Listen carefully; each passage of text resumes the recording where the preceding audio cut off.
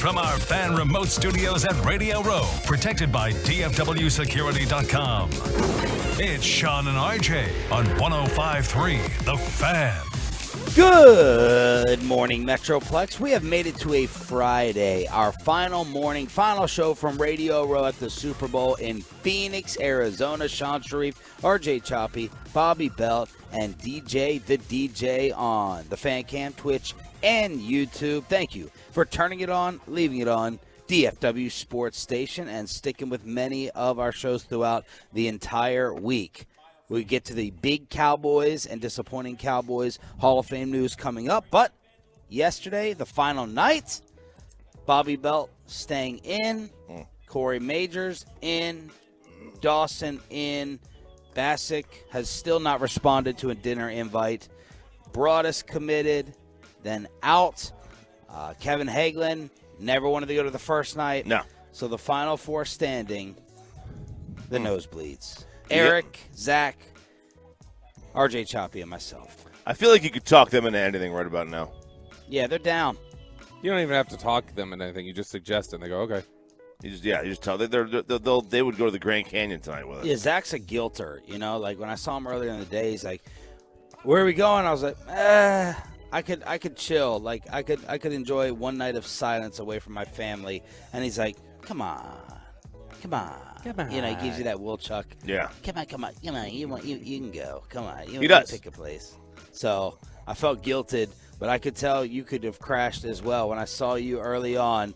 But you always want to go out and about as well. But we went out to dinner. Nice time amongst the four of us. Restaurant was a big miss by us. I'm very bitter about it because it was our choice and selection. We wanted to show them some real, authentic Mexican food. Yeah, we showed them some real authentic crap. That's what we showed them. We showed them some real overrated Mexican food. Yes. Overpriced. Oh, my God. When I got there and I saw this, I was like, wait a second. I don't remember these prices the last time we were here. Yeah. This does not seem. Took RJ 4 drink orders to get one right. And I still didn't get it right. This waiter looked at us like we were some basic bees. He's like, "Where are you guys from?" RJ thought it was Mi Cocina in there trying to order margarita swirls. He said, "Give me tahini on everything." This guy started like chuckling to himself over RJ's tahini orders. I'm sorry. Like, listen, I'm not going to sit here and apologize to this fool. This guy's a moron. Every Mexican restaurant in American history has a margarita swirl. Every single one. Or at least they know of them. And this guy said, "Can I give me a margarita swirl?" And he goes, "Huh?" And I said, a margarita swirl. Give me a frozen margarita and throw some sangria on top. And he goes, "We have sangria." I go, "Okay, let's marry the two together." I don't understand what you're looking for. Yeah. What do you mean you don't understand what I'm looking for? Yeah. Am I the first person in Phoenix history to order a swirl? And then you try to order a ranch water. And then I was like, okay. This was hilarious. Bobby? Mm-hmm. And what is a ranch water normally? Oh, it's simple, Sean. Thanks for asking. It's gross. I said, "Do you have Topo Chico?" He goes, "Yeah." Okay. All right, so it's just tequila, whatever. He can't say the word tequila. Tequila. And DJ's an amazing I can't say it. And then Topo. Tequila is an Islamic doctrine. But go Huh? ahead. Very disrespectful. I'm being dead serious. It is. Go ahead. Continue. And then Topo and lime. And then you salt the rim. You can salt it with salt all or around tahini that or whatever. rim. Yeah. And then he brings it to me, and I'm like, okay, cool. I'm gonna get a wonderful drink here. He brings it. First, it comes in a wine glass. Yeah. Okay. You showed your insecurity there. I mean, you freaked out that it came in. Well, I was not expecting. Like, what is this? This is not a ranch doesn't come in this. Will you drink a martini in the martini glass, or are you uncomfortable with that? No, I'm fine with it. I just wouldn't order a martini. Oh, okay. Why not? I just don't like it. It's like straight liquor. I know, but I don't like the liquor like it's usually. And vodka, James right? Bond, your boy Bond. I know. It's one of the big tug of wars that we have, him and I. So I order this, and it comes in the wine glass, which is fine, whatever. Just wasn't expecting it. Kind of threw me for a loop. Yeah. And I look, and I was like, wow, this is really clear, like abnormally clear. And I take a sip, and I'm like, guys, they mixed it not with Topo Chico, but with tap water. Agua. This is just water. It's nothing but it's all tequila and a little water. And a lime. And I was like, what? Yeah. Did he take ranch water literally and give me just water? Yeah. I suppose. So, Bobby, the first margarita he wastes. These are $17 drinks, by the way. Oh, that's nice. Oh, yeah, it was fantastic. So there's all of our Odyssey tab, except for DJ. So Literally all of our Odyssey tab combined you spent on drinks. So there's one drink. The ranch water's a failure. And then he orders a third one that probably had you in the bathroom. Were you either going to... Well, remember, the first one I had ordered was some Paloma that Chiafalo also ordered. Oh, okay. And we found out it was like 30 grams of sugar just in this one thing. It was like all you could taste was just the sugar. And then I finally ordered the margarita picosita. And this was, I swear to God, this guy was just messing with me at this point. Oh, yeah. He put straight ghost pepper in this thing. This was the hottest drink I've ever had. It was like a 4 nose blow drink. All right, I was dripping. It was awful. Yeah. Like, I couldn't take it anymore. I just could not take it. But this guy gave me a ranch. Now I guess I told Sarah about it, and she's like, at least he didn't put ranch dressing in the ranch water. Yeah. All right, that would have been so like, okay, good point. So saved by that one, and at least I got hydrated, I guess. But I've never seen a place like who does not know how to make a margarita Chop, swirl? I think it's like more authentic. You know, you're. Can I say that? I don't know the white term, which the guy wanted to call us.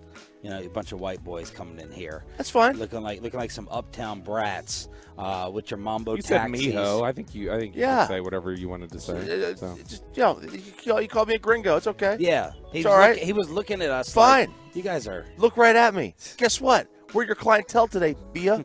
Okay. That night Bia, we were Bia. your clientele. All right. All right. Roberto. Yes.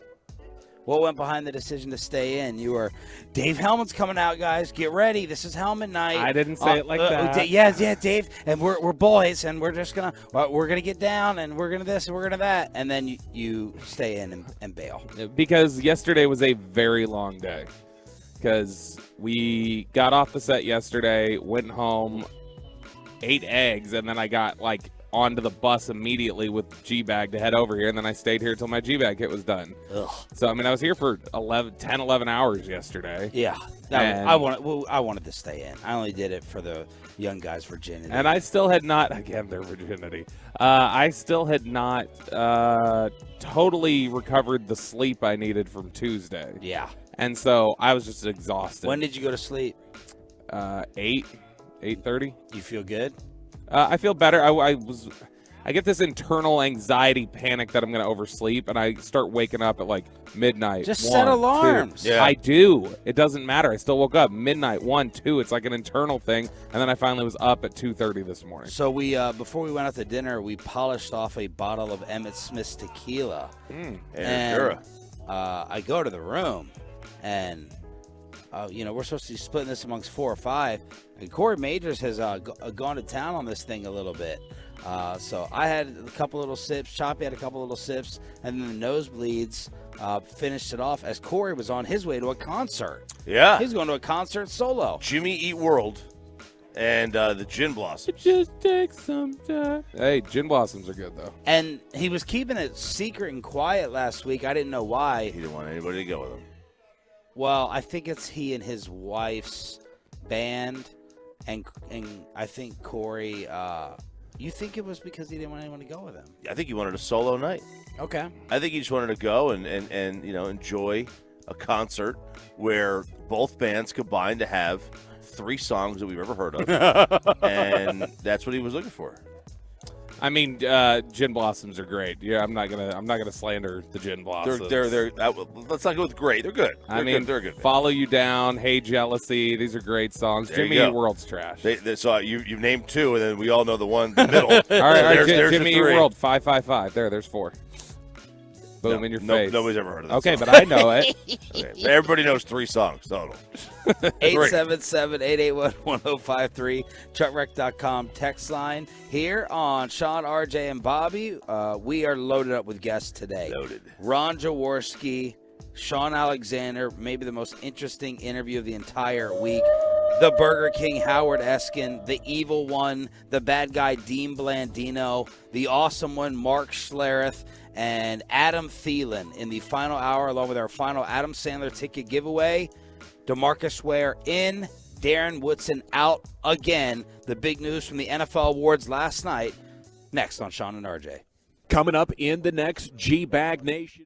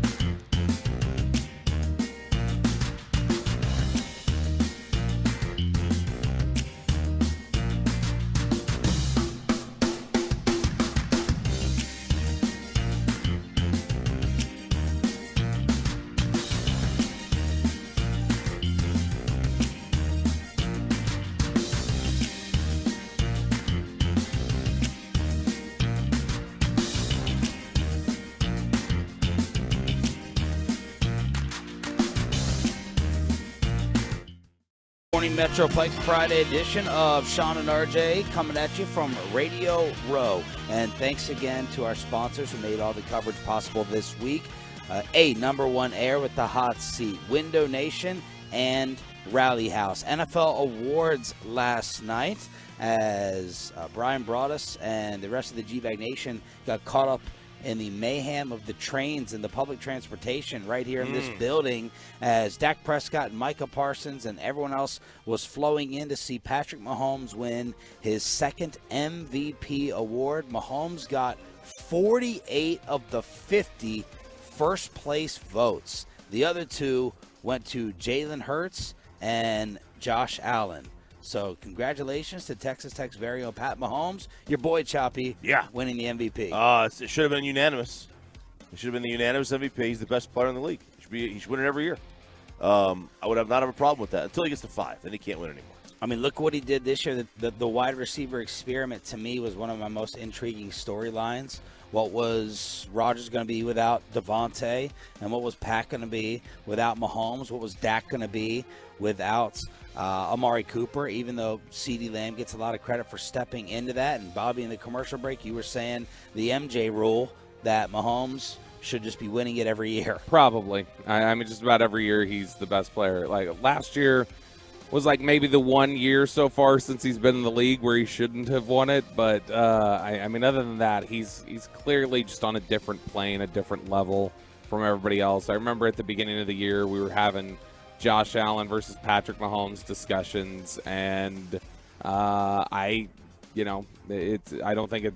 that's settled itself pretty clearly now that Mahomes is ahead of him. Mahomes is ahead of Burrow, and that he is far and away on his own level the best quarterback in the NFL. So last night, Hall of Fame class was announced. Jerry Jones does the honors for number 94 on stage in front of the football world. 7 straight seasons. He racked up 10 or more sacks. He was the face of the Dallas Cowboy defense, DeMarcus Ware, and a great human being. So that's D. Ware, RJ, getting the call. He is going to Canton. Well-deserved, overdue. Should have had it in last year. But there is no doubt, and there hasn't been a doubt since about year 6 of his career, that he was a Hall of Famer. Unless he had completely fallen off the face of the earth as a player, which he did not. He had a great season with the Broncos to help win a title. So, well-deserved for D. Ware. Yeah, absolutely. Overdue. Should have been done last year. It was ridiculous they didn't put him in last year. Last year's the worst class I can ever remember. Some dumb, well, I mean, there were a couple ones this year that are bad, but just some dumb rule about, like, or not even a rule, just this unwritten rule of, well, got to wait your turn. Like, it just seemed like that kind of petty thing last year. And even Money even said that the two Cowboys we were discussing, South Palo Antonio, that they did deserve to go in. Yeah, absolutely. And so, I mean, he was well overdue, and good Chuck Howley got inducted as a senior committee guy, too. That's another good one for the Cowboys. And now the headline that has the Metroplex up in arms and furious again, Darren Woodson denied. Yeah, this was upsetting, disappointing. He was here. We just saw him here yesterday. He was on the station. He popped on. Yeah, and what are you bringing him here for if you're not going to put him in? I hate that. Well, it looked like he had some sleep number money to make. He had some money to make. That's okay. So we got fooled. The Tyler Klutz conspiracy theory. Klutz came up to Woody in front of the station and was like, "Are you going to tell him? Are you going to tell him?" I think they do a podcast together. The former Cowboy fullback. Are you going to tell him? You going to tell him? And he's like, no. And we were like, oh, okay. He's getting in. This is the news.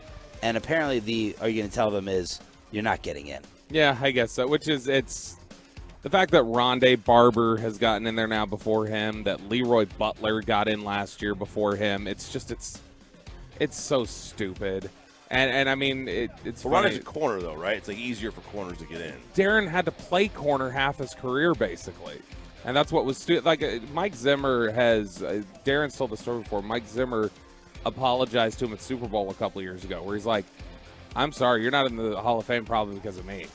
Like we made you play linebacker, we made you play safety, we made you play corner. You couldn't just rack up your stats at one specific spot. You were too good. We needed you in too many areas. And he would play the slot better than almost any slot corner in the NFL as a safety. Here was Emmitt Smith yesterday on KMC on why Darren Woodson should have gotten in. For me, I think it is a no-brainer. He was a key element to all of the success that we had with the Dallas Cowboys, especially on our defensive side of the ball. I mean, he holds a lot of the Dallas Cowboys records as far as defense goes.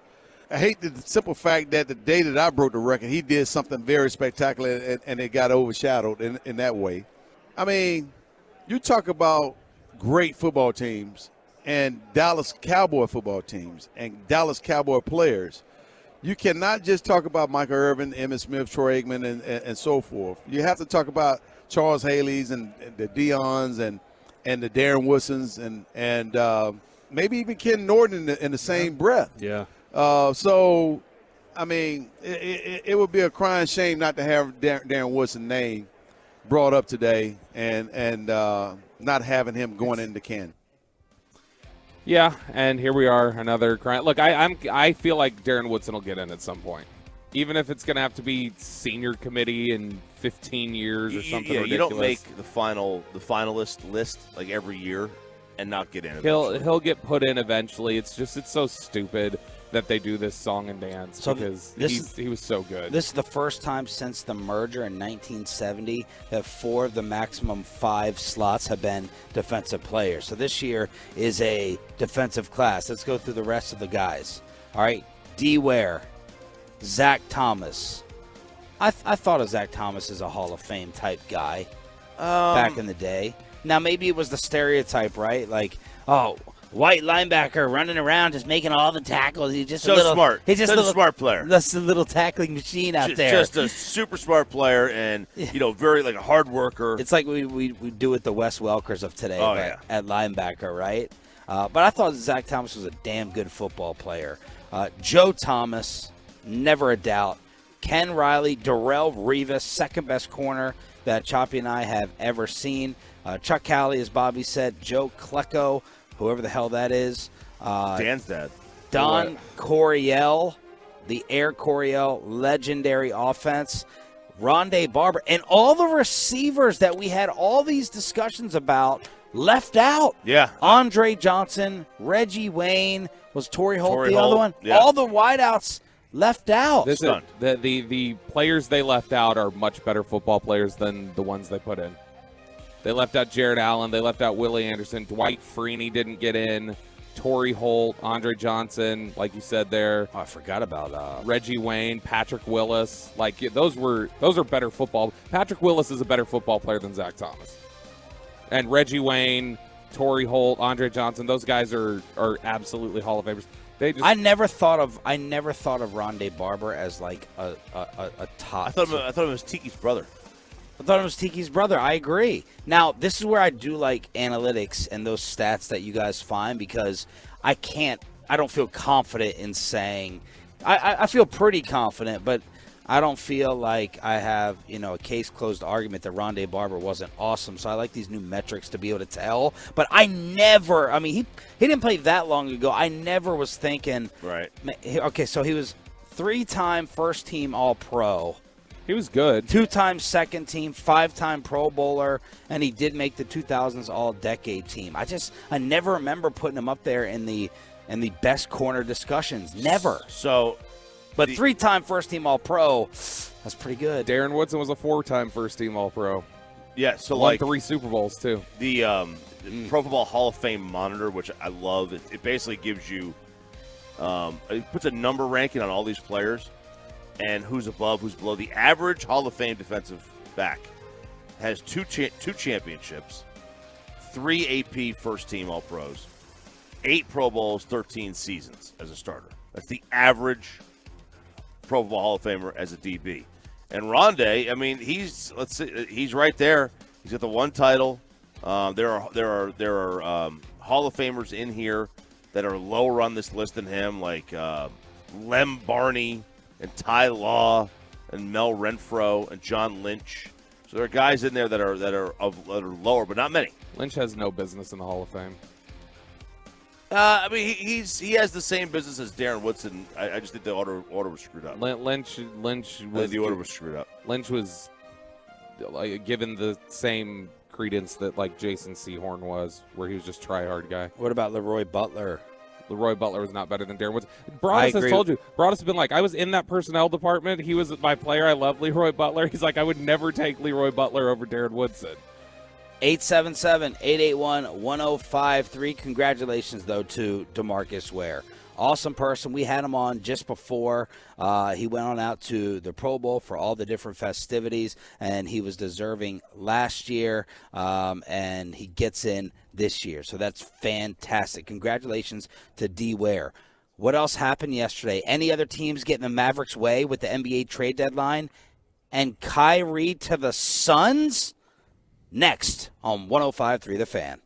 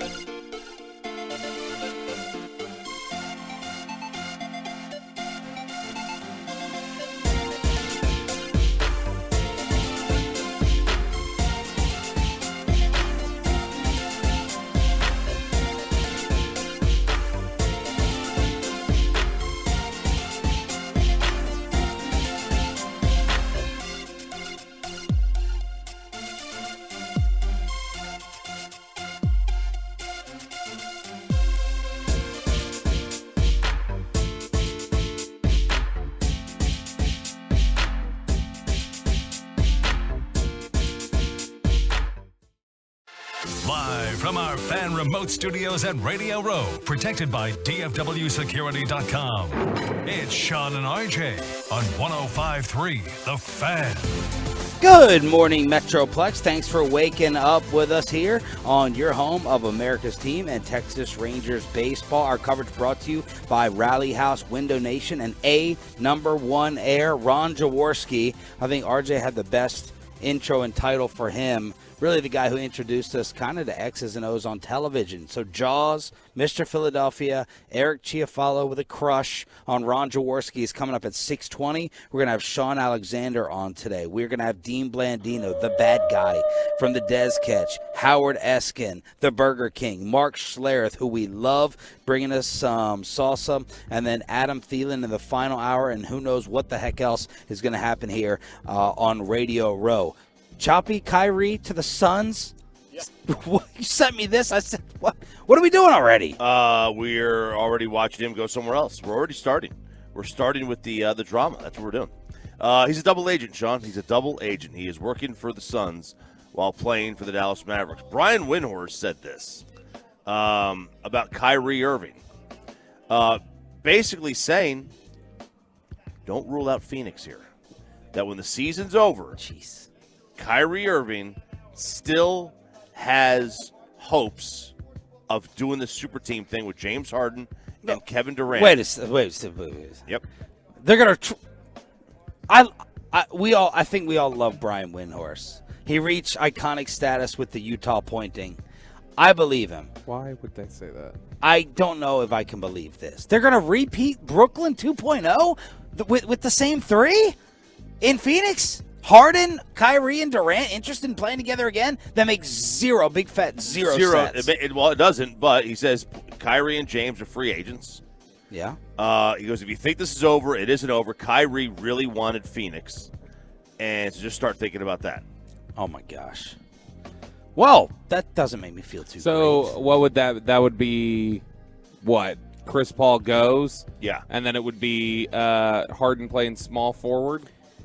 There's no way that I thought that they dogged Harden on the way out. Durant thought he was fat and lazy to start off, and then Kyrie took some shots at James, and Harden took some shots at Kyrie over the COVID stuff while leaving.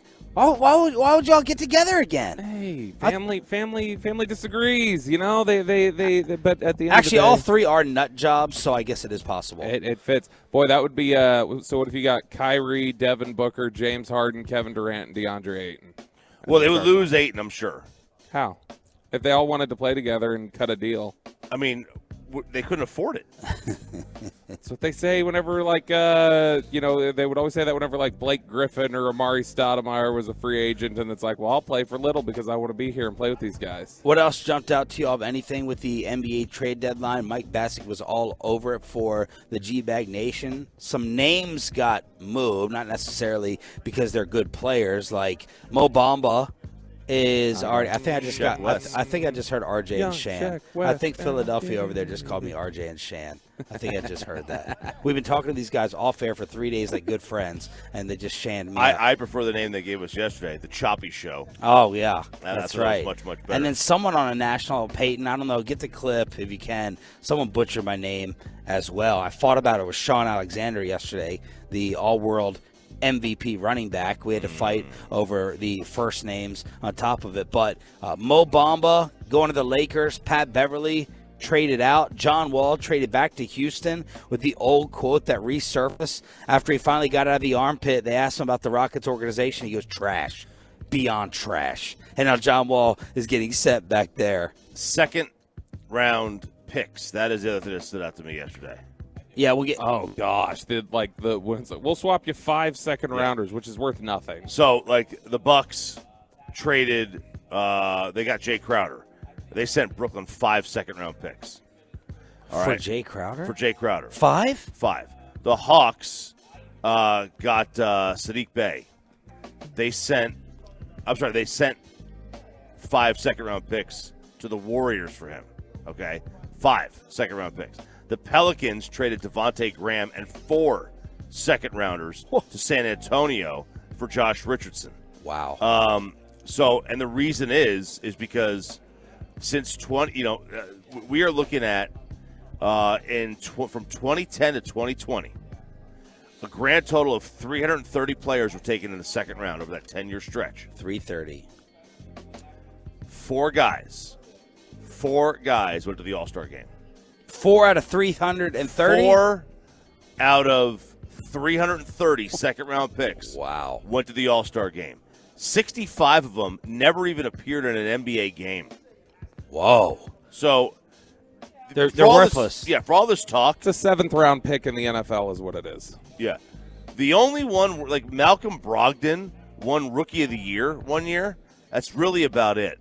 1.5% of second-rounders paid notable dividends for the team that selected them. Wow. So you have a 98.5% chance of getting absolutely nothing out of them.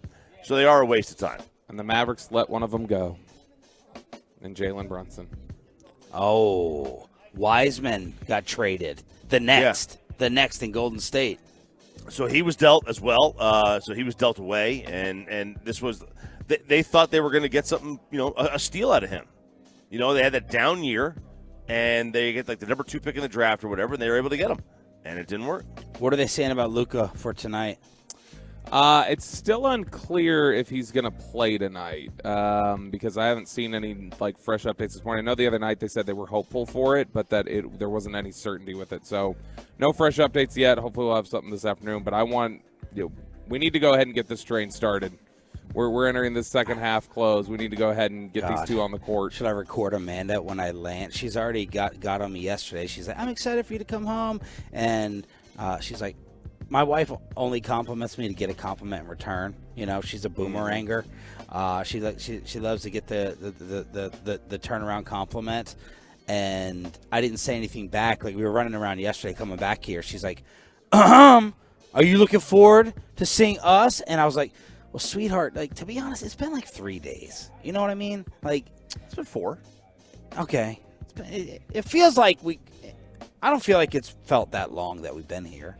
So I was like, yeah, I'm looking forward to seeing you. I really, really am. Mm-hmm. But then I'm going to have to record her as I'm going home on Luka Watch, getting ready to want to watch Mavs Kings on a Friday night, seeing my family in Sacramento, if Luka plays. If not, I can get away with looking at it tomorrow. But I want to see the first half of them.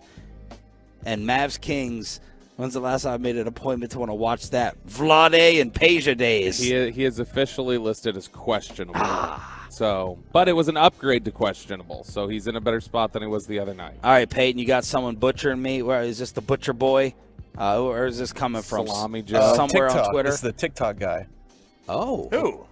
NFL Network just removed Michael Irvin from Super Bowl coverage after allegations of misconduct were made against him. Apparently, a woman accused him of this misconduct in a hotel lobby. And here's what he had to say about it on the Shannon RJ Dallas radio show. Shannon RJ Dallas radio All show. right. I hate TikTok news delivery person. They all Shannon read it like RJ that. in shock. Oh gosh, it's so irritating. I don't like dude with super high pitched voice. That bothers me. Yeah, I think you're missing something there. And I hate the jump cut style that all these people do, where it's like, on the Sean and RJ show, Michael Irvin said, and then it's like doing all these I know, but you know why? Because they're not professionals. They're TikTok. It's Gen Z sportscasters. Dude, they've got legitimate audio equipment out here. They're still doing the dumb little mini mic thing with NFL players back here going what do you with the one that pops and stuff? It's awful. Speaking of Michael Irvin, he is firing back at these accusations. He filed a $100 million lawsuit suing the person accusing him of the misconduct at the Renaissance Hotel. So this is it right here? Suing, Marriott. Oh, yeah. Hotel manager don't have $100 million, but Marriott does. Mike says he's being railroaded with the accusations that are ruining his career. He's the next victim right now of cancel culture over something that never happened. Marriott apparently did not appreciate, and in a rush to judgment. Wait a second. Okay, this is from Michael's attorneys. The Marriott employees and management inaccurately and inflammatorily accused Mr. Irvin of misconduct to the National Football League. Witnesses have backed up Michael's initial claim that he just casually exchanged pleasantries with Jane Doe, shook her hand, and went to his room alone. And then once made aware of the accusations, Irvin and his team said they attempted to provide witness accounts to the hotel. They refused to listen. So now we have $100 million as Michael Irvin maybe is fighting for his media life. Yeah, I mean, look, he'll Michael lands on his feet. He always does. He always has, and I think he always will. Like it is. Well, he's not going to be on ESPN. He's not going to be on NFL Network. Maybe not this week. If he's exonerated, he will. But he will always land on his feet. Someone will take him because they need him. But this is. Think about this week, though, the money he's lost, like all the extra stuff that he does. Oh, I know. The autograph sessions, the appearances, the parties, the invites, canceled. It's all canceled. All now. gone. It's all out the door now. So we'll see what happens. But to be balanced as AF, if he did something, then he deserves to get wiped out for the entire week. If he didn't, that's really, really unfortunate that an allegation and accusation can be made, and you're done for now. Yeah, look, I mean, to me, it's always innocent till guilty. That's always how it is for me. Well, that's what the country's supposed to be. It's pretty much, I think, one of the tenets of being, of freedom and stuff.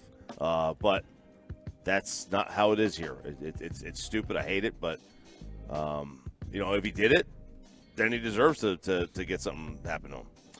Yeah, and I mean, this would not be the first. And we still don't really know what the accusation is. No. Misconduct. It's very vague. Yeah. It's as vague as the NFL stipulations about questions you can ask. Yeah. Draft prospects. Nothing that's offensive. Well, what does that mean? Like it's the same sort of thing where he's committed misconduct. I mean, I'm sure they're aware of exactly what they're saying and what they're accusing. And they're just using the catch-all misconduct for the public discussion about it. But I mean, Michael seemed pretty adamant with us that I didn't do anything here, and this would not be the first time that he had been accused of something and then vindicated shortly after. I mean, what'd you say, Chop? The other day, it's like this has happened several times. It's like it's every 4 years with Mike. Something gets there's some kind of thing thrown his way. Meanwhile, Bobby Belt and Nick Eatman catching up with Micah Parsons, explain how this went down over here on the bed. So this was fun. Well, that sounds graphic. True. We've been behind the scenes here for a couple days trying to swing it so we could get Micah on set. Because Micah is not doing a bunch of the Radio Row stuff. He's doing kind of sponsor hits around. Just so y'all know, sorry, Bobby. Your Dak Prescotts, your CeeDee Lambs, your Micah Parsons, they're not controlled by the Cowboys to do these interviews. They're with their sponsors, right? They're with Old Spice. They're with Sleep Number. So, because a lot of the new guys in Nosebleeds are like, why don't we have these guys on our radio station? Because these companies are like, no, you just go to the national ones. Mm-hmm. We're just doing national. We're not bothering with the piddly little small local media. They never come into the pen with us. They stay on the outside of the fence is what they do. Yes. And so, but they give us the retirees. So we've got a good relationship here on the show with a lot of Micah's people. And so I had hit them up and tried to see if we could get something to happen. I was told, man, if we could fit it, maybe. So we went over to Sleep Number where he was. And they told Nick Eatman and I, they were like, okay, as far as the walk is from Sleep Number to FanDuel, which how far of a walk do you want to say that is? Oh, that's a minute, maybe?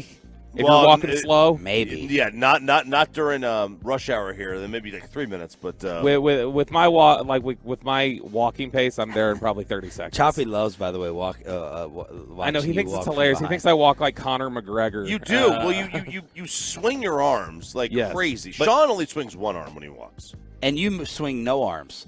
You know, I'm going to get us on the video. I can we'll impersonate everyone's walks. Like batting stance guy. You're going to do our walks. But so they told us, they said, hey, you guys can walk with And so it really was just a favor to Nick and us, I guess, because they were brushing off other people and saying, no. So we got a minute walk with him to ask him as many questions as we could. How excited are you to have DQ back? Oh, it's pretty great. DQ's my dog. We're on the way. I knew he was never leaving, so I'm not even worried. I wasn't even surprised. What do you think about the coaching staff changes in general this offseason? I can't control that. It was interesting to see, but, we got to see what happens when we come into OTAs. The game obviously a couple weeks ago you've had Pro Bowl, you've done this. Is it still kind of bitter in your mouth just from the bitter effects of the loss? Yeah, just the way we lost, it was tough. Everyone hates to lose like that, but it is what it is. At this point, I just got to get ready for next year. That's where my focus got to go. What's this week been for you? I mean, is it fun though, just being here, seeing these players and yeah, this week's been amazing, man. I love the experience. I love being around the guys. It's always a great 2 weeks ever since I came into the league. Does this motivate you more, being around the Super Bowl, wanting to be here? Yeah, I mean, that's the goal every time. No doubt this is my top motivation and priority. And then we reached FanDuel. That was exactly how long the walk to FanDuel was. And then it was over. And by the way, Nick Bosa wins NFL Defensive Player of the Year, as expected. Yep, it was it was Micah's for 14 weeks, and then he loses it in the final month or whatever it is. But I will say as you can probably tell there, the shuffling around from station to station gets the guys a little irritable. They're a little irritable. They're and so Mike is extra moody. He's very he makes me think of my son. Like, how's my kid going to be when I wake him up out of bed?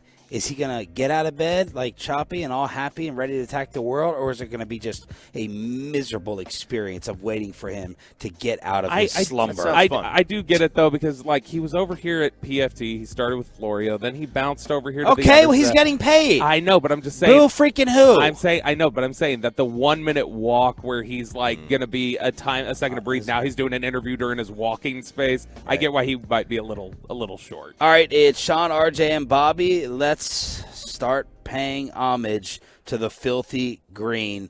Eric Chiafalo had a little bit of a man crush. We tried to steal some cigars, and we had to clean up a mess all over Radio Row from Philadelphia. Ron Jaworski previews the Super Bowl and gives us little Cowboys advice next. But first, it is the football place to be. It's the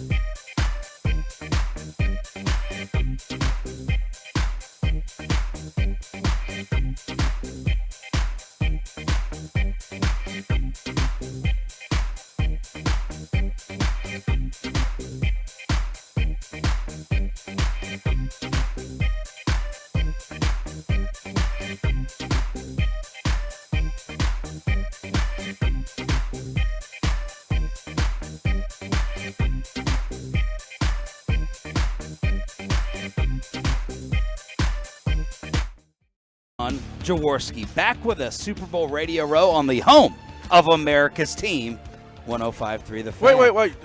You say America's team? Is this going back to Philadelphia? No, we're not. I'm sorry. God, sorry, I didn't even interrupt you. This is so nauseating.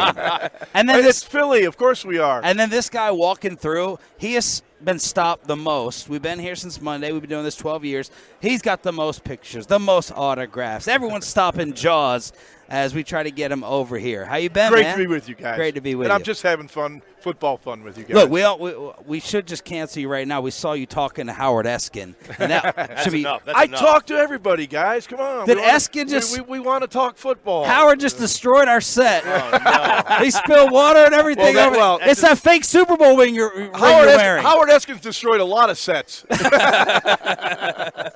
It's that heavy ring you didn't earn. You dropped your water. It's that medicine ball tea he's got there.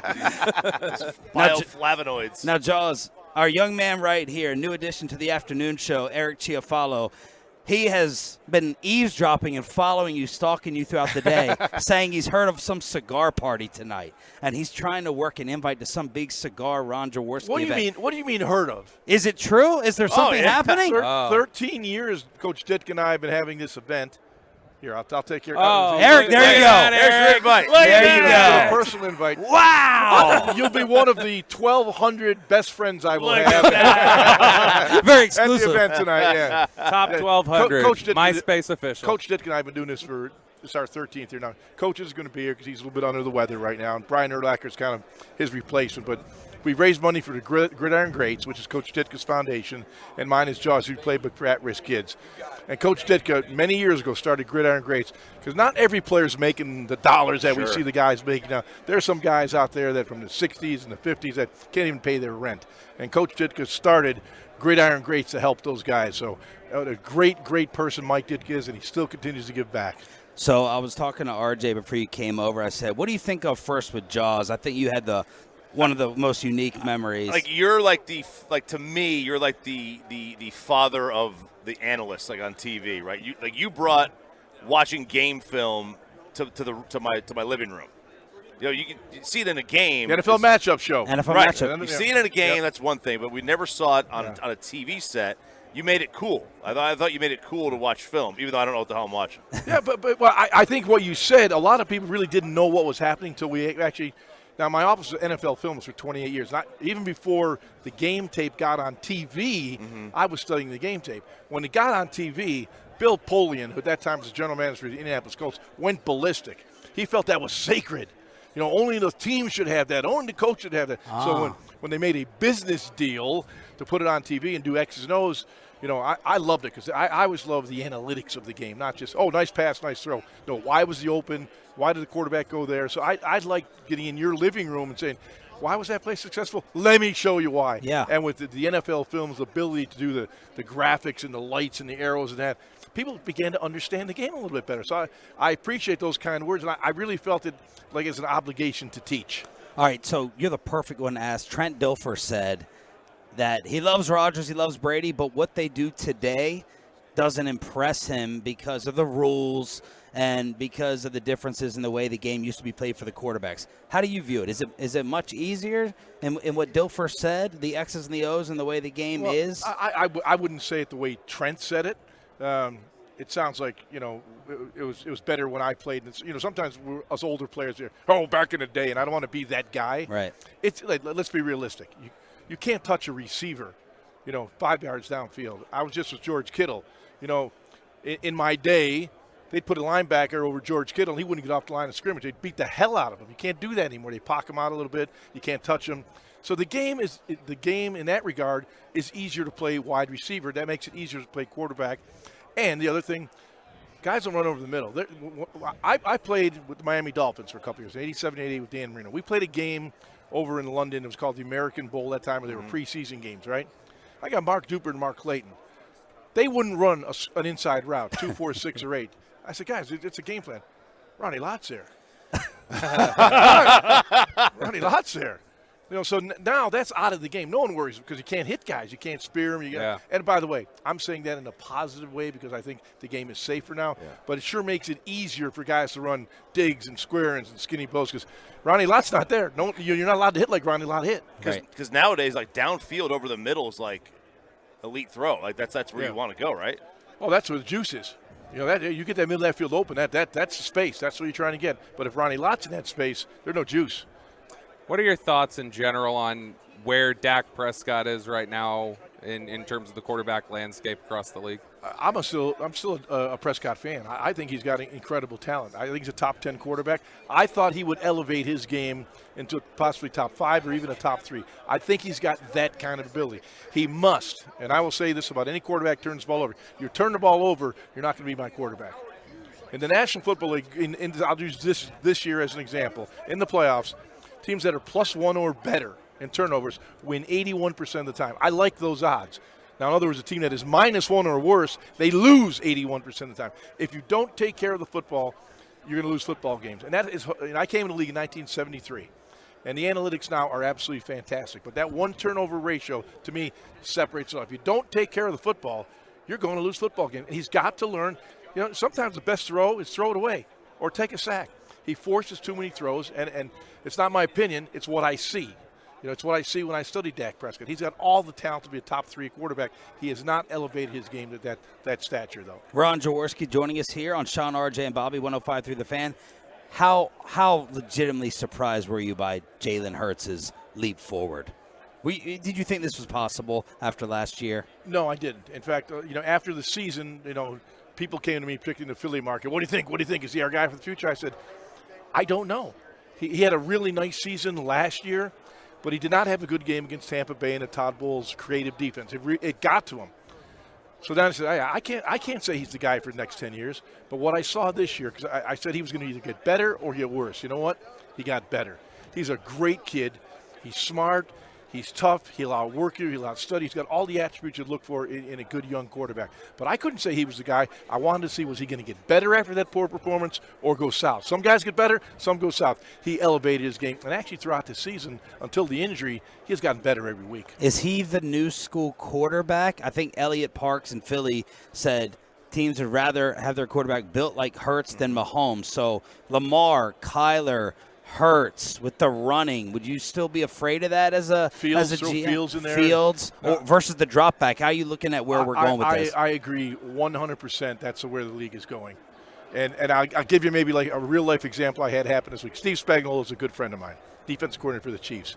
So I texted him early in the week because we text throughout the season. I said, hey, how you just touching base, nothing. Like what's you didn't betray your city? No.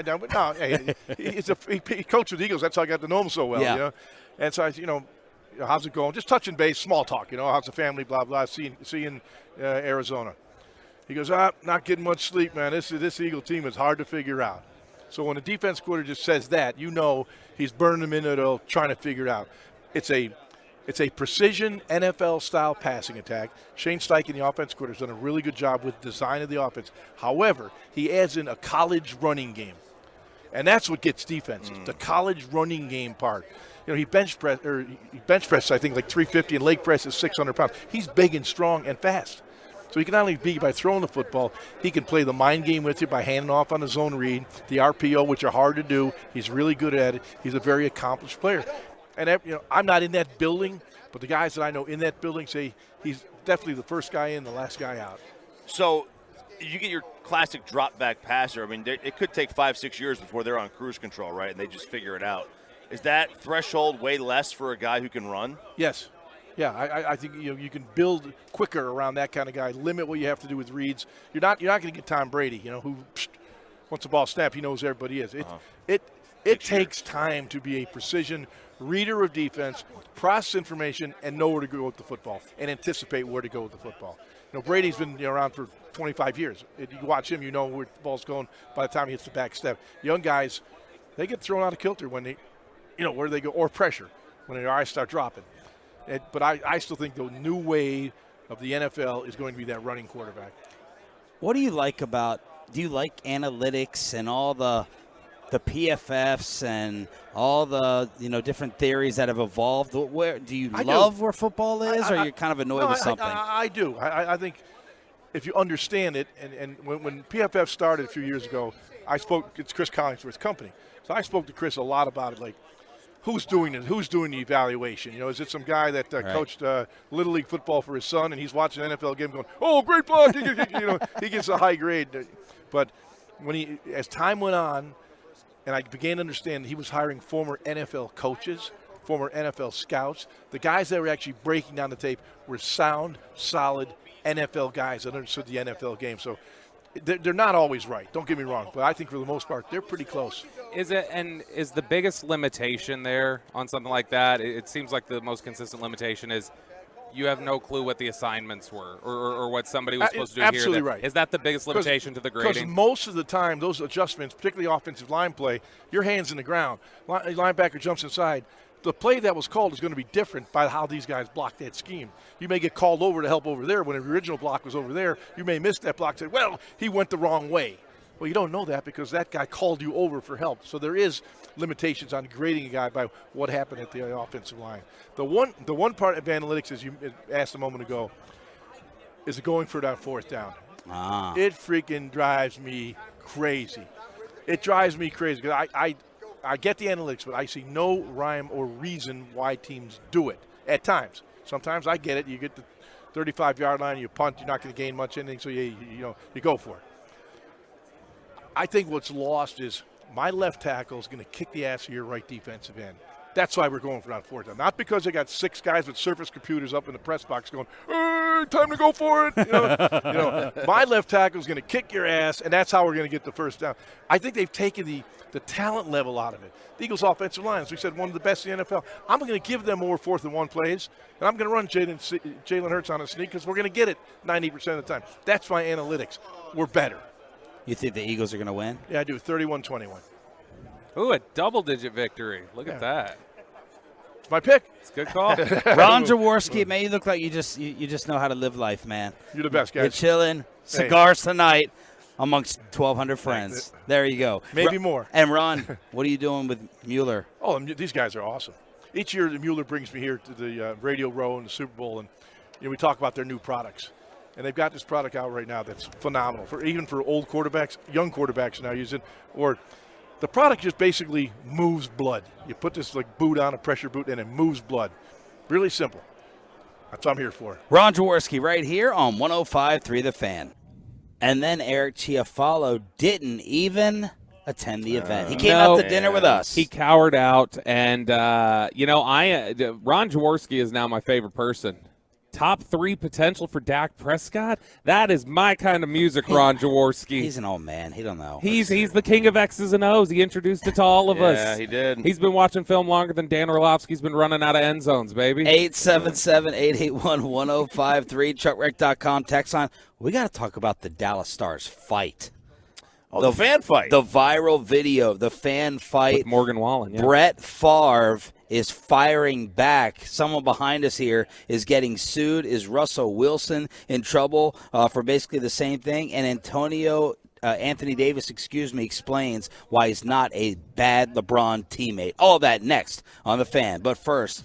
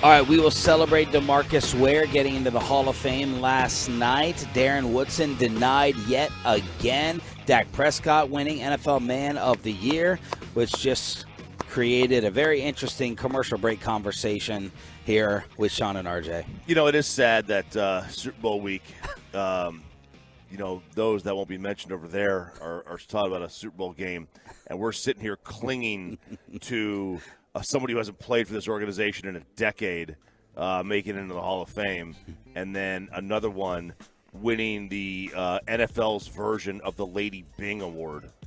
The Lady Bing Award? That's the award they give out. That's a sportsmanship award in hockey that Wayne Gretzky always won because he refused to get his hands dirty. It's a little more than that. Yeah, it's a little more than that. It's the soft NFL award. Oh my! Wow! It's the you're a good person award instead of you're a good football player award. Wow! That's what it is. We're sitting here. Wow! Everybody else is going to talk about the Super Bowl, and we're talking about 10 years not played for this organization, and you're a nice guy. Well, let's attempt to make Choppy feel a little bit guilty. Here's Dak's acceptance speech after winning Walter Payton Man of the Year. Now, mostly, I want to acknowledge the person who has had the biggest influence on my life, my mother, Peggy. My mother was and still is my moral compass. And through my own charitable contributions, I seek to share her strength and courage with the world. It was one of a kind. My mother told me, as you saw in the video, my mother told me when she was diagnosed with cancer that all greats have a story. Allow me to be your story. She is my why, and with these words, just as she does and always did, my mother inspired me and motivated me to be great beyond the circumstances, and it is in her honor that I started my foundation in 2017 and named it The Faith Fight Finish, the 3 words she left me and my brothers. But since the work also honors my brother Jace, who as you saw passed from suicide during COVID in 2020, and I made a promise that there'd be one life taken to save millions. Therefore, I'm very, very thankful that this amazing platform that allows me to do just that, share the story of my mom and my brother, and hopefully inspire so many others. Would you like to revise your comments? My comments has nothing to do with the person that he is. He's a great person. I'm just saying. It's just sad that we're sitting here, that these people 11 feet from us are getting to talk about a Super Bowl, and we're going to talk about the Nice Guy Award. You know what sucks is even the bad boys that the Cowboys have on their roster can't play. Like when they keep a Kelvin Joseph, like he's not even good. Like they're not even taking advantage of their exemption. You see Kelly Clarkson start off the festivities yesterday with her big Dallas Cowboy dress. Yeah. And then how about Wolchuk in the car saying he had a thing for Kelly Clarkson? Why? I think I could see that. Early, I mean, no offense to Burleson, we love you guys, but early Kelly Clarkson, he said. I could see that. Wolchuk was 5 when early Kelly. Even more so. I mean, it's an older woman. I'm sure you've got your share of weird crushes that other people wouldn't understand. Kelly Clarkson's not that weird of a crush. Who else? Who's on your crush wall? It's what's the hell's her name? Alexandra Daddario. Oh, from White Lotus. She's up there. Kristen Bell. Is she the one with that Dax dude? Yes. Dax Shepard. Anna Kendrick. Emily Blunt. Those are some of the ones. Okay. That's a pretty good list. 877-881. I know, because it's my list. 1053. When you get 8 hours of sleep, you're extra snarky. Yeah. Yeah. That's, what are you talking about? That's why I wasn't able to do as well with Orlovsky. I didn't get sleep. All right. Who wants to recap this Dallas Stars fan fight that took place? But let Bobby do it, because he's going to take some shots at Morgan Wallen, and you can just see my face get irritated. Yeah. So this guy in a Morgan Wallen roadkill haircut. God, you could not be more stereotypical. Oh, I know. Of a Joe Dirt character. So he effed around and he found out. Yeah. But honestly, here's where I come down. It's this guy, this young. I don't know, how old do you think this guy is? Early 20s. If that. He looks really young. Yeah. And he's talking all this smack to this other guy behind him. Big dude. And this is a big dude and an older guy. Yes. With mind you, higher ground leverage. Yes. The big guy had the higher ground. Big guy had the higher ground. And his girlfriend, like Sons and Four his guy? girlfriend is already trying to hey, come on, to the young Dallas Stars guy, come on, let's move back, let's cut this out. And the guy just what hits him right in the jaw. Now I will say, well, the little punk dropped the N-word. Yes. To the guy. He's Yes. like, why don't you come down here and find out blank. I mean, this may have been Morgan Wallen then. And then right after he said the word, the guy like slow-mo punched this kid right in the face. The kid fell back. Like, if you pause it, I love, in the comment section, it's amazing what the internet does. This is why Twitter is good for these stories. The kid is, like, gone. He's getting ready to go over the top rope. But he, like, levitates back. Like, somehow he responded and he regained his balance. Yeah, and then you know, he's levitating here, and then all of a sudden he comes back too. Yeah. And then the girl comes in out of nowhere throwing some haymakers herself. Yeah. And the bigger order guy's like trying not to punch her or hit her, so he's trying to hold her off. You can only do so much when she's swiping and hitting. Oh, he should have grabbed them both by the hair and bopped their heads together. I agree. And then this little twig, this little 40-pound punk gets put just held against one of the chairs at the AAC, and then someone comes in the video, like a fan from behind, and gives him a condescending pet of the hair, starts petting his head, and that infuriates him even more, sets him off. He's like, get off of me. So I gotta ask, because I know the reaction. If I put myself in these situations, minus the racial slurs, and I'm down there and I get hit like that, Kristen is jumping in and starting to try and wail on the guy. Really? Yes. I don't know if y'all's ladies would, but Kristen would. If I got hit like that, she would be doing the same thing. She'd be like, let's move back. And then as soon as I got hit, she'd be like, what the hell's wrong with you? And start wailing. I'm trying to wail on RJ's was ready to fight at Fanbowl over his flannel shirt. Oh, she was ready to go there. Yeah. Somebody made some cosplay flannel shirt.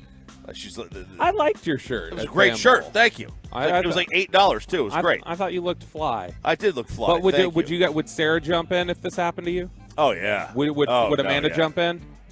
I don't know. Our first fight was at it was some bar, and this guy kept bumping us, and then knocked our drink over, and I was like, I got in his face. I was like, what are you doing? First off, go get a drink and apologize to my girlfriend, and she's the type she wants zero confrontation. So she's like, stop. She's getting mad at me. She gets mad at me over it, and I'm like, you're supposed to have my back. What are you doing? She's like, stop being dumb. Don't be dumb. Just avoid it. So I don't know. I think she's capable of fighting, but she don't got my back like that. She's got your back. No, I don't think so. But Sarah's the same way. She chooses the avoidance and confrontation versus having my back, and I want her to have my back over avoiding the confrontation. But this is different. If you get hit, she would step in. I know Sarah would step in if I got hit. Yeah. Otherwise, she'd be like, don't waste your time. Yeah, because this put girl it like was this. I'd rather have my mother-in-law than my wife. This girl was trying to keep her boyfriend out, come on, walk away, and then as soon as he got hit, then she jumped in. So that's same sort of energy, I think. Kristen had to walk me out of Pete's Piano Bar one time because I was going to fight somebody. Roethlisberger? No, not Roethlisberger. It was, I don't even remember what the issue was, but she was like, you have to leave, you're being drunk and stupid. And she literally pushed me in the chest and walked me out of the bar. So that was the Dallas Stars AAC fight that took place. Brett Favre is not happy with a couple media members. A reminder to everyone in this room, ourselves included, you can be sued. You can't just say whatever you want because the Brett Favres of the world are keeping receipts. Favre is suing Pat McAfee and Shannon Sharp for insulting him over the Mississippi welfare story. For defamation of character. Yeah. And this is, look. Man, I hate Brett Favre. That's not defamation. I'm being very careful now with what I'm saying. You don't like him, you don't have to say, but, he is. Did they go?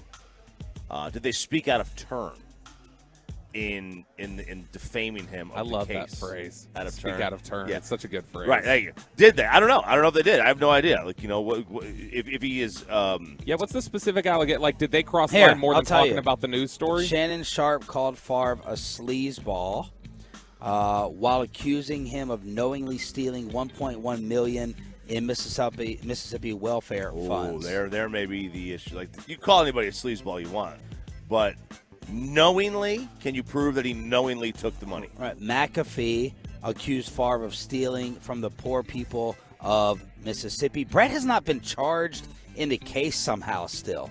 He still has not been charged, but someone or Brett Favre himself saw Shannon Sharp and McAfee, and now he's going after them legally. I guess they should just change up their discussion to, Jen Sturger and Vicodin then if they want to criticize Brett Favre. Jen Sturger. God, what a blast of the past that was. That's where we get away and probably benefit from being a local radio show versus a national one. Some of the stuff we said on a national level, we'd be in a lot more trouble. Oh, yeah, I'm sure. McAfee said every time his name gets brought up, we have to mention that he tied the hands of the poor people and took money right out of their pockets. Favre is certainly in the middle of stealing from poor people in Mississippi right now. So that's what, they kind of did take it. Yeah. Oh, the next one was saying, like, this happened. Careful. Yep, right. You got to be careful with these things when you talk about these legal. If nothing's gone through yet and no charge has been filed, you got to be careful with that. And now we need a new nickname for Russell Wilson.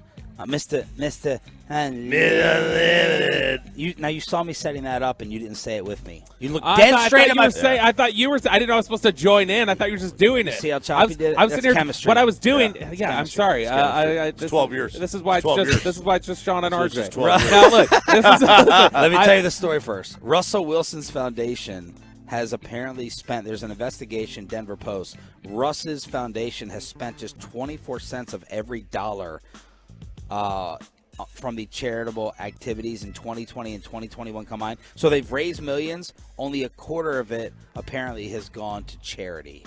So that not a good look right now. It's not a good look. You want to accuse him of definitely doing it and get sued by Russ? No, I don't want to do that. Because you know what? I want to know. Because I've always heard that a certain charity for disabled veterans doesn't give a ton of money that they make to the actual veterans that they are trying to help. I think you'd find that's why I think it's so cool that Hagee and Corey reiterate to everybody when they're doing the My Possibility stuff, like whatever you donate today is all of it's going here to this, is because when there's a lot of instances of, I think there's a lot of charities that you would find out. This is not, I don't think, totally uncommon what's going on with Russell. 25% may be uncommon, and it's bad. But bad. I don't want to say any other charities on the air, but there are other charities I know about that that. I don't think you can go wrong in naming other charities. Okay, this is one that I just know. You see this all the time. There's this thing that gets passed around on social media all the time about March of Dimes is because every 10% goes to the actual cause, and so that's what it is. I thought you were going to say how Sandler siphons 10% towards frozen grapes. Where in Woody out? Is Luka going to join Kyrie tonight? Let's get you set for the big game on Sunday. And we have news on Texas and Oklahoma when it comes to college football. Headlines with the guests continuing with a Football Friday. Sean, RJ, and Bobby right here on The Fan.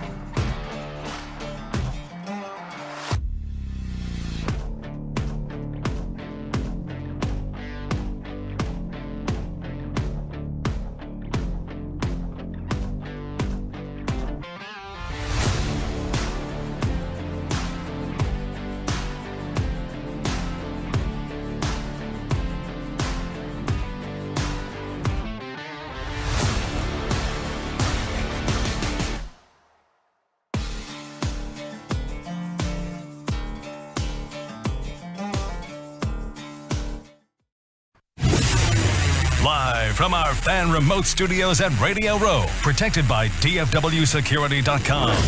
It's Sean and RJ on 105.3 The Fan. It is time for headlines here on Sean, RJ, and Bobby. Thanks for being a Tolo. That stands for Turn It On, Leave It On. In case you're just stopping by the station, it's our final morning. Radio Row in Phoenix, brought to you by Rally House, Window Nation, and Number One Air. NFL awards last night as Pat Mahomes wins his second MVP. He got 48 of the 50 votes. Jalen Hurts and Josh Allen split the other two. Justin Jefferson will have his teammate on, Adam Thielen, in the final hour of the show this morning. Justin Jefferson won AP Offensive Player of the Year. The Defensive Player of the Year went to Nick Bosa over Micah Parsons. And then Philly over here is crying about Nick Sirianni and Brian Daboll as Daboll won Coach of the Year. I will say they have a right to be. Sirianni got jobbed. He was absolutely the Coach of the Year. Bobby doing the Sirianni on the fan cam. Brian Neckball is you will never hear. He'll be fired in 4 years. You will never hear from him again. Why? Because he got lucky in 1 year. He got lucky in 1 year. Like that quarterback in Philly that you think is better than Dak now? How did Daboll get? I respect the hot take. How did Daboll get lucky versus Sirianni? Well, for one, I mean, Sirianni made the playoffs last year in a rebuild, and was Daboll did this year. Yeah. Okay. Let him do it again, and then I'll give him credit. Okay, let him do it again. The Giants also aren't a good team. When you make the playoffs with a bad quarterback, it's called luck. Just go look at it. They had a 3-point win over Carolina, a 1-point win over Minnesota. I'm sorry, over Tennessee. A 4-point win over the Ravens, which they were getting beat the entire game and had a weird little comeback. They barely beat Jacksonville, but before Jacksonville started taking off. Resilience. We know the season. So, do you think? So you don't give any credit to Pete Carroll this year for his coaching job in Seattle? Sure I do, absolutely. But, Pete's also done it, he's got a track record of success. Yeah, I mean, Daboll may be a good coach. I'm just going to bank on the fact that he's not. Geno Smith got Comeback Player of the Year. I don't know what he came back from. Bobby's right on this one. Jared Goff should have won this 100%. Yeah, Goff's a good name for that. But he wasn't even a finalist. Was he hurt?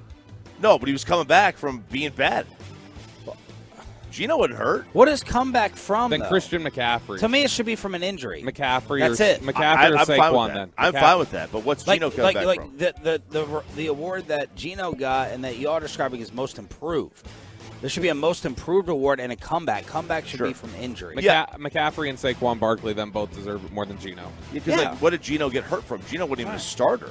Right. Well, he did get punched in the Jets locker room. That's true. He did.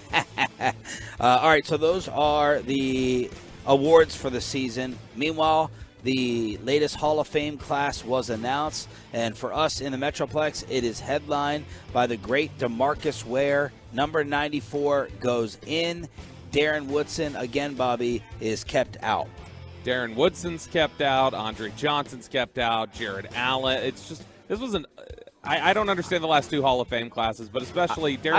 I haven't heard people talk about Jared Allen as strongly as you have. He and DeMarcus Ware have very similar careers, so I think they left out a lot more deserving players than the guys they put in, like Rondé Barber and Zach Thomas. But look, we were talking. Darren Woodson's going to get in eventually. They can't keep him out for forever. It may be a while, but he's getting in eventually. I just wish they would correct it sooner rather than later. DeMarcus Ware in. Zach Thomas, Joe Thomas, Darrelle Revis, Don Coryell, Rondé Barber. I didn't think Rondé Barber was going to get in. I never thought of Rondé Barber as a Hall of Famer. I didn't either. I was surprised he was a finalist. Is Shireen out here? Shireen Williams? I have not seen her. Mother football. She would be, but I haven't seen her on Radio Row yet. Okay, let's find out if she's out here. Otherwise, let's maybe we should pop her on. Yeah. Do you have her? I'll text her right now. Send her a text to see if it'd be better for us if she's back in the Metroplex for the time change. Yeah. So maybe we can get her on to explain. Goose still a voter? Goose is I don't think they don't give that up, do they? No, and Goose does, I think, a lot of the senior committee, like he presents for a lot of the senior committee guys. So there's D. Ware getting in 9th all-time in sacks, led that category twice, won a Super Bowl with the Broncos. We could just call our buddy Sal Pal, Mr. Even Money. He's a voter. Yeah, why didn't you get Darren Woodson in like you told us you would? Why didn't what? Why didn't he get Darren Woodson in like he told us he would? Oh, he said he was going to have him. Well, he didn't say he was going to get him in, but he did say he was definitely a Hall of Famer. So there's DeMarcus Ware. Next Cowboy to get in will be Jason Witten. No doubt. Well, I mean, no doubt. Darren Woodson is the next one to get in. You would hope. I mean, unless he ends up having to be a senior committee guy. So how many years 20. does he have left? Well, 20 years is how long it is. He retired in 03, so 09. I mean, he's 15 years in. Wow. Wait, okay. He retired 20 years ago. He did. All right. The Super Bowl is on Sunday. Chop, Early, Reed, you and Bobby broke out in a mini argument in one of the commercial breaks because you now have zero doubt. Yeah, I mean, look, the way Vegas has made this game, it started out in a completely different spot. It flipped, and it stayed there. It may have trickled down a little bit, but, you know, when you see kind of line movement like this from the Sharps, the professional bettors are all heavy Philadelphia. Heavy pro money is on Philadelphia in this game, minus the 1.5 to 2. My early read on this one, that's not even an early read anymore. Now it's a late read. We're at the end of the week. When you start, I've got some severe Denver-Seattle vibes. When you start hearing all these former players picking Philadelphia, it starts to like, okay, what's going on here? What are they seeing? What are they seeing that the rest of us aren't? But you said in the commercial, Philly's going to boat race. They're going to beat them like a drum. It's going to be 10 points plus. Woo! Now this is going against your own football principle. I know This is completely going against what you always preach. Because you only need one game. See, everything I preach is about the long haul. That's all you can predict. I like the way you do that. You can only the long haul is all you can predict. Okay. When it comes down to one game, a lot of those things go out the door. The numbers show the computers favor Philadelphia in this game. Philadelphia is deficient in like two huge categories: quarterback and head coach. Although I don't know how deficient they are in head coach. I think the head coaches are very similar. So RJ's hot take was Philly is going to roll Kansas City, and Bobby has hot take on the other side. Yeah, if I was allowed to bet, which I am not, but if I was allowed to bet, I would take any expendable income that I have and put it all on Kansas City. Well, all that disposable income is now in the hands of the bartenders at the media. yeah, it had to go somewhere. But no, I would put it all on Kansas City on the money line. Wow. Because I don't see any way that secondary is supposed. This will turn into, I think, a high-scoring football game. But Darius Slay is a fantastic player. We were talking about Bradbury the other day. Bradbury's so overrated. Okay, Gardner Johnson, like overrated. He makes plays. He picks balls off. He's a ball hawk, but he gets burned a lot. Okay. I hope Kansas City beats them by 24. I mean, so Bobby, to your credit, what were you? You had one playoff loss, I think. You picked every game right except for one. San Francisco and Philly. Yeah, this is why though you can't trust this because he has Philly hatred in his heart. But how I picked Philly to beat the Giants though. But how confident are you in this pick versus like the run you went on over the past few weeks? I mean, obviously you're really, really confident if you said you bet $1,000. I'm pretty confident Kansas City's going to win. It's not impossible that like Philly could win this, but I'm pretty confident because this is in all likelihood going to turn into a high-scoring game, and if it's turning into ping-ponging back and forth, Jalen Hurts and Patrick Mahomes having to get their team down the field, I'm going to take Mahomes against that Philly secondary. What is the Chiefs' run D versus this little college offense? What is going to happen with the read options and Hurts running against the Chiefs' run D? That to me will decide the whole thing. If they can limit the Eagles and Hurts and all their little gimmicks, Kansas City will win. If not, the Eagles will win. But man, I have been swayed too throughout this week with everyone loving Philadelphia. It's really kind of, because going into this week I was like 76% of the money on Philly. Yeah, when I going into this week, I was like, "Oh man, Chiefs are going to win this thing by 2 scores." And then as this week's gone on, I can't get out of my head. I can't get Denver, Seattle out of my head. Will Luka make the Kyrie combo complete tonight for the Mavericks? Mavericks and Kings. We don't know if Doncic is set to play right now. Tomorrow, the Stars are going to take on Tampa Bay. Some NBA cleanup with trade action. Christian Wood tweeting, got to watch y'all disrespect me. I escaped the deadline. Got to watch y'all disrespect like I haven't been efficiently hooping all year. Using this as motivation. Yo, Christian, as I tweeted him directly, go have a talk with your head coach. Everyone in the Metroplex, from a fan perspective, literally loves you. So go take that energy, go take that heat to your to your front office and your head coach. Because ain't nobody on Twitter or in the fan base disrespecting you. Everyone's been pleading for you to get more playing time. So save that energy for the guy who has you coming off the bench. Meanwhile, Pat Beverly gets traded. Mo Bamba, John Wall back to Houston. Jay Crowder to Milwaukee. So you got a flurry of some minor deals. Minor deals at the deadline. For a lot of second-round picks, these guys were sent 4 second-round picks each deal. A lot of these are cash dumps. And then Choppy. By the way, real quick, the Warriors saved $131 million off their cap by trading Wiseman.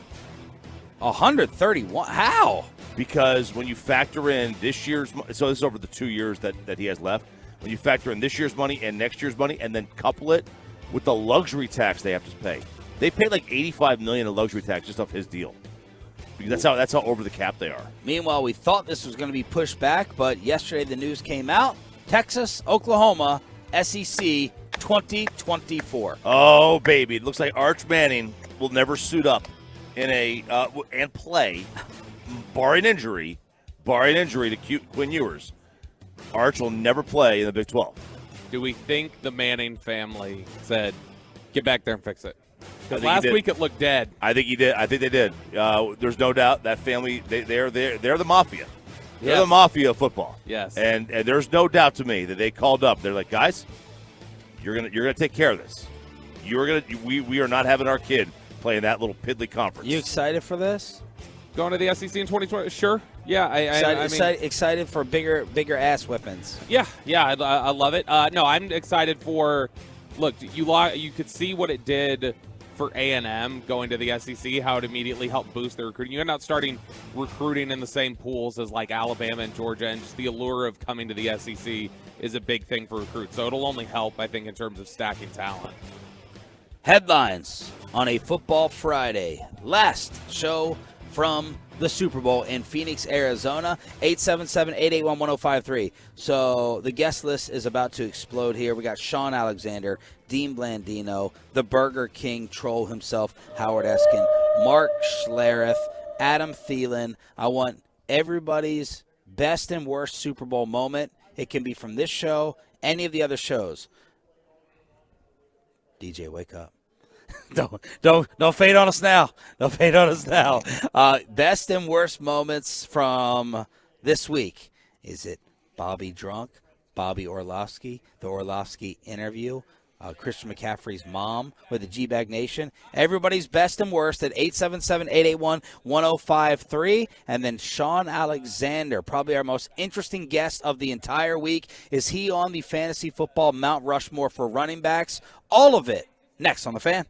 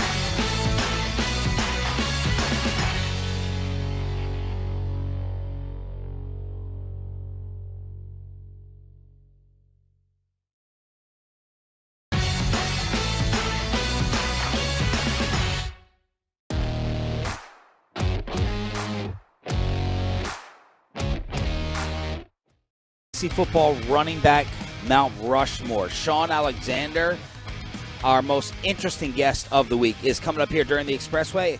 Our final Adam Sandler ticket giveaway for you all turning it on, leaving it on. Thank you for being a Tolo throughout the entire time that we've been covering everything out here in Phoenix, Arizona. Sean Sharif, RJ Choppy, and Bobby Belt, brought to you by Rally House, your home for officially licensed NFL gear, your city, your house, Rally House. Bobby, your first Radio Row with us.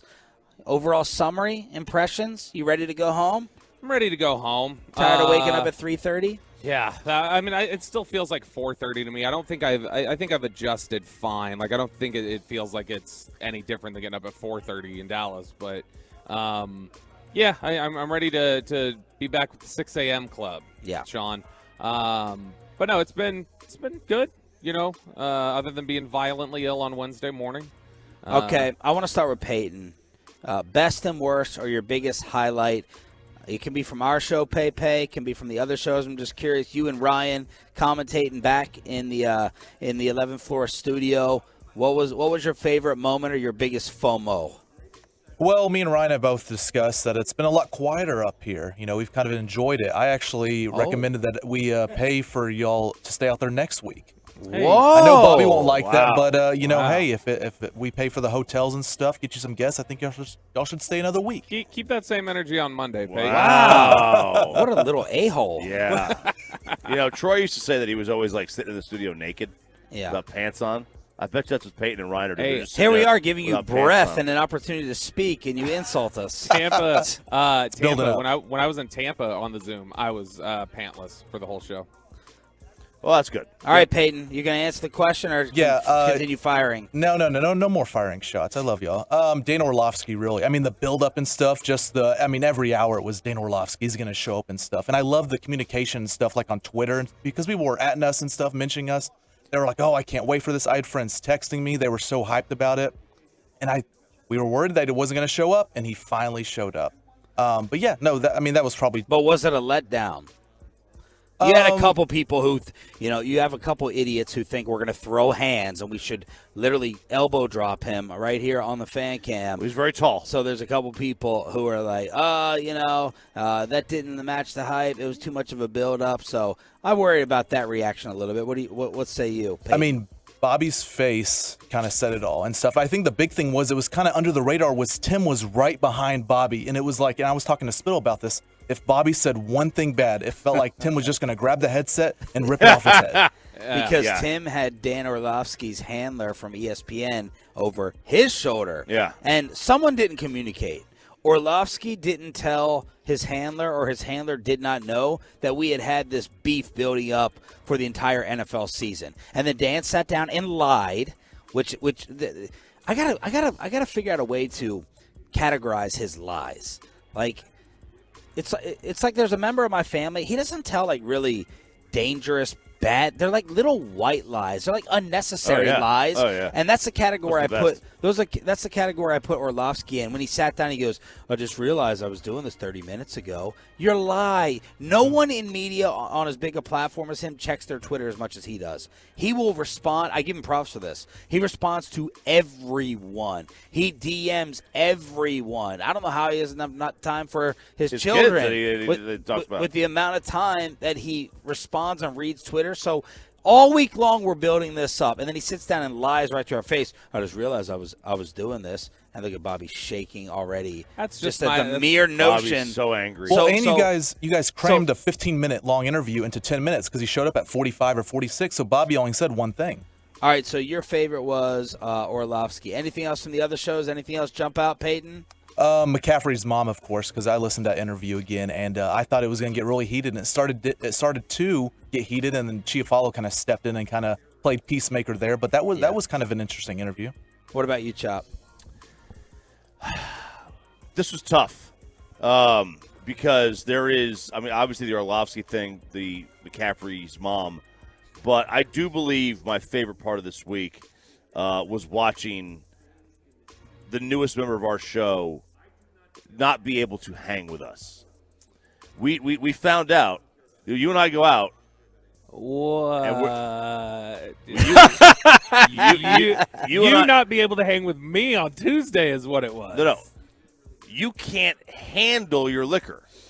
Sean and I are professionals, and there's a difference. Gosh, you're going to make me break my NA promise to Dawson We already. don't get hangovers.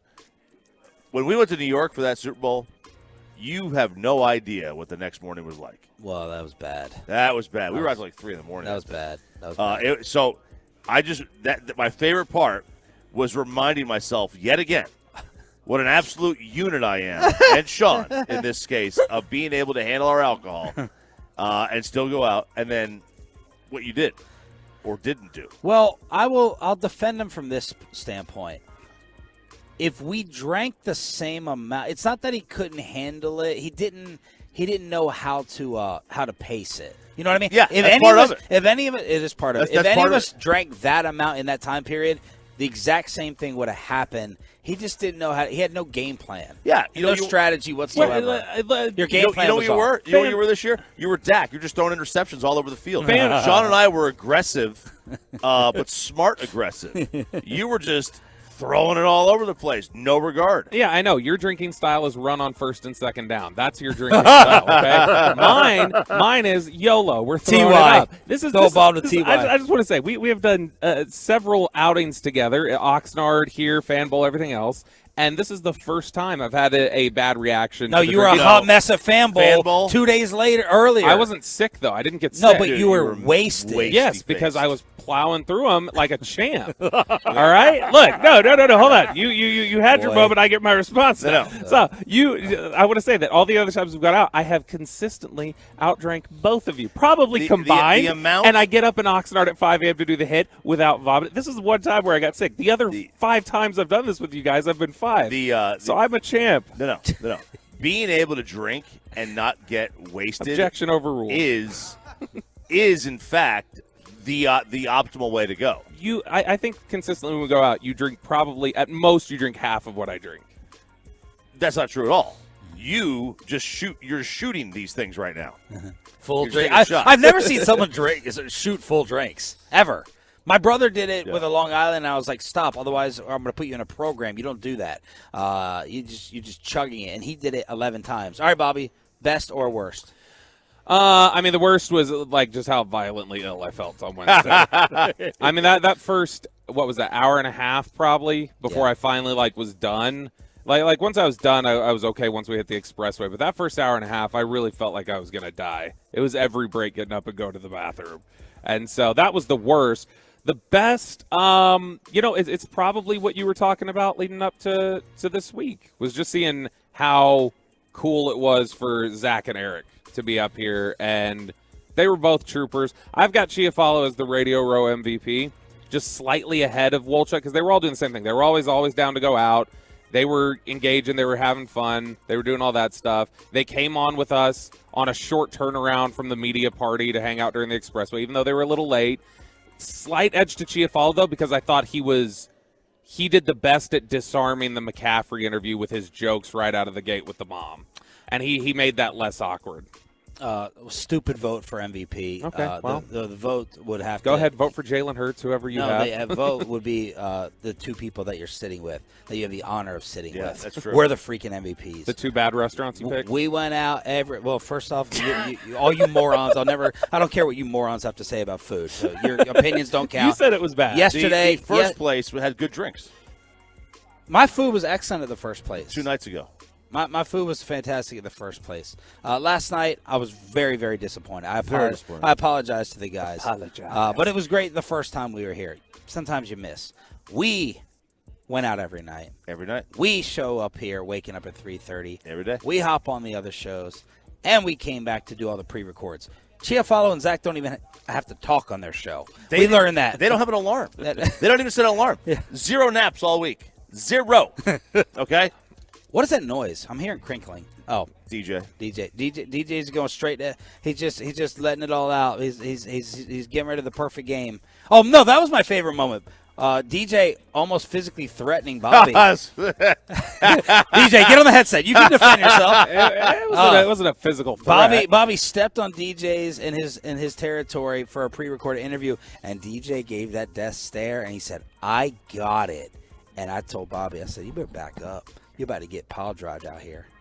Now, I wasn't trying to give him tone or anything. I'm just I'm just in the middle of trying to figure out what I screwed up on the pre-record. And you got rushed back. I got some headsets, and then Tim's standing there with his hands on his hips, so no pressure. Dean Blandino's sitting down right in front of us, looking at us like, "Do you guys know what you're doing?" Yeah, what's this A-clown doing in front of me? Yeah. And Bobby's back here, like, backseat quarterbacking me. I'm like, dude, not the time. Yeah. Yeah. Don't be mad. Just be better, DJ. Oh! Now's the time to bring in. We caught up with Sean Alexander. We had some Dallas ties in here. I think he was the most interesting guest of the entire week. Sean Alexander in the #1 air hot seat on Sean, RJ, and Bobby.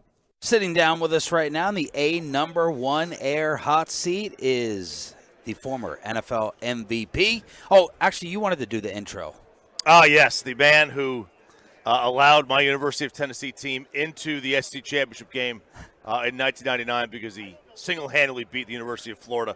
The great Sean Alexander. Sean Alexander on 105.3 The Fan. What's up, man? Man, I'm doing good, man. How you guys doing? I can say y'all have a good time together. Why do you say that? Yeah, I can just feel the vibe. Okay, so we were saying home of the Cowboys. What Cowboy connections or memories do you have? What comes to mind? Gosh, I have like 3 Cowboy memories. So, T.O.'s the Sharpie, that was against us. Oh, okay. Seahawks played the Cowboys in Dallas when Emmett broke the record. Wow. And I just thought to myself, like, I always wanted to be that guy that makes the other team wish that I was their guy. So I came to that game like, man, I'm gonna make them all wish that I was there. How many yards did you end up with? I don't know. We played y'all a couple times. I got down in one of them, but I feel like that one. I feel like y'all ran out the clock. Like I feel like I might have been leading in rushing, and then like Emmett ran out the clock doing it. I was like, whatever. That's my big brother, but I'm like, whatever. Let me think. Shoot. Oh yeah, it's the playoffs. Romo. Yeah, those K-balls. Those K-balls, that was a slick ball. That was a slick ball, right? Yeah, well, whatever. Were you in shock? Like, where were you on the field? So they're driving, and I remember one of our guys says, "Watch it, they're going to fumble the snap. They're going to fumble the snap." And so literally, when he fumbled the snap, Babs jumps over somebody and goes and runs. I was like, God, he's going to run in for a touchdown. And all of a sudden, like, he pushed like the slow motion button. I don't know what happened, but some picked it up and ran over there, and he tackles when we go crazy, onto the playoffs. Was that the most shocking thing that's ever happened in any game that you played in? Like something shocking? You know what? It was just odd because that seems like that should be so simple. You know what I mean? And but yeah, no, I've been a part of some really cool, unique games, but that one I was not ready for. What's your Sean Alexander draft memory? I just remember that they traded for Joey Galloway, tore an ACL in the first game, and that pick turned into Sean Alexander to the Seahawks, and 3 straight Pro Bowls and an MVP award, and that's 27 touchdowns in 05. That's rushing right. touchdowns. And Seems so, a lot. yeah, that's what I remember. I remember everybody going, well, gosh, we could have had Sean Alexander as the replacement for Emmett if we wouldn't have traded for Joey. And the thing is like I grew up just watching Dallas games. If you were like, hey, Sean, who'd you run like? I would have said I was a bigger version of Tony Dorsett. Oh. So I watched all of Dallas with Tony, watched all of Emmett. Was like, man, I like the way he hides behind the lineman and this, man. And so I thought, oh, man, like I could go to Dallas. Trade. Nope, okay. Are you happy that you're not playing running back in today's NFL? I think just like anybody, I would have adjusted. You know what I mean? My favorite part of the game was scoring touchdowns, so I'd have figured that out. Well, you would have adjusted, but the position is devalued. Yeah. Is that tough to swallow? Is that tough to accept? I think Debo is a running back. You know what I mean? So I think I would have turned into him. You know what I mean? They'd have figured out how to give me touches all over the field. And they just said, oh, you're a wide receiver. But really, we're just I had to change my shoulder pads. I kind of like to bang a little bit. But but I would have turned my game into his. Do you think that the NFL will, they say things go in cycles. Yeah. Like, will the NBA ever get the big man back? Do you think the NFL will ever go back, like, to the running game, number one, and running backs becoming that important again? They will, and it'll happen like this. There'll be a person that goes all in on the ultimate defense, and then they'll say, man, what do we got? The Titans almost have done this. You know what I mean? Where they're like, okay, we'll give it to our back. We'll control the clock the whole way through, and then we'll have this great defense. And so, like, when that happens and they take it to the Super Bowl, it changes everything. Wait a minute. They're winning that way, and so winning always changes everything. So all it took was, you go back to the Green Bay Packers with Coach Holmgren. Brett threw it 100 times, they ran it twice, and now they're like, oh, you can win that way, and so then it became there. I think throwing the ball so much is really because the coaches get paid so much.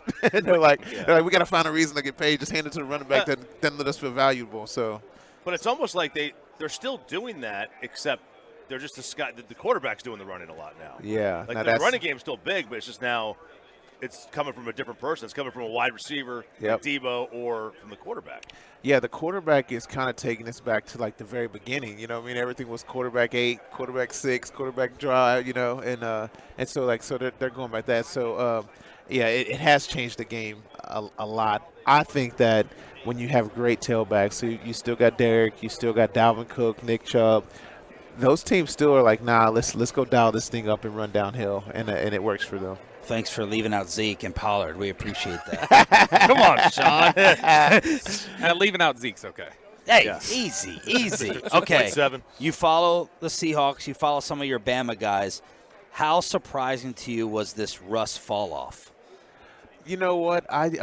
Football's a lot of mental goes to this, and I just feel like, Russ is going to bounce back. Of course, he's got a great coach in Sean Payton, but I feel like them doing the opening game of the season, Seahawks, they throw the ball third down. It's now 4th and short, and they decide to kick a 70-yard field goal and let a minute run off the clock. You're like, no, you don't do that. Like, you die with this $100 million quarterback. Yeah. You get in there and you say, hey, look, we're putting the ball in your hands. Go make us right. And so if that happens and he gets it, Denver's moving on. If they don't and they don't get it, they're like, man, we're close. Let's go figure it out. So now you can make your mistakes at the beginning. But when you kick a 60-something yard field goal and you miss it, the kicker was going to be the hero, and you don't believe in your quarterback. And it just, everybody started believing that. Like, and so you can't do that with a new team. You can't do that with a new quarterback. You can't make that decision because there will be this doubt that everybody talks about, and they just play with doubt the whole year. What are your thoughts on Cowboys went ahead and hired Brian Schottenheimer as their offensive coordinator? He oversaw those, Russ's 3 most productive years. What are your thoughts on him as a coach? Yeah, I mean, I think that he knows he's coaching family, so he knows what to do and put people in the right place. I think Dallas is going to be in good shape. I think Dak's a good quarterback. You know what I mean? It's sad that people forget how hard it is to be a great quarterback. You know what I mean? And so he, but when you put the right pieces around you, he's got some great receivers. They're going to play great defense. So like they're just close. But like when you're that good, like you guys are always good. Yeah. Like the good and great is like a water boiling. It's like 1 degree, and you guys will be like, "Oh my God, we knew we were there." You're like, "You're there." Like it just takes that one right moment and perfect timing, and the thing's going to bubble. So that's the thing about sports. You know what I mean? Like good and great is not that far apart. Sean Alexander here on the home of the Cowboys, 105 through the Fan. How often do people recognize you for fantasy football? Everywhere. We were trying to say, are you on the fantasy football Mount Rushmore list of backs? Marshall for sure. Marshall for sure. Everybody wanted to draft you. Yeah. No Priest doubt about Holmes. Priest for a Holmes. couple years. Yeah. Priest. Yeah, he didn't get injured. I always think to myself, like when I got in, it was like Marshall, and I remember Priest had them 20 touchdowns that year, and I was like, ooh, okay, those 2 guys. Emmett always had like great stats too, Did you ever keep up with it?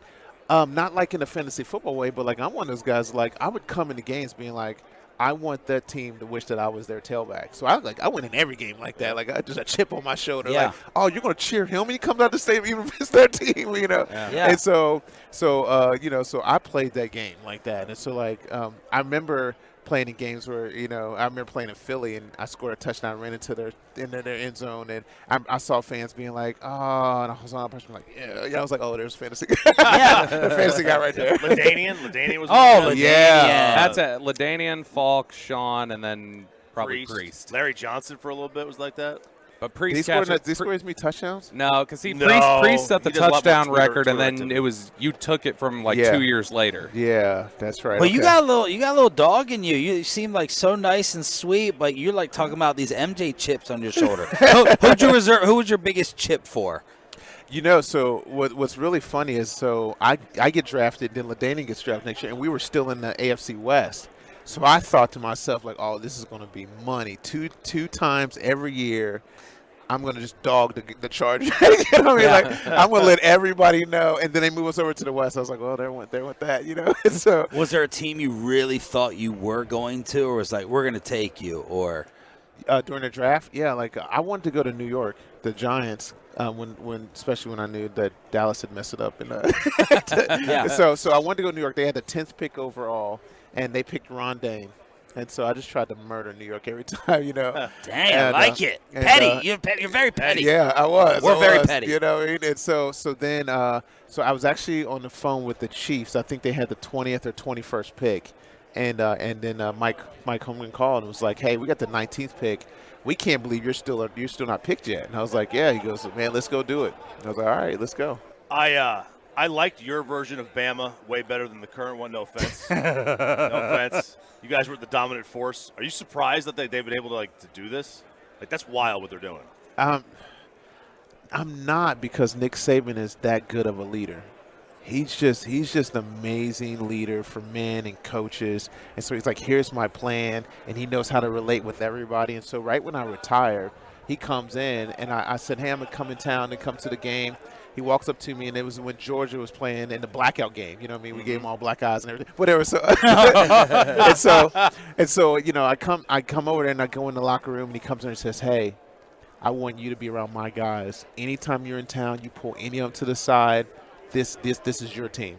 And so, as a coach, you're like, man, there's some guys that you want them to emulate, and there's some personalities that you want around their guys, and there's also some that are not. And so they're like, man, and I thought to myself, like, he doesn't know me, but he knows coaching, because he knows I'm the kind of guy that's going to push guys to go be better, that could smile on your face and still cut your head off. You know what I mean? Like, you need those kind of guys, and so that's the demeanor that many of the Bama guys have. They're good dudes, but you take Devontae Smith.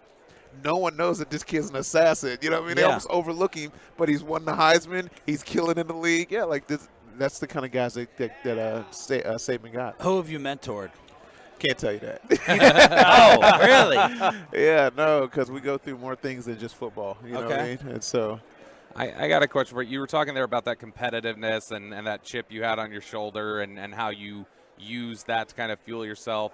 So this game this weekend, there's a little bit of chatter across the league at times about Nick Sirianni, the Eagles head coach, and he's talked a lot about that for himself, about how, I motivate myself. He gets up on the stands after beating Indy. He's yelling at the Colts crowd. He's, nodding at the camera on Fox during the NFC title.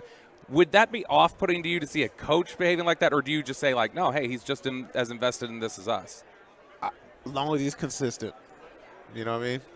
I can deal with anybody as long as they're consistent. Like, if I talk to a coach or to a player, if I'm mentoring somebody, I say, we got really one rule, no lying. So if I ask you something, you don't want to tell me the answer, just say, I don't want to tell you the answer. That just means our relationship's not there yet.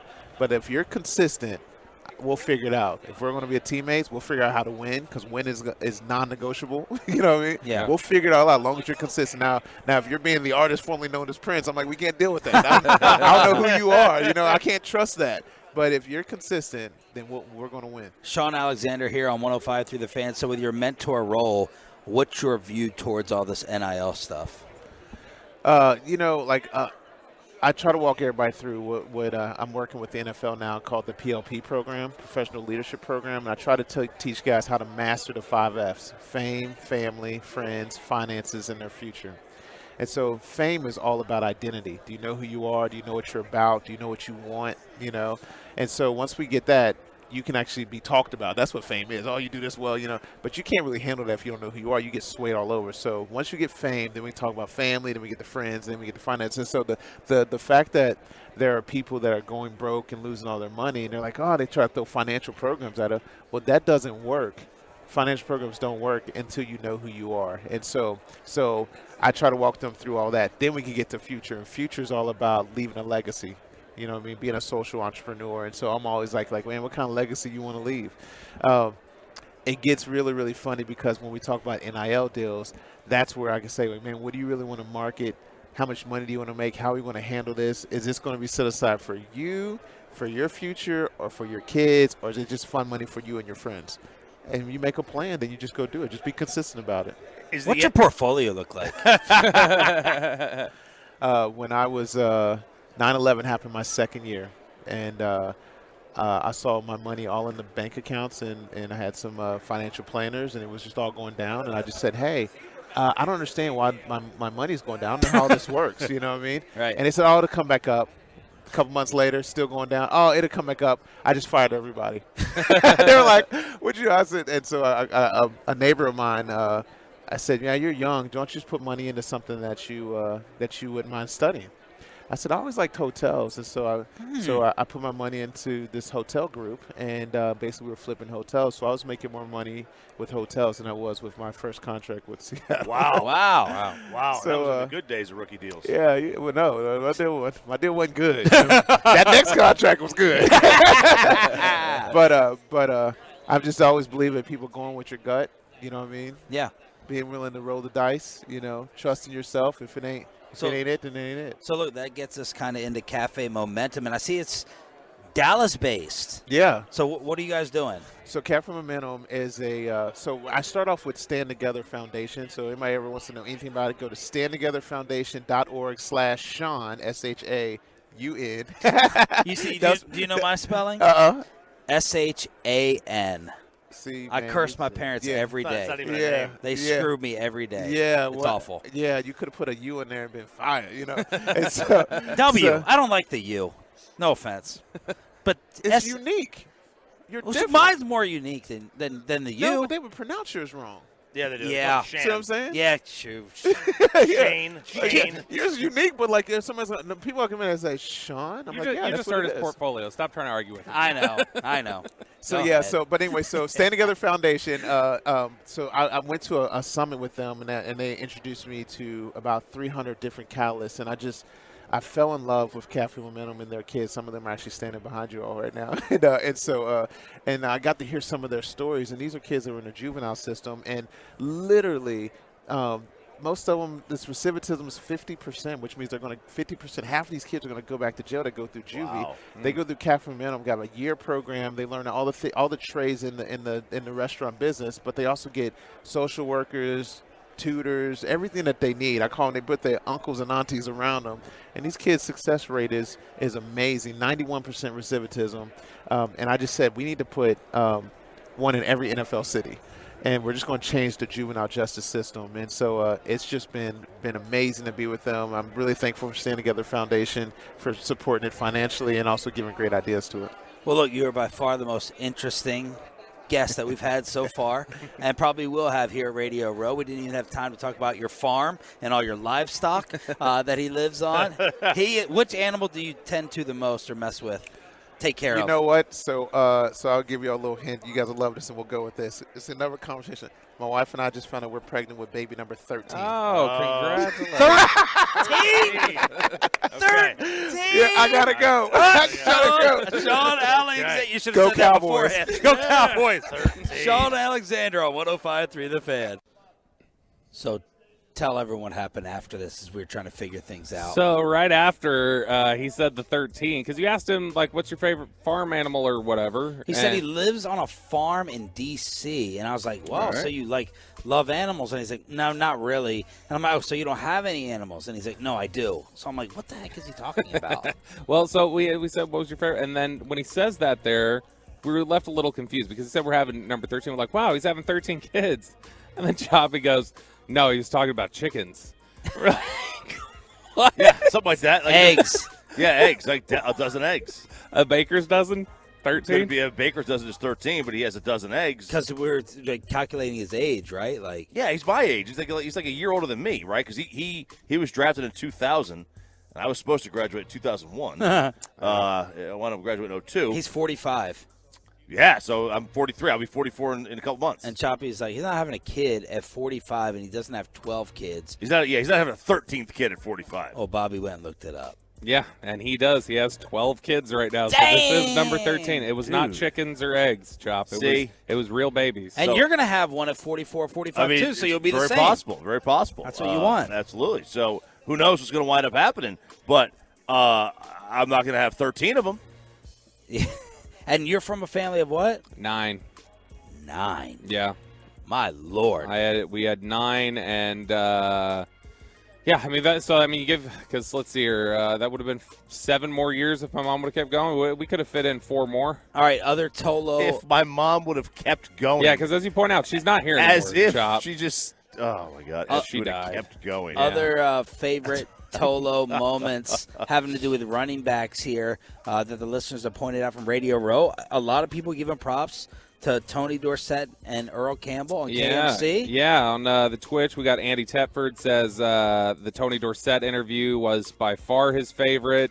Wow. Mr. Greenhorn said his favorite moment has to be when Bobby couldn't handle an interview and your face looked red all over when we realized Dan is just saying things for the TV even though he lies. Let's see. What else do we have here? Steve from Tyler says Earl Campbell and Tony Dorsett. Wow. We had text come in say Earl Campbell and Tony Dorsett. A lot of people like that. Also, a lot of votes for Kay Adams and just Corey's thirstiness over Kay, like how he couldn't spit out the first question. So last night, while we were finishing off Emmett's tequila bottle, Corey's like, yeah, I think I have to he said it serious. He's like, I need to text Kay to be like, am I coming on your show? Were you in the room then? Yeah. And I said, you have Kay's number like that? Yeah. And he goes, no, the handler. I have and contact. I was like, settle down. Simmer down there, Corey. Sit down, kid. Sit down. Just go back and prove that you didn't listen to the radio segment that we did because he was sitting on top of the made bed. What do you mean? Oh, you're not supposed to sit on top of the made bed. So Why? dirty. It's filthy. Take the cover, take it down, get under the covers. I've got two beds in my room. I'm sleeping in one and I'm using the other for sitting on. That still hasn't been unmade. Oh. What are you sitting on? If I'm just if I'm in bed, I'm laying in the other. If I'm just relaxing, I'm sitting on the other bed. Why? Because it's directly in front of the TV. Okay. Hit the button, Peyton. Hook up the listeners. My God. All right, Tolos, that's right, 877-881-1053. Caller number 10 to win a pair of tickets to see Adam Sandler live at the American Airlines Center on February 15th. Tickets are on sale right now at livenation.com. That's caller number 10 at 877-881-1053. And apparently we're all going to be there next Wednesday. Are you going to be the shop? I don't have tickets. Oh. We're all going to be there next Wednesday. So if you've been winning them all week long on the station as a Tolo, hit us up, and we'll see you along with Derek Holland and Adam Sandler. All right, you thought you hated him before, and I felt a little bit bad for Dean Blandino before yesterday. As he's getting ready to set up a Des Bryant anniversary party. Is the officiating as good as it's ever been? Like Roger Goodell said, we found the bad guy, Dean Blandino, on Sean and RJ next. But let's get you over to A number 1 air. Right now, take advantage of it, the Get in a Hot Water special.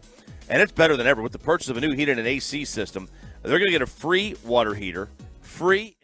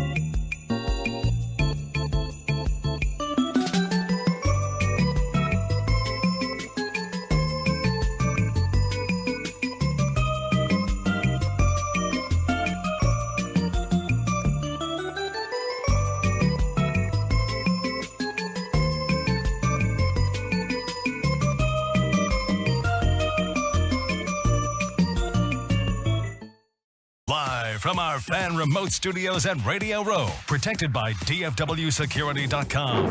It's Sean and RJ on 105.3 The Fan. All right, joining us now is DFW's favorite son, Dean Blandino, here on the Diamond Factory Hotline. Sean Sharif, Bobby Belt on 105.3 The Fan. Welcome back, man. Thanks for having me. I keep questioning why you keep bringing me back, but, it's all good. I don't know. It's like I told Orlovsky. He can't stand Dan Orlovsky. I was like, I think he's a nice guy. I know you're a good dude. So that to me has to outweigh. I also happen to agree with the ruling at the time. The rules were the rules. So it is what it is. Do you still hear from Cowboy fans? Oh yeah, all the time. My least favorite. It's one of my favorite days is January 15th every year because, and we're coming up pretty soon. I think I'm going to do a big party, the 10th anniversary. We're 2 years away, and we're going to do the 10th anniversary. How is that possible? 10 years? 10 years. We're going to do January 15th, 2025, the 10-year anniversary. I think we do it in the Metroplex, and we have a big bash, and But see, now you deserve what you get. You're inciting. You're poking. Now you're having fun with it. Yeah, well, a lot of people have a lot of fun with me on social media, so every once in a while I like to poke back. What are your game day responsibilities for Sunday? So for Sunday, I'll be with the pregame crew and be able to talk anything officiating, and then if there's something significant in the first half, I can come on at halftime.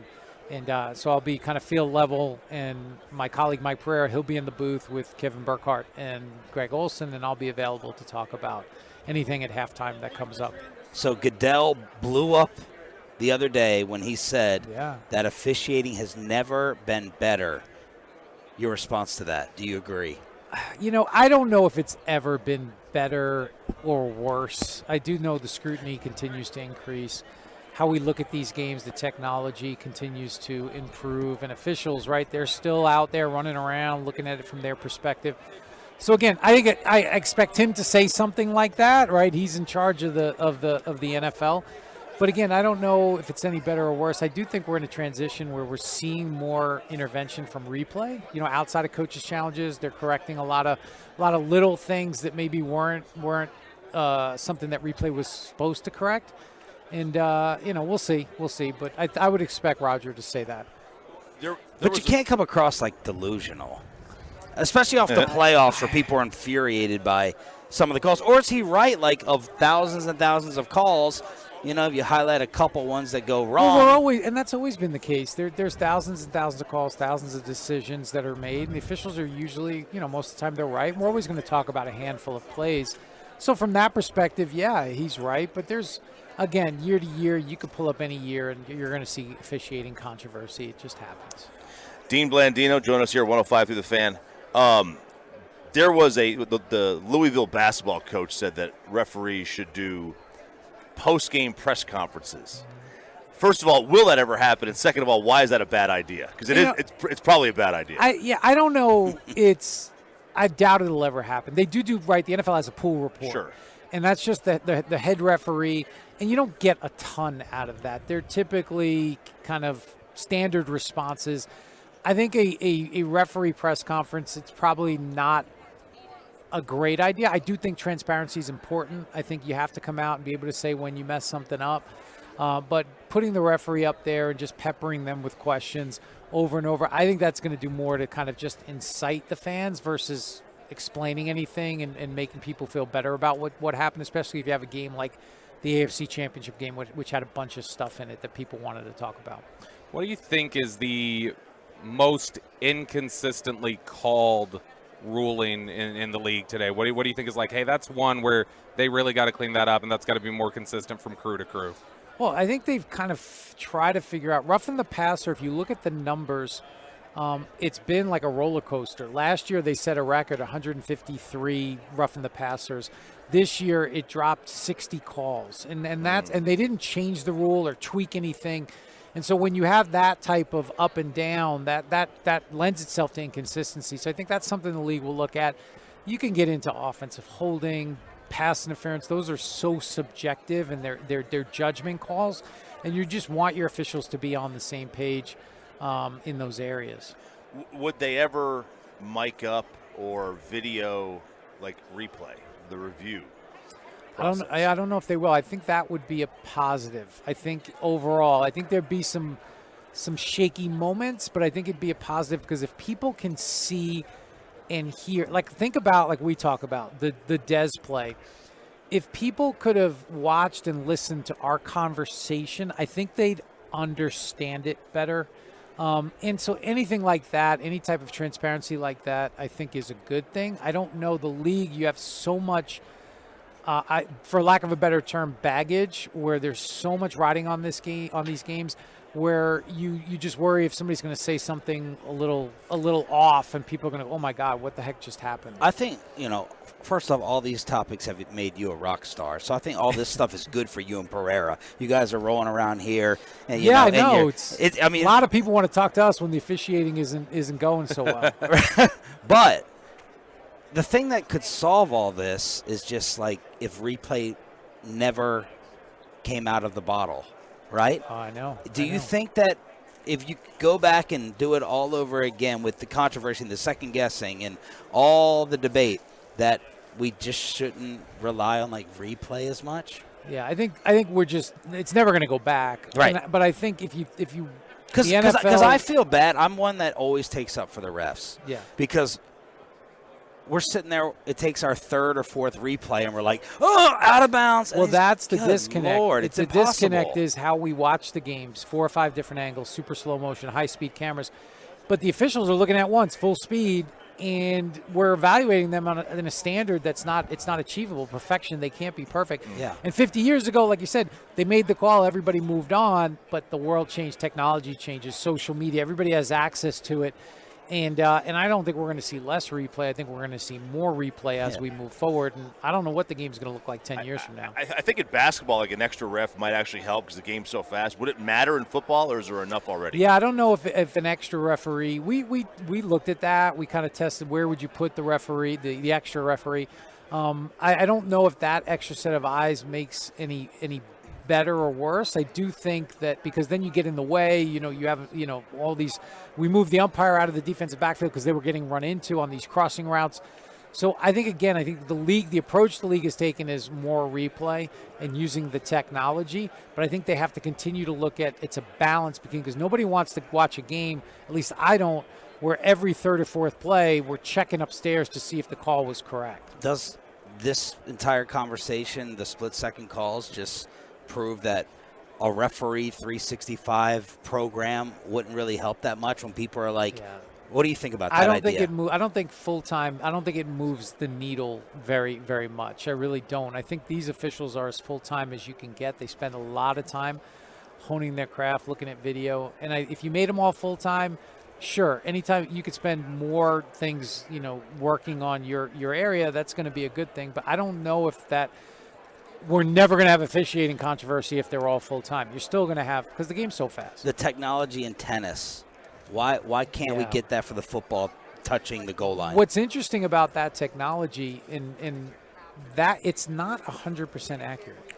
And that's the thing. We just accept it. Right, just accept it. It's just accepted. It's a computer-generated image, and it's not – it could be as much as a couple of centimeters off or whatever, but we accept it. Now, had we done that to start, I think we would have been in good shape, but I don't think we can go back. All right, last one.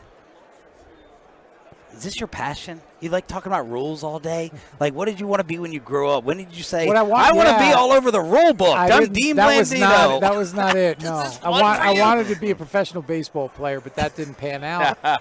So now I get to talk about the rules, but I get to meet good people. We didn't start off on the right foot, but I think we're in a good place and stop poking at people with a 10-year anniversary. Okay, we're not doing the 10-year Don't do the 10-year. We're not doing it. Dean Blandino, the #1 air hot seat on the home of the Cowboys, 105.3 The Fan. Thank you, man. You got it, guys. And that's why I stopped feeling bad for him, because he's sitting there planning a 10-year. First off, how's it 10 years? But I know. A 10-year Dez anniversary party. I'm like, you know what? You deserve it from the Cowboy fans on Twitter. You deserve it from the Tolos, as you just want to poke. I forgot. Like I'm regretting it now. I should have asked him if the Dez ruling was part of the script, and how involved was he in writing these scripts. All right, so there he is, the bad guy in Dallas-Fort Worth, Dean Blandino, who's never refereed a game, actually. No. Wasn't he a stand-up comic? He was doing like comedy clubs and stuff. He just ascended to this position, and now he's like a star, and he's never even reffed. I would hate his guts if I was an actual referee. Oh, I would despise him. Because he's telling secrets? He's good-looking. No, not telling secrets. He's famous, and he's like a star. And he never officiated. Man, he's hard to dislike personally, though. Like he is very charming and funny, and so I like him. Tough. I like him. He's just like Orlovsky. Let's get to the Super Bowl degenerate RJ Choppy, and the odds on not the odds, but the money bet on this is like another record being set. Yeah, I mean they're setting records every single time they do this, but they're expecting like 10 billion wagered on this thing just already. More than that, to be honest with you, because all these states now have legalized gambling, except of course, I don't know, Texas. So yesterday, I was talking to some people with the station, and we were supposed to have like Kenny Mayne, Trey Wingo, Joe Montana are all associated with Caesars. Well, Caesars ended up canceling them. Why? Because we don't have gambling. We don't. So why have Kenny Mayne on a Dallas station or Trey Wingo or any of these guys when it's not going to their customers? Now let me give you the official RJ Choppy degenerate music. 50 million people are expected to bet on this game. Wow. 16 billion wager. You hear that? What's your name? Dan Patrick? Greg? Get the gambling, baby. Get it in here. We're missing out. I can't tell you how many people. Greg's too worried trying to figure out how to become the Cowboys kicker. I know, right? I can't tell you how many. That was an all-time great tweet of him. I mean, that was legendary. It's tremendous. It's tremendous. Great job by the 20-year-old aide or intern that sent that tweet. Yeah, right. I can't tell you how many gambling sites have come to me because they know who I am for BetQL, Sean. Man. RJ left me on read the other day after he was doing like a 30-minute interview with cameras and everything. I had to go home by myself. I'm sorry about that. But people were saying, they are waiting. Texas is the dog that everybody wants. All these gambling sites, Caesars, BetMGM, PointsBet, all Bet Rivers, they all want Texas because it is it's the biggest damn state that doesn't have it. Do you think, just like you said, referees must hate Blandino, never ref? Do you think similarly, other these bettors hate that Chop is the BetQL guy in a state that he can't gamble? Oh, great analogy. Let me tell you something. Great parallel. Let me tell you something. There's been gambling in Texas before there's gambling in Texas. Just got to know the right people. Just got to know the right people. Okay, here we go. Let's make some money. 50 million people will be betting on this game. Right now, Philadelphia has a 6% pro money advantage. On BetQL, 65% of the money and 59% of the tickets are on Philadelphia. That's just from BetQL. Other places have it differently. So I've got, right now, give me Philadelphia minus the 1.5. It's a 2-unit bet. What does that mean? So if a 1-unit bet for you is $100, you bet $200. I also have 2 prop bets for you. Now, Bobby was willing. How much can you bet up to? Well, I can't bet on anything. I can do fantasy football pools up to $50. Oh, okay, never mind. All right. 2 prop bets for you, both involving the same player. Kenneth Gainwell. Huh. Kenneth Gainwell. Kenneth Gainwell leads the Eagles in rushing yards for the postseason. His over-under rush yards for this game is 19.5. We're taking the over. Okay. He's rushed for over 140 yards in the playoffs. We're also taking Kenneth Gainwell. This is a value bet. Most rush yards in the game total. That's 15-1. Ooh, good value. It's very good value. He may not have it, but it's just tremendous value there. This is a $10 bet. You win you would win $150 on a $10 bet. So Gainwell, most rush yards in the game at 15-1. Gainwell over 19.5 rush yards. He's the Eagles' leader for the year. And then take Philadelphia minus the 1.5. And there's your degenerate. All right, there it is. So you're doing prop bets? You doing just those two? Anthem? Are you doing the no Anthem Gatorade shower color commercials? No, I thought about doing the Gatorade shower. There is some bets like I do like this one. This is a fun one. So Travis Kelce receiving yards versus Jason Kelce total snaps. Oh, and Travis Kelce receiving yards is favored by 6.5, so he has to have 7 more receiving yards than total snaps from Kelce. Kelce goes between 60 and 78 for the game. Jason, in terms of snaps. Meanwhile, Travis Kelce could have over 100 easy.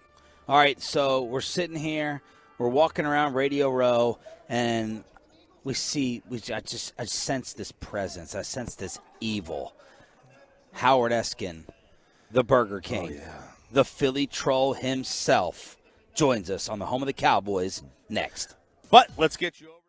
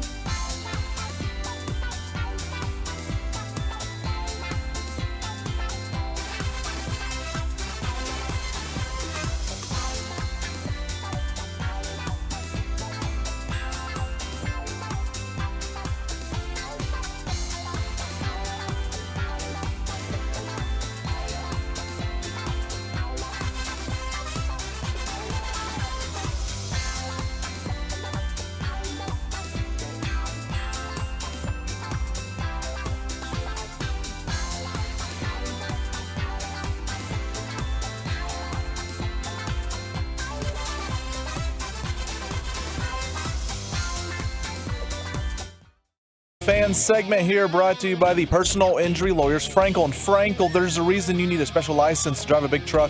So companies that hire drivers and put them in a big truck should be held accountable for what happens when one hurts you. Frankly, you need Frankel and Frankel. Visit truckwreck.com or call them 214-333-3333. All right, we're sitting here, Super Bowl, Radio Row, and there was just like this nasty feeling that came over me. There was a stench in the air.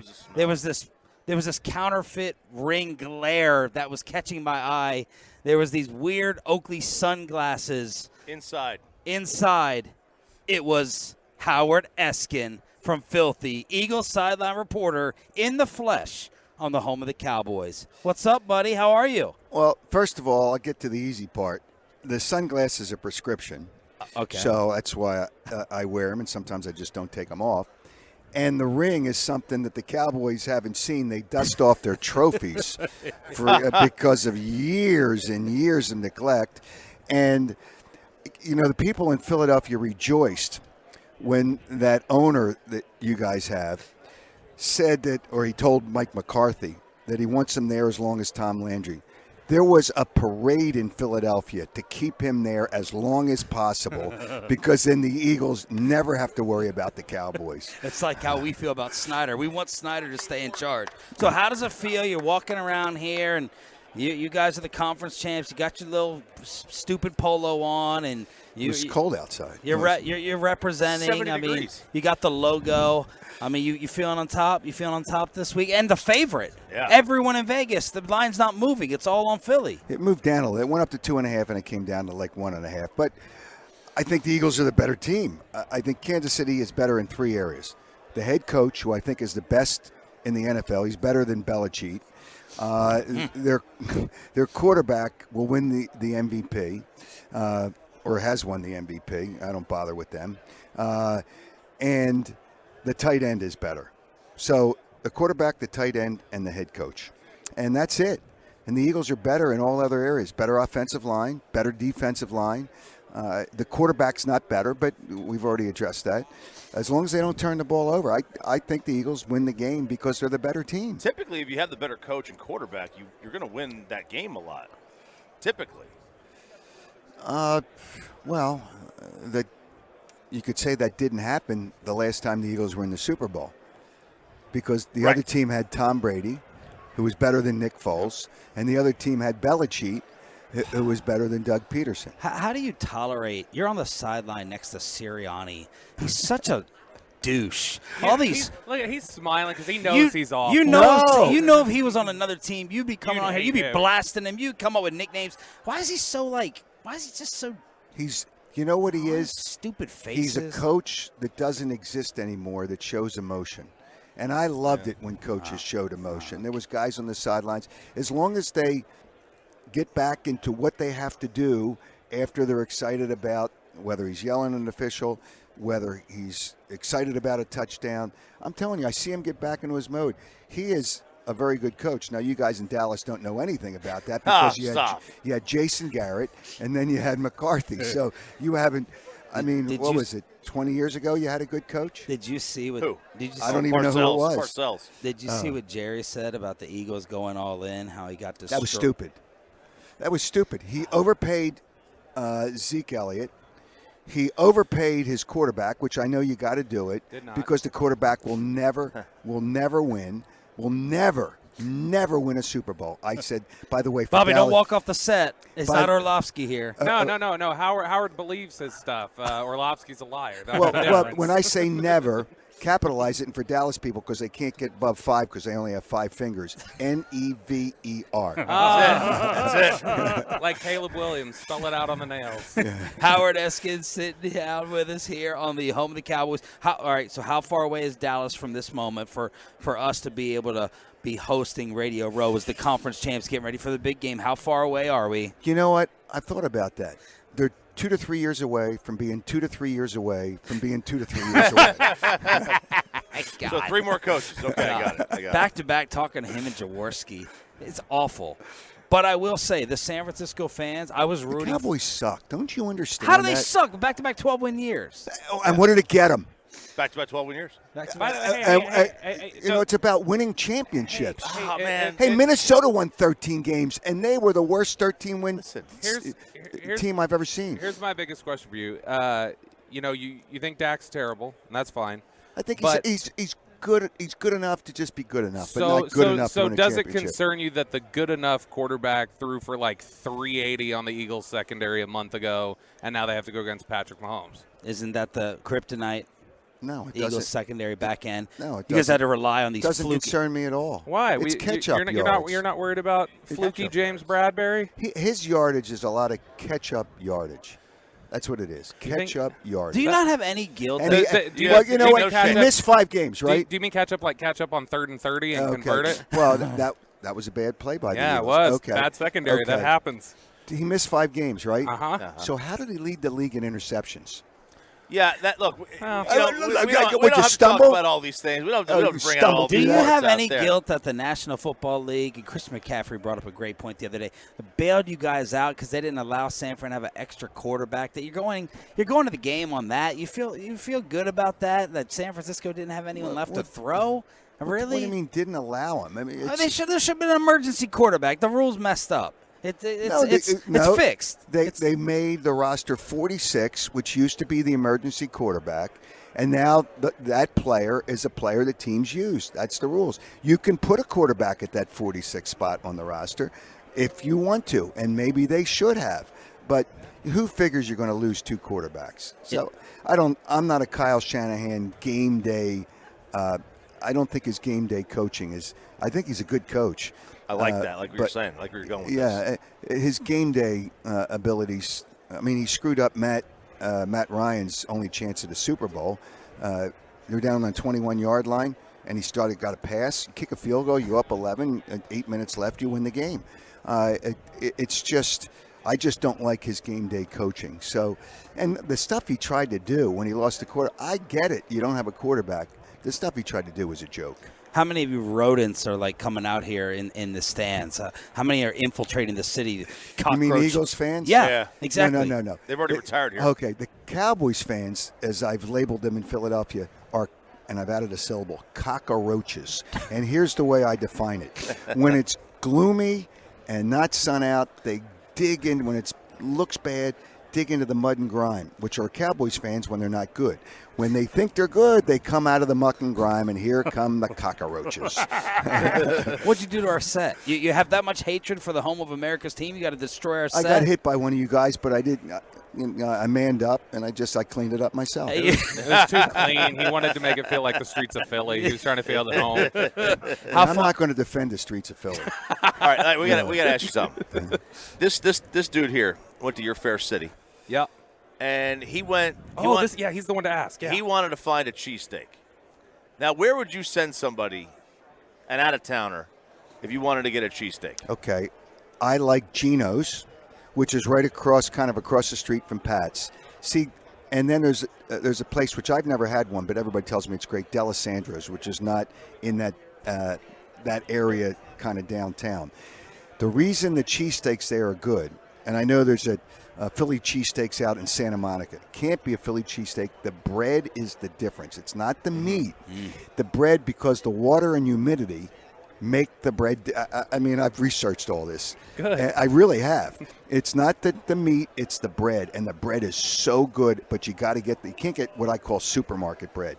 You got to get the good stuff. And there's a place which is off the charts for pizza, and he does great cheesesteaks and hoagies. Angelo's. I knew you were going to say it. Yeah, Angelo. But he's a member of what's called of a family by the name of Sarcone. He's part of the Sarcone's family, which that bread is off the charts. They had the bakery. Tell him your place, Bobby. It was not my place. It was where I was recommended to go. And I should have said Angelo's in the midst of all that. Push back. Are you familiar with Ishkabibbles? No, he's not. No, where is this? I don't know. See, God, Bobby. This is the He's got the palate of a 4-year-old. I didn't like it. It wasn't good. I get better cheesesteaks in Las Colinas back home. Yeah. Like, honestly. How do you get a good cheesesteak in Dallas? Oh, I don't know. I thought I was going to get a good one in Philly, and that was not good. Well, you went to the wrong. Kyle Pitts led me astray. Kyle Pitts, who's a Philly native, said, I saw him give an interview. He said that was the one to go to. Who's their annoying play-by-play guy? How would their play-by-play guy? Would you go? Oscar Bubbles. What's that clown's name? That's not even a cheesesteak. Why are you the only one who does a real voice? The Cataldi fake, the play-by-play guy fake. You're the only one that sits there and talks real. Play-by-play guy's done it very well for a long time. That's just the way. Believe it or not, I used to do spotting for him for University of Penn football in my early days. Really? So he was the same guy then. He's the same guy now. Same voice. Hey, wave to Micah Parsons. He was just waving to us, Howard. Oh, you know what? Did he play the second half of the season? I'm not sure. I didn't see him. That's a good point. Howie Eskin. I do like your shoes. I gotta say it's a great that. point. Those are What do you nice. mean a good point? It's a great point. And you're a master golfer. You were giving choppy tips. You had game. Well, I did have game. I don't play enough, but if you play and I get back into the routine, it's just all right. Hey, listen, it's a way to kick athletes' ass. Do you We prefer to should play golf with, sometime. Do you like to play with a group of people, or do you rather play with yourself? Hey man, you thought he was too old. You thought he was too old for that. No, I'm not too old for anything. However, it would take a Dallas person to come up with playing with himself. Get out of here, Howard Eskin on the sidelines. You're going to see him on You Super. guys, every one of you are dopes. Cut it off, DJ. Get him out of here. Howard Eskin in the #1 air hot seat. We had to let him gloat because the last time we were on Radio Row, Bobby, you were not here. He had to literally kiss RJ's ass. Oh, I've seen the video. I was, you remember, Sean? I go way back as a Tolo. So yeah, I remember that. It Back was to the glorious. Newey Scruggs was your radio idol, but Howard dropped his coffee all over our table. He messed up. Tea. He messed up the whole setup. He spilled the tea. But seriously, and I felt a little bit bad. Howard was embarrassed when I started making fun of his ring. Like, I wanted to take a picture of his Super Bowl ring he's walking around with. I'm like, what a joke. He's walking around with this thing. And he took it off and put it in his pocket quick. I tried to that got to him. When he fist bumped us with it, I was like, "Oh yeah, you got to fist bump out with the ring." And he goes like, he like pulled his hand. Yeah. He's like, I just, when it's this way, he did get a little embarrassed about it. So if y'all want to troll Eskin, if he starts talking smack, if the Eagles somehow win this thing or for future Cowboy matchups, just bring up that ring because he wanted it out of sight when we were screwing with him. One of our favorite guests ever, Mark Schlereth, Stink. We got to talk about Sean Payton, Russell Wilson, and I want to talk about the Hall of Fame class. And me and Mark Schlereth against RJ and Bobby over John Elway next on The Fan. Oh, baby. Yeah. Well, he's going to need to.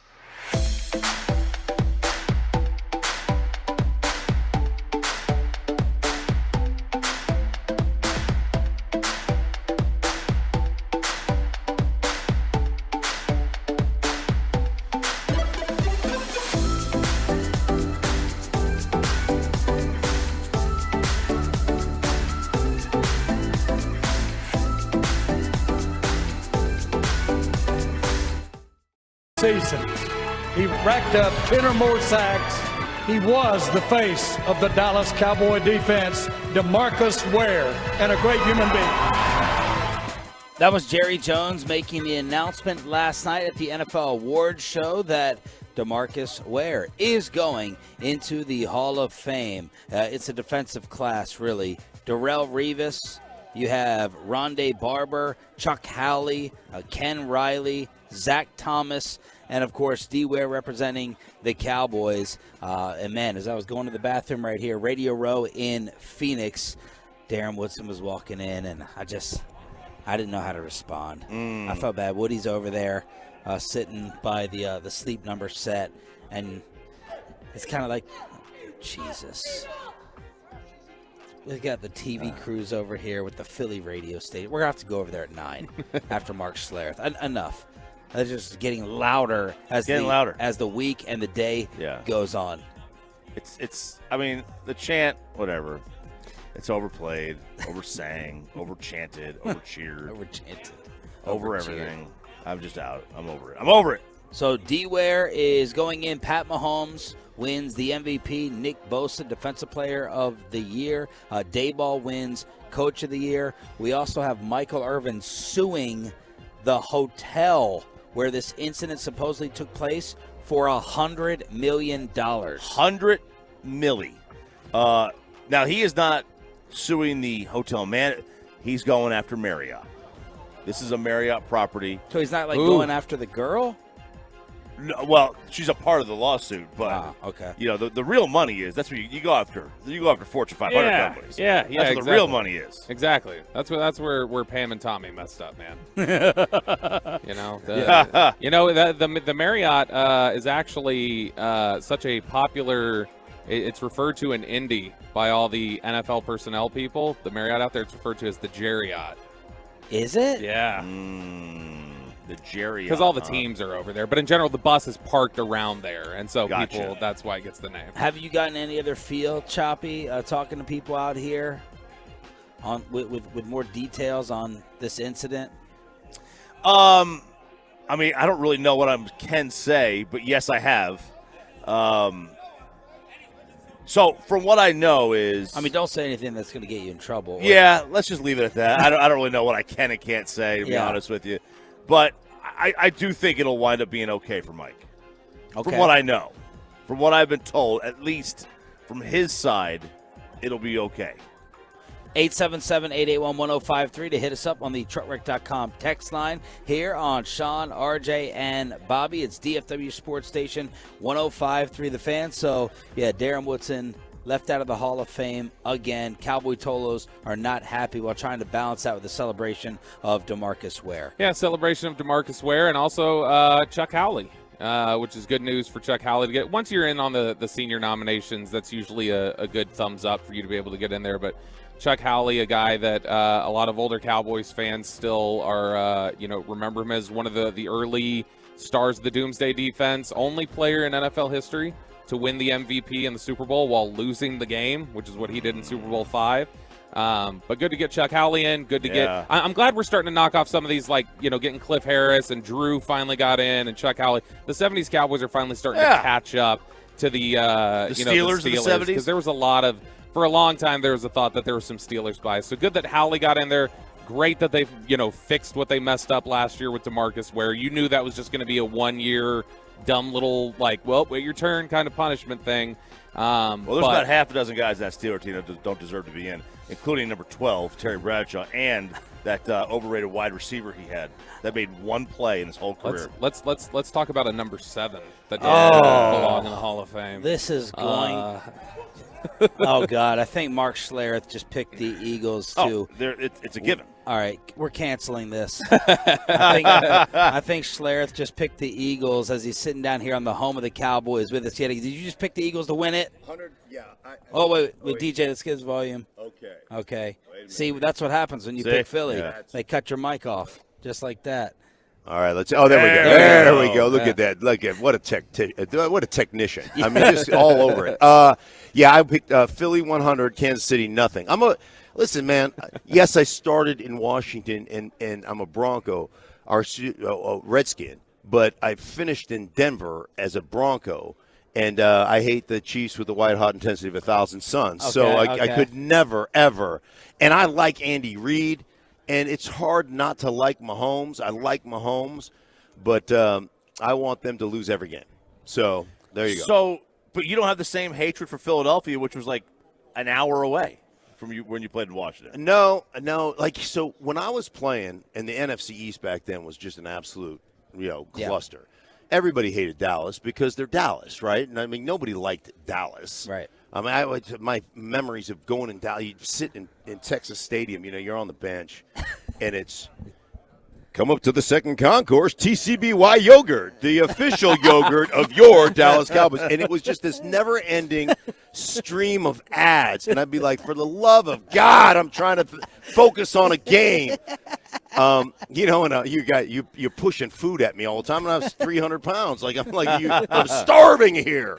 All right. So anyhow, but Philly, in those times, Washington, when I was with Washington, we struggled playing the Giants. We just couldn't beat the Giants.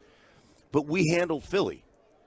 And then Philly always seemed to beat the Giants. And early in my career, in the late 80s and early 90s, Dallas hadn't become Dallas yet, right? I mean, they were still struggling. And so my hatred for Philly wasn't that strong because we just went in there and opened a can of whoop ass on them all the time. Do you remember the game that I know a lot of people, when they go, you talk to people back from those 90s era teams, that they say the coming out party for that team was going to RFK, at the halftime Hail Mary. I think you guys were undefeated at that point. We were 11-0. And Dallas came in and won, and that was the first kind of signal. With Berline came off the bench. It was Steve Berline, right? That came off the 91 bench. It was Berline. Yeah, they came off the bench because we knocked Aikman out. Yeah. And Berline came back and won that. And then the next year, that's interesting because the next year in 92 is, I think the Cowboys went like maybe 7-9 or something like that. No, 92 they went 13-3. Oh, yeah, that was the 92. Super Bowl. Okay, 91. So that was 91. Yeah, 90 was the year before. Right, We went 7-9. 91 was their coming out party. Yes, and so I knew they were like in 91. They beat us in that game, but you knew they were going to be like, you knew they were trending. And I'll never forget. I mean, this is one of my great memories of the Cowboys.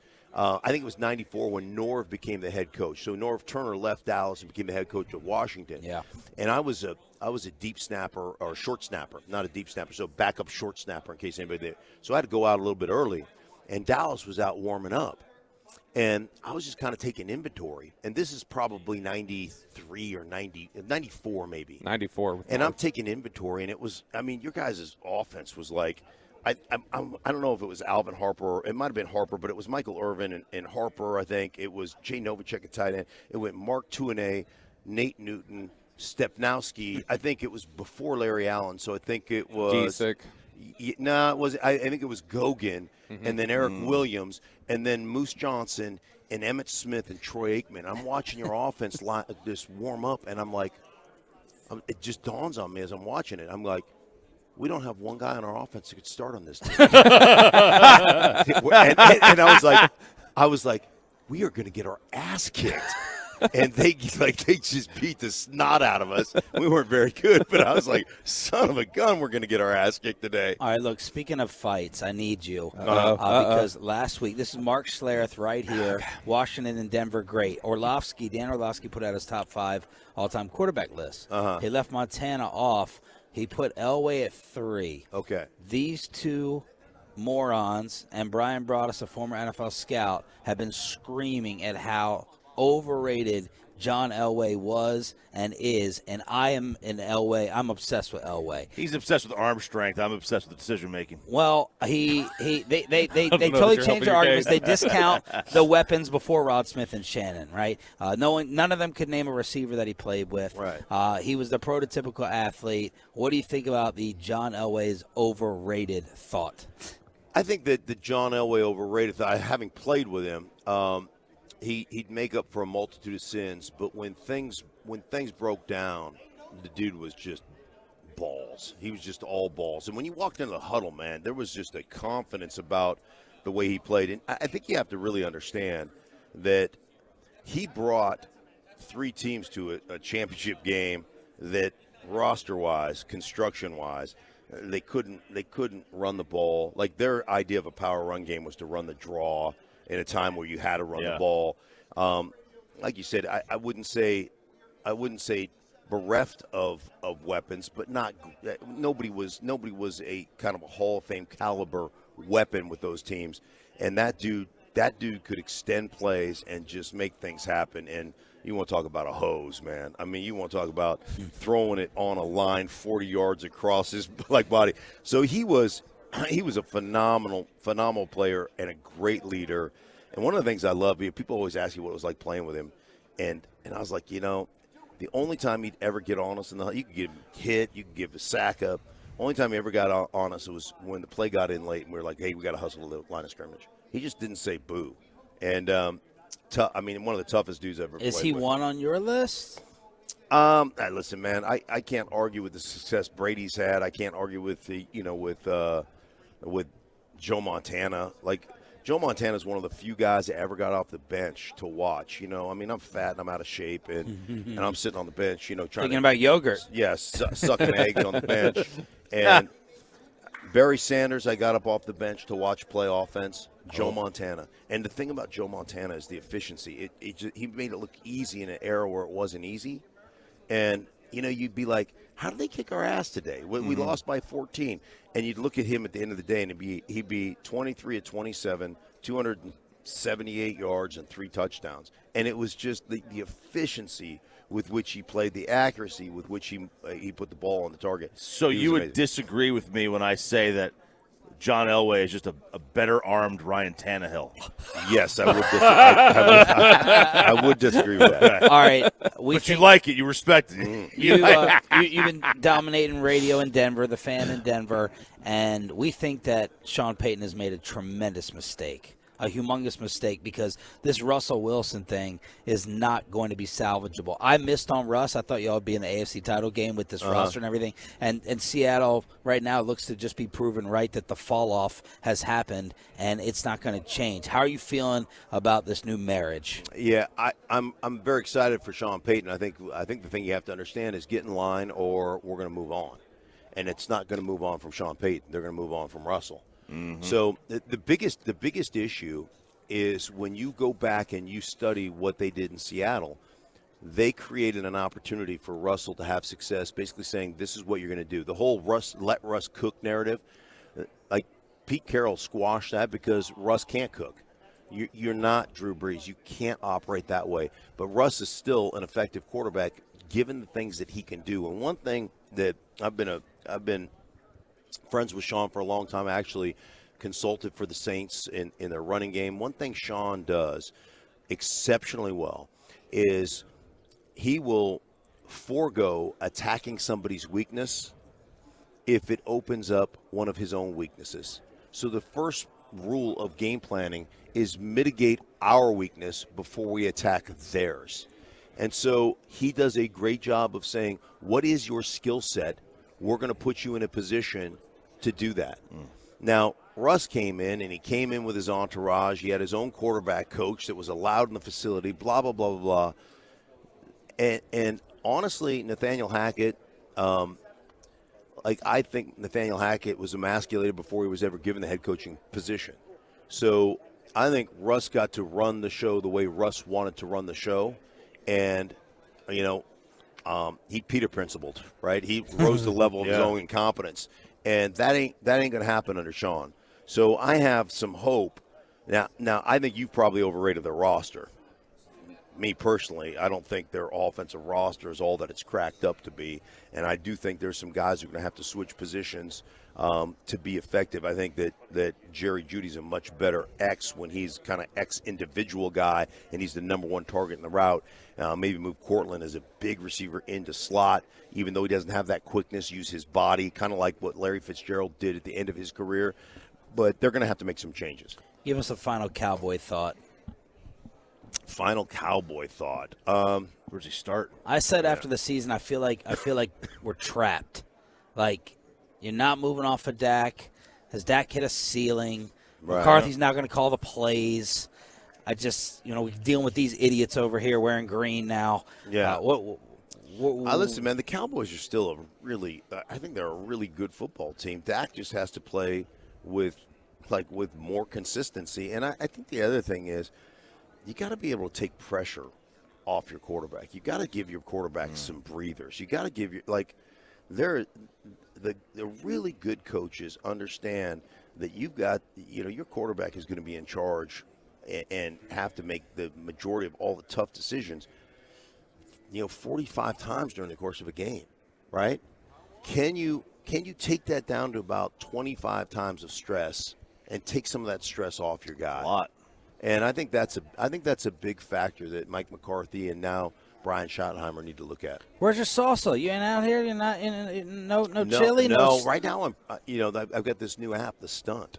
And I don't know if you guys have talked about it, but this is for sports fans, The Stunt. And it's all your social media stuff.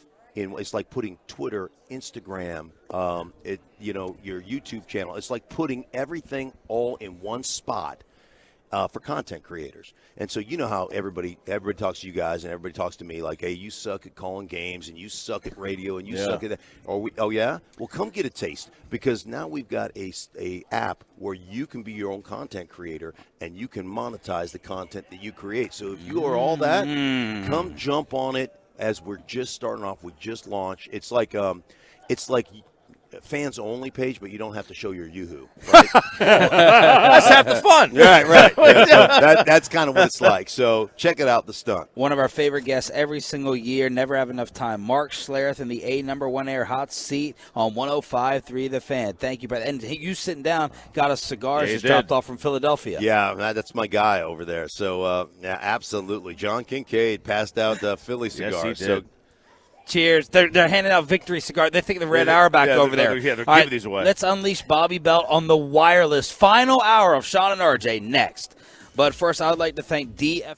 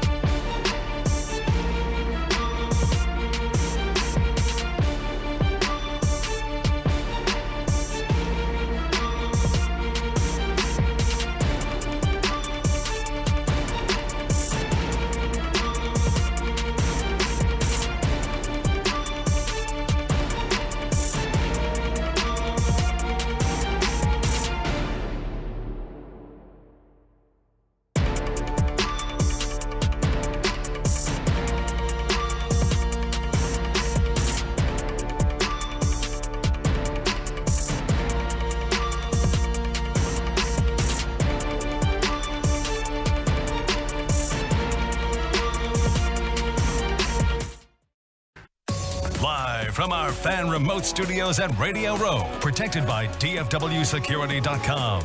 It's Sean and RJ on 105.3 The Fan. Final hour fist pump time on the Fan Cam. Sit down, Corey Majors. Things are about to get wild. We are brought to you by Number One Air, Window Nation, and Rally House, responsible for our coverage the entire week here in Phoenix, Arizona. Sean Sharif, RJ Choppy, and we have now unleashed Bobby Belt on the wireless. What is going on here with these freaking... They're literally... It's pajama day. It's pajama day at the Super Bowl. Some chips. Thanks, bro. Appreciate it. Are you a big Eagles fan? Born and bred, long-time season ticket holder. Yeah. Born and inbred. Are you here with a Philly station, or are you just a Philly fan who's showing your pride? No, I'm here with a Philly station. I'm here with the Fanatic and WMMR out of Philly. Oh, I'm sorry. That's unfortunate. They're very. They've been very loud. They've been doing the EAGLES chant all week, and it's really an irrational confidence. No, it's just pride. I wouldn't even say it's a confidence thing. It's just we have team spirit. Bobby, get the leader of the mob over here. I do. Thank you for the chips. I enjoy them a great deal. Let me drop this. Hold on. Okay, threw that down. Get the leader of the mob over here. They are good chips. They're really good chips. They look delicious. Okay, so you brought us some cigars. Are they laced with anything? No, they are Cubans that I brought along. I always bring them to Radio Row to lure the better guests over because PR people tend to be whores. So they can be bribed. So I got tired of folding up 20s and doing the golden handshake, so I started to bring the Cubans, and they've been a big hit. And we love our friends from Dallas at 105.3 The Fan. Oh, that's so nice. I think you're talking nice just because right now we're in a less enviable position than you are. Well, that is the truth, and I'm enjoying that part of it. But also I know that their morning show could kick my morning show's ass. So that's part of it. That's a little bit of part of it. You know, your show is actually built more like the Eagles line. Our show's built more like the Cowboys line. It'd be a lot easier to get through. So it's a little bit different. But it's all right. How old are you, buddy? 33. A very young-looking guy. I tried to. The last time the Cowboys made an NFC title. What a setup. Oh, wow. Yes, 89. 89. Well, I was 6.5. Do they not teach math in Dallas? They do. I mean, I was homeschooled. Jerry Jones couldn't tell you his age. That's true. He probably wouldn't be able to do that. We love it, though, because the Dallas rivalry, though, we have a lot of people in Philly area who love the Cowboys because if there was ever a blackout and the Eagles weren't shown back in the day when they sucked totally, you would always see Dallas games. So we have people in the Philly area that still support the Cowboys, and I got to tell you that there's things we like about him. Dak Prescott, you're not going to hear us trashing Dak Prescott. Class act, man of the year, great job. But I do have to ask, since you're right at the sleep number thing, how many big games could Dak lose if he slept on a normal bed? I'm always hearing about him with that great sleep. What if he slept on a normal bed? I mean, seriously, you'd be top of the draft, and you'd be able to get a quarterback to lead you. Here's the problem. I think you see Justin Jefferson and other individuals also use the sleep number bed, and so they're leveling up too is the problem, I think. That probably is. There's a little bit of a competition factor. Jalen Hurts, he levitates. He's so chill. He's so cool. He just levitates. Right. He does everything with his legs because he can't do anything with his arms. So that's where the talent is. I believe he's playing this weekend. I think I got a game to watch this weekend. So he is playing. Somehow, though, I have no problem with Patrick Mahomes being the MVP, though. You're okay with that, and you're okay with Nick Sirianni not being coach of the year. No, I'm not worried about that because Brian Dable literally had a negative point differential.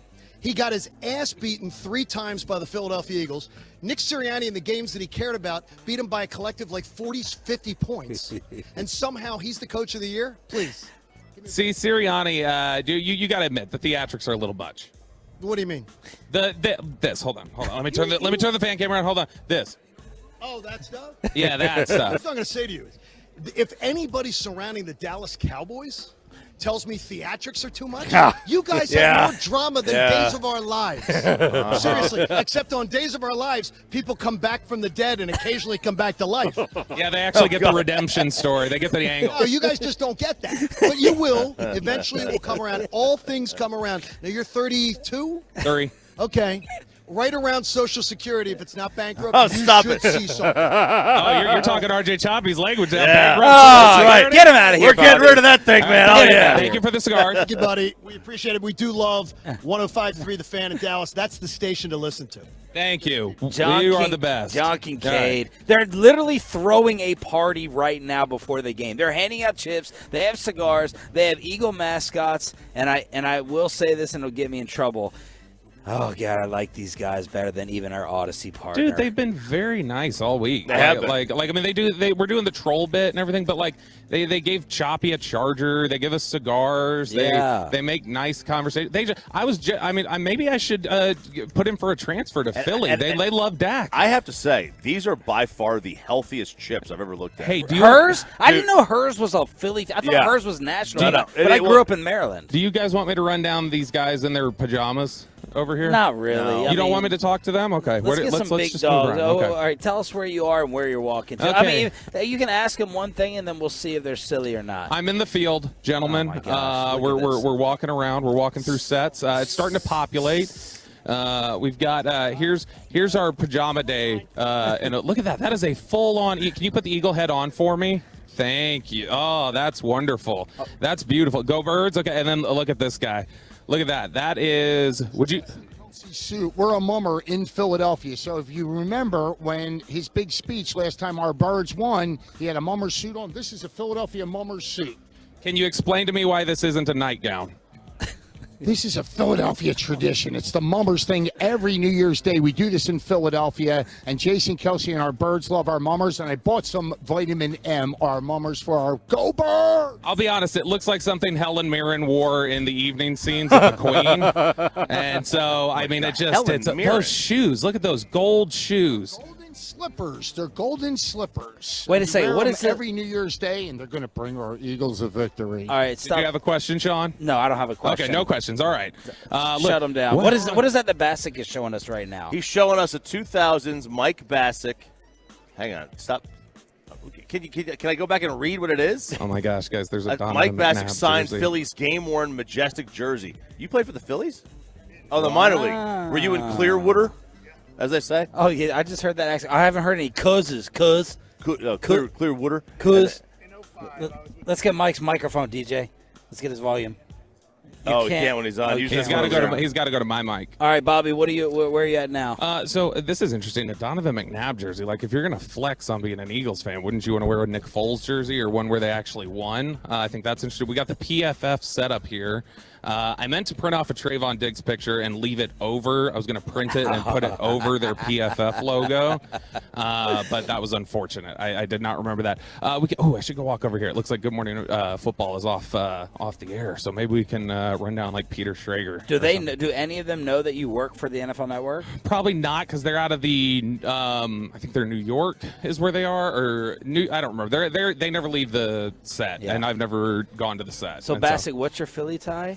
Oh, I played for him in spring training in 05. So I went to big league camp, but ended up being a Scranton Wilkes-Barre Red Baron the whole season. Oh, the Red Barons. Corey, did you try their famous potato chips, their salt and vinegar chips? Yes, I did. And I think DJ was like, the face you just made means you needed that. And yeah, man, they're fantastic, actually. Hers are great chips, though. Like, I've watched the whole, like, how it's made on them and everything. You needed that like you're hurting from last night? I'm not feeling great. I'm not, like... You did some damage to that Emmett tequila. Yeah, but then I left and didn't do anything else for the rest of the night. I went to the concert and everything, so I think I walked in the cold all night. I didn't take the train. I just walked. Yeah. I think I got a little chest cold going on right now. But, man, those chips are fantastic. I'll eat all the chips. Hey, look, if they're going to bring me chips, I'll eat their chips, They're all bringing right? us chocolate bars Yeah. and cigars and chips. Like, I don't know if they're killing with kindness or already celebrating. Yes, out here. that's correct. they're already They're already celebrating. They're much better than our sister station, like WIP. What do you think it would My be? dead grandma to Angela. What do you think this place would be like, whether it's Phoenix, whether it's Las Vegas, whether it's wherever, if the Cowboys ever did make the Super Bowl? There's never been like a Radio Row with the Super Bowl. nutso. Like, I don't know, in 94, 95, they had huge Radio Row. Probably wasn't big, but they had them, but it probably wasn't huge. Maybe like 15 stations or something. Like, there's never been. I just wonder how much energy there would be if the Cowboys made a Super Bowl. Dude, there was tons of energy yesterday. Like, yesterday was as insane as I've seen it in my 2 times to be at the Super Bowl. I know you Yeah. guys have been at other stuff, but yesterday, I think That the was buzz of normal. the buzz of the Hall of Fame. You had a lot of the stars rolling through, like Montana and everything. Man, I can't. Bobby, where are you right now? I'm over by the Westwood 1 set. Nate Burleson is finishing up an interview. Do you want me to try and grab He's him great, as he's man. done? Yeah. Nate's All right. great. What should I ask him? Nickelodeon. If he what's in the slime? Did Kay Adams bring up Corey's name? Yes.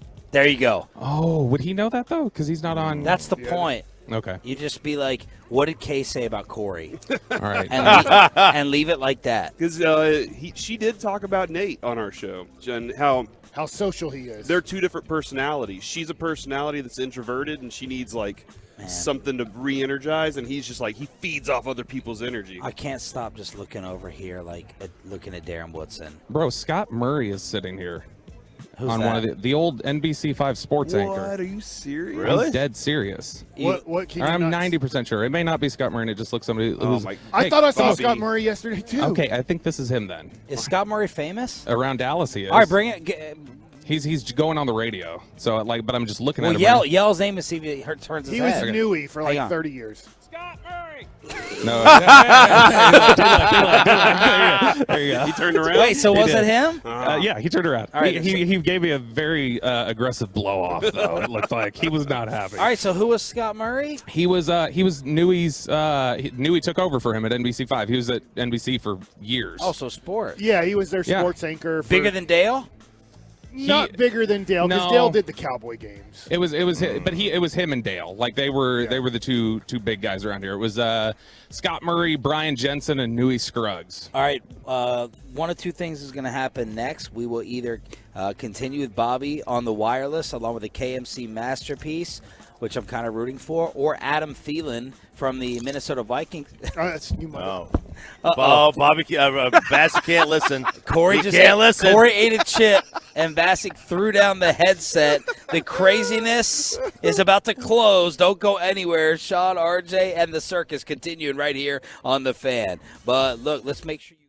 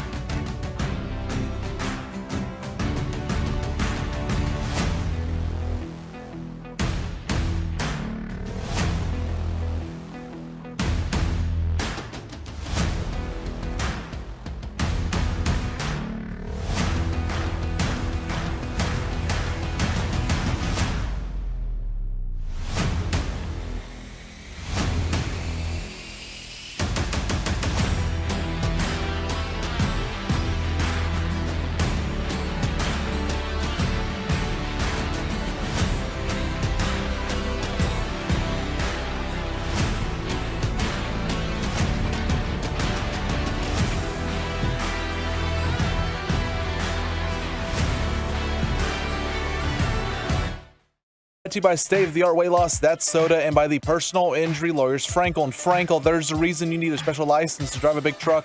So companies that hire drivers and put them in a big truck should be held accountable for what happens when one hurts you. Frankly, you need Frankel and Frankel. Visit truckwreck.com or call them 214-333-3333. All right, let's go wireless for the rest of the show. We got Corey Majors, RJ Choppy, Bobby Belt is in the field. Mikey, you should go over. Mike will love the next guest. Did you get the clearance? Yeah. He said he can talk for a minute. If I Okay, go over there. Mike, all right. Tell Mike who it is. It's Kevin Clark from The Ringer, Slow News Day. Let's go. You know him? Kevin Clark, The Ringer. Mike doesn't know. Never Mike mind. looks very confused. Okay, so Bobby has the fan cam, Twitch, and YouTube. Go over there, Bobby. Let's talk Kyrie. He does a lot of sports stuff. Yeah, okay. Well, I'm going to walk over here. I'm going to just get a quick shot of Sean Payton for everybody on the fan cam just so that they can. So Sean Payton is actually trapped into all of his media obligations. You don't know this guy from The Ringer? He does good basketball work. He does everything. This is now. Let's be clear here, Sean. This is not Kevin O'Connor. This is Kevin Clark.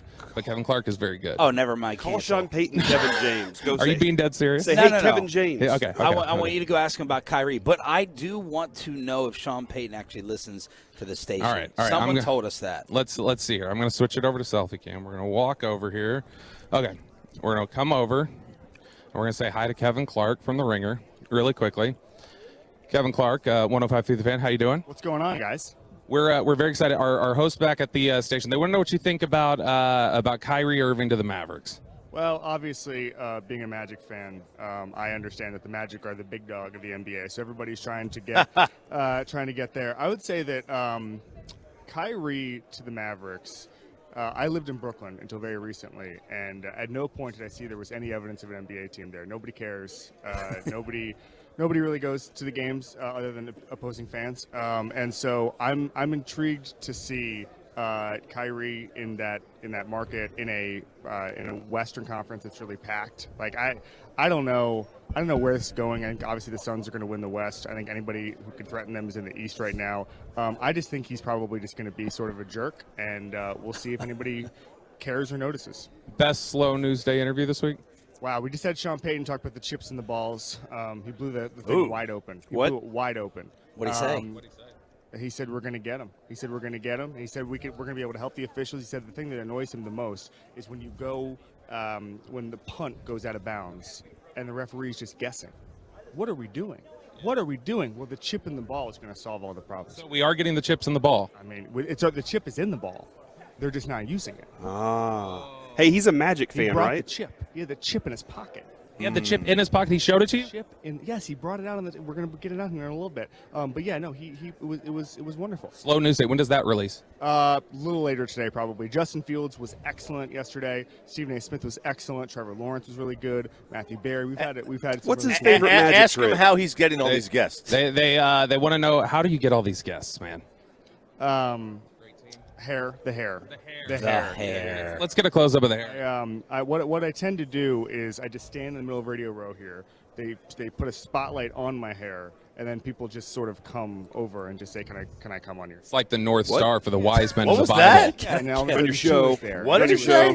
He said I'd show. love to come on 15 minutes on behalf of Subway, and it works. That makes sense. All right, If he's a Kevin, Magic appreciate fan, you, man. Does he have a wand? Ask him if he has a wand. Just one last question. They want to know, as a Magic fan, do you have a wand? Do you do card tricks? Or Vuvuzela? We're issued wands at birth in Orlando. We have a wand.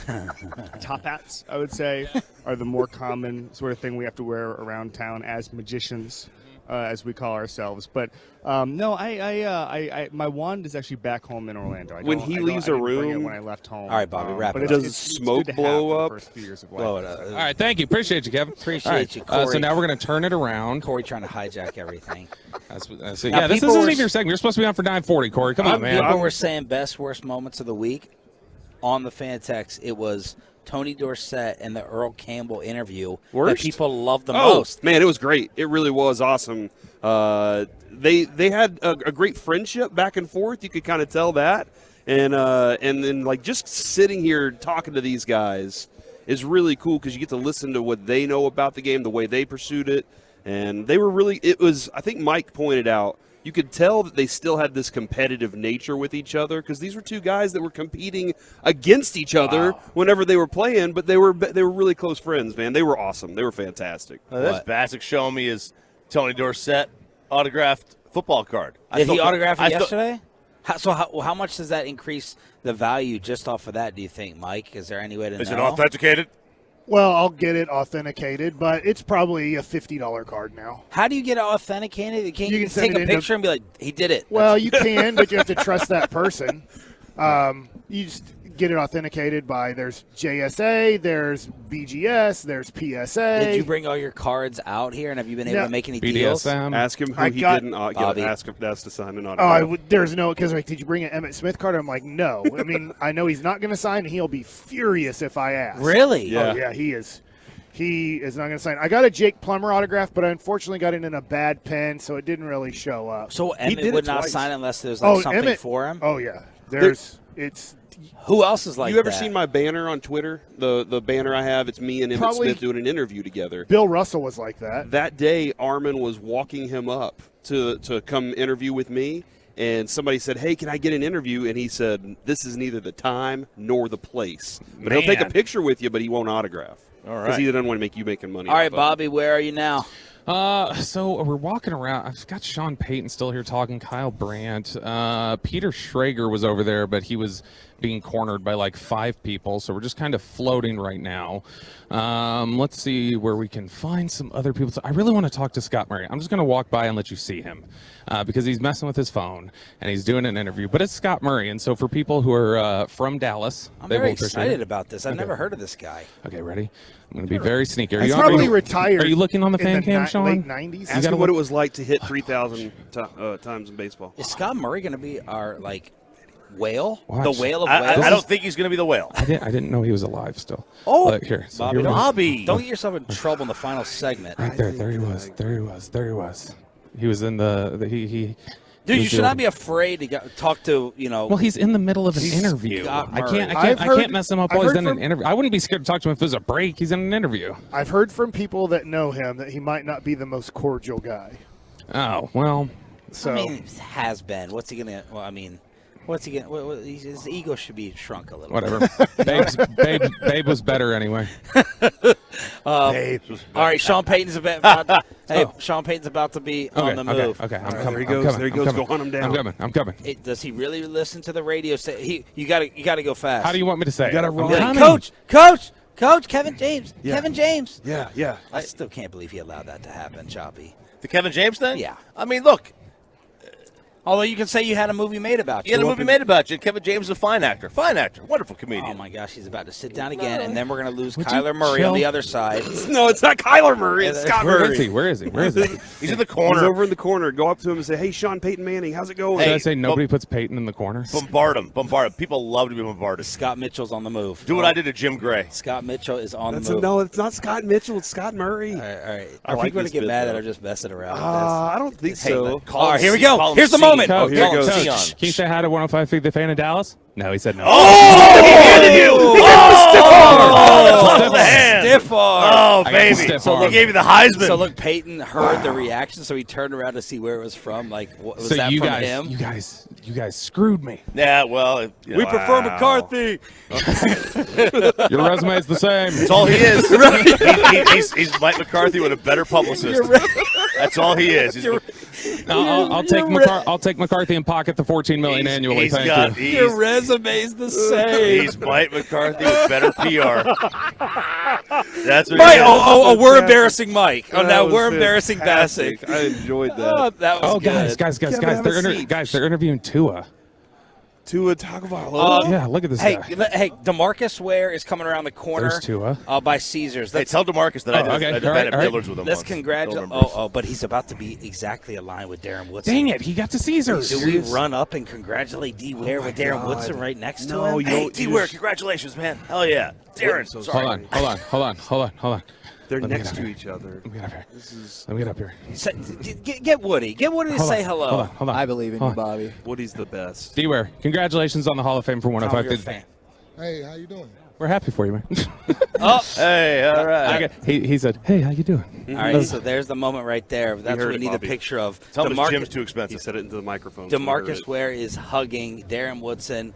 Gosh, I feel so bad for Woody today. Do you think that was Shut do you think that was a sympathy hug? Is that what that was? A sympathy hug? Did you just take shots at someone's gym? By the way, guys, this is definitely Friday behavior. I would not be doing this on like Tuesday. Well, no, you would have do done what it. we tell you to do. Yeah, you would have done it on Wednesday because you were asleep. Kevin, why do you look so Your surprised? mom's Holy moly, you guys are dropping all of the bombs. We're going right out here, with a bang. Yeah. We're going Guys, this guy looks exactly like Wolchuk. Where? Right over there in the beard. Is that- Like, I'm going to walk by him. Is that going to appeal to him? He doesn't know. Okay, Boy, he does. look like Bobby, Wolchuk. interview him like Wolchuk. No. They're in a very serious production meeting. Ask I him think. where's Cheech. Just go right up and say where's Chiafalo. You're trying to get me killed. And then second question, was the Mexican restaurant really that overpriced? Oh wow! Because we had a bad meal. Is it like a Why are you trying to get Terrible me beat meal. up? Terrible meal. It was a bad. You're the one who said, "Oh my God, it's Zach. It's Willie." I just said Willie." it looks like Zach. That's all I said. I would just go up and be like, "Soda's treating you well, man." You can start with that. So this is going to be like a one-sided interview. This is a very serious-looking production meeting. Okay. Where I think they're going to yell at me. And this is for Sports Illustrated, I guess. Yes. Okay. I don't can't see talk Fish to the here, though. Eagles umbrella guy. What? You don't want to talk to the Eagles already did. umbrella guy? We already Okay. did. Yeah, we talked to him last segment. They're killing us with kindness, Clark man. Gable, is that who that They're is? giving us potato chips and He was the chocolate singing in the rain bars. guy. Gene Kelly. Whatever, same thing. All right, let's go find Kyler. I want to get It's this Scott Murray, not Kyler Murray. I want to get this guy on. I want to talk. Kevin, to did you watch Scott Murray? Yeah, do you know who Scott Murray is? No. Okay. No, DC does not know who Scott Murray I know. is. I mean, I know who he knows the George Michael sports machine. That's what he knows. Hey, go to the very back. There's another station. Maybe you can cross-talk with them. Yeah. Okay. Hold on. One sec. Bobby just like has talked up Scott Murray, and so Scott now Murray's the best. Sean's like, hold on, Better who than is Pat this guy? Doney? Oh yeah. Oh, Better yeah. than Louis Scruggs? Oh, for sure. Whoa, Man. Because is this because they just put me on TV I and put not him in you? the same category. Yeah, I put him in the Well, same no, category. because Scott Murray's part of my childhood too, and so that's childhood bias going through. Pat Doney's contemporary. I can't appreciate them contemporarily. Is later. Scott Murray better than Dale Hansen? I asked think the I made it most pretty biased clear. person here. well, I didn't hear what you said. What I don't understand is why the cameras keep rolling when I badmouth women in sports. Oh, my That's God. a thing that happened. Oh, my That's God. a I thing. don't think he badmouthed women in Oh no, sports. he badmouthed their pay. I'm sorry, you're right. He just He badmouthed them, and then he put his cursive signature under his face. yeah. All right, what's the status, Bobby? Because we're gonna break. He's still on the interview. I think That's I fine. think so. I know this radio outlet, and I know their clock is they break at 40. So I think. How do you know their clock? Because I used to work with them. Whoa. Oh, look at Bobby and all this Dijon mustard. Yeah, not good enough for Sean Payton. No, man, that was. He's That was stiff cold. armed I don't you. think He Derrick literally Henry- put his hand out. He's talking to everybody here, and then he just gives you the straight up stiff arm. Yeah. So we're gonna chant McCarthy when he walks back by. Yeah. Is we mean we still have to do our show. Oh, yeah, I don't that's right. Yeah, I like this. I'm whole going to bit. go I by. like I'm going this to call idea. him. I'm just going to say 7 and 9 All right, over and over. let's see. To Sean Sean Payton. Payton? 3 straight years. He ruined Drew All right, Brees' prime. Let's close out the entire week of the show, hopefully, with Scott Mitchell in No, crosstalk. it's not Murray. Murray. Next. Murray. Next. But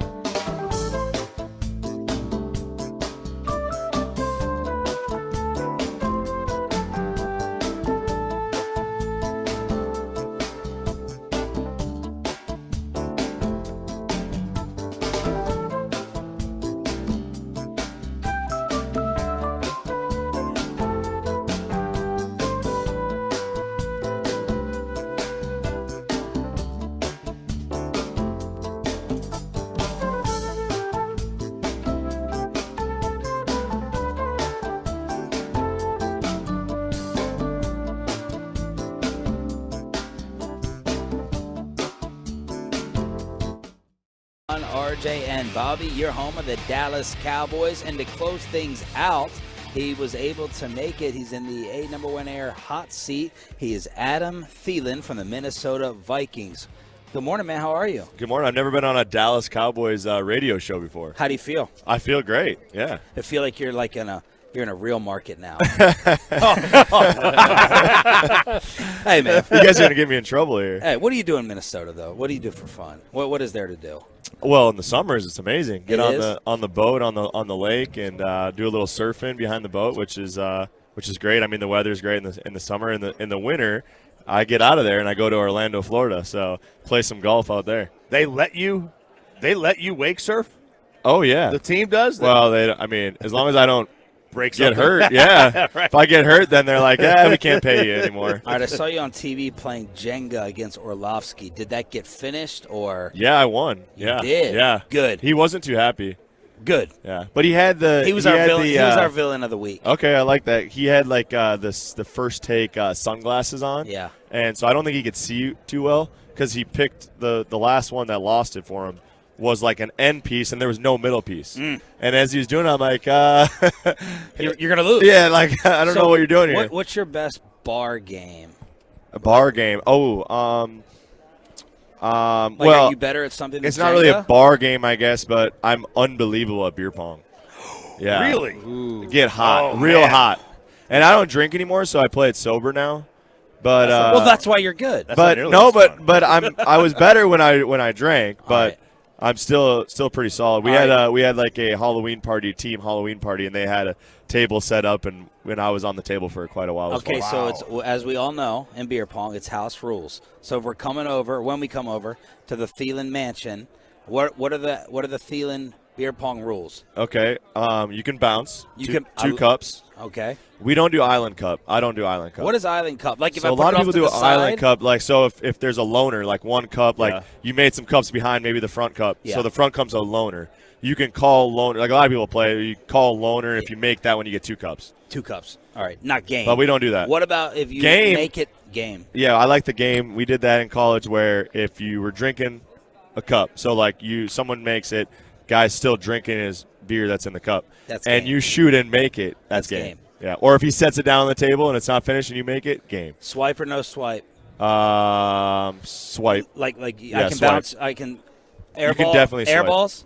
I don't do air balls, no. I don't like but, air- But you can. Wait, do, is that where you start over the table and you blow If into the you- cup, right? No, we'll do blow. Corey, You can- we know you you'd can- ask about you blowing. can definitely blow in the cup. If I Well, shoot if an you're air a ball- girl, you can blow. Isn't that how it is? Yeah. Guys can finger, no, right? Do you Right? Isn't that how it works? Yeah, I guess. Do you want to do radio?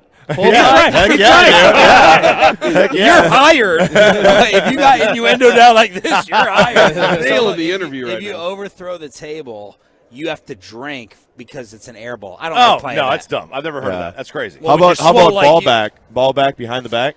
So that's a miss, and you recover your rebound. You have to Yeah. go ball back. Yeah. Or, Wait, what is that? Or if you miss, but you recover it, they don't catch it, and you recover your own rebound. Then you get another shot where you get to throw it Behind behind the your back. back. Okay. And if you bounce and you get, they have to drink 2 cups. Yeah, the bounce is my favorite. All right, Yes. Corey, you want to ask your question? Yeah, go about ahead it? and throw the golf one in there too. You hit it as a golf shot, and that's game right there. You I've ever never play- heard that. Yeah, Yeah, you never you played gotta like get- that. you get your wedge up. Yeah, You you don't got play a golf. wedge. You pop I've it never in. played it like that. Wait, Y'all- what do you mean? They have to drink the whole pyramid. You have a golf club? Yeah, you just take a golf That club. gets dangerous. Chip it in. Of course it does. Look. Adam and I are young. We're from a different era than you gentlemen. You must have played with different That's rules. a good point. Yeah, good point. I mean, it was the 70s. It was a weird I was time. born in the 70s, sir. Same I didn't thing. play in the 81. 70s. thing. Now, what about you were going to ask him about blowing? No, that was Whoa. you blow You into were? the cup and the That ball got weird bounces quick. That back. got weird quick. Sean, it'll get weird. All right. I don't know if we can go anywhere from here. Let's talk. So why are we here? Yeah. again? all right. Well, I knew you wanted to sit down and do radio because I'm like, where's the run sheet? Where's the copy points? And everyone's like, oh, yeah, that. So what's going on, Choppy? This is right up your alley. Yeah. So you're going to be in Dallas or DFW? Yes. I should say Las Colinas for the what used to be called the Club Corp Classic. Now what is it? It's the Invited Celebrity Classic, I believe. So does that mean that I'm invited because I'm a celebrity? Yes. Yes! 100%. Hear that, Bobby? You're not going to be there. Hear that?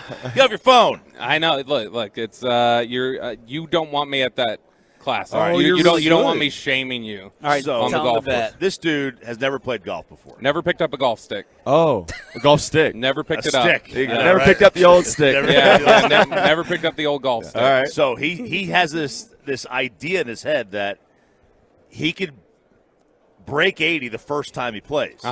Yep. And nine then- holes. 9 holes. No. Listen, I told him I would play a regular round of golf. I would let him tee off on the green, and I would still beat him. Yeah. Like you won't break 80 if we tee you off on the green. I will break 80 the first time, and that's only just because I don't have like the muscle memory or the feel for it. After a few rounds, we're looking at 72 probably. Sure, absolutely. Are you putting money on this? Yeah. Oh yeah. The amount of people that have bet him. I've already got a $500 bet on it. All right. So yeah. He hold thinks on. it's that easy. He just Let's see thinks the swing. Is that the one with Derek Holland? Now, no, hang on. You got to be like Johnny Miller. You got to break it down. Okay. All right. So you're Does the anybody golf. know who Johnny Miller is anymore? All right. Who's Fine. the new guy? Butch Harmon. You got to be like Butch Harmon. You got to be the Ronaldo. swing doctor. Okay. Oh, you can't see my feet on the fan cam. Okay. So Oh, look. what a shame. Where's the hole though? Show me where the hole's at. Hole's over there. Boy, we're getting very aggressive. He's at a really bad slice. We're getting very aggressive with the innuendos here. All right, we'll say it's right over there. All right, Hole's over there. All right. So then we line up. We kind of do one of these first. You take the golf stick and you just do this. on the tee box. On the You tee do one of box. those. Yeah. He's got the old plumb bob going to the tee box. Yep. So we reach in the back. We start messing around, and then we look and we just go. We're just gonna go 5-iron with this. Because I know I'm gonna hit that thing straight with the 5-iron. How far? regardless. About how I'm far? gonna whack the hell out of it, Chop. That's all you need to worry All about. right. Go And so slow-mo then- now. Okay, slow mo. All right. So look, we kind of go like this, and then Wait, typically. hold on. Let me see that grip first. Yeah. So the thumb's not on the club. Yeah, Then. it is. Yeah, it is. That's a baseball He grip. gets it. No, it's good. It's good. Hang on. Hey, the other day he said, I was thinking when I do my first golf round, I'm going to put my finger like down the club like this. Yeah. You're going to snap that thing so, off? Really So, line so it look, up, yeah. this is the technique. You watch, but look, here's the thing. In order to ensure that your swing is proper, you follow the club behind you, and you make sure that it looks good, and then you swing through, and then to really punctuate, like you make sure that you just kind of lead with the one. One hand fall. Yeah. I like that. Like David Ortiz. Yeah. Get your launch angle. That's nice. I like that. That's fantastic. That's 4 under easy. That's That's 4 4 under. under. That's fantastic. Are you impressed? I'm impressed because he kind of gave us the play-by-play. Yeah. And so at least like he thought it through. It wasn't just like get up there and swing.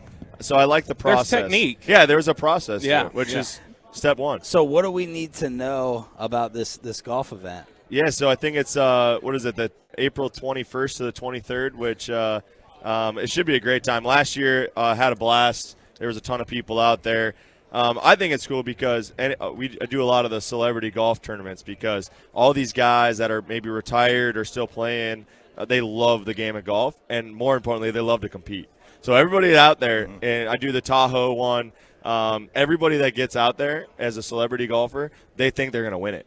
And they are out there grinding on the range, putting until it's dark out, thinking that they're going to win this thing and take it serious. So I love that because I love to compete. I love to get those competitive juices flowing, especially in the off season, and can't wait to do more of it when I'm done playing. Would you ever play with Aaron Rodgers? Absolutely. Golf, that is. Golf is what I was saying.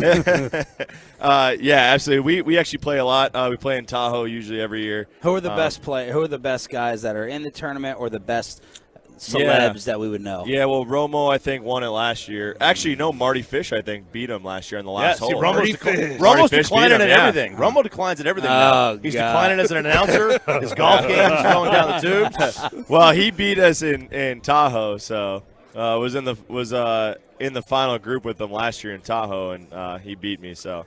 When you play with Rodgers, is he just like tripping balls the whole time, or? I don't think he does that on a daily basis. He goes on like a walkabout. Yeah, it's kind just of like a walkabout. yeah. He goes on like a little journey or something, and then later on, the rest of his life is okay. So, are you guys doing the old darkness retreat after this is over? This week? Yeah. That's going to be the entire weekend for us now. The Darkness Retreat has been in the news a lot lately, but so has Arian Foster's NFL script. Okay. Were you disappointed when you guys were given the script this season, or yeah, how did you feel about it? Yeah, I mean, I saw that we had all these comebacks. You Yeah. know? Yeah. And so Is that how it's hard. Is that why Patrick Peterson said we need 5 Only touchdowns? 5, yeah. He knew. Exactly. Man, Arian was right. Well, and it's hard to fake that, like, the opposite emotion. Like, it's easy to fake excitement, but it's hard to fake the, like, oh my gosh, we're down by 33. We'll never win this game. When I saw that script, I was like, there's no way I can act this out. You know? Everyone's gonna know.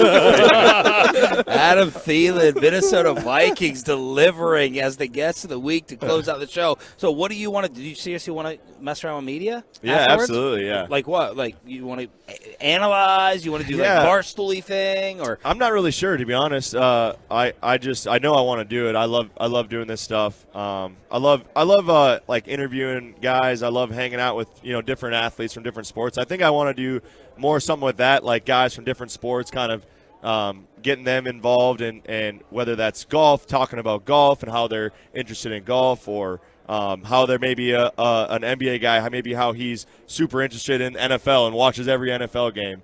So kind of more getting.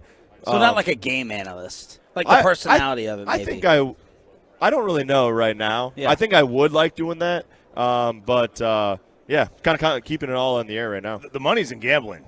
Are you betting on a lot of NFL games while you're playing? RJ, don't do that one. That'd be a shame. You've seen the signs around the facility about gambling. I can wait a couple years until I'm done playing, and then I can get into that. But, is there someone that you always loved on TV, or like someone you have to check out every day, or someone who drives you nuts, like in the business? Well, honestly, there's a lot of people I respect right now, but I love what Pat McAfee's doing right now. Those guys, they have a great mix of having fun, not being too serious about everything, not causing drama, but also actually like talking about real stuff. Do you listen to local sports talk in Minnesota? We actually have great sports talk in Minnesota. Is that Paul Allen? PA, yeah. 9 to noon, PA. He's the man. I have a great relationship with him. He actually has offered to kind of help me with the analyst stuff and to kind of do like he offered to like watch some of the playoff games and just basically do a dry run watching the game. So he's a great mentor of mine. And then there's also. But are there other guys on the team who, because the Cowboys don't ever let it be known. We hear whispers. Oh, they're listening. Never listen to anything. PR's block out listening, the noise. Block out the noise. And when I was in Kansas City, I know that players and former players were listening. So you have other guys that listen to sports talk. Yeah, that's good. Well, it's kind of weird for me because I grew up listening to PA. Because I'm from Minnesota. And I remember even in college, like, when I'm studying. Well, I didn't really study, but when I was in college, I would named have the 19 different brand new beer pong rules. So we know you didn't. Exactly. While I was playing beer pong, I was listening to PA's show. That's early for beer pong. But they got before PA comes on, they got Power Trip, and those guys are awesome. If you get a chance, listen to them for 10 minutes. They're fantastic. So actually during the season, I go on with them every Monday and Friday. Oh, wow. Yeah, during the season, and do a little plug for my foundation and my gyms. We have some sports performance gyms that we kind of plug with the show. But those guys, they're kind of similar to the McAfee show, where like they have a blast. They don't really talk about sports, but then they bring in the sports into it a little bit. But they do a good job. Well, holy crap! What an ending! What an ending! Who would have thunk? You need to get your personality out there more. Yeah, we never known that you were like this, man. Well, I just heard tactician. We were going to ask you about route running. Well, when we get and why Trayvon Diggs and the Cowboys own you guys. We're going to bring that up. Oh my gosh! And I have to just for our St. Cloud alum back at the station. He wants to know how Mankato hockey's going. Oh, boy. Well, last year we were in the Frozen Four, so I don't know if he knows about that. I'm sure he does. He's a hockey man. Huge, All right, give him one final swing. Okay, all right. Well, I'll show it to you in fast motion this time. Okay. When I come out for the classic, we got to get on the show again. Yes. That's the spot. All right. So here's my last swing. Look down. There we go. That's it. Look at that. You lift it all the way. Okay, but he had it. I will say it's really not that bad. Oh! It's not that bad. Oh my God. The only thing is, I don't think you hit the golf ball. Adam Thielen walking us off. Thanks to everyone. This has been Radio Row. We're back Monday morning. KMC is next on The Fan. Coming up at 10, continue your workday with the KNC.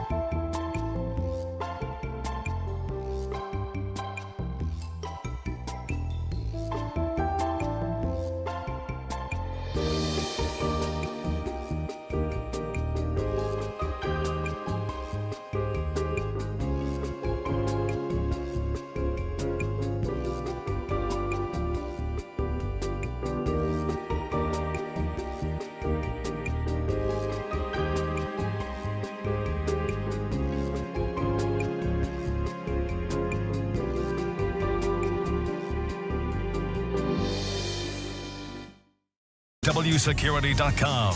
This is the KNC Masterpiece on 105.3 The Fan. KNC Masterpiece right here on 105.3 The Fan. It is Friday at Radio Row, which means it's a shout-out Friday. 877-881-1053 if you want to get those shout-outs in, or if you want to participate in our discussion to kick off the show. Which one of the Super Bowl teams is most likely to build a dynasty from Sunday on? Now, the reason why I ask it like that is because otherwise it's just logically the Chiefs, because an AFC championship game in 2018, win the Super Bowl next year, lose the Super Bowl next year, back in the AFC championship game. So I get, so I'm saying going forward from Sunday, because the Chiefs have the best player, but I think a lot of people believe that the Eagles have the best roster. So a dynasty's too strong of a word, but if you think of the Eagles, what they've done, they have 2 first-round picks coming up in this draft. So they're going to, now, they can trade up if they want, they can trade out, but right now if you just take, all right, you take this team, the quarterback is an improving quarterback, their receivers are phenomenal, their defense is solid, their offensive line is good, and they're going to add what you'd consider 2 premium rookies to the team. I think the Eagles have a great chance to be back in this situation next year, especially how weak the NFC is in quarterback situation. But once they pay Jalen Hurts, he's going to get $200+ million. Once they do that, they're going to have to start letting go of average to good players. And so I don't see them being a dynasty, but I see them next year and possibly the year after having a run where maybe they make the Super Bowl 2 out of 3 years. Kevin, the thing that, go look at what their offense looks like. I think they have 2 players they acquired from somebody else. And you need to get on Zoom because it's just all Eagles behind you now. I'm trying. I really Take am. your time, though, okay? Ryan is and Carter's okay with you taking your time here. Every other player on their team is on their offense is drafted. This is what the Joneses are constantly talking about. Hey, but they're all on lower deals. Yeah, and so that's where you're looking at that going. All their offensive line, the Eagles, their whole offensive line drafted, and they're all really good. Some of them are aging. Lane Johnson's old, but he's still great at what he's done. At what he does, I think Mike's right. They'll continue to draft. They thought this year we'll just see what Jalen Hurts can do, and then we're going to use these picks if he's not any good for another quarterback. They thought they would do that. Then the dude turns out to have a fantastic season. So this is actually working better than they could have even imagined, because they can keep using those draft picks to start filling up the roster for the future, like Mike's talking about, when they have to start paying some people. But I think they're in a really great position to build that kind of dynasty for a while. And maybe Jalen Hurts for the longest time wasn't that guy. He goes to an offseason, trains with Tom Brady's throwing coach, his quarterback coach, gets some mechanics in, which, Mike, you can revert mechanics sometimes. Sometimes you slide back into your other stuff. But I think that maybe getting confidence and winning the way he is right now, I think he's just going to continue to get better. He's going to believe he's that kind of quarterback. But I do believe the answer is the Chiefs, right? Because Patrick Mahomes is going nowhere. Every time Patrick Mahomes is on your team, he went to the Super Bowl with a broken ankle and the 4th, 5th, and 6th wide receivers on his team, and 1, 2, and 3 weren't that great to start off. I mean, he loses Tyreek Hill. Everybody thought they were done when that particular move happened. Now, and I know Clyde Edwards-Helaire has not had a good career. He has been somewhat of a bust as a first-round pick. But they were depending on that guy having a pretty good year this year, and he didn't. And so he loses his number 1 running back. He loses his number 1 receiver. And then come playoff time, he gets hurt. He loses his 3 best wide receivers and is having to deal with guys that shouldn't be on the field in a championship game, and still finds himself in the Super Bowl. So for the dynasty situation, Patrick Mahomes is going to be a dynasty type of situation. We're too early, and I agree with you about that. I'm curious, do you think if they were to lose this one, that they'll be some people will start to think they're always the team that'll be there and it'll be really good, but they're probably not going to be winning a lot of Super Bowls. Like that Eagles team that Andy Reid coached Yeah. back in the day. So, like- but they legitimized it by having the one. Right, and that's the Right? tough thing. I hear what you're saying, but they already got the one. So as much as you want to crush, the Chiefs because you're a big Eagles guy. I know when the Eagles get to the Super Bowl, you're a big Eagles fan. I don't think that's what he's doing. Hell Mike. no, I Usually don't I'm want with the you. Eagles to win. I definitely do not. But that makes a lot of sense. Where I see what they already have the one, so that's why you're always going to think they can win the next one because they've done it. Mahomes has proven it. But you might have an interesting point of, hey, they've been here a couple other times. Can something go wrong where they're just not lucky? They don't have their offensive tackles for the Super Bowl game, and that becomes a problem. And these little things, they're just unlucky in that situation. That is definitely a possibility. So maybe, Kevin, to form that dynasty, they need to do it right now. And that's the thing that kind of terrifies me about this is I'm fine if the Chiefs make 8 Super Bowls in a row because it makes no difference for us unless we actually make it. The thing that's really terrifying And they to are me, our Dallas team. yes, from the Texans back in the day. Let's just root for them now. Are you concerned anymore about the division being a problem for Mahomes? Because we were kind of looking at this thing going, oh wow, man, this whole division took a step up, but then this year it wasn't quite what it was. I think Herbert's the biggest threat right now, unless Sean Payton can magically get Russell Wilson back. And I don't think Peyton's going to be able to do that. I think they'll be better, but your face morning show producer. I would say Patrick Mahomes is going to have over the next 2 to 3 years a much tougher job getting to the Super Bowl because all the quarterbacks are in the AFC. Yeah. And that's the one thing about Dak Prescott is he's not a great quarterback. He's pretty good. But the great thing is he's one of the 3 best. Wherever you want to rank him, he's kind of one of the 3 best quarterbacks in the NFC. I don't know if he's one of the 10 best quarterbacks in football because 7 out of the top 10 quarterbacks are easily in the AFC. So that's where Jalen Hurts gives you a little bit of a chance to go back to back because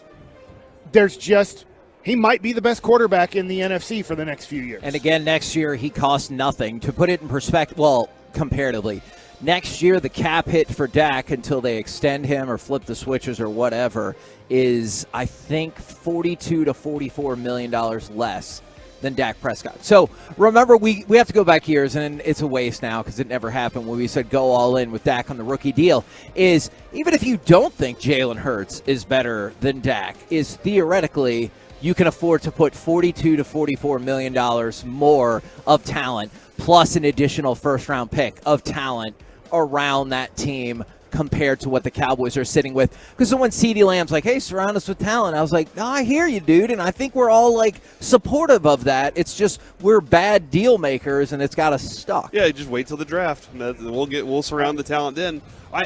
With Jalen Hurts' contract, do you think if he wins that he's sitting there going, all right, I want to get paid early? 100%. Well, he's a second-round pick, so he only has 1 year left. Yeah. So, okay. he will – this offseason, he is going to get his huge contract. He's got to be stoked now he wasn't a first-round pick. Usually you're like, oh, what a bummer, but now you're like, there's no yes! fifth-year option. Yeah. So, now, I have a really serious question. In the building is former DallasCowboys.com writer David Hellman. He's over your shoulder, Corey. And I'm just wondering – we're going to talk about. We need to get him over. We're going to talk about Corey here. Yeah. Because, and I want to ask you this too, as you're wearing a very cool Star Wars T-shirt today. Thank you. Hellman has flipped his collar, he's wearing a denim jacket with some fur on top. He's popped the collar. I'm just wondering, what Hollywood. you guys would be if you guys started, being a television superstar, how you guys would start dressing here. I'm really sure he's going to be super excited to go. He's about to just juke us out. If you want to come right here. Right there? He's going to Okay. juke us out and be like, I heard what you were saying. I don't want to come over here. So as Mike set up in the #1 hot seat, it is television superstar David Hellman. Did you just flip your collar down because you heard what Mike said? Oh, no. I didn't even know honestly, I'm the most oblivious person in the world. I didn't even know my collar. I'm sorry. I was asking Corey if he became a TV superstar, how different would Corey start flipping the collar? Gosh. Oh, no, I'm sorry, guys. I'd wear sunglasses everywhere so not everybody would notice me. Y'all, okay. I am on television. I am the least famous television person. Like, if there was, I've been at Radio Row here for an hour now. Like, if there was a power ranking of famous people, I'm not even on it. Like, I'm down here on the floor. But you're the most informed. All right. Well, I appreciate that. I like to think maybe that's true, but That means he definitely thinks it's true. He just can't say I that. need to know this, Hellman, because I lose my cool very easily. Me too. Okay? So if I was on your show, I watch your show quite a bit and see clips. Oh, thank you. I would say He does. you are very calm. No matter what, let's say LaShawn McCoy throws at you, you are very calm. I'm wondering what is happening inside of you emotionally. Are you Mike Bassick at all inside, but you just don't let it out where I let it out? You know what's funny is, and I'm not just saying this. I mean, like, Shady and I get into it. Shady and I differ widely about several things, mostly Cowboy related. Us too. But people are under the mistaken impression that like we don't get along or we're not friends. Like, Shady's great, and so he drives me crazy on the show, especially when we talk about the Cowboys, especially when we talk about Dak. And if anything, I'm usually sitting there just like, I wish this was a podcast. Like, I wish we didn't have to go to break. I wish, or like. Because it's a 4-person show, and everybody's got to have their time. Y'all understand that. And I'm like, I would love for you and me to just talk for the next 15 minutes, but that's just not how TV works. But I'm never genuinely mad at it. And, like, the minute the segment's over, it's all love. Like, Shady and I get along great. He's a fantastic teammate.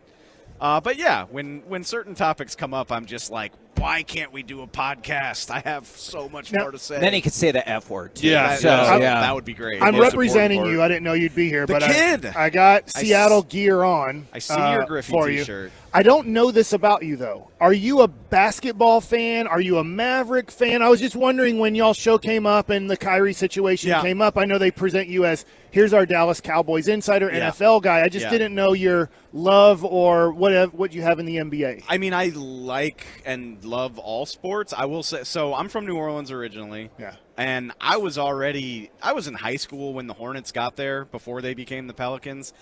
I liked them. I thought it was cool when they did well, but I wasn't born into it the way that a Mavs fan would be probably. So I feel like I came to the NBA late in life. I don't have like that deep passion just of growing up around it. Probably good for a national show that you're just like, hey, I enjoy the NBA. And I even, when I moved to Dallas, I'm a Mariners fan, so I was like, okay, I will not be rooting for the Rangers. That's not happening. But I don't have any beef with the Mavericks or the Stars or anything like that. So over the years, I enjoy the Mavs. I had so much fun during the playoff run last year. And that's the fun thing, like being a Dallas transplant. You grab the Mavs hat, you grab the Stars hat when it's time, and I'm like, yeah, baby, let's do this playoff thing. So I'm very excited about the Kyrie trade. I can't wait to see how it goes. So I bet people do know, but if they don't, you are a humongous LSU fan. See, that's what I'm talking about. Is like that's what I was born into. So that's my life. That's my. You weren't born into Smoothie King Arena. No. Okay, gotcha. No. So they flip-flopped a couple times, but now it looks like we're full steam ahead with Texas and OU coming into the SEC That's the word on the street. a year earlier. What do you think now that it appears we're back to 24? I mean, so I have two thoughts simultaneously. Like, college football is the best. It's everything to me. Like, I'm a college football junkie. I love everything about it. You tried to fight people at the championship game. Honest told us. I am very glad that there's not a lot of footage of us. Me and my friends at the Clemson LSU game are about as obnoxious as people can be. It was great. No, but I mean, so my old man rant is that I'm getting a little nervous about what college football is becoming, like the super leagues and I know, like, old man yells at cloud, right? Sure. I get it, but like we put it off 10 years ago. It looked like this was going to happen 10 years ago. But part of me is like, I'm like, it's a different sport than the NFL. It's not supposed to feel like the NFL. Yeah. I don't particularly want this crazy big playoff. The thing that always drew me to college football was that you mess up once and it can ruin your season. Your Saturday in October, I mean, if you don't if you don't bring it every week, you can. It's over, and I cherish that. I love it. I love the stakes of it. So I get a little bit nervous about that. Nervous about college football just kind of feeling like a mini NFL instead of its own thing. Right. Having said that, adding two of the biggest brands in college football to the best conference in college football is going to make for some freaking awesome games. And on top of that, I've been living in Texas for a decade, so now I know so many Longhorn and OU fans, and I can't wait. I mean, bring on the trash talk. Like, I can't wait to see those games. LSU and Texas sharing a field regularly, LSU OU being a regular game on top of all the other SEC matchups. I mean, that does sound fun as hell, even if it is it's a little weird to digest. It's just so foreign from what I grew up with, but at least the games will be good. Finally got the best Big 12 brands to come over to the SEC. Hey, you know what? We can linger in mediocrity in the SEC West. Leave me alone. Hey, I'll say that, look, and I am growing a healthier and healthier dislike for A&M by the year, especially now that A&M officially has proven it can be a thorn in LSU's side on a pretty regular basis, which is starting to piss me off. 77 overtime games. But A&M fits in the SEC. I will be nice enough to say that. Like, they're weird, obsessed people. That's true. They're bonkers. That's fair. They're good at baseball. They're great at baseball. Like it's a cultural fit. I don't have Missouri. I'm like, what are we doing here? Why are you here? Go back. Go back where you came from. But A&M, I'm like, I don't like you, but I can at least accept that you belong here. See, I think that's fair too, because everyone who's like, you went to A&M, they're a cult. I was like, they're not, but I could totally see why you took that away. I really can. I'm sorry. I've been there twice now. It's a cult. It's a cult. I did see someone get beat down for walking on the grass. I'm resistant to saying it's a cult, Yeah, but you told me not to walk on rocks out there. I'm like, this isn't A&M. Exactly. Well, that was for your feet. I didn't want you to break your ankle because we had a perfectly smooth sidewalk, and he decided to walk through all of the rocks. Hey, the shortest distance is a straight line, man. Come That's on. fact right there. We went. That's algebra. The game was in College Station over Thanksgiving weekend. Yeah. My girlfriend had never been to an SEC game, so I took her down because we had some time off because of the holiday.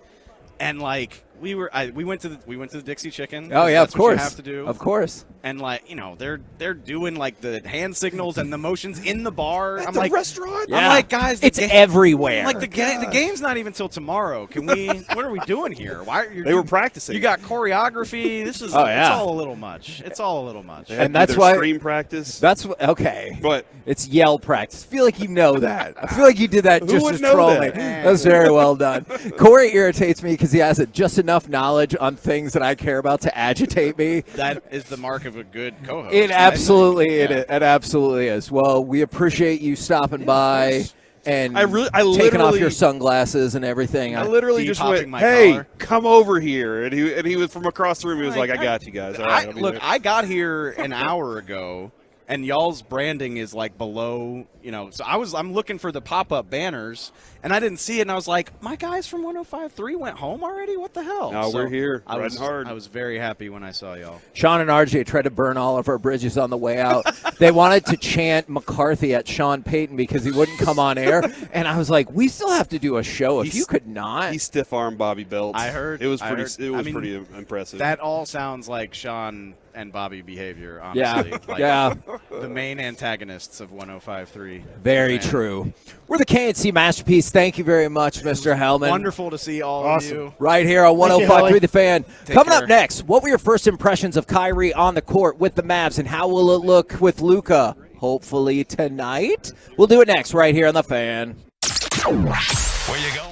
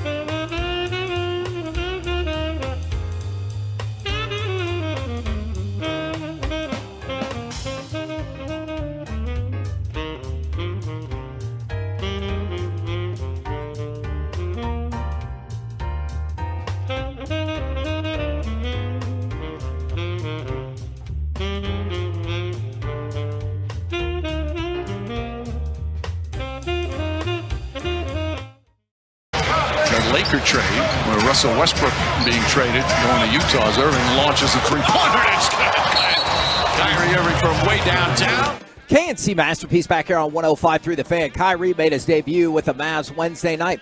We get to talk about it some, but then the Kevin Durant news happened Wednesday night as well, and we had now 5 Hall of Famers on the show yesterday, and we got really locked up. So, did you hear, by the way, that Sean and RJ said that the Solos have said that Tony Dorsett and Earl Campbell is the MVP of the interviews this week? I did not hear that. It was awesome. That for is us. fantastic. I really enjoyed it, and like I said, Earl Campbell got a sweet burn off on me. That was nice. And so I wanted to talk a little bit more about your first impressions of Kyrie on the court, how it will look with Luka. I do believe maybe tonight or Saturday, or it's possible they swap them out and play them together on Monday, and y'all's thoughts about nothing else happening at the trade deadline. Not that the Mavericks didn't already make like a seismic move, but we have a lot of things I want to dive into with this. So because I'm way too sarcastic, and it's kind of my baseball humor, if you didn't play professional sports, sorry about it.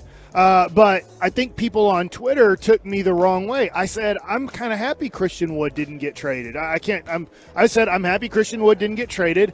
I hope he's a Mav for years to come. Yeah. And I think that a few people took me as I was being sarcastic that I don't like Christian Wood. Oh, you do. Like Yeah. I'm a big Christian Wood fan. I think he can be a very valuable piece to the Dallas Mavericks now and in the future. And I'm happy they didn't trade him for a guy. Look, from what we heard, if they traded Christian Wood, it was going to be for something that most everybody thought. That's all you got for Christian Wood? Which do you think that's why? I don't know this to be the case, but my thought was maybe that's why they were trying to package him with Tim Hardaway Jr. to soften the blow of not getting much back? Yeah, almost to be like, look, we're getting rid of this contract. Yeah. But let's be honest here. The KMC Masterpiece told everybody that would listen to our show, Let's talk about do not sign Tim Hardaway Jr. back. Don't be fooled by this little playoff run that you took him to 7 games. You're right. Why would you give a dude the same contract that everybody said is an albatross of a contract you're taking on? The Mavericks are like, nah, man, let's lock him in for the exact same contract nobody wanted. So I think when people were on social media that I was seeing yesterday going, dang, how come they didn't trade Tim Hardaway Jr.? That's because 29 other teams don't want him. You'd have to give draft compensation, right? You would have to give, I believe there was possibly 41 second-round picks traded yesterday. I'd heard 38, but somewhere 38, in that range. Yeah. And so you have to probably give your first-round pick in 2025 away just to get Tim Hardaway Jr. off of your team, and the Mavericks aren't willing to sacrifice that, and I'm happy with that. I'm hoping Hardaway Jr. is hot at the right time, right? He's cold more than he is hot, but hopefully he's hot at the right time at the end of the year and in the playoffs. But I'm okay they didn't trade anybody else. I'm not saying that, hey, I know I wish they would have got one more really good player. Yeah. But it's okay. I'm okay with this team right now. So, one of the things, Mike, that you kind of been on for the last couple of weeks has been, if Hardaway Jr. was on this team in the playoffs last year, you think that there's a chance they would have lost? I think they would have lost to Utah, and I do know this.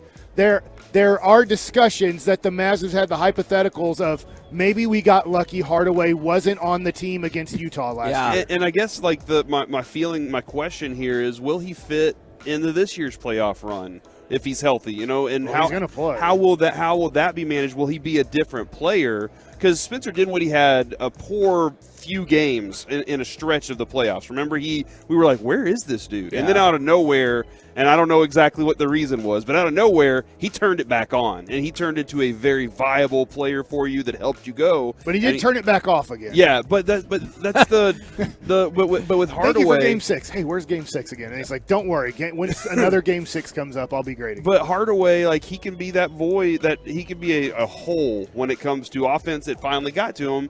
And I don't know if he's going to get quite the same looks and options and opportunities to be maybe a Dinwiddie-type player for this team. Well, he's going to touch the basketball. And if he touches the basketball, he's shooting it 15 times.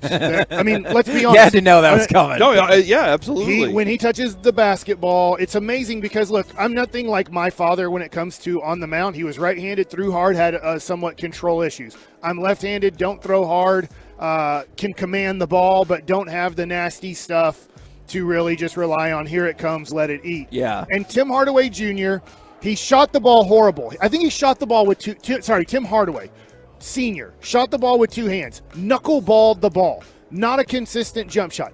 Unbelievable handles, unbelievable vision. Yeah. Pretty good defender on the ball. Yeah. And then his son can't dribble, can't pass. Unbelievable looking shot. Like, you couldn't ask for a more beautiful looking shot in the rotation on the ball and shooting with one hand. Right. Like, they're the total opposite of each other and what they do on the basketball court. That being said, getting away from them not doing anything else, I don't think there was anything that really presented itself that was doable because they were looking. Philadelphia wanted a first-round pick for a dude averaging 2 points and 1 rebound. Let's go. Like Tybal. Because the and Mavericks, we didn't have 5 seconds to give away. the Mavericks had nothing left. Oh man, Right? They had nothing left to give. That was more valuable than a first, right? They were like, if we're going to take on JaVale McGee, you have to give us a first-round pick. And so the Mavericks, I think, smartly said no. So I think the Mavs were on the phone all day yesterday. There was just nothing that presented itself that made sense for them now. And I don't think they're a championship team right now. But I do think with what L.A. did yesterday, what L.A. did the day before, the Lakers, I think, are done with Kyrie Irving. And not like in a negative way. They just decided we're not going to take the risk of quitting this season and hoping that Kyrie comes to the Lakers in the offseason. So I do think you are, for better or worse, I do think you're locked into Kyrie Irving getting a 3 to 4 year contract with the Dallas Mavericks in the offseason. Is that a tradable contract? Once he gets to $50 million, you're in big trouble. Ask the Lakers how tradable Russell Westbrook was. Okay, but Westbrook not quite the same player. No, but I think you run into issues where if you think about it, right now, teams are willing to trade for Kyrie on an expiring contract in the $35 million range is what he's making. Now you have a lot of, if he has issues, right, with if there's another insurrection and he's like, I'm not playing basketball anymore. If there's another COVID outbreak and he's like, I'm not getting any shots. If there's another situation that upsets him and he's like, I'm not playing anymore. And you're like, crap, we need you to play basketball. Yeah. And he goes, well, I don't feel like it. And they're like, all right, hey, 29 other teams. He's very untradeable at right. that I mean, point. how many teams will give you something where like we're taking on $50 million on a multi-year contract and now he's possibly gone crazy on you? Because if he doesn't go crazy on you, you're not trying to trade him. He's one of the best players in the league. Yeah. Now, we were talking before the show about how, let's just say, the next 3 games are going to shake out. Because Luka got upgraded. Million dunks. Okay. That's what all it's going to be. I mean, with the way that they showed pace the other night, I could see that, is Luka got upgraded to questionable for tonight. So the thought is, will they make their debuts or their debut as a unit tonight, or will you say we play one tonight, we play another one tomorrow, and then you see them together for the first time in the home game on Monday? I just can't imagine Luka coming off of his heel injury that he would play back-to-back games in Sacramento. I don't think there's any chance that happens. So the other thing, too, is you have to protect Kyrie Irving. He is a guy who does deal with injuries. Yeah. And so I don't know if you want to play Kyrie back-to-back games and then on Monday. I think that they want to, Mark Cuban smartly, is like on Monday when the Mavericks play, I believe it's the Timberwolves. Luka and Kyrie are going to be in the lineup together at home. It's going to be a big party. Tickets have gone up over 200% of what they were selling. That. So, I mean, the Dallas media, the Dallas fans are ready for Kyrie versus Luka on Monday, or Kyrie and Luka Monday night. So I think that we could see tonight possibly Luka take one more night off. If I was the Mavericks, I would give him one more night. And then because it's a real injury. This is not a load management deal. This is a real injury. So then he plays Saturday and Monday, and Kyrie, I would play Friday and not Saturday.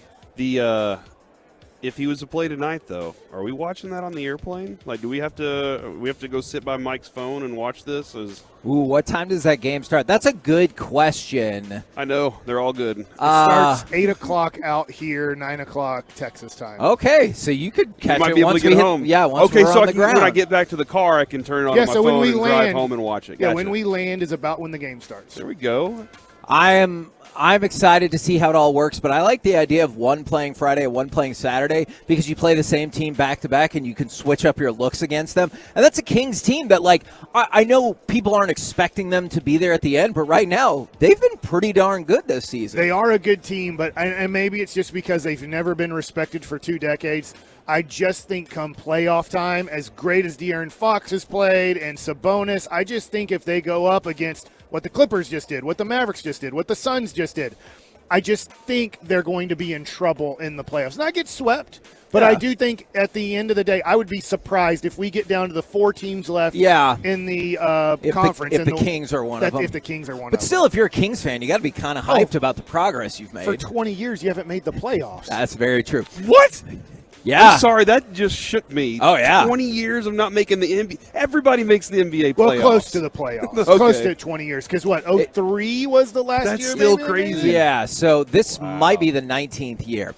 We're the KNC masterpiece, but still right here on 105.3 The Fan. Coming up next, the NFL honors giveth to the Cowboys and then taketh away. We'll do it next right here on The Fan. Coming up in the next G-Bag Nation.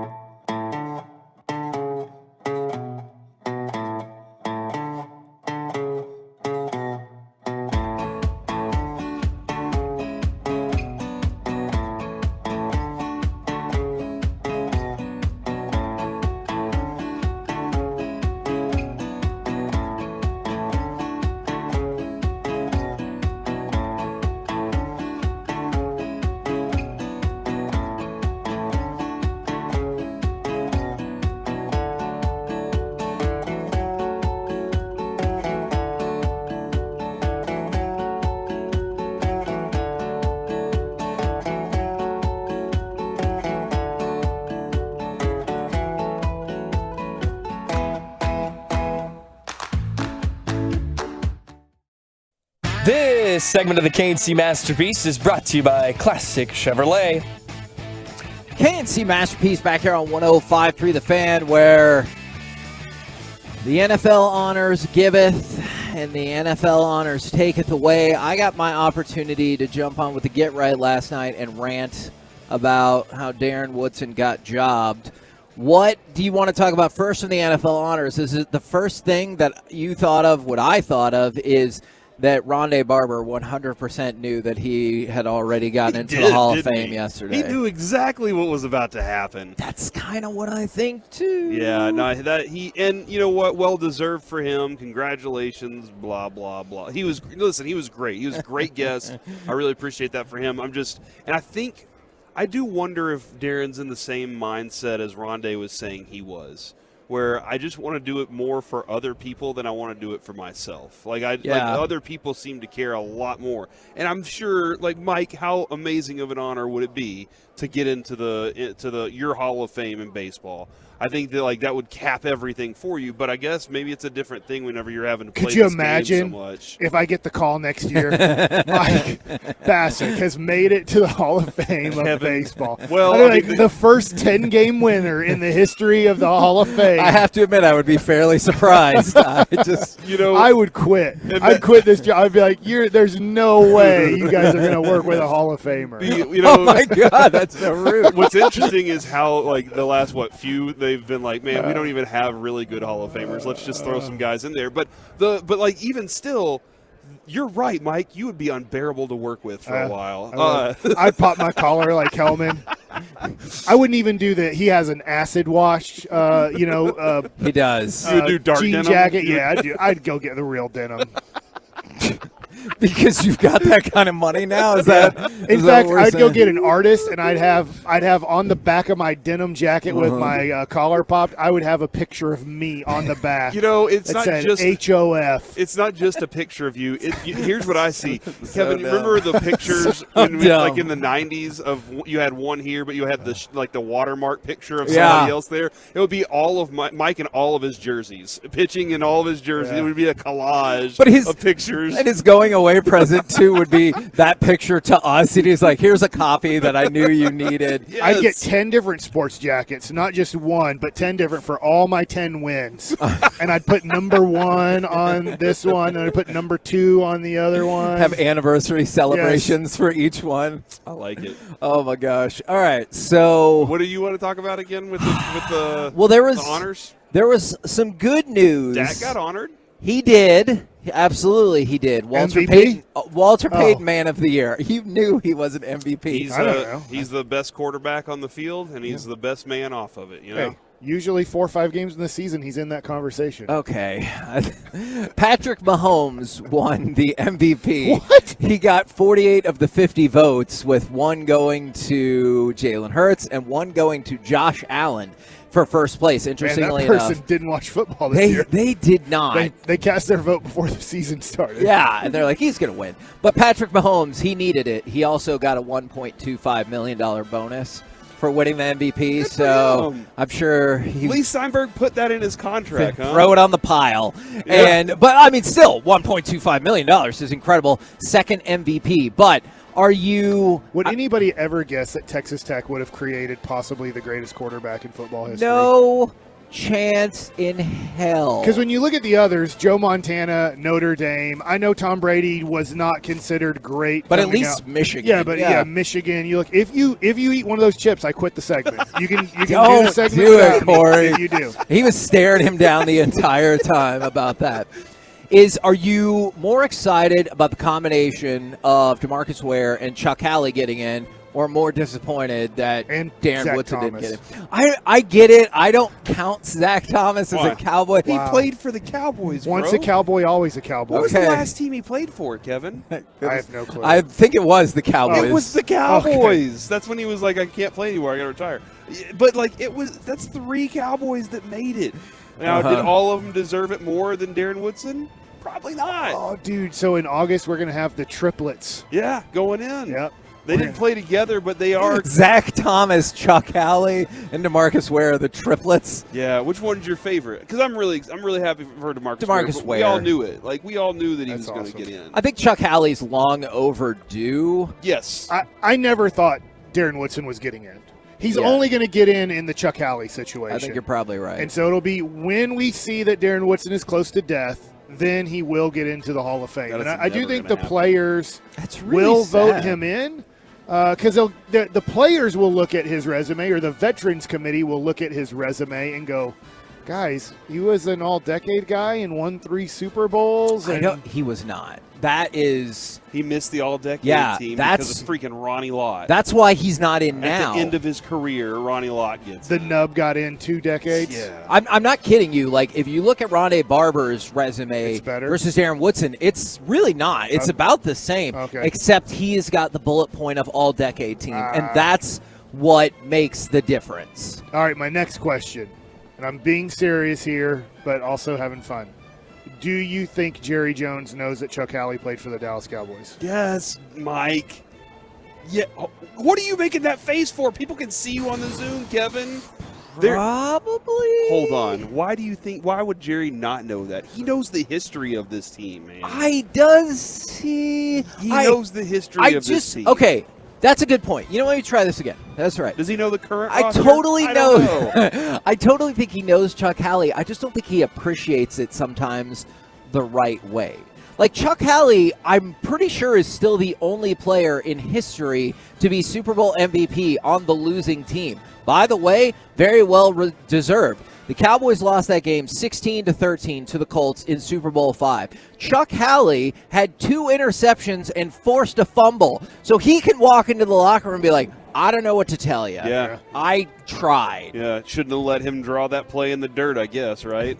I don't know if that was the exact same era, but then I really picture football fields as actual dirt. So I think they could have just drawn it up right there. I know he regrets this, and I know it's not Chuck Howley, but no human being has ever thrown a football helmet further or higher in the history of football than when they lost that championship game, the Super Bowl, than Bob Lilly. Oh, really? Yeah, go look. Just type in Bob Lilly Super Bowl. Was that 5? Yes. Helmet throw? Oh, my God. At the end of the game, they lost. And I think it went 40 yards in the air and 30 yards deep. And I'm like, I didn't know you could throw a helmet that far. Because he's so freakishly strong. Now, luckily, they would win the next year. And I think we already went over this. We were all pretty shocked that DeMarcus Ware didn't make the Hall of Fame last year, Yes, I couldn't believe. I thought for sure he was first ballot Hall of Famer. Yeah, I thought he was the same thing. But he gets in the second year. It's really exciting. I'm really happy for Cowboys, those 2 guys, Cowboy fans. Like,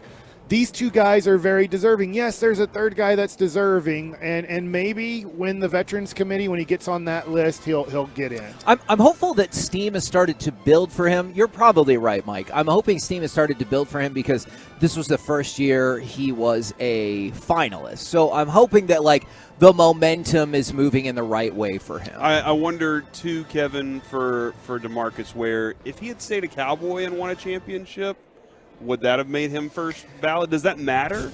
Or is it like, oh, he was 3rd or 4th on the sacks list? In almost everything else, I would say yes, but historically, that has not translated to Cowboys in the Hall of Fame. I think it's a great question, but it just, I don't know why, but that hasn't been a big deal, because otherwise you would think, hey, Darren Woodson was first team All-NFL 4 straight times and won 3 Super Bowls. Oh, well, sounds like he was pretty damn good, and he was like, the biggest thing for me with the Hall of Fame is, can you find a discernible period of time where this person was the best or one of the best at what they do? All right, well, I found you a 6-year window where Darren Woodson made first-team All-NFL 4 times and won 3 Super Bowls. That seems like it fits the criteria pretty darn well. By the way, that Bob Lilly's helmet was found on the moon. He actually did. Did you throw love it that all throw? the way to the moon? Holy jeez, man! It is. It might still be traveling. It is pretty incredible. Now, were there any surprises for you guys in terms of the rest of the honors? So, Patrick Mahomes, MVP, your boy, Corey, won Coach of the Year. Dave's. I guess if he won Coach of the Year, I have to concede it.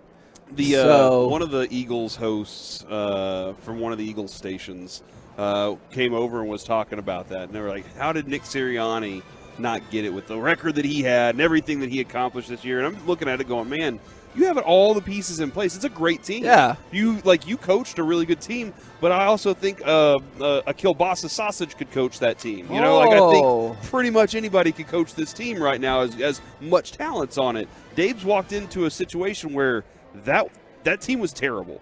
All right, we thought they may win 4 games this year. Sure. And he coached them up to that. So I thought it was well-deserving. I think I would have gone Shanahan ahead of Sirianni as well. Yeah. He's like, hey, you have to have 3 different quarterbacks, and then eventually 4, and you're like, well, I'll figure it out. On the 4th one until the last one. Failed. Yeah, didn't get anywhere with the last one. I think Sirianni still, to this day, deserves more credit this year for coaching a whole season with jaundice.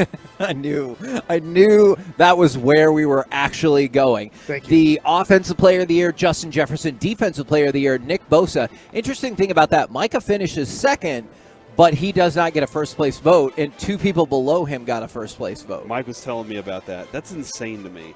Nobody thought that Micah should get a first-place vote? Not a single other person? And Josh Allen got a first-place vote. So was Micah MVP? Was Micah really even in the conversation? You know, like that's the question at this point. I mean, I'll say he still finished. I say he finished second, so yes. But you know who really might have a firm B second is Defensive Rookie of the Year was Sauce Gardner for the Jets.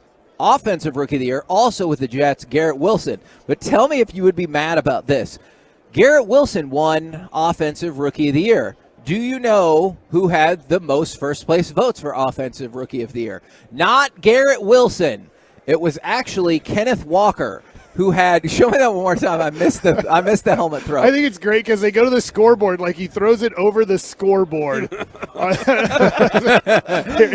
Here it is as Mel Renfro's has his hands in the head. 63, he's upset because they can't believe they've just lost the Super Bowl. And then here comes Bob Lilly, left-handed, whoom! And then they show the scoreboard like he's throwing it over the whole scoreboard.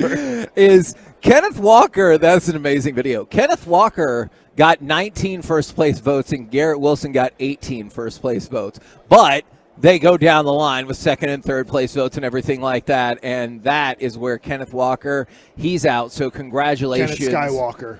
That's not the same. That's not the same guy.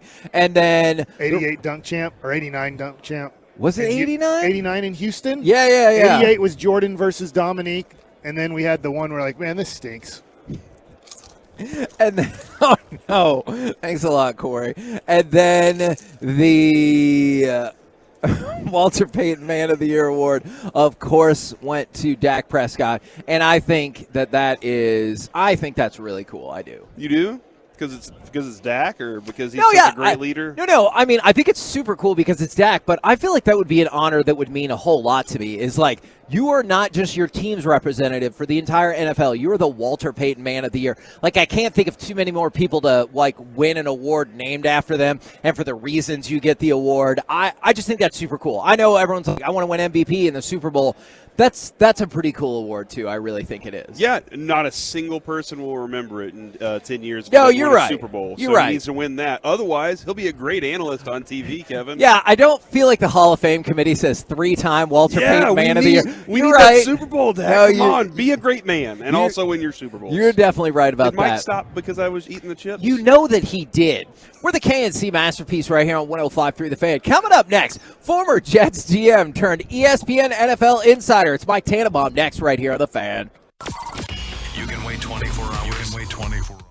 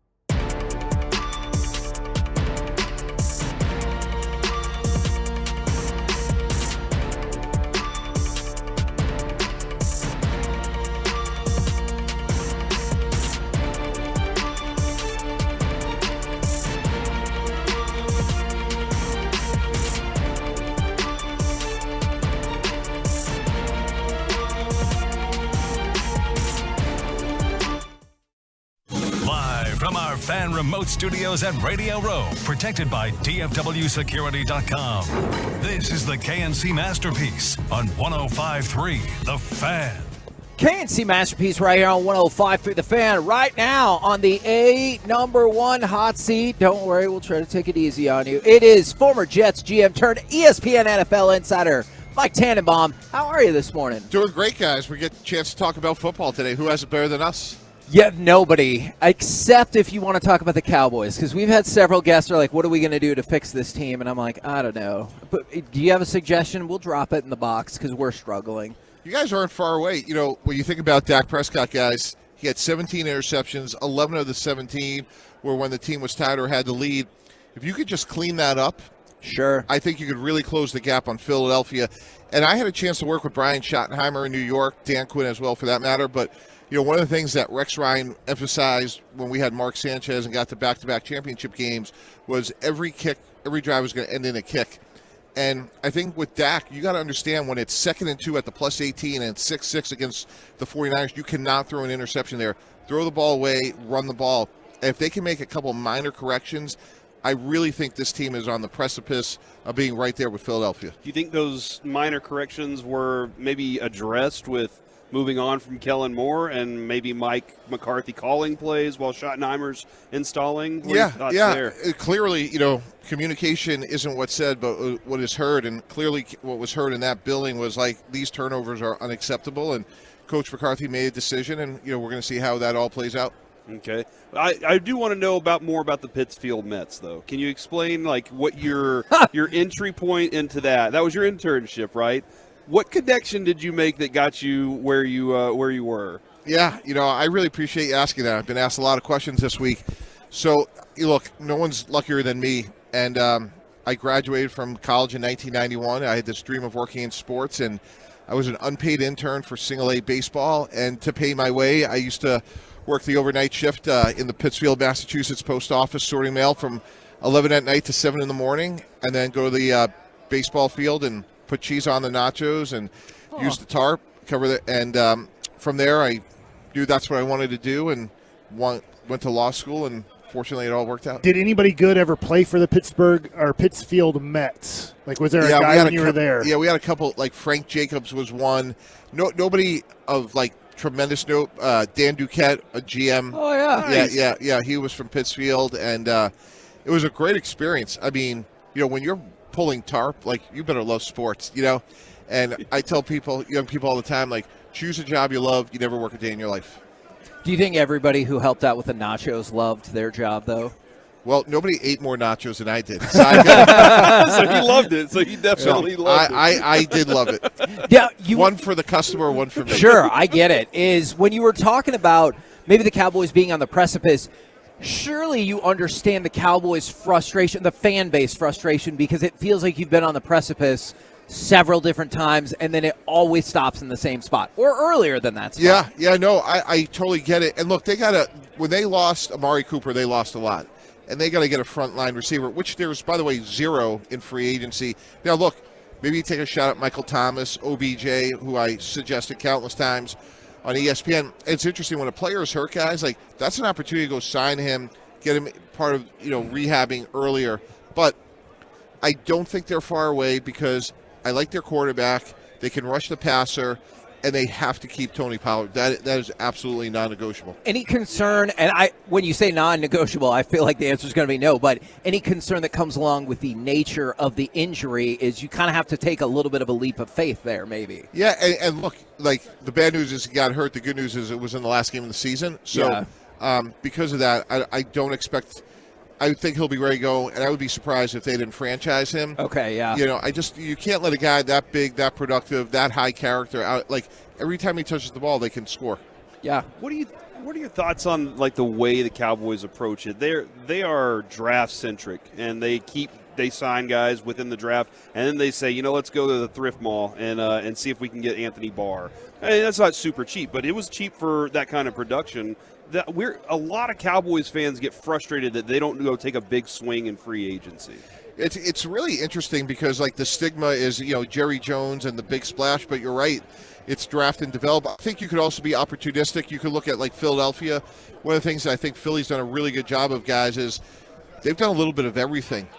Trade for Gardner Johnson, sign Linville Joseph and Ndamukong Suh, trade for A.J. Brown, sign Hassan Reddick. So I think team building is one of those things that you're constantly evolving, constantly looking for opportunities. I think one of the things that we've talked about this a lot on the show, I don't know if you're with me on this or not, but I think the Cowboys are perhaps not the best negotiators in the world because you look at last year, Michael Gallup gets hurt very similarly to the way Tony Pollard got hurt, and I still think they gave him a contract that was slightly above market. You look at Dak Prescott. They couldn't make up their mind 2 years earlier when he would have done it for 28. They couldn't make up their mind a year earlier when he could have done it for 32. Then he gets hurt, and they're like, here's 40. I think that's one of the issues with their inability to make the big splash. Yeah, I think that's fair. I think you have to be strategic. Now, look, candidly, I've gone early on guys like Mark Sanchez took us to back-to-back championship games.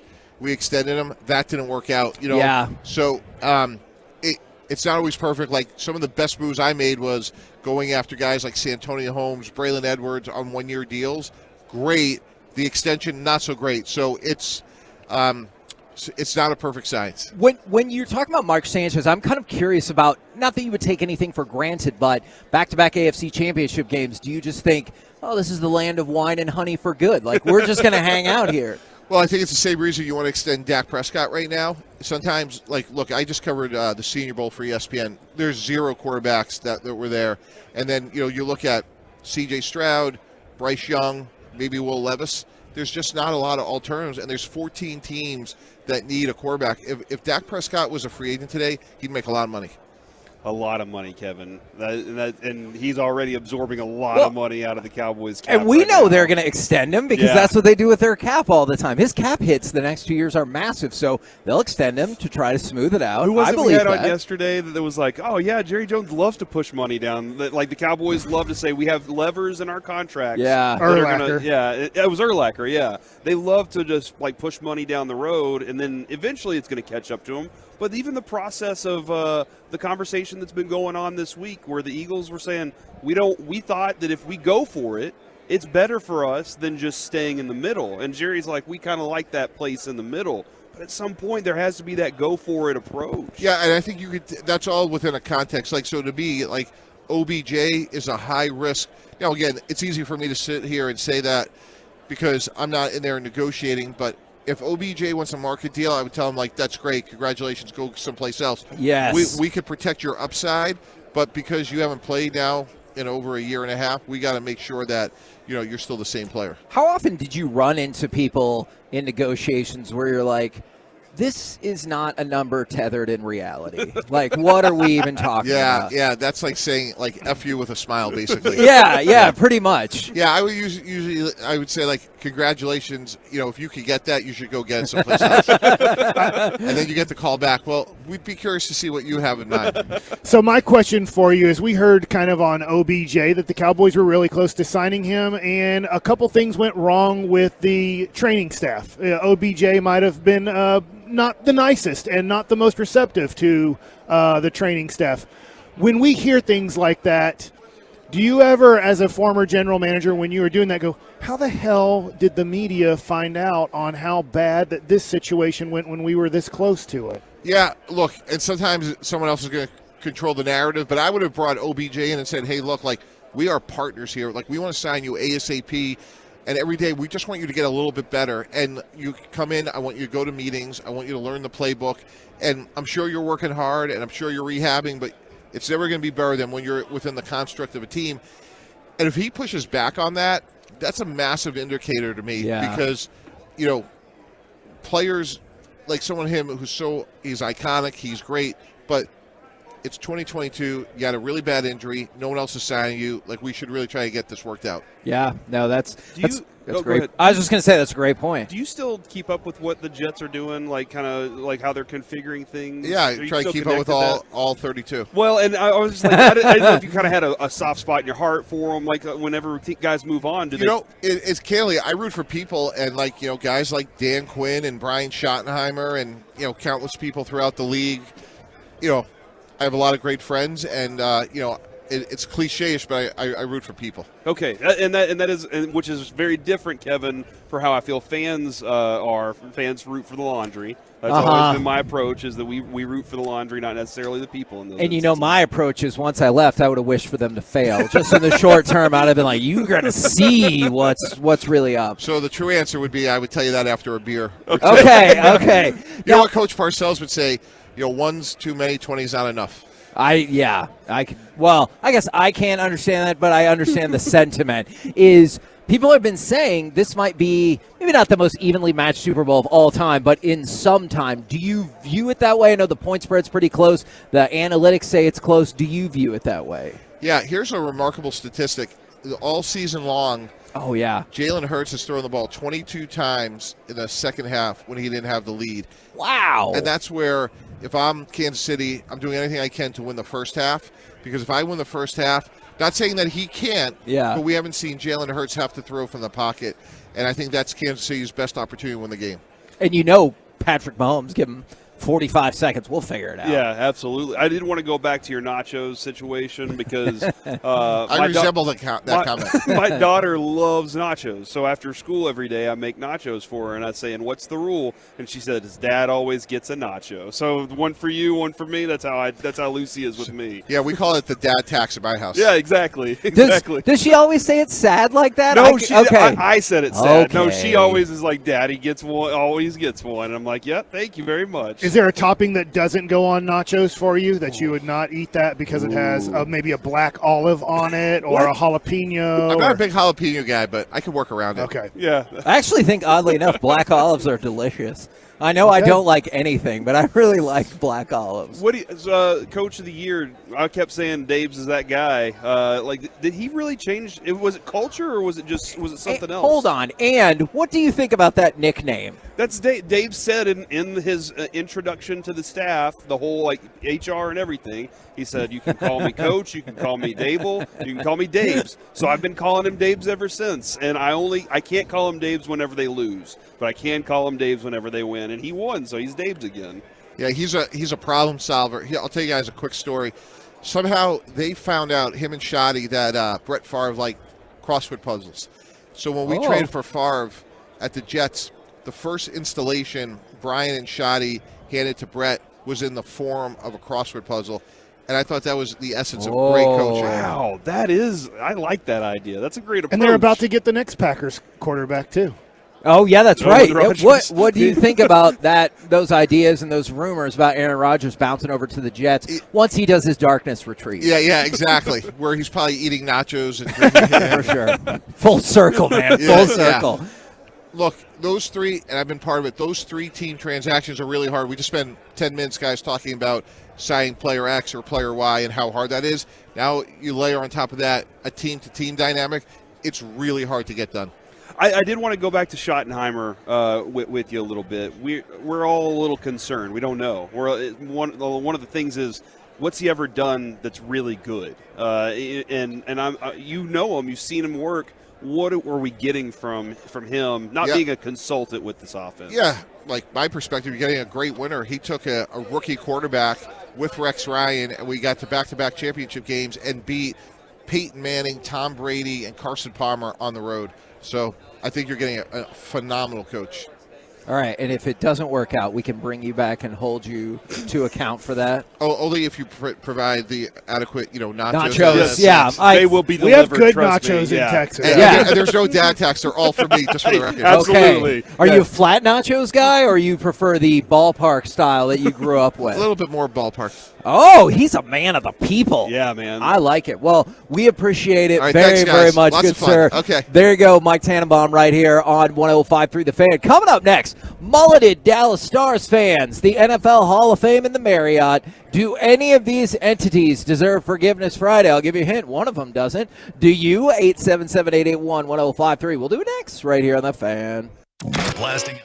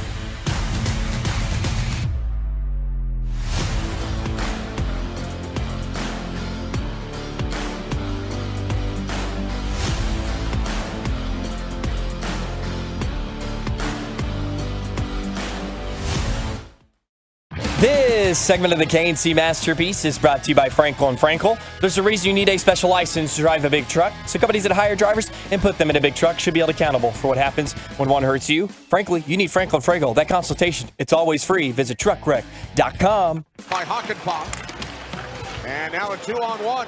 Sagan with Foxa. Sagan across. Score! Foxa! 2-0 Dallas. Now, that was from the other night when the Stars had a beatdown victory, but I hate to tell you, this is going to be sad That wasn't the only Stars news. beatdown, huh? Yes, that was awful, and that person probably deserved it all in one, because it's time, live from Radio Row, for some Forgiveness Friday. 877-881-1053. Do you or perhaps somebody you know need to ask for forgiveness? And my question is, do we need to get Kay Adams back over here again for Forgiveness Friday? She looks bored. Yeah. She looks very bored. Did you take a picture of her? Why would I take a picture of her? I can just see her on TV.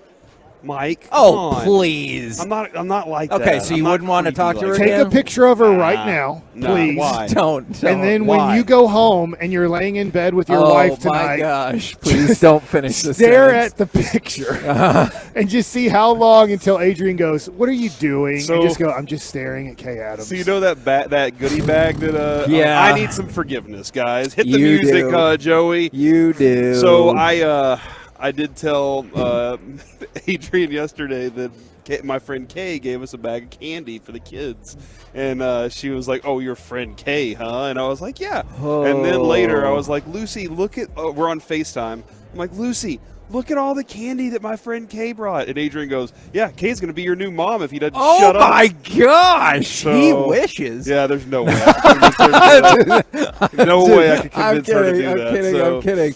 Oh, wow. Yeah. We got Andy Reid. Yeah, I know. That's.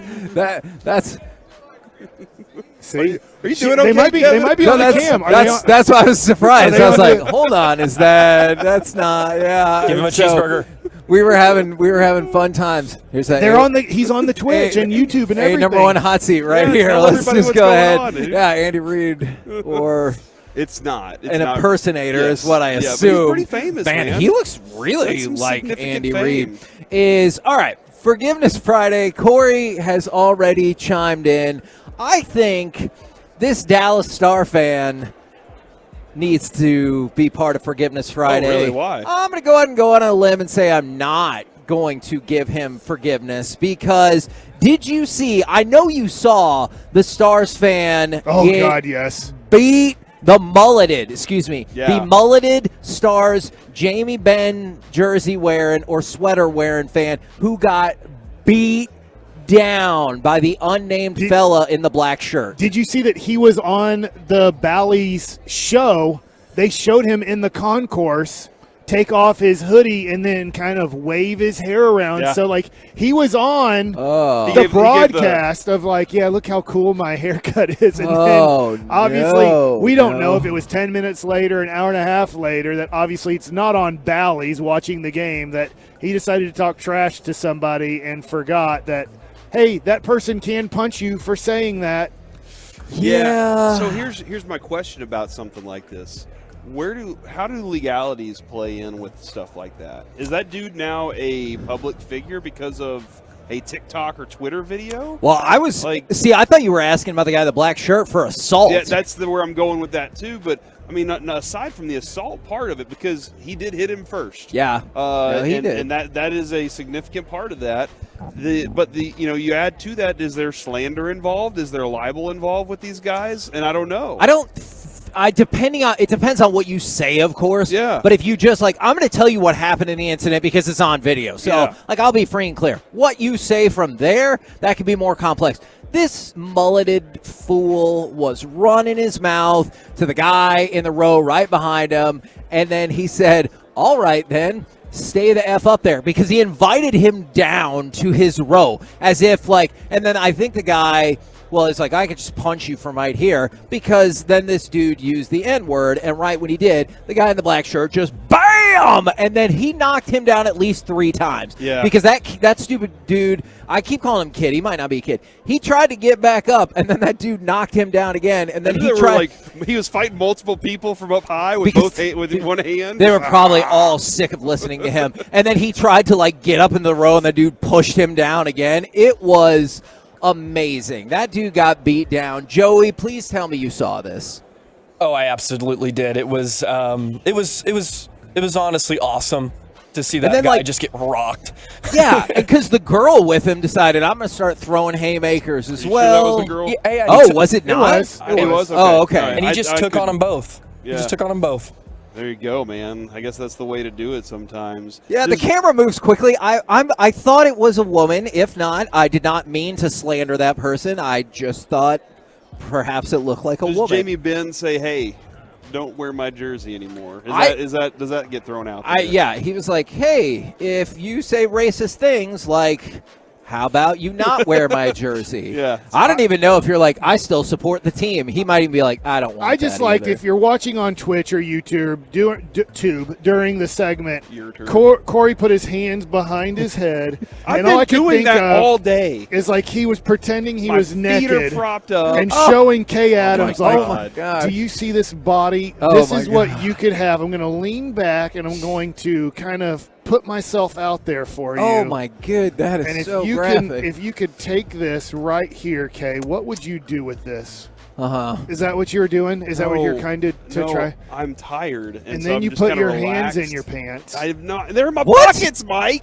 Those are pockets. That's not in my pants. I mean, those are your technically, pants. it's inside your pants. Look, I'm usually against Mike and his ridiculous minutia, but putting your hands in your pockets, I know doesn't follow the spirit of putting your hands in your pants, but it does. You did put your hands in your pants. My He makes. hands are- but they're my. At least make the point I right. feel like you're giving We said different pockets.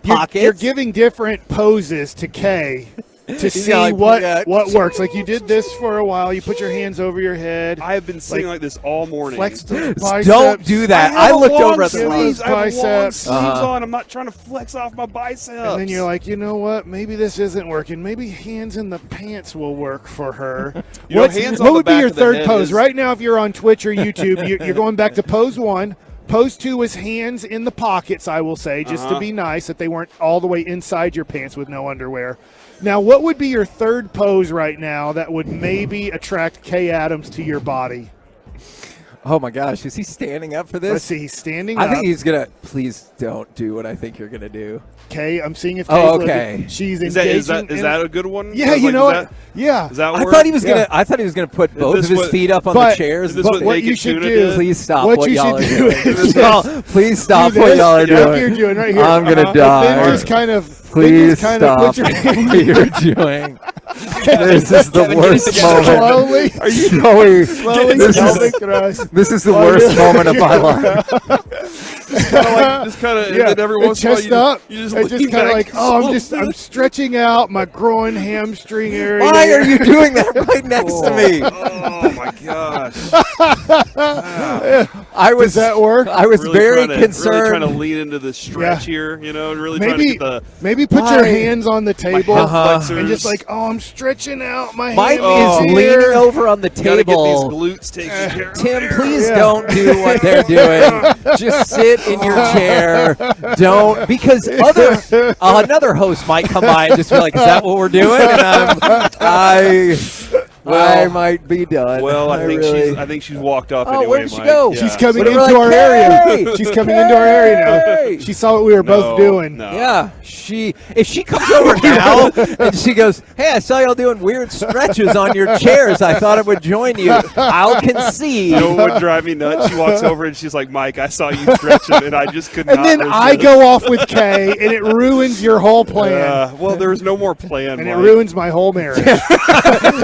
You did get a text earlier from somebody on the fan text that said, "Hey, Mike, they want you to ruin your marriage and come with them." So they're my very goodness. interested. No, They live in thank you. Carrollton, so It would be really easy to track that because you're like, "All right, Mike, I want you to Sue is like, I want you to listen to this audio." And they're like, You guys need forgiveness.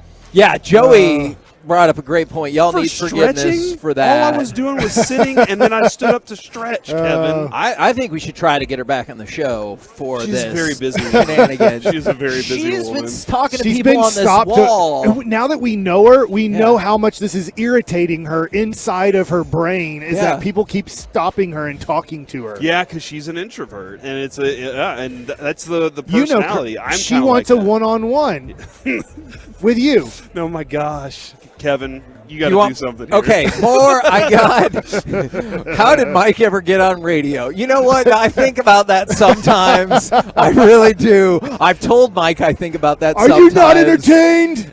I am. Other Forgiveness Friday elements is. I'm going to start with the Marriott, but I think it's not them that needs forgiveness. Where we're staying? No, but not our Marriott. Oh, okay. Is just the greater Marriott, because did you see that Michael Irvin has started a $100 million lawsuit against the greater Marriott Corporation? Oh, geez. Because he said multiple people at the hotel, as well as that lady, are in collaboration to have him be the next victim of cancel culture, per his attorney. Oh, wow. These are real things that are really happening. $100 million feels too high. By a lot. It makes me wonder how much he makes. You think he makes well, $5 he has million a lots year? of jobs. And they're also saying, like, ruin his reputation. Well, yeah. If let's just say he's canceled, I mean, I would assume that Michael Irvin has at least another 10 years in the business of NFL Network, ESPN, all the things he does.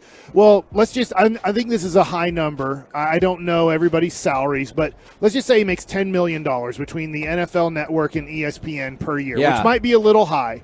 It's probably somewhere between, I'll guess, $3 million and $7 million, but maybe it is $10 million. And then, like, you look punitive at, damages. Yeah, if you look yeah. at that he's never able to work again, and it might be his fault. Like, we don't know what happened. I don't even know if anybody will really know what happened except for the lady and Michael Irvin in that, whether it's 10 seconds or 2 minutes. Michael Irvin said it was a plan concocted by all of them to make him be the next victim of, quote, cancel culture.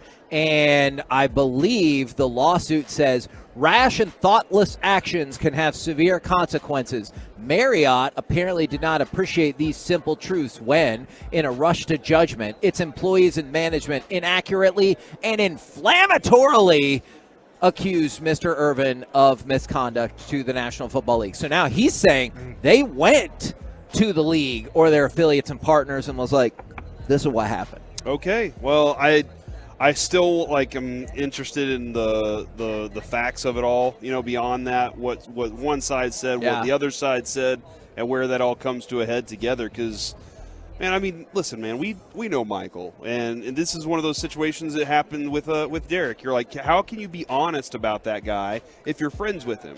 And I like Michael Irvin a lot, but you have to be honest with the facts of things, you know? And if somebody does something like that, they got to get grilled for it, man. Now, I know this is not going to happen, but do you think DeMaurice Smith needs forgiveness for saying he thinks they should eliminate the scouting combine? Like, I know what you're thinking, Mike. Indy? Yeah, just be done with it all together. And the And draft. just do individual Yeah, stuff. and because he doesn't like the idea that all of your medical information is turned over to all the teams and everything like that. But since he brought it up, it's probably not going to happen because the PA usually loses these situations. Yeah. While you were sick, Kevin, he mentioned that the NFL is the biggest bullies in all of labor talks. And Mike, you remember that discussion of how so stupid. Hey, they're just, and it's him, like he's in charge of the labor talks. I was like, you're a weak and ineffective leader, and how you haven't been replaced, I don't know. Well, they like it that way. They do. Ever since Gene Upshaw.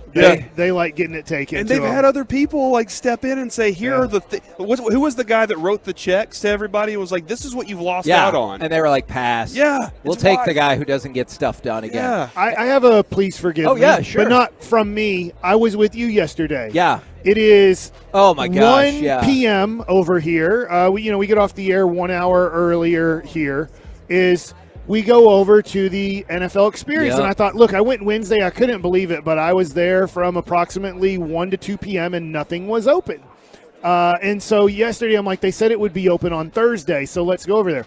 So I go with you over there Thursday after 1 p.m., and now you can say, please forgive the NFL experience for never being open. It's Thursday leading into the Super Bowl. I realize now it's Friday. I know, but yesterday when we went, it's Thursday leading into the Super Bowl at 1:15.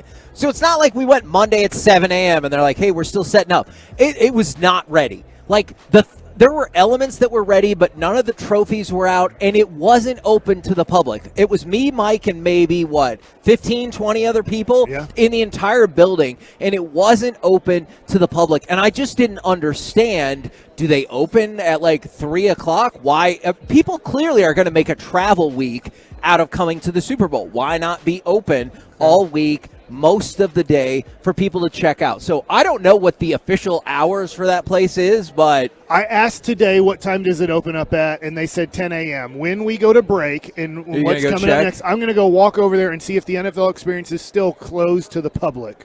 Yeah. Old Spice is doing some work out here this week. I don't know if you've seen. I have on Old Spice. CeeDee Lamb had Old Spice. He was walking around in his Old Spice T-shirt. T. Higgins was in an Old Spice T-shirt. And just now George Kittle walked by. He's got an Old Spice hoodie on. I still think they make good deodorant. Oh, you do? Yeah. You ever use their body washes or anything? Yeah. Yeah? Yeah, it's a good body wash. Look at you guys. All right. Sometimes I like Dove if it's on sale better. Yeah. Kevin, what kind of soap do you use? I use the liquid soap mostly. Okay, in the shower? Yeah. Okay. I'm trying to get some, making sure your skin's moisturized. There's a very specific brand Where I else like. am I using soap? I didn't know if you use bar soap when you wash your hands and stuff. Well, whatever's available. Yeah, okay. I hear what y'all are saying. We're the KNC Masterpiece right here on 105.3 The Fan. Coming up next, how about some Super Bowl stew? We got amazing stats for the Chiefs, the Eagles, and crypto. We'll do it next right here live from Radio Row.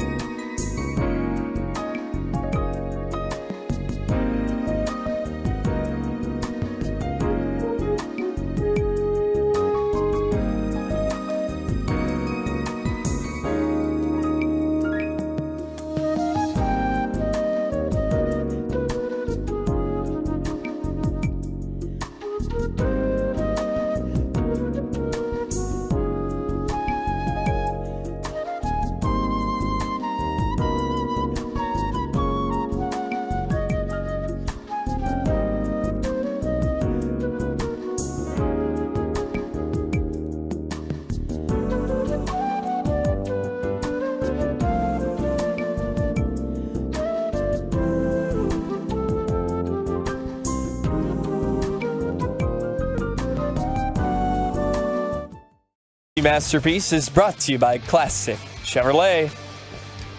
KNC Masterpiece right here on 105.3 The Fan. And now it's time to get into some Super Bowl stew. And I believe Mike Bassick might have an NFL experience update. What an experience. What an experience, guys. Is it still not going? As it is still shut down. Did you not experience the NFL? I went in there and I walked around again, seeing if honestly I could pick up some free Panini cards. It's closed. It's never been opened.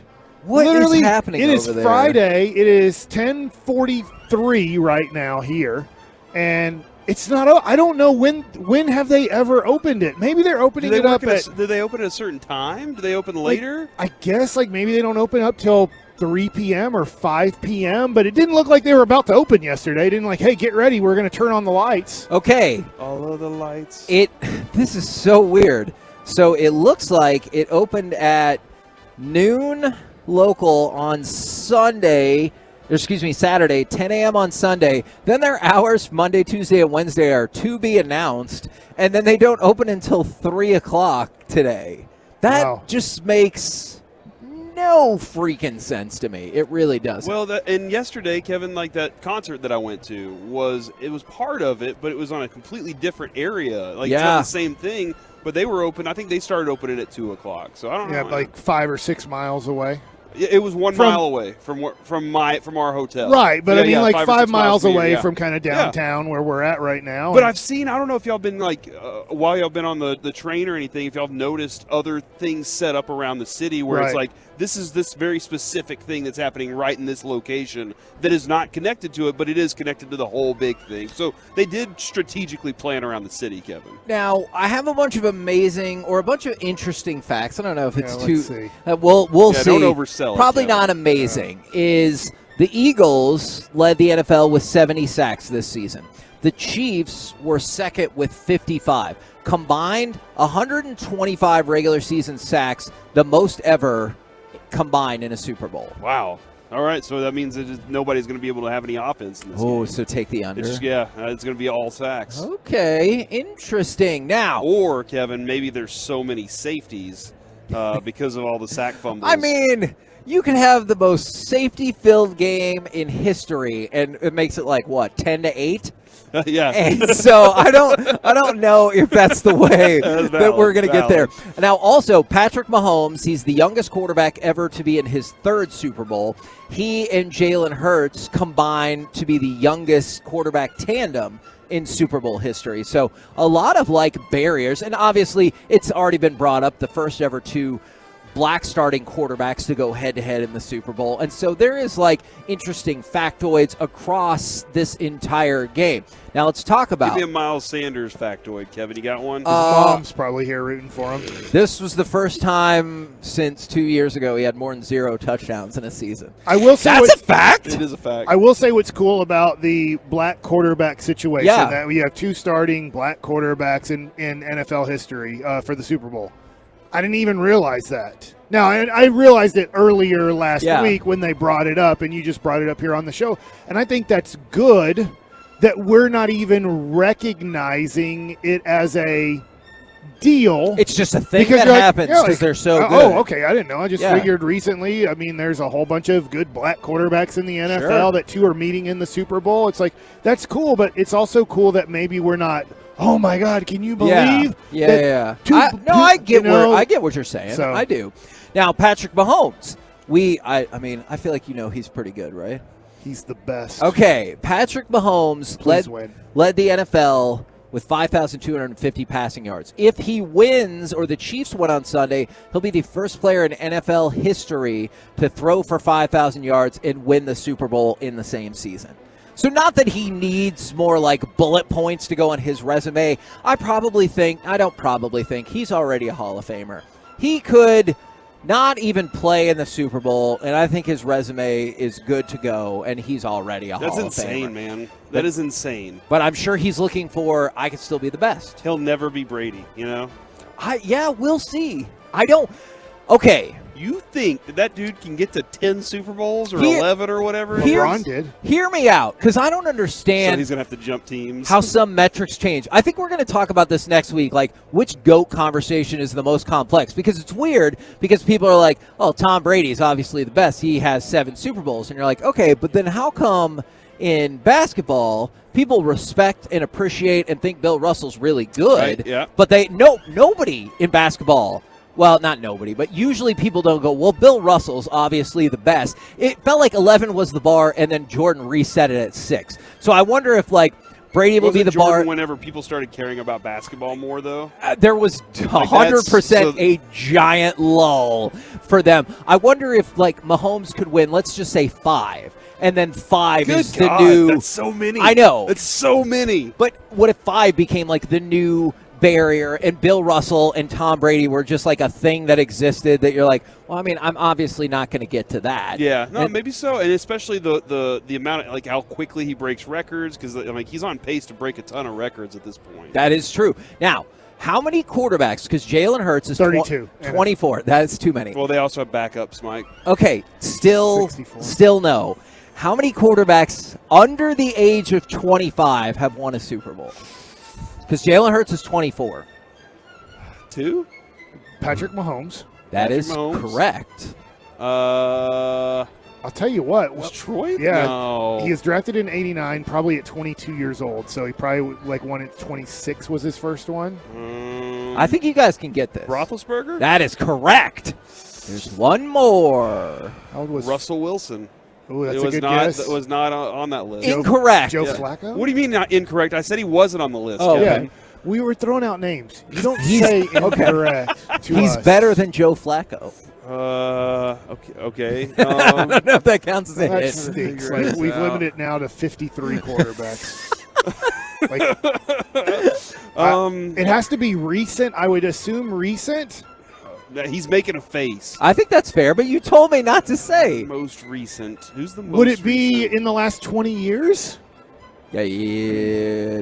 Oh, it's right on that borderline. He screwed up. He screwed up. Is It's it Eli? somewhere between like 2000 and 2005. Not Eli. It's not Eli, Mike, is what I was trying to go through I here. don't know. Tell us. Tom Brady. It's Yes! Tom. You didn't get it Yes! right. TB12. He's just happy that's who it is. Yeah, I'm just happy that's who it is. That's why I had to think in my brain. I was like, okay, it would have been like right exactly 20 years ago. So no, that was good picking up on that cue. So Jalen Hurts can join the group of Roethlisberger, Mahomes, and Tom Brady. Now we talked about Michael Irvin's lawsuit. Did you see the Brett Favre lawsuit and the 3 different Yes, lawsuits? I did. He filed lawsuits against Shannon Sharp, Pat McAfee, and one of the Mississippi officials for slander. Oh yeah, the Mississippi State Auditor, Shad White, and and White came out and said, "That's fine. We have the evidence. I feel perfectly comfortable with the statements that have been made." And it's just a weird conglomeration of people. But when you were talking about like slander and libel earlier, man. That's why I brought that up earlier, because I'm starting to get a little more concerned about those things. Like, how do we treat these people that get beat up in these videos? well, and it's tough too, because he said that these other people have made malicious lies to ruin his great name. I'm like, hey, what happened. Whether you knew directly or not where the money was coming from, I don't know. But if that's your claim about how they're maliciously lying, well, all you have to do is go to the fact that that's where the money came from. And I do not believe he is going to win this lawsuit whatsoever. All right, let's talk about crypto. Crypto has obviously been in flames for months and months and months. it's on fire. Yeah, Again. not in the Oh, no, in the bad burning way. to the Okay, ground. all right.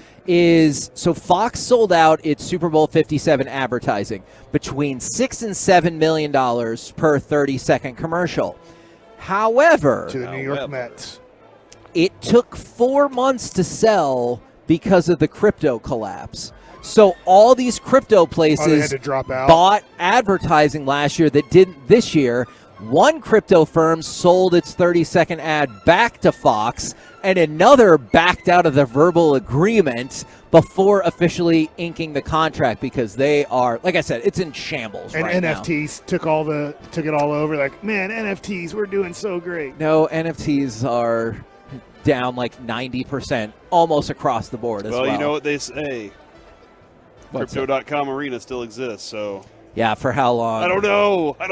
How long? What was the name at the ballpark for like a hot minute? They were like AmeriQuest? Yeah, AmeriQuest Field. Oh, and then all of yeah. a sudden it just gone. Just Am I like right about that? I think I so. think that's yeah. right. A bell in the outfield or something? And was it Enron? What was the Enron Houston- Stadium, Yeah. and then all of a sudden that went bad. Yeah, Put so the oranges back out there. if I had to guess that Crypto.com makes it all the way to the end of that lease, my guess would be Kevin, no. we need to come up with a crypto idea and make millions and get out real fast. And I don't know how we do that and accomplish that, Mike, but I think we can. I think we have the brain power to create something like that. Do you think, here's the deal. I know you and I know us. We would feel horrible for stealing people's money. Oh, yeah, you're probably And actually that's what a lot of people are doing in the crypto NFT world is they knew they were stealing people's money for a nothing. Like, we're going to give them nothing. They're going to give us all their money, and we're going to pretend that's money. Yeah, can I feel awful though on a pile of money, Kevin? Like, is that a, or is that does that not work? Like, can I lay down at night and be like, oh, this I pillow think of cash you is could so still nice. feel bad. Okay, all right, But not bad enough to give the money back. I hear what you're saying. Can I send them like a Christmas present every year and just be like, here As long you as it's go. not an NFT, you definitely can. And then the last thing I wanted to let you know is Roger Goodell had said it wouldn't surprise him if eventually Thursday night football games became flexible. You would just have to give teams more than a week in advance notice. And then also the state. Like to flexible to Wednesday and Tuesday. No. I'm saying like you could be flexed from Sunday to. I don't believe Wednesday that night part. football, bro. And then the thing that he said that everyone's been clowning on is he said officiating has never been better. And then at least he added, but it'll never be perfect. So I guess we're the KNC Masterpiece right here on 105.3 The Fan. Coming up next, Raiders wide receiver, former Super Bowl champion with the Eagles. It is Mac Hollins, plus Texas OU on the move a year early. What are your thoughts about that? 877-881-1053. You want to weigh in? We'll do it next live from Radio Row on 105.3 The Fan.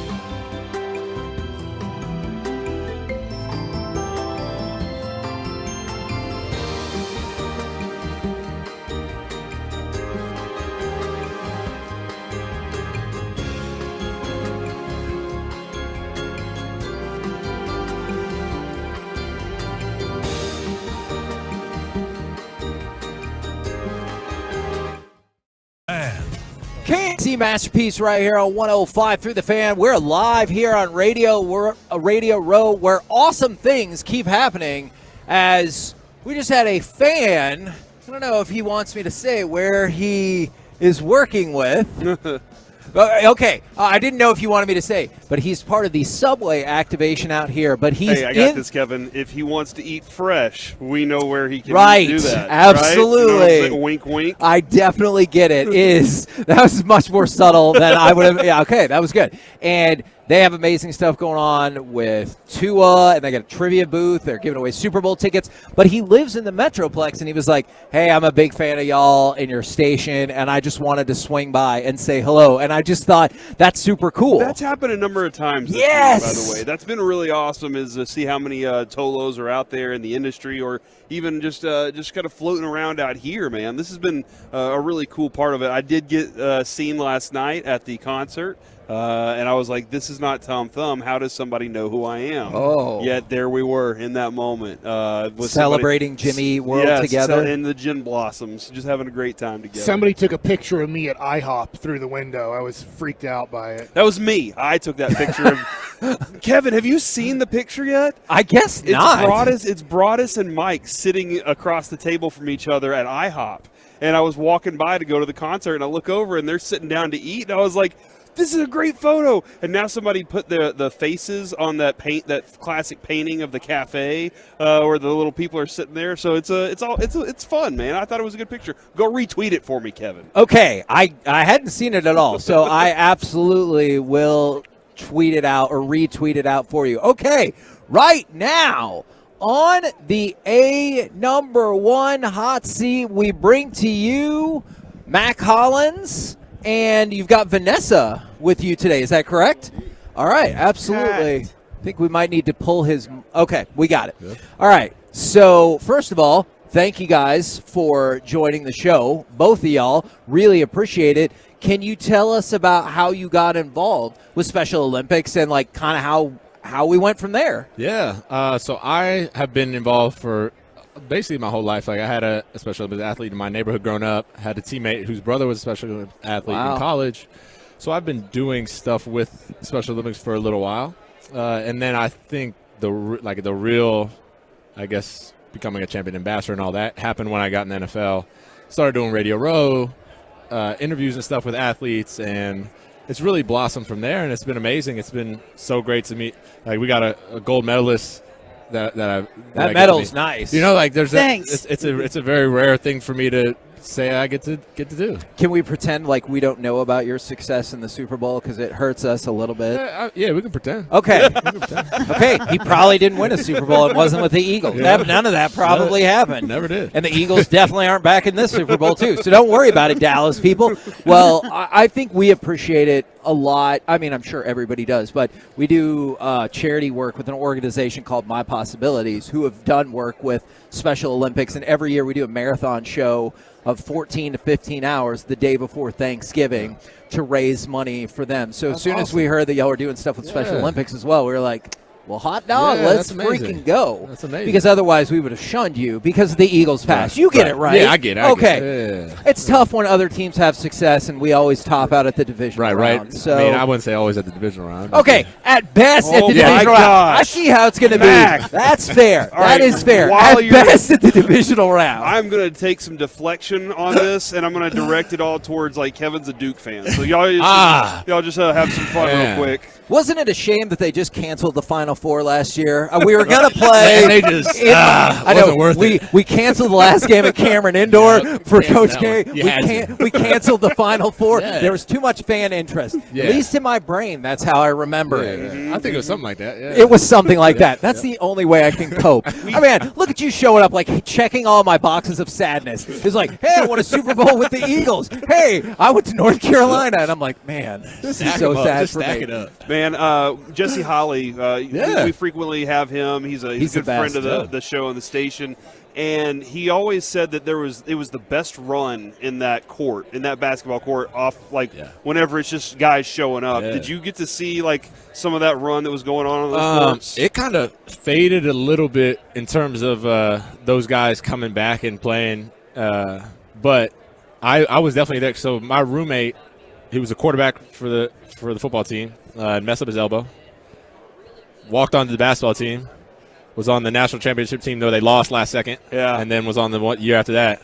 Oh, is that the Villanova one? Yeah. So, like, we joke all the time that he's the reason they went to back-to-back. Like, ever since he got there, they started going to national championships. But, yeah, so I would go – then I went to a lot more runs then, but I was hooping all the time. Like, yeah. That's really out 4 days a week, in season, out of season. Like, we're talking with Matt Collins and our Special Olympian champion, Vanessa. What's that particular medal for, and do you have other medals? Because I'm already impressed by the one.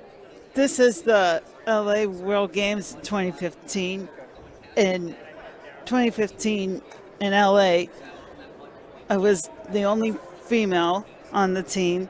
Oh, wow. The story went viral, and we had to compete against other countries, and then we had to play another USA team from Missouri and beat them, and we got gold medal. What was the sport that y'all were? Softball. Oh, my okay. gosh. What position do you play here? I was the only pitcher on the team. Okay. So Not the only pitcher, but we had we had a reliever because I was getting tired. So and they put me on third base and first base. So I played those other positions as well. Vanessa does it all. I mean, she literally does it all. that's pretty impressive. Thank you. It's like three positions, Yeah. bam, like that. All key positions, Like bam, too. bam, Yeah. like bam, bam, bam. I'm there one. Is pitching your favorite position? I know you said you can't pitch all the time, but is that your favorite? It was. Okay. So they saw that I was kind of getting tired, so I decided to play. They gave me third base and then first base for a while, and then that was pretty much it. Yeah, boom, boom, boom. Are you the slugger on the team too? When you love hitting? And I like to hit. Yeah. I mean, to bat and stuff. Yeah. But not to hit anyone. No. Yeah, batting's the best. What was that feeling when, you walked us through all the different teams you had to play. What's that feeling when you win? Well, it was a pretty good feeling because right before that we had to play Mexico, and then we went and then played teams the other U.S. from Missouri, and we won. We won and took the gold medal. That's incredible. And then it took a lot of work and a lot of teamwork. Yeah. So that was a lot of practice too, because we had to practice in Flagstaff and Casa Grande, and we were all everywhere. You're a little envious of that medal, right? It's pretty Oh, sweet. yeah, by far. I mean, like, Thanks. people always say, like, oh, they're so lucky to be with you. And I'm like, it's the other way around. Like, Yeah. Like, but a gold medal, like, anybody can get a Super Bowl ring. Like, some teams. Oh my gosh, some Mac! teams. Why are you thinking like that right now? But a gold medal, a gold medal. I will. This guy over here, he used to pitch in the major leagues, and he pitched for Team USA, and he has a bronze medal. But yours is gold, so yours is far superior to his. She was about to say mine's better. There you go. Gold is better than bronze.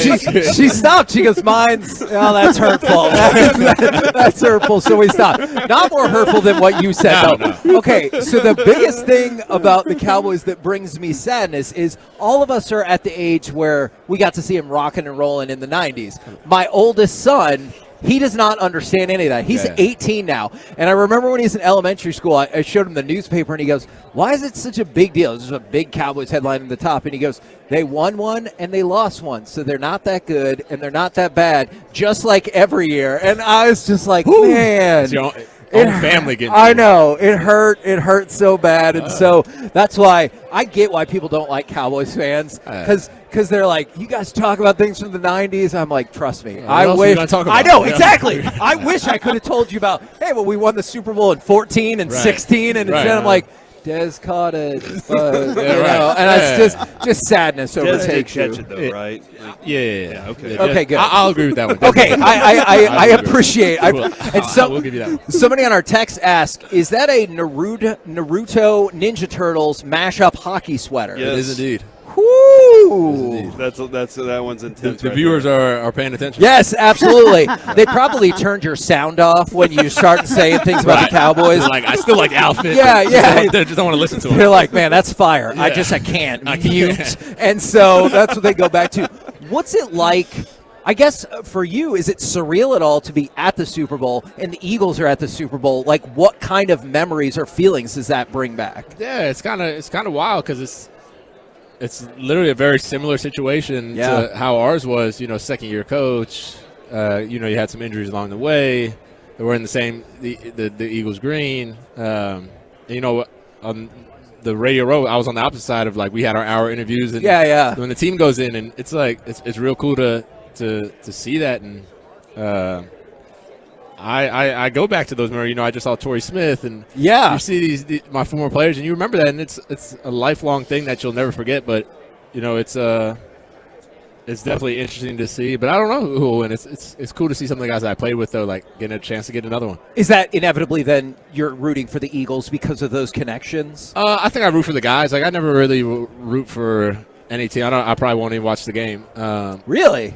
Yeah, I don't really watch much football unless it's tape. Yeah. I think you just get so over analytic when you watch your own sport. You just, this is wrong. Oh, he should be doing this, or this is changed. And it's this isn't what you don't enjoy it for the beauty of the game. Sure. But definitely cheering for my teammates, former teammates that are out there. Y'all go get another one. Y'all were supposed to we were never supposed to win the first one. Right. And now maybe a second one within 5-6 years. With a totally different regime and everything. Yes, I'm aware. I get how quickly y'all rebuilt it. And I'm sure your favorite part, though, is listening to the media dissect everything that went wrong the next day, right? Yeah, you guys are super pumped about those things. That's you get used to it. It's never right. Now, next year's Super Bowl is supposed to be in Vegas. It is indeed, Are you Allegiant hoping Stadium. to be right there with it again? In Yeah, Las Vegas? I would definitely love to be back. I loved my time there. I loved the only thing I missed is that I wasn't in Florida, being able to search for snakes and lizards in Everglades like I do when I'm in Florida. But other than that, it was great. I enjoyed the fan base. I enjoyed playing. I enjoyed all of it. So I definitely enjoyed being back there. All right. There's lots of lizards and snakes in the desert, though, right? They're just different kinds. They're different kinds. Not as friendly kind. Probably a little fast. I'm going to read this verbatim. It's a totally different person. Can you ask him where he got that jersey, or actually if I could just buy it off of him right now? I don't know about the transactional nature of being here, let me buy the clothes off of you and bring them back to another person. I feel like that might not be the way to go. I mean, where did you get it? I got it from, I want to say, I got the tag on it. I might return it. I usually don't. I only wear 5 shirts I got 5 shirts. Well, maybe we can make this transaction happen. It is. Oh my God, there really are the tags on there. $54.90. It's worn, so I can give it to you for $45. Oh my gosh, that's a discount right there. I got it from, I think it's called Lunchbox. It's there's a lot of mashup. They do Disney mashups and all types of stuff like that. I need to make some cash too, so I'll start the bidding at 45, Yeah, so we can split We're the almost difference. out of time. Why do you only have 5 shirts? It's so much easier. So I can walk in my closet, lights out, wife's still sleeping, and know, okay, underwear, shorts, don't wear shoes, and grab a shirt and know that I'm going to be set. And I end up wearing the same stuff anyway, so I probably gave away 300 shirts this offseason. It was just why do I have these? Okay. The laundry always ends up being the same 6 shirts plus maybe one different one. Okay. It's I might as well just make the decision. We might be able to make somebody's day here. I'm not entirely sure. Vanessa, do you have a Super Bowl pick or a team that you're rooting for? I'm rooting for the Eagles. It was a great run, Vanessa. We appreciate you being on. It hurts. Unfortunately, It hurts. Looks like our time's up. Well, thanks for stopping by.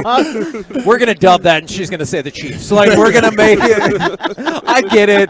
The franchise has been on a freaking roll, and considering you guys the Eagles might just have the best roster in all of football, it feels like this probably isn't going to be the last stop at the Super Bowl for them. So I get it. It is wild how all this week, even the older veterans, Emmitt Smiths and Tony Dorsett's, as we've been talking to those guys this week, they've all just, every time we ask, they look up there and they just go, gosh, the Eagles just have so much talent. They got some guys. They've drafted well, Yeah. and their whole offense. I think A.J. Brown is one of two guys that was They got not some drafted. guys. So They it's got some wild. guys. 2 first-round picks. It is humbling indeed. Well, I appreciate both of y'all, both champions, jumping on with us. Absolutely. And the hashtags, if you want to hit, you can hit Twitter, Instagram at Special Olympics, and they're using the hashtag Inclusive Health, Inclusive Revolution. So Inclusive Health, Inclusive Revolution. If you guys want to be involved, you love these stories, not involving the Eagles, but you love these stories. That's all I got is verbal stuff. I got nothing else to lean back on. Is you can go check that out. Mac, Vanessa, thank you guys both very much. Thank you for having us. Absolutely. Thank you. We're the KNC Masterpiece right here on 105.3 The Fan. Coming up next, let's do some Super Bowl 57 prop bets like, will there be an octopus? 877-881-1053. We'll do it next right here on The Fan.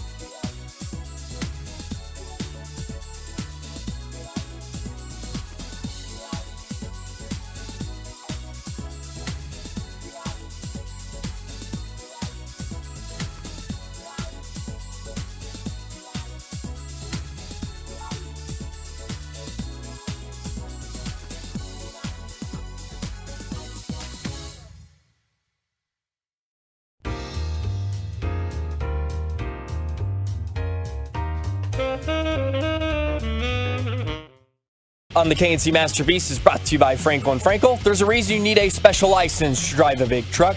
So companies that hire drivers and put them in a big truck should be held accountable for what happens when one hurts you. Frankly, you need Franklin Frankel. The consultation, it's always free. Visit truckwreck.com. KNC Masterpiece back here on 105 through the Fan as we jump into the lunch rush and the expressway. I got Super Bowl prop bets for you. Some are awesome, including will there be an octopus? And hell yes. Mike likes it. But we have some other news. Sham Charania reporting that Luka is expected to make his return to the lineup tonight alongside Kyrie. So we get our first look at the Kyrie-Luka combination against the Sacramento Kings. In your face, Kings. Oh, and you, Kevin, you said it would never Yeah, happen. you said it never happened. I don't feel like that is what we discussed earlier. Yeah. I don't feel like that is factually accurate at all. This is our dream come true. So Kevin, we not get Kevin's. off a plane, and then we go home, and then we watch Luka and Kyrie all night long. Can I ask you a question All about the night logistics long. of that? How do you think it's going to go with your respective families when you've been gone all week All and right. you get home and you're like, I need to go watch basketball? Well, my wife is going on a craft retreat with her friends and won't be back till Sunday. So she's gonna like have a bunch of popsicle sticks and glue it to a wall or something. I don't care. She's not Scissors gonna and stuff, yeah. Yeah. But yeah, she's not going to be home when I get home. Okay, that's one down. You got three more to go. Mary Grace is in Florida for a national cheerleading competition. Oh, you got two down. And the boys will be home, and boys will be boys. You know The what boys I'm love saying? basketball, yeah. Yeah. So They they're going to be actually- sitting around in no. their Mavs underwear just Here's what watching they do. basketball together. They go put on their goggle things and play the video game or play PlayStation Like for 5. VR? Yeah. They're goggle things. I was picturing like Kurt Rambis, and that's how they watch basketball. I was thinking like those airplane pilot goggles. My 14-year-old steampunk will stuff. watch some of the game with me. Okay. My 13-year-old will be like, got video games to do. But the key thing is you're free and clear then to enjoy the Mavs how you see Free fit. and clear. All right, here's what's going to happen. For I can me. watch it I think it's just gonna the be way tough that for him. Corey watched Kay Adams a few minutes I ago. didn't even watch her. I'm going to dude. put my hands up. Y'all were more invested than me in that. She was right in your eyesight. Lucy's going to be asleep. All right, so Lucy's going to be by the time I get You got home, three more. It's going to be so late. Adrian probably also going to be asleep by the time I get home. She likes to go to sleep early and stuff. And the boys, they're probably going to be building something in Minecraft together. So, Do women sleep more than men? Yes. Oh, dude. I mean- Adrian takes a 3-hour nap Oh, on dude. Saturday and then goes to bed at like 8:30 with me. I'm like, hold on, what happened here? I got to stay How up are you a little going to bed longer. that early? I don't know how women go to bed that early. I don't either, man. Are there any women listening that like actually staying up past 10 Yeah. o'clock? If you're a woman, text into the show Yeah. right now. Ask I'm Kay on the Adams. Twitch. There's all kinds of ask Kay Adams. And tell us your sleep schedule. There's all kinds of Yesterday women's walking around. Yesterday she tweeted out that she Women. needed a nap. Maybe is it when they have kids and a husband that they like going to They're bed exhausted. early? Yeah, they're just exhausted from Maybe the it's just entire a day. Like, I don't know. Look, there's the Phoenix Gorilla dude. Oh, the Gorilla! There Yeah. we go. He got tombstoned by Kane once on Monday Night Raw. Oh, Yeah. my Now God. that's He's the coming same to sit down person. There he and is. have How's it going? Can the gorilla talk? Does this work? Oh, okay, okay, great. He said he can talk by shaking his head yes. You can see how that was a fair question, right? All right, how are you today, Gorilla? Uh-huh. Oh, okay. Okay, he's good. Are you rooting for the Eagles or the Chiefs? Oh, I kinda hear in ya. between here. Are you happy about Kevin Durant coming to your team? Oh, there we go. Do you think Kyrie's going to leave Dallas and go hang out with him too? No? So, Okay. in Mum's game- the word. Can't In say. Game 7 last year, what did you Oh do my in the gosh. fourth quarter? Oh, he slams Oh, it no! and walks away. Oh, no! That was great. The Gorilla! That was fantastic. outstanding. I really could understand all those answers. I really.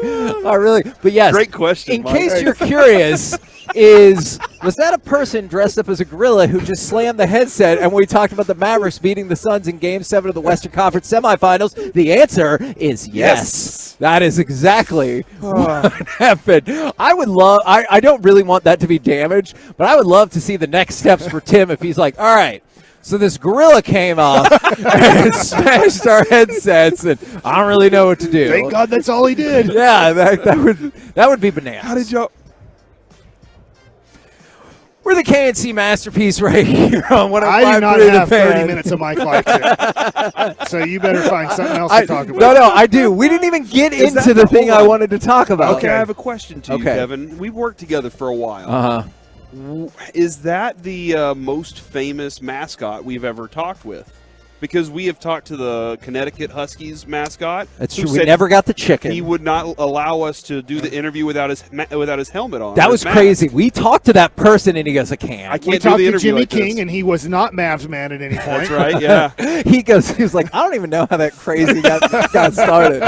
I think yes, right? Wow, we just had the most famous mascot on the KNC Masterpiece to date. Man, look at us. That is impressive. We did it. So what I was actually going to start with talking with you guys about. By the way, I we did do love have that. a Tolo on Twitch that says it's Big and Rich 2011. My wife is nocturnal and stays up till 1 a.m. every night and is a school teacher and gets up at 6 a.m. I'm not kidding you. It's no shade to Sean and RJ or anybody else. I think my wife's goal is for us to be the morning show, so I have to go to bed at like 8:30 or 9 o'clock, and she's like, oh, my God, that would be my dream. And she, so she's like this too. Yeah. So Adrian, Yes. like 9 o'clock is Sue's like bedtime. She wants to be in bed by 9 o'clock. Now that might not happen every time, but she would love life. Yeah. If she's like, I would be great in the olden days because when the sun goes down, I'm ready to go to bed.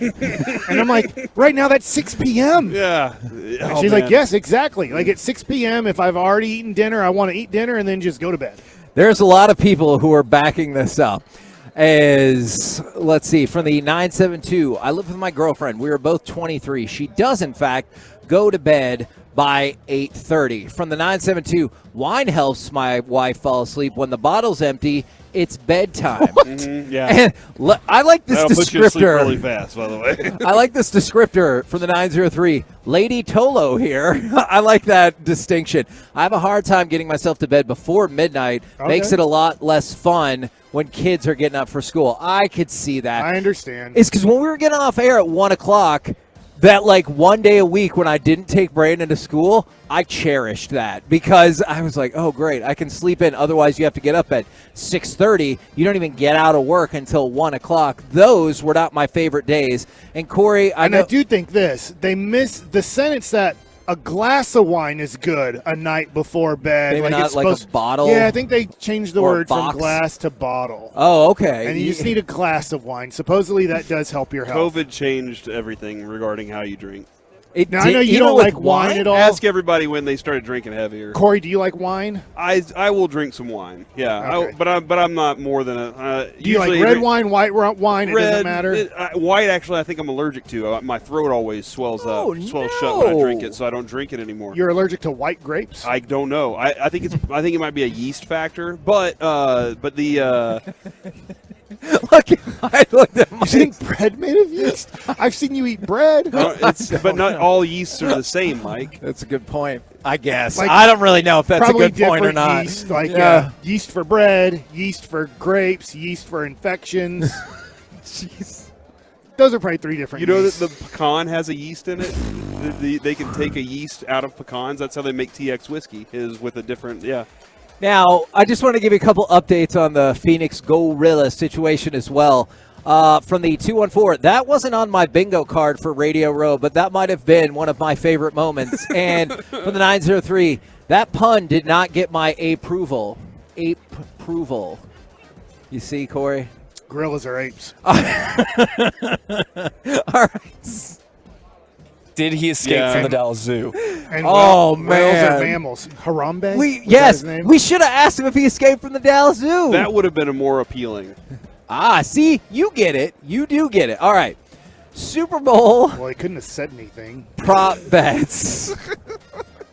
He's a mascot. He said I can talk, and then he didn't. It was great, though. It was. It really was. Will any player record an octopus? What is an octopus? Mike, you have thoughts? I don't know. I don't have anything that's cunning off the top of my head. Okay. An octopus is in the same drive when the same player scores a touchdown and then the 2-point conversion. Okay, That all right. is the octopus. I could see A.J. Brown doing that. 13-1 on your money for any player to get an octopus. I could see Travis Kelce doing that, and I could totally see Jalen Hurts doing it. Hell, Why do you think octopuses have 8 legs? And don't they have like 3 hearts or something? Yeah. Wow, so they can have a heart attack and they're like, I'm good, I got 2 more? Yeah, pretty much. I don't know how that works. I mean, that makes sense. I'm just telling you, I do not know. I think, why do I think it's that way? To push the water? Yeah. You need 8 to push the water? I think doesn't water go through it, though? Like if you cut off one of their They'll legs. be fine. They'll be okay. Yeah, they're not just going to die. Where they accidentally like go in circles, like because one side would have it's 4 not like a and pushing one-legged hard. Can't get anywhere. So best scenario if you lost 4 would be 2 on each side. Yes, So you could yeah. still. Somebody needs to cut one off on the other side. Let's go ahead and mark that. Don't forget Masterpiece of the Week. Coming up at 1:30. Coming up at 1:30. You know what I've noticed a lot Dallas here time. on Radio Row? We get way more people looking at our booth than we do at other. I don't know if that's a good thing or a bad Because thing. we're laughing a lot. And are the Tolos laughing too? If they are, that's a good thing. I absolutely hope so. Oh, from the 903, lots of updates. Female Tolo here. Yeah, I like these. I normally sleep 12 a.m. to 6 p.m. My husband gets twice as much sleep. Man, I felt like that was the opposite of a shout-out. She was like, he gets to sleep twice as long as I do. I don't love it. Will any player have a pass completion, reception, and rushing attempt? That's 9-1 on your money if you think we can do that. Philly, is it called the Philly special? What was that Just stupid? the Philly special. Yeah. I mean, it worked. It was great. Yeah, I could see. I Jalen know, 'cause Hurts you're getting rooting that. for him. I damn sure was. I could see like a Miles Sanders. I could see a running back for them doing it. You know what? My bet would be on Kadarius Toney. To have an opportunity like all 3 of those, because he's got. I mean, it could be Kelce too, though. Over under 11.5 for the last jersey number that scores a touchdown. All right, so 11.5 for the last jersey number to score a touchdown in this game. Like Jalen Hurts is number 1 and Travis Kelce is number 87. Okay, so I'm going to take the over.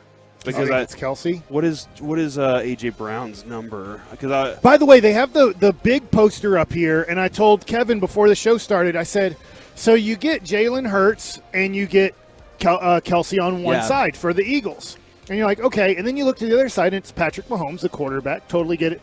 And then I'm like, I think that's Juju Smith-Schuster, who's number 9 up there. Yes. Yeah. And I was like, I'm not 100%, but I'm pretty sure that's Juju Smith-Schuster. I'm like, why didn't they put the other why didn't they put Travis on there? If you have Jay, that would make wouldn't it have made a lot more sense in here to be like, here are the quarterbacks, here are the Kelce brothers. Yeah. Instead of like, here's an average wide receiver who's underperformed for most of his career. But he's very famous on social media. Are they media. trying to really pump up Patrick Mahomes? Like, look what he's working with here. Kevin, I'm going to go under.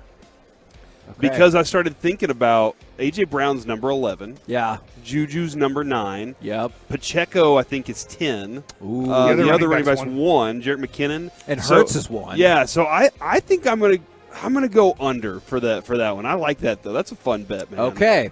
Now, I have some really weird prop bets. Do you want some of the regular game ones, or do you want to get into just the weird ones? Let's get weird, bro.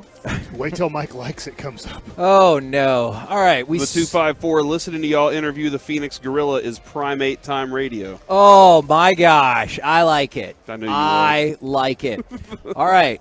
During the halftime show, will Rihanna show cleavage? Yes. Okay. 1,000%. That is. She was over here in a mini skirt already showing cleavage on Sleep Number couch yesterday. Okay. Really? Yeah. What? Unfortunately, sorry, Corey. I'm pretty sure. I'll see if that was her or not. Why are you going to look on your phone? He's like, hold on, I took some pictures. Yeah, did you take pictures? No. She was here? She was in here I'm yesterday? pretty sure she was. We should have gotten her. That's a pretty big favorite. All right. What do you do? We should have gotten Rihanna. Right? You agree, right? That would have been. No, yes. I felt bad we couldn't tease it. All I want to talk about with her is Guava Island. And marrying Russell Wilson and how that's going. That's Ciara. not her. That's Ciara. Oh. That's If the Chiefs win, will Andy Reid be doused in barbecue sauce after the game? 16 to 1 on your money if you think that might happen. Dalston, no, I don't think so. I don't know because it's Gatorade, dude. It is Gatorade. That is the tradition. You don't do barbecue sauce. You're going to have some more bold moves if you want to make money. Over under 2.5. How many players will attempt to pass in this game? At least 2. I think 3. Okay, I think so you're going to I'll take that one. I'll take that one for sure. You're going to take the over. That is the underdog, so you can make a little money right here. Here's my favorite one, I think, though. How many beers will be sold during the Super Bowl at the stadium? Do you have a number on how many beers are typically sold at the stadium? I don't, but here's what I can tell you. 1 million. The capacity Thanks, is Mike. 63,400. 600,000. You think every person in the stadium is going to drink 10 beers? No, but I think there's drunkos who will drink 30. And then they make up for. I think that there will be 120,000. I think that's a good approach there because I don't think everybody in that stadium drinks. But then there's the suites and everything. So and there you can get hammered in there. I'm going to go 120,000. What's the over under? I'm going to need you to pick one. Because it is 120,000. So do you want to go? So I'll go over. Mike's taking the over for sure by a lot because of the drunkos. Yeah, I'll have the drunkos. I'll go over on that one. All right. For sure, yeah. All right. What will be the color of the Gatorade, assuming it's not barbecue sauce, that is dumped on the winning coach's head? Red. Red, 7.5 to 1 on your money. Red. The leading candidate. Green. Is it yellow or green? That's the tough part. Well, they give you both because lime. That's 3 to 1 on your money. Red 7 to 1. The leading orange 2 to 1 on your money. Well, that's the it best has more Gatorade. vitamin C. Yeah, that's the best Gatorade. Huh? How many times will I've made that up? If anybody's yes, listening, I'm aware. His wife's a doctor, so they would immediately Yeah, because trust orange him. juice has vitamin C in it, so orange Gatorade must too. I don't want you to get trapped in a Russell Wilson situation. How many times will the chain be used for measurement? Hopefully Once. never. Okay. Shoot a laser out Once.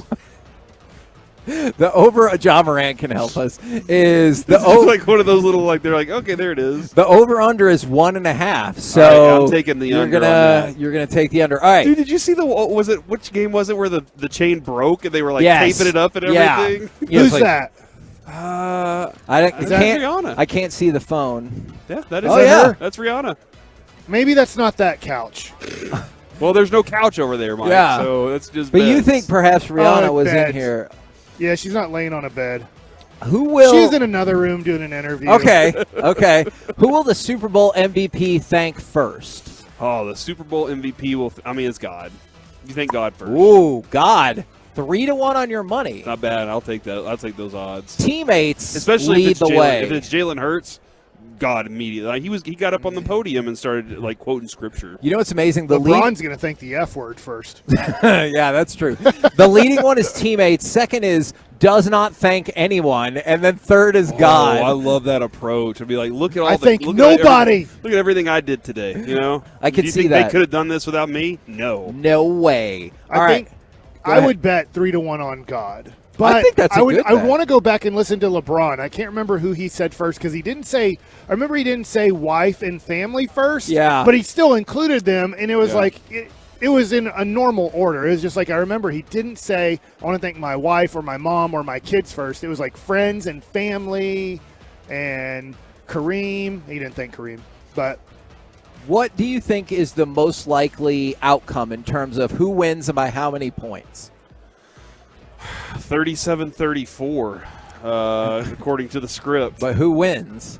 Who won in that one? Do you remember? Oh, I think it was Eagles actually in that one. All right. I'm going to say 37-34 Chiefs. I just need the difference. So if it is a 1 to 6 point game, 3 to 1 on your money for the Eagles. Okay. That seems like a decent bet. All right, Mike, how many points and who wins? Like how many points do they win by and who wins? Eagles win by 7. Ooh, Eagles by 7, almost 5 to 1 on your money right there. Now, Corey, if you want to be really bold and you predict the Chiefs to win by 43 points or more, you get 125 to 1 on your money. Are you serious? Yeah. I ought to go bet $10,000 on that right now. Do you have $10,000 to go bet? What's on multiply 10,000 by 125? $1.25 million. Look at that. I don't even care. I'll find a way to get the money, dude. Okay, I'll take that bet. I'll figure out a way to have to pay me 125% of my bet. Betting with Bassick. Oh no! All right, Corey's going to bet today.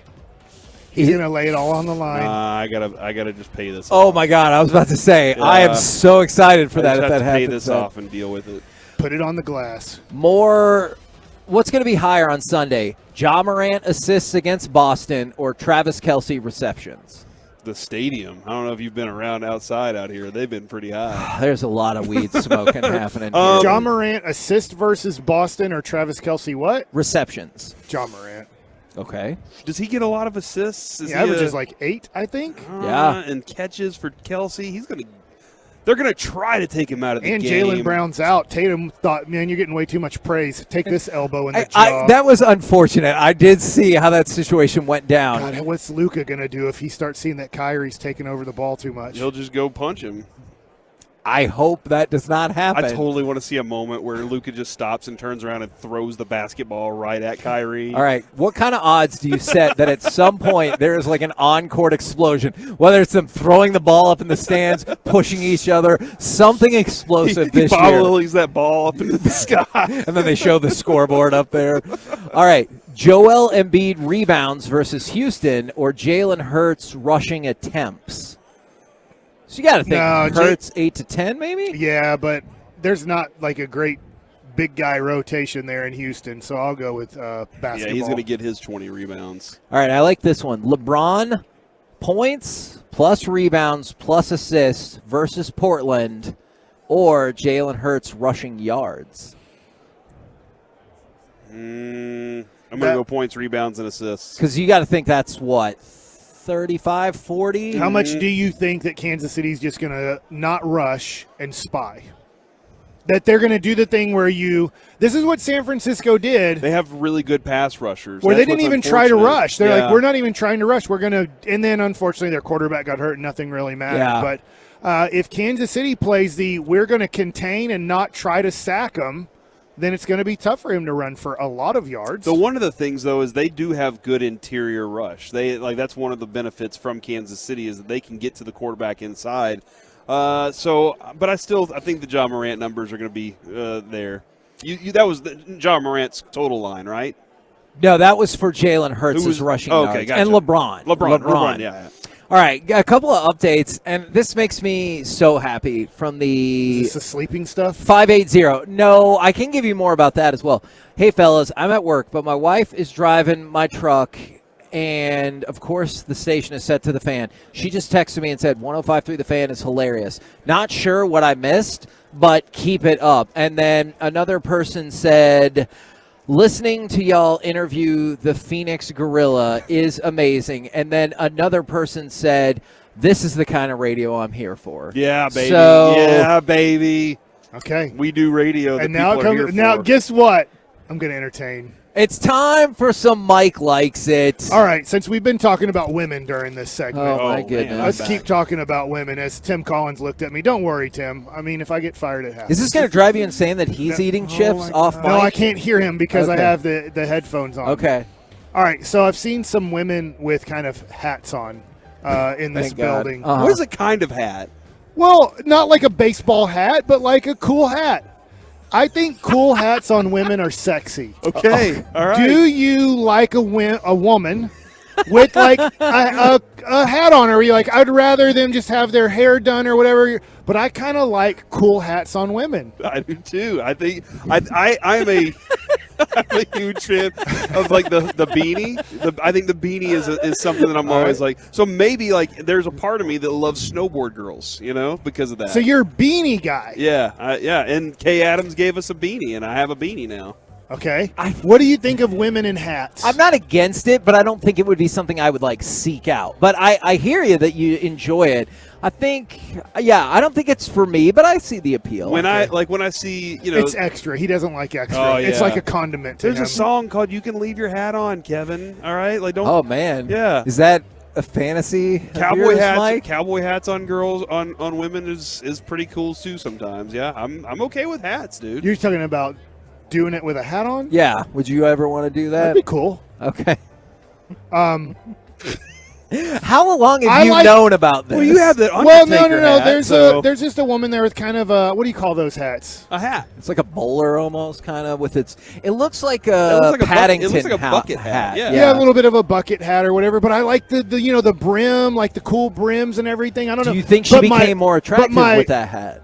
I think so. Okay. Yeah. Is my wife doesn't like wearing hats too much out because if she wants to take it off, her hair is going to be like messed up. So is that a thing? Like I like wearing hats, but I have to always keep it on because then my hair's messed up at the end of it. I saw a lady the first day we were here walk in with a hat on, and she walks over to the pillar over there, took the hat off. Hair was gorgeous. I was like, how did she do that? That was magic.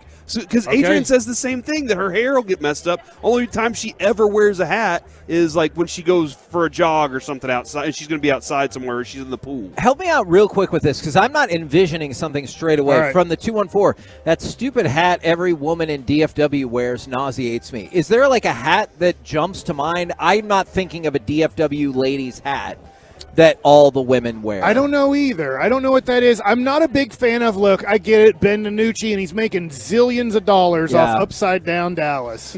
But I'm not a big fan of that hat. Is that the stupid hat you're thinking of? I don't know if Because they said you know which one, and I'm not thinking of it off the top of my head. Whenever I think of hats, I always think of the Kentucky Derby. Like that's and nobody's wearing. That's not functional. I'm not hats. crazy about that, but kind of. I'm not saying like a cowboy hat or a cowgirl hat, but kind of in that like really cool type of way. I think is a really cool look. Okay, straight away. You know, this is a different person. I don't know if they're working on this together. Those flat cowboy Frisbee hats that every single woman wears in the stockyards are annoying. Yeah. It's a very hipster thing to wear right now. I think those are kind of sexy. You do? Okay, that's Mike's into that. Okay. That's when the cigar Do we need to send this rollers- podcast to your wife? There were a lot of cigar rollers out at the media party the other night, and they all had those flat hats that Kevin was just talking about. I think they're kind of cool. All right. I might have a name, the Charlie Horse hat. Next, I Mike have to likes look it up. as I move in a completely and totally different direction. Shoes. Not more hat talk? Hat was in the opposite direction of shoes, right? Yeah, I don't have. You don't My have any- wife will sometimes say which shoe looks better or whatever, and I struggle with that. Yeah, that makes sense. She knows that I tell her the truth, so sometimes she'll put something on. I'm like, oh my gosh, you know. And then sometimes she puts something like, yeah, that looks great. So she knows that I will give her my opinion. Sometimes I'm like, that doesn't look good, and she doesn't care. She still wears it. But because I don't like mom jeans. And so, you know, I've heard previous instances. I remember that. So I'm like, those are bad, and every woman's gonna regret going back to mom jeans. Do you tell her to like get rid of those jeans? You're like, you need to be done with that. Yeah, like my daughter has at least 20 pair of jeans, and I might be underrating how many jeans she actually has. And so my wife was going out with some younger people, and she's like, hey, I'm gonna look younger, and my daughter dressed her, and I was like, doesn't look good. She didn't care. She still went out that way. So that's that story right there. Okay. Next story. Yesterday, totally changing subjects, and that's the way I like doing. Mike likes it. Deal with it is what I like saying. He does. I watched. I don't have Showtime at home, but we have Showtime in the hotel. Yeah. And so on Showtime, they have the Mahmoud Abdul Rauf story. Oh. And if people don't know him at all, because I think a lot of people don't even know who he is. Is that the former Chris Jackson? So, yeah, so Okay. his name used to be Chris Jackson. He was a super stud basketball player, went to LSU as a freshman, and was unbelievable. And then after his sophomore year, he declared for the draft, and that was rare back then. So he played 1 year with Shaquille O'Neal at LSU, and it was rare to leave after your sophomore year. But he was so frustrated with his family situation. He was raised by a single mom, had a couple siblings, and they were living in complete and total poverty in Mississippi. And so he's like, I just have to get him out of this situation. And it was interesting watching this, and this is where I'm going to go, and I really recommend watching this if you can, is how horrible we as a society treated Mahmoud Abdul Rauf when he changed his name and didn't stand for the national anthem. And I didn't know this whole story. he wasn't standing for the national anthem for the whole season. Yeah, and then once somebody picked up on it, it was a changed sports. everything. It was a sports talk broadcaster who noticed he was sitting close to the bench of the Denver Nuggets, and noticed he was sitting during a national anthem, and he brought it up on sports talk radio, and then it blew up, and all the national media was there. And at the time, because there was this, I believe, being in that era, this is 1996, there was a lull, and there was a lot of Kareem Abdul-Jabbar, Muhammad Ali, Jim Brown, a whole bunch of other people too, but those come to mind of like, there's this, look, we need to have some equality here, and obviously Martin Luther King and Malcolm X, and then it kind of goes away, right? And you have the 80s and 90s where there's not a lot of that. And so when Mahmoud Abdul-Rauf did these things, changed his name, said, I don't like what everything America is doing. And it was just, it blew up. And what was interesting is they suspended him. I don't remember this. Do you remember that the NBA I said, do not. You cannot play. If you're not. I don't remember that at all. So he stopped. So once it became a national story, Bernie Bickerstaff was the coach and said, hey, you got to go home. He was on a phone call with David Stern and NBA people in New York, Bernie Bickerstaff, and he said, look, I just don't believe in standing for the national anthem. I'm not telling people to sit for the national anthem. I just don't believe in standing for the national anthem. And they said, all right, you're done. And so he said, then fine, I'm done. I'm not going to do this. And so they come to a resolution that he's like, all right, I will stand for the national anthem, but I'm going to be praying during it. I'm going to put my hands, if you've ever seen a Muslim person pray, his hands are close to kind of his chin area. And so their first game back is in Chicago. And I found this so hilarious from our society and our culture. They are so furious. The United States of America is furious with Mahmoud Abdul-Rauf for not standing for the national anthem. So he stands for the national anthem in Chicago with his hands close to his chin while he prays. Oh. You couldn't hear the national anthem because booed. 20,000 people in the stands stop respecting the national anthem and boo through the whole thing that you can't hear it. Nobody's respecting it pretty much in the stands. Wow. And it was the weirdest thing to me in Mahmoud Abdul-Rauf because the KKK burned down his house after his career was over. He decided, I'm going to go back to Mississippi. I'm going to build a house and buy this land, and things were done to his house. And then eventually the KKK burned it down after doing multiple things to it. And if you're on the same side as the KKK, maybe reevaluate. But it's an interesting story. And I know some people that believe, look, you have to stand for the national anthem and take off your hat. I'm not saying you're wrong. But if somebody decides to do something different, you have to I believe, this is my belief, you have to respect their belief. And obviously it goes into later, like, hey, history somewhat repeats itself through Colin Kaepernick. Yeah. But there's a lot to the story. Who's now selling ice cream. Oh, yeah. He's selling the Ben & Jerry's. Yeah. I don't know if that's a recent thing or But not. anyways, it was a great documentary. It's a father-in-law's lesson been talking in about it a history. lot. He was a great basketball player. I do think they overstate a little bit on how great he was in the NBA. He was a very good basketball player, but I understand. I'm like, look, I lived through it. I know that he was a good player. He wasn't on the same level as like Gary Payton or like he was good, don't get me wrong, and he had great games. And it goes through his Tourette's syndrome.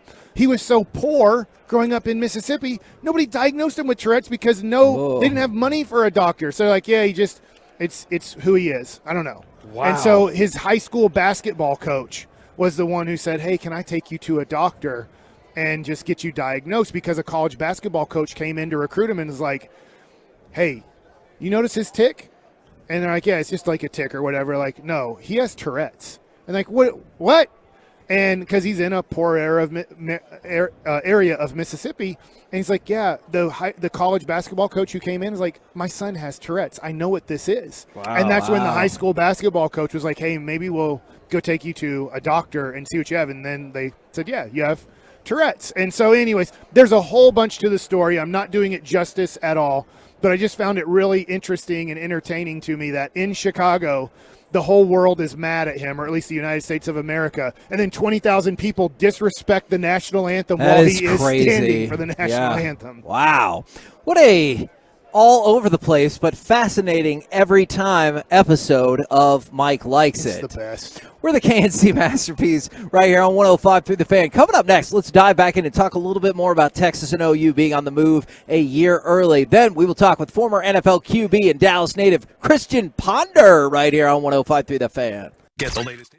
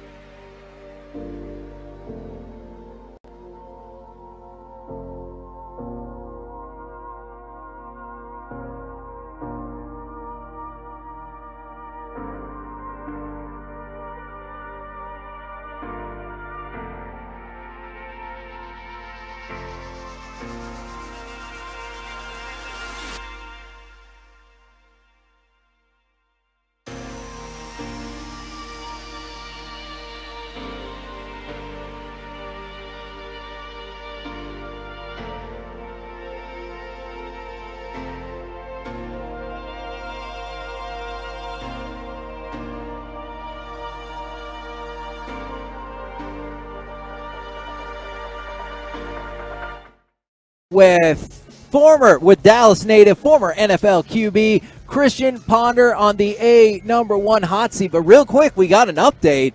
Is multiple people were saying about 12 minutes ago Luka was good to go. However, Luka himself, when he finished shoot-around, said probably not tonight, and he's still feeling some pain, and it looks like then he would hopefully debut tomorrow against the Kings. It makes sense. You probably don't want to play Luka 3 out of 4 nights coming off of a heel injury. That does absolutely make sense. And right now, we bring to you Christian Ponder. Good afternoon, sir. Good afternoon. How's everyone doing? We're doing good. We're glad that you're here. Now, being from the Metroplex, are your sports allegiances, I guess maybe the non-football areas, to Metroplex teams? Because that sounded like that no. Noise sounded like a no. I mean, it's sacrilegious for me. I grew up. Well, I was born in Florida. I grew up in Dallas, though. My dad played for the Cowboys. But my dad never took me to Cowboys games. We didn't really watch. We were more college football fans. We didn't watch a lot of NFL. I actually grew up a Denver Broncos fan because of John Elway. So at least they were an NFC team. Okay, I can live with that. So it was fine. And then we didn't really watch other sports. Like we were all in on football. So I didn't have any allegiance to the Mavericks. Or I watched the Stars some bit. So we spent. My wife's from Phoenix. We spent a lot of time in Phoenix. So I've adopted the Phoenix Suns fan. My goodness. Yeah, I know. We just had the gorilla sitting there a few minutes ago. Yeah, so that was kind of awesome. It was great. I mean, Luka had a good interview. Yeah, Luka had 30 at half. The Suns had 30 at half in Game 7. Touche. Yeah. Okay, so how pumped are you for, I guess, the Kevin Durant trade? I do Yeah. want to talk football, but since you're a Suns fan, how pumped are you for that? Yeah, look, I remember it's so funny how quickly these things change, right? Like, Suns have not had a good year, and obviously they've dealt with a lot of injuries.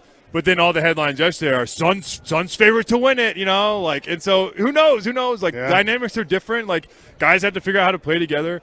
Obviously, he's a tremendous talent, generational talent. So, it'd be interesting to see him and Chris Paul and Devin get out and play together, and it'll be fun to watch for sure. My first question is, what age were you when you moved to the Dallas-Fort Worth Metroplex? I was 5. Okay. Born in Tampa, moved to Dallas when I was 5, and then yeah. I mean, all my memories are in Dallas and not Florida. Well, is that because you can't remember things before you're 5, which Yes. is what I've long held? I long believe people will be like, I remember when I was 2. I was like, no, you don't. Yeah. Because there's a lot of kids now. I'm from Duncanville, which is a powerhouse in football and basketball now. Is a lot of kids right around high school age move into the Dallas-Fort Worth Metroplex for sports. And so I just had no clue if, your dad saw, there's a lot of kids that move to Southlake or move to Allen for football. Yeah, we got beat down by Southlake every year. We played Southlake and Denton Ryan, and it was not. For some reason, we didn't have all the talent. I was a quarterback. When I'm the strongest and fastest guy on the team, that is not set up for success on the field. But it was great to play. Obviously, high school football in Texas. There is no better state when it comes to football or probably sports in general. But what a tremendous experience! It's so funny. Like, I remember when I went to Florida State. Guys had these pictures in their mind. This is pre-social media. Like, did you ride a horse to school? Of course. Is that what that was like? We don't traffic in money. It's only oil, so you have to bring oil with you wherever you go. Hollyville at that time, though, really wasn't quite built out that way yet, so there was still a lot going on. Yeah, there was. And the school, I think, when I was there, was like only the 10th year that it was open. Yeah. But a tremendous experience. I mean, to play 5A football, and now, I mean, it's so different now even from when I played. But now 6A is the biggest. Yeah, which is crazy. And I remember, like, when I was in high school, there was 26 quarterbacks in the state of Texas that got Division I offers or had signed Division I scholarships. And I'm sure the numbers are probably more than that now. But for us, like, football was a year-round sport. Like, the 7-on-7 is such a big deal, and I know now a lot of the other states have adopted this. Oh, man. But still, Texas is definitely the best when it comes to high school football. He's not wrong about the 7-on-7 part. We both covered Plano, Colleyville. We were covering Allen, that shortly after you graduated and went on to college. And 7-on-7 was something we actually covered in the summertime. It was a huge deal, and what I love is they made it ultra competitive, right? Like you aspire to get down to A&M. Do they still do it at A&M every year? It's moved, I think, once or twice, but I think that they do. Right, like that was it was really competitive to qualify, to get down there, to win. So I think we made it. The 2 years I started, we made it twice. Until you made it to the finals of that tournament, because most of those tournaments before state where we take the top two Yes. teams, and then you'd play like rock, paper, scissors. Yeah, I know for sometimes sure. they did. I know. The first time I heard that, it blew my freaking mind. It's so competitive, and so for a quarterback, like it was great. Like so many more reps, so many, and because like for us, and I don't know how every team was, but like I was calling my own plays, so I would be looking at defenses, digesting. Okay, what are they showing me? Okay, on offensive scheme, what would be great against what I'm looking at? I'm going to call this play. Like, ooh, I'm going to audible this. So like the training for a quarterback was so tremendous, and no one else was doing that outside of the state of Texas. So I think it set up, for quarterbacks a lot of success out once high school was over in college. Oh, sorry. I was kind of looking at a couple of things over here. How many kids do you have? Three. Three kids? Three. How old are your kids? 8, 5, 4. Okay. I'm old. I got 15, 10, and 9, Nice. and that's where I'm rocking at right now. And Mike, your kids are in normal order. 18, 14, and 13. Now, let me just ask you, this is a hypothetical question, not based on anybody at this table for sure. I want to make that very clear. What would you think if somebody had 2 kids and their kids were 18 and 6 months old? Wow. That's him. By the way. Well, I said it was a hypothetical. He has an 18-year-old that's leaving to go to college. That's a He hypothetical. was clearing the house out, and he was like, let's have another one. That's quite the spread. Important thing I've learned over the last few months is my wife does not like it when we call the baby the replacement kid. I have said that multiple times. She does not think that is So funny. in 18 more years, is there going to be another one? Man, this is a great idea. That might defy science. I love this bit. I don't think. I love that bit. Do that. I think that is a bad idea. I think we had a bad idea having kids this late, having another. I kid feel like this late. your wife's name wouldn't be Jess; it would be Sarah at that point. Yes, biblical reference. All right. In terms of this Super Bowl, do you have clearly we're all rooting for the Chiefs because we hate the Eagles, but do you have rooting preferences, and do you have a thought about which way this is going to go? Because everyone keeps talking about how even it is. Yeah, I don't have rooting preferences. I've tended to, now that I'm removed, I root for friends. I'm not connected with either team right now. Yeah. If I had to choose, which is a question that we get often, I think Philly on paper looks really good. I think because the X factor is how healthy is Patrick, right? Yeah. And their lighted receiver, it looks like McColl's not going to play.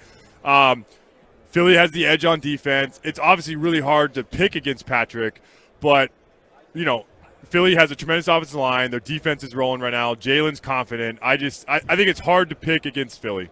All right, so I know this is back to high school, but I have a question. You pick Florida State. Let's put Christian Ponder, very highly rated high school prospect. I was not highly rated. You weren't. I was a 3-star. Okay, well then this might How be the a hell little did you bit get different. to Florida State then? Both my parents went there. Okay. So my dad played football at Florida State. I was a legacy. I think All they right. just pictured I was going to be like the 4th-string guy the whole time I was there. In today's world, do you think a lot of 17, 18-year-old quarterbacks are choosing the money for the school they're going to, or are they choosing the situation? I think it's probably it's probably dependent on the player. I think there are guys that are going to choose money, which is interesting because you're choosing if you're choosing money over a situation, you're potentially jeopardizing yourself for future money because you're in a bad situation. Your draft status is going to be up in the air, right? So it's just look, the NIL stuff is a wild west, right? Yeah. And it is. I do think the NCAA needed to figure something out. But the problem is they didn't figure anything out. They just said, "All right, go ahead and make some money," without any rules or any guidance. And so it's gotten crazy. What I'm interested to see is in 5 years, I want to see the breakdown of what teams spent per win. And then if that's going to make some guys really study this data and That's interesting. spending $6 million on a guy to come in as a freshman who's never played it down, is that a good investment? Yeah. I think we saw it last year with the quarterback at Clemson got paid $1 million from Dr. Pepper and then didn't really do that great, right? Or the Clinton Ewers going to Ohio State for $1 million and that didn't work out. So it's just interesting to see. It wasn't that great at Texas either. Yeah. But I preface that just to say still got I time. don't want that study to come out because I'm an A&M person and they're willing to give as much money as they we can. spent a lot of money for not a good season. So I just need to get those emails and links blocked. That's good. So I don't have to see how feeble A&M spended the money and everything like that. I'm a Jimbo guy, so Oh yeah, that's right. And so I love Jimbo. I mean, Jimbo, he made me the quarterback I was at Florida State, and so I'm definitely. My brother went to A&M. I definitely have some A&M allegiances. So we're going to turn it around, right? I think so. Look, yes. I mean, Jimbo's a tremendous offensive mind.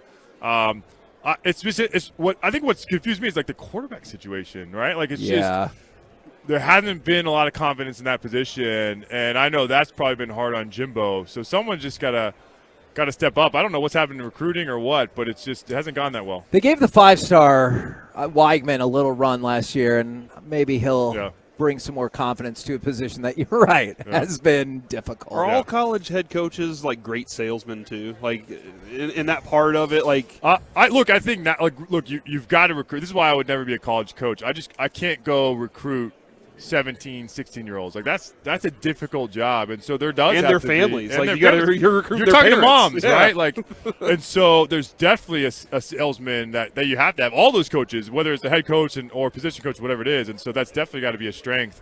Again, like that's it's a wild west right now. It's gotten crazy. And to your point, my boys play baseball. I'm a former baseball player, and I've told them one of his dreams is to play. My 14-year-old is to play baseball at Texas A&M, and I'm like, that's a great dream, and I hope that comes true.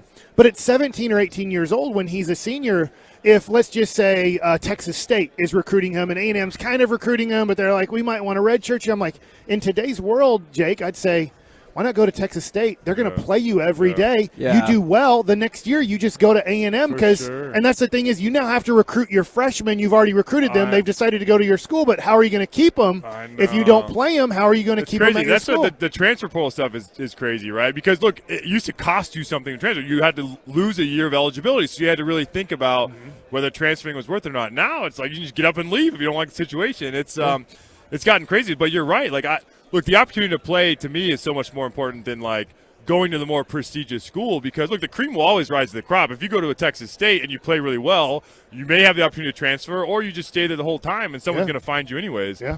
Now, we like to ask a lot of nonsense questions on this show as well. So I'm nervous. Did you actually have your post-wedding meal at Arby's, and did you ever get a sponsorship out of that? We did not. That feels like a no-brainer. I know. We got like – Arby's followed us on Twitter and they sent us messages, and then I was like, "Oh, something's coming." No, we never got an endorsement deal. Like I would at least get like give us a free meal every April 13th or something. Like that's a no-brainer. They'll send you a sack of 5 roast beef sandwiches, and you're like, that costs them $5. The Ponderosa, something like that. Oh my They could have come up with a sandwich. Yes, would have been an amazing idea. I feel like Arby's really dropped the ball on this one. Well, I mean, I've had food poisoning the last 2 times I've gone there. So don't say that. Yeah, I love Arby's. I love. I'd love it too. It's just the curly fries and a roast beef sandwich. Okay, I'll support Arby's because I was about to say I hope your marriage outlasts Arby's. Yes. But then that is mean-spirited. So now I will say I hope both are greatly successful for long amounts of time. I appreciate that. Well, we appreciate you jumping on with us. Thank you very much for your insight all the way from high school football to Arby's. Of course. That's how we get work done. Thank you very much, good sir.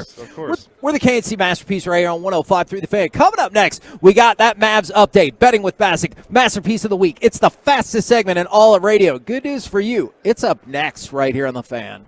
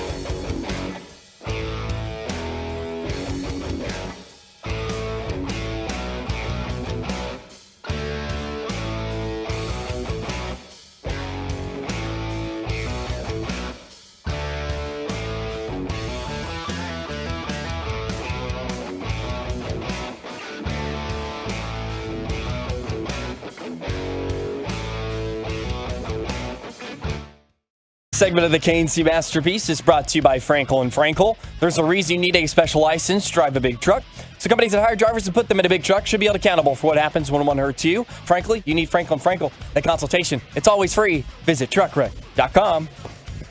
KNC Masterpiece back here on 105.3 The Fan, live at Radio Row in Phoenix. Got a lot of stuff going on here. In case you missed the update, Luka says he does not anticipate playing tonight. Still had a little bit of pain. He's hoping for tomorrow to be back, and hopefully we get to see that combination with him and Kyrie. We got betting with Bassick and Masterpiece of the Week coming up. But first, what's on your mind, Corey? Well, Mike, my hands are behind my head right now, and Kevin is in my eyesight. Does that mean I'm trying to bet him? Is that what's happening here? No, because your feet aren't in the chair, and you had a little bit of a soft pelvic thrust going. Oh, my God. During that. I never to had let her a know pelvic thrust. To say this could be the rhythm of the night. This is the rhythm.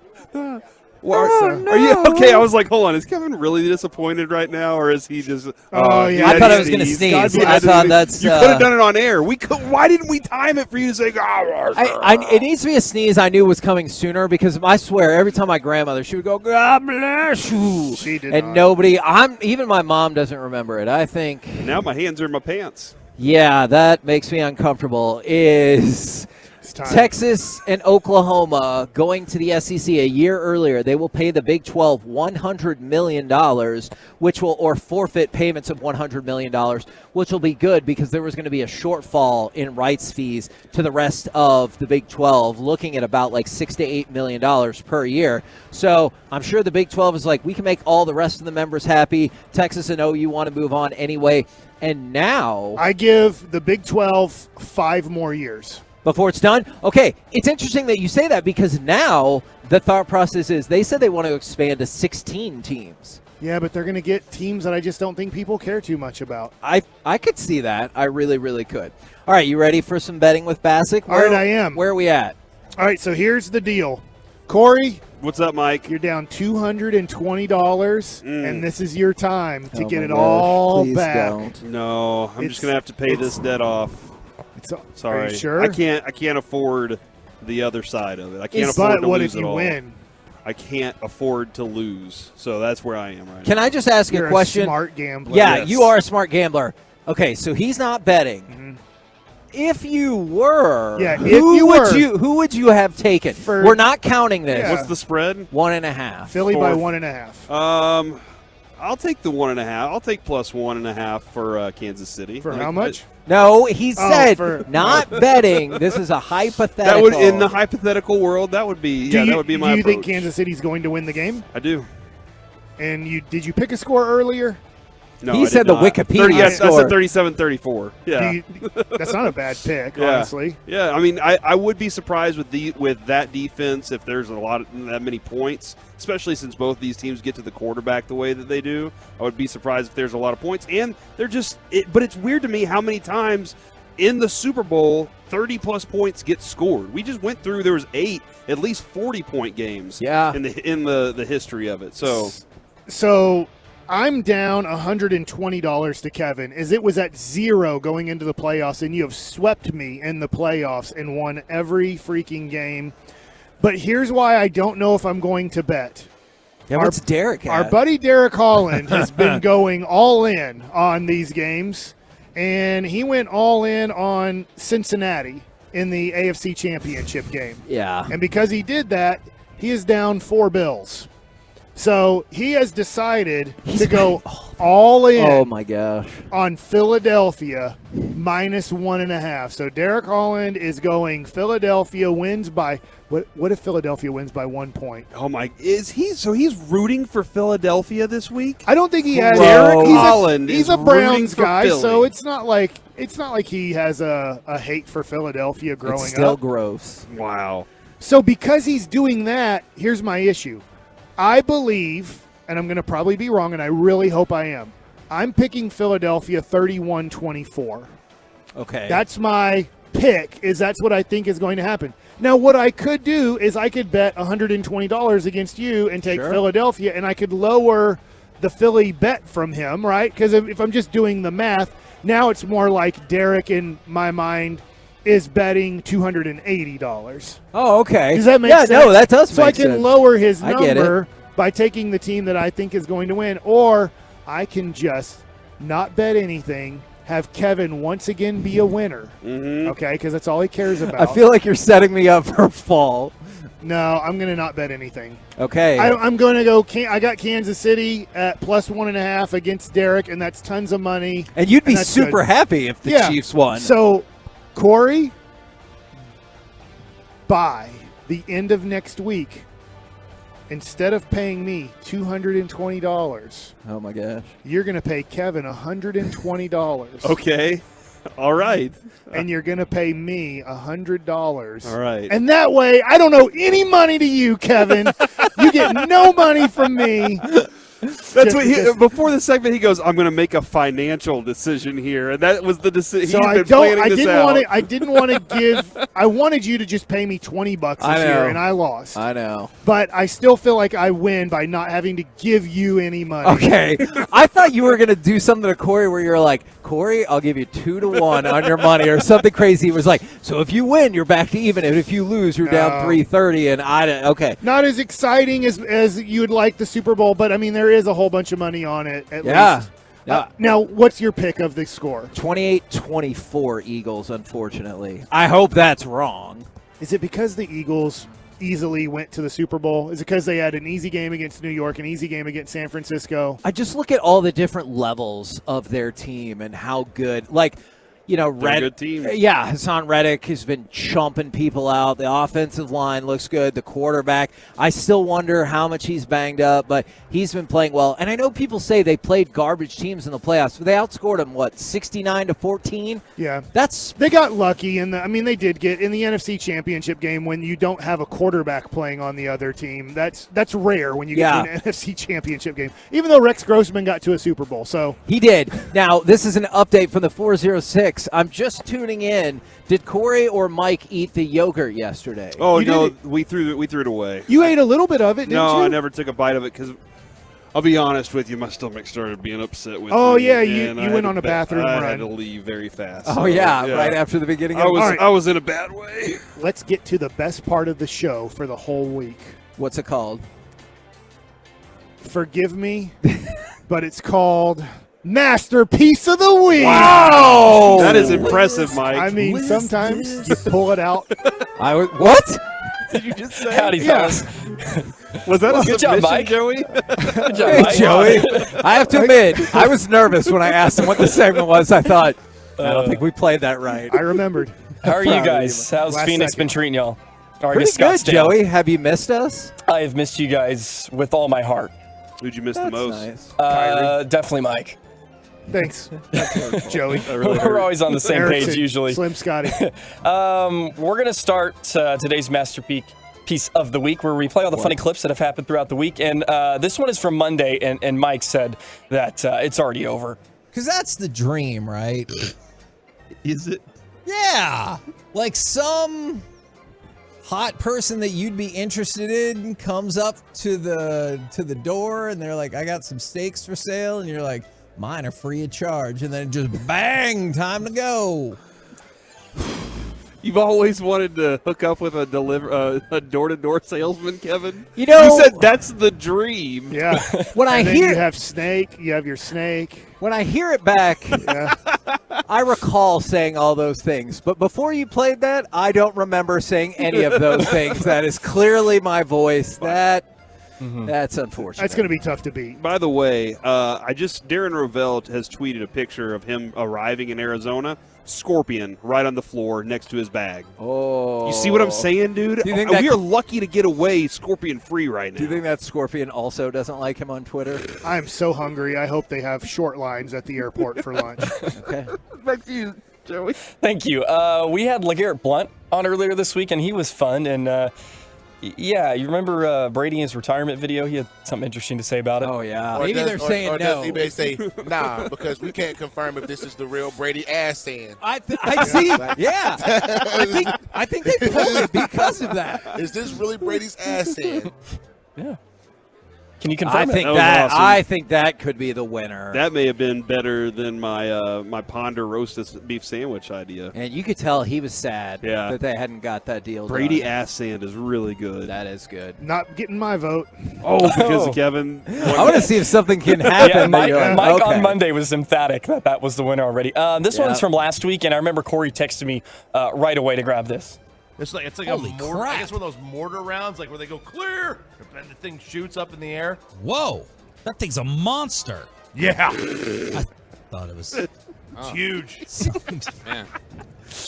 Oh, that was in one of our I was crosstalks. driving through. Are you going to vote for that? That's a competitor. I was driving into the office one day, and I was like, "That was funny. That was really funny. That was good." We're going to go on to another crosstalk situation. This is with Gavin, and supposedly he was talking about Fanbowl, but was he? They're too pointy, and up against the slippery table, it's hard to actually set it there and flick it. If it's not hard for everybody else, then. Did Gavin Dawson know what he was doing in that moment when he was saying that, though? No, he didn't. He didn't? He just delivering pure gold as always. Yeah, he noticed it. You could see right at the end he paused, and that's when he realized what he was Set it doing. up and flick it. It's a strong contender. It really is. I'm pretty sure he said dang it right after. It's a third place. Right now it's a bronzer. Okay, let's get away from those kind of objects. Let's go with Mike here, and he had some advice for Corey on the Kay Adams situation. Just stare at her for 5 seconds without saying a word as we get on the air, and then you just say, "Do you want me?"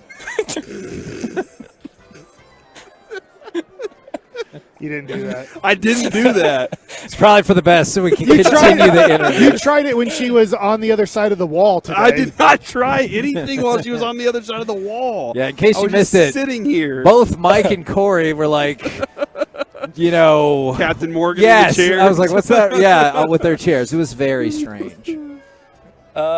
This may have been from a couple weeks ago, but Mike had some interesting things to say about what he does in the bullpen. But I'm not doing what a baseball pitcher's doing, and that is I'm unloading that thing 35 times in the bullpen and 95 times in the game. Holy crap, Mike!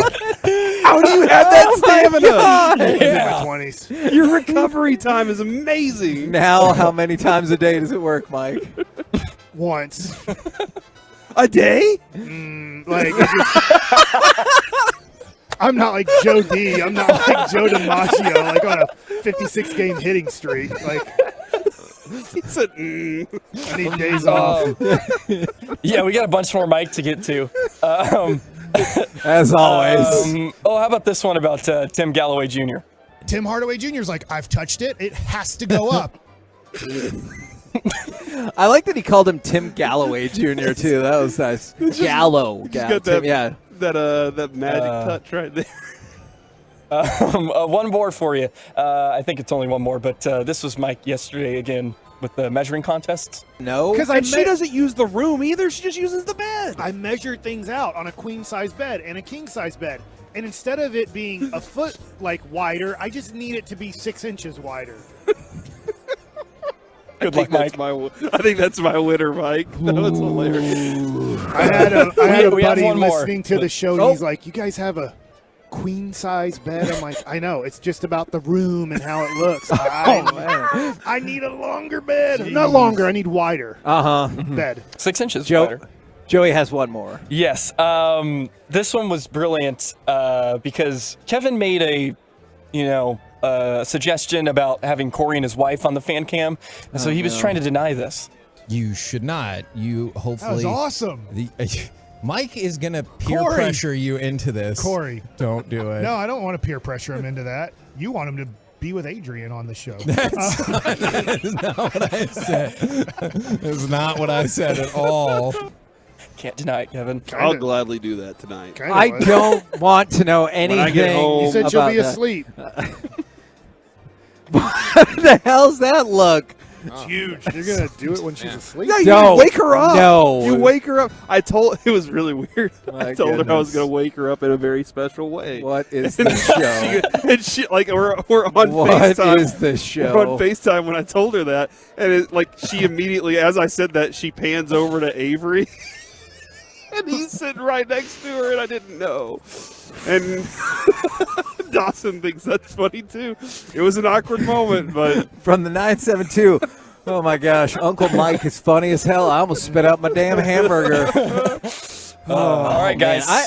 I have three really viable candidates. I thought LeGarrette Blount was going to win, but now I'm going to go with Bassick, given his breakdown of what happens in the bullpen. Because I want to hear that again. That is a Herculean feat right there. I'm proud of you, Mike. All right, one more time for you. But I'm not doing what a baseball pitcher's doing, and that is I'm unloading that thing 35 times in the bullpen and 95 times in the game. That's my winner, too. Wait a second. It's good. Slim Scotty, hold up. It's good, Mike. We have to play Kevin's fantasy? Okay. Let's play Kevin's fantasy. All right. Because that's the dream, right? Is it? Yeah. Like some hot person that you'd be interested in comes up to the door and they're like, I got some steaks for sale. And you're like, mine are free of charge. And then just bang, time to go. Bang.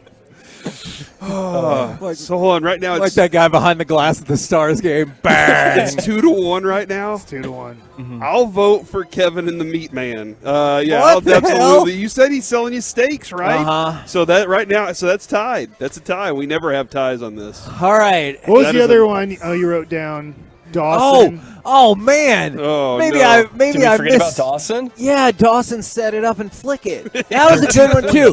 And up against the slippery table, it's hard to actually set it there and flick it. If it's not hard for everybody else, then Wow. Oh man, Do we have a change? I don't want to go back on my vote. That's a man. You put together an all-star lineup That of was good. candidates. All right, so we're tied between Mike's Herculean efforts in the bullpen and me wanting to have that weird meetup with the steak person. 877-881-1053. Bang! If you want to text in. Twolos, YouTubers, you want to get your vote in. We're going to chit-chat with the fellas from the G-Bag Nation next and also figure out who is the winner of this Masterpiece of the Week. All of it next live from Phoenix on the Fan. No, you're right. I just wanted to keep talking so we didn't go to like a break because I want to tell you about President's Day sales event happening all month long at Tell me Stephen about Gilchrist, it. Southwest Tell me about it. Chrysler Dodge Jeep Ram. I'll tell you about it and you're going to listen to it too. You're going to have to deal with it because you know what? General Manager Mike Brown wants you, the Tolo, to experience what so many others have when it comes to the purchase of your brand new Chrysler Dodge Jeep or Ram. These awesome vehicles have everything you are wanting in a brand new ride, from comfort, design, technology, and more. I promise it's worth that short drive to Cleburne to save a lot more when you just drive a little further. I love the city of Cleburne. You're also going to get the Gilchrist Promise when you choose Southwest Chrysler Dodge Jeep Ram for your next car, truck, or SUV. Buyers get 2 years of the work service. This includes your oil and filter changes, your tire rotations, your multi-point inspections, and more. You can always go online to purchase. All the inventory is updated daily at southwestcdjrtexas.com. That's southwestcdjrtexas.com. The buying experience is so easy when you purchase from owner Stephen Gilchrist and general manager Mike Brown. Drive a little further, save a lot more at Southwest Chrysler Dodge Jeep Ram.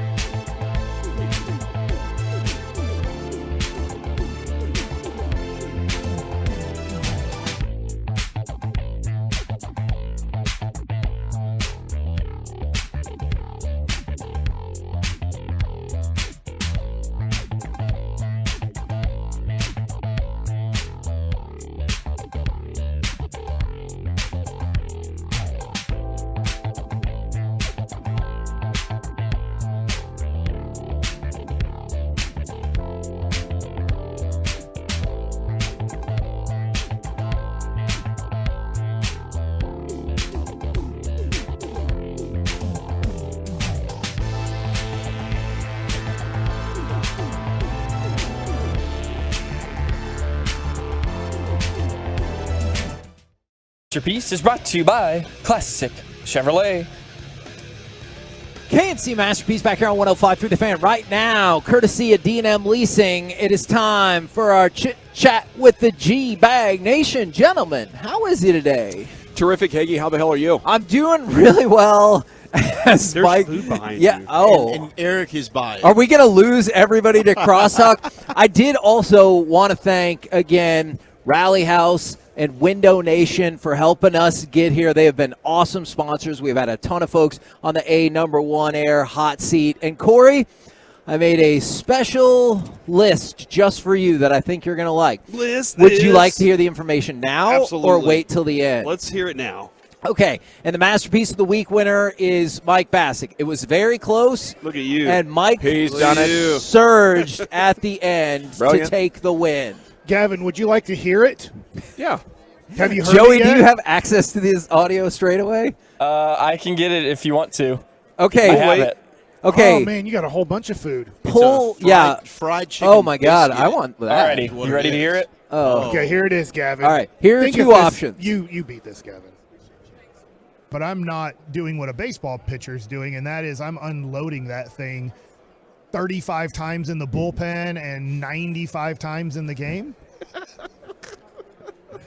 I'm proud of you. Very prolific. I'm just proud of him for that. That's Wilt Chamberlain pace back there I in know. the bullpen. There's no way I could ever do that. All right, here's my option. When's the most times you've ever done it in a day? Not 130 like you just listed off. 6.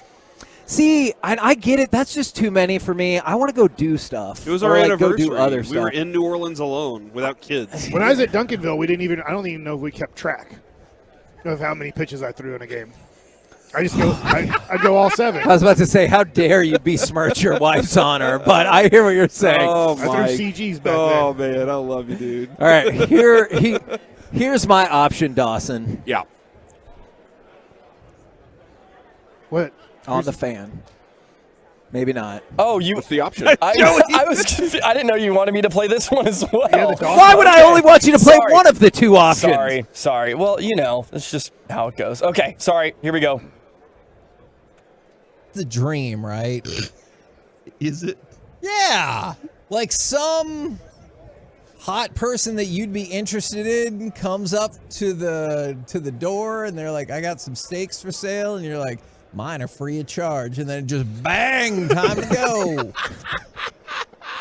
That's better, right? no. That's better. That's what I voted for. Oh, no. That's terrific, Hagee. All right, for the first time in history, we have a reversal on the winner of Masterpiece of the Week. Revote, had a hanging Chad. Yep. There's a 23-year-old reference.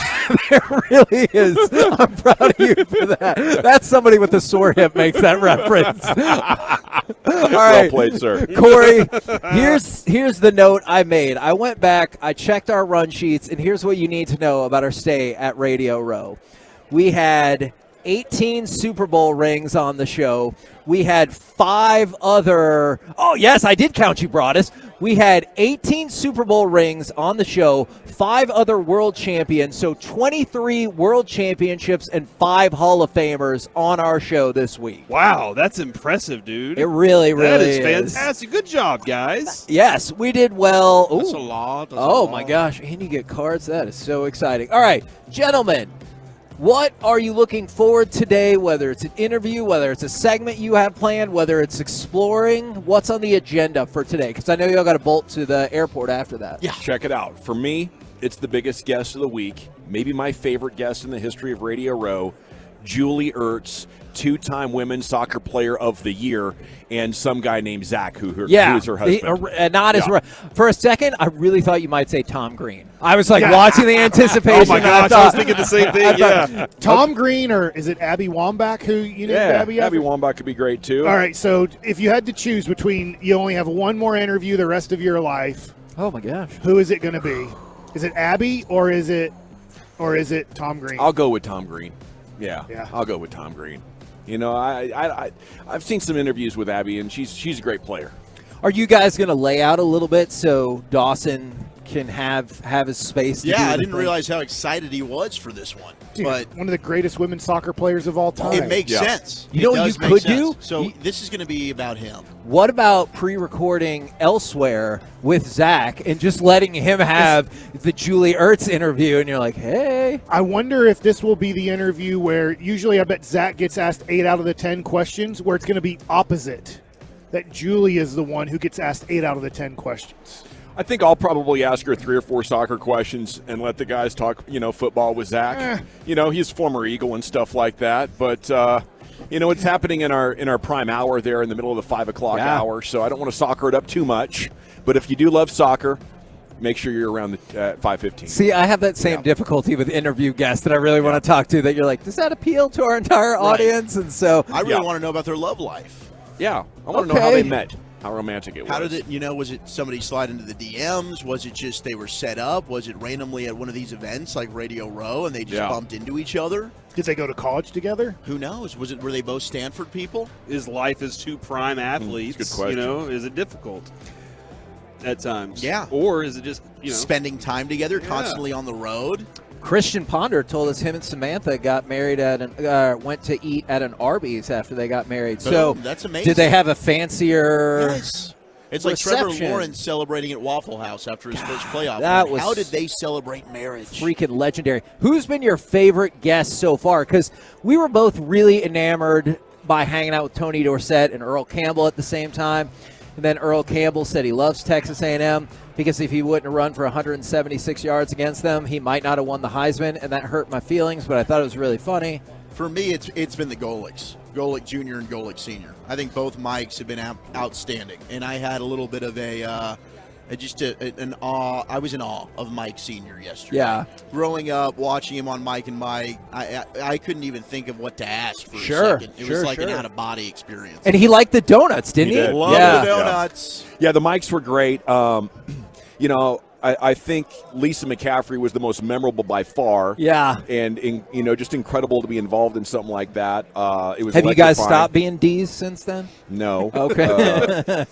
But did you like that interview? Like, yeah. I know, like, for the entertainment purposes, but did you? Yeah, it was fun. It was a good experience. And then Chris Davis with a K, not the baseball player, the actor who's playing George Foreman. That guy was just amazing. He was awesome. And it's incredible how, like, the elite IQs shine through with some of these guests. Right. You're like, okay, I can see why you're super successful, probably in anything you set out to do. Golic Jr. is one of those. Yeah. Like his dad told us that he took all the honors classes and got like straight A's. It's just like next level. But the Chris Davis actor guy was insane, not only with his brain power, but his dedication to playing that role and, the experiences that he told us he went through. And, they really did real punches in this movie. Wow. And he really put on like 50 pounds in 5 weeks. Wow. Yeah, to be fat old George Foreman. That's a dream come true. It got me stoked for the movie, right? Yeah. But he did it healthy. He ate all healthy food. Oh. Yeah. Who is it for you, Corey? Should be Hall of Famer Darren Woodson. Anytime he comes on the show, I just enjoy it. I mean, Emmitt Smith was great. Yeah, Emmitt Smith was intense, dude. The Tony Dorsett, Earl Campbell interview was phenomenal. Today, Mac Hollins and Come the on. Special Olympian. It was Kay Adams. Okay, It was Kay Adams. After it was over, you dropped your headphones and if I don't get a picture with you, my life is over. And you're going to stare at it all night It's right true. next to your wife just to see at what point she gets tired of you staring at Kay Adams. No, that's not going to happen. Just That's do not it. Not going to happen. Girls, I'm with you. Is I know. The one I was today, trying to focus. I know. The one today with Mac Hollins and That was great. Gold medal Special Olympian Dude, who she stopped. scored on Mike. So she won a gold medal at the Special Olympics, and we talked about how Mike has his bronze medal, and she goes, "Well, gold is." And then she stopped. She goes, "That is hurtful," and she just stopped. I honestly wasn't even good enough to make it to the Olympics. They kicked me off the team. They're like, thanks for qualifying. You were stinko man, you guys in should have Cuba. heard. You're done. Who's your favorite? All of them. Okay. I don't want to discriminate. Eric, who is your favorite? Interview guest so far. Favorite interview guest so far would probably have to be my guy Lee Steinberg. Okay. All right. He really brought the heat. No, I'm just kidding. I go with Chris with a K. Davis as Oh, well. no. It was so hurtful. he was fascinating, dude. The way that guy had to lose weight, gain weight. Like, he is from like 19 years old all the way up until now, he represents George Foreman, and he says they would go back and forth in weeks of like what they would be filming. So one week he'd be the 19-year-old and he'd have to be a certain weight and he'd have to talk a certain way, and then like a week later he'd have to put weight on because now he's 30-year-old George Foreman, and he put on 50 pounds in 5 weeks. Wow. And he didn't do it by eating ice cream and stuff. He did it by eating like protein. He just got super, super jacked. That is incredible. I know we hit the one interview. What else do you guys want to hit on the show today? Pure gold as always. Thanks so much for asking. Yes. Yeah, we got a lot of great stuff coming up, man. Let me tell you. All right, I'm looking forward to. I thought that was the part when he was going to tell me. All right, roll home with the G-Bag Nation. We have been the KNC Masterpiece. Thank you guys so much for listening all week, for Zooming with us, for being on the Twitch, for being on YouTube. You guys have been super awesome. We will catch you back on Monday, 10 a.m. to 2 p.m. live from the Metroplex on 105.3 The Fan. Say dump truck, Kevin. Dump truck. Say goodnight, Kevin. Coming up on The Fan.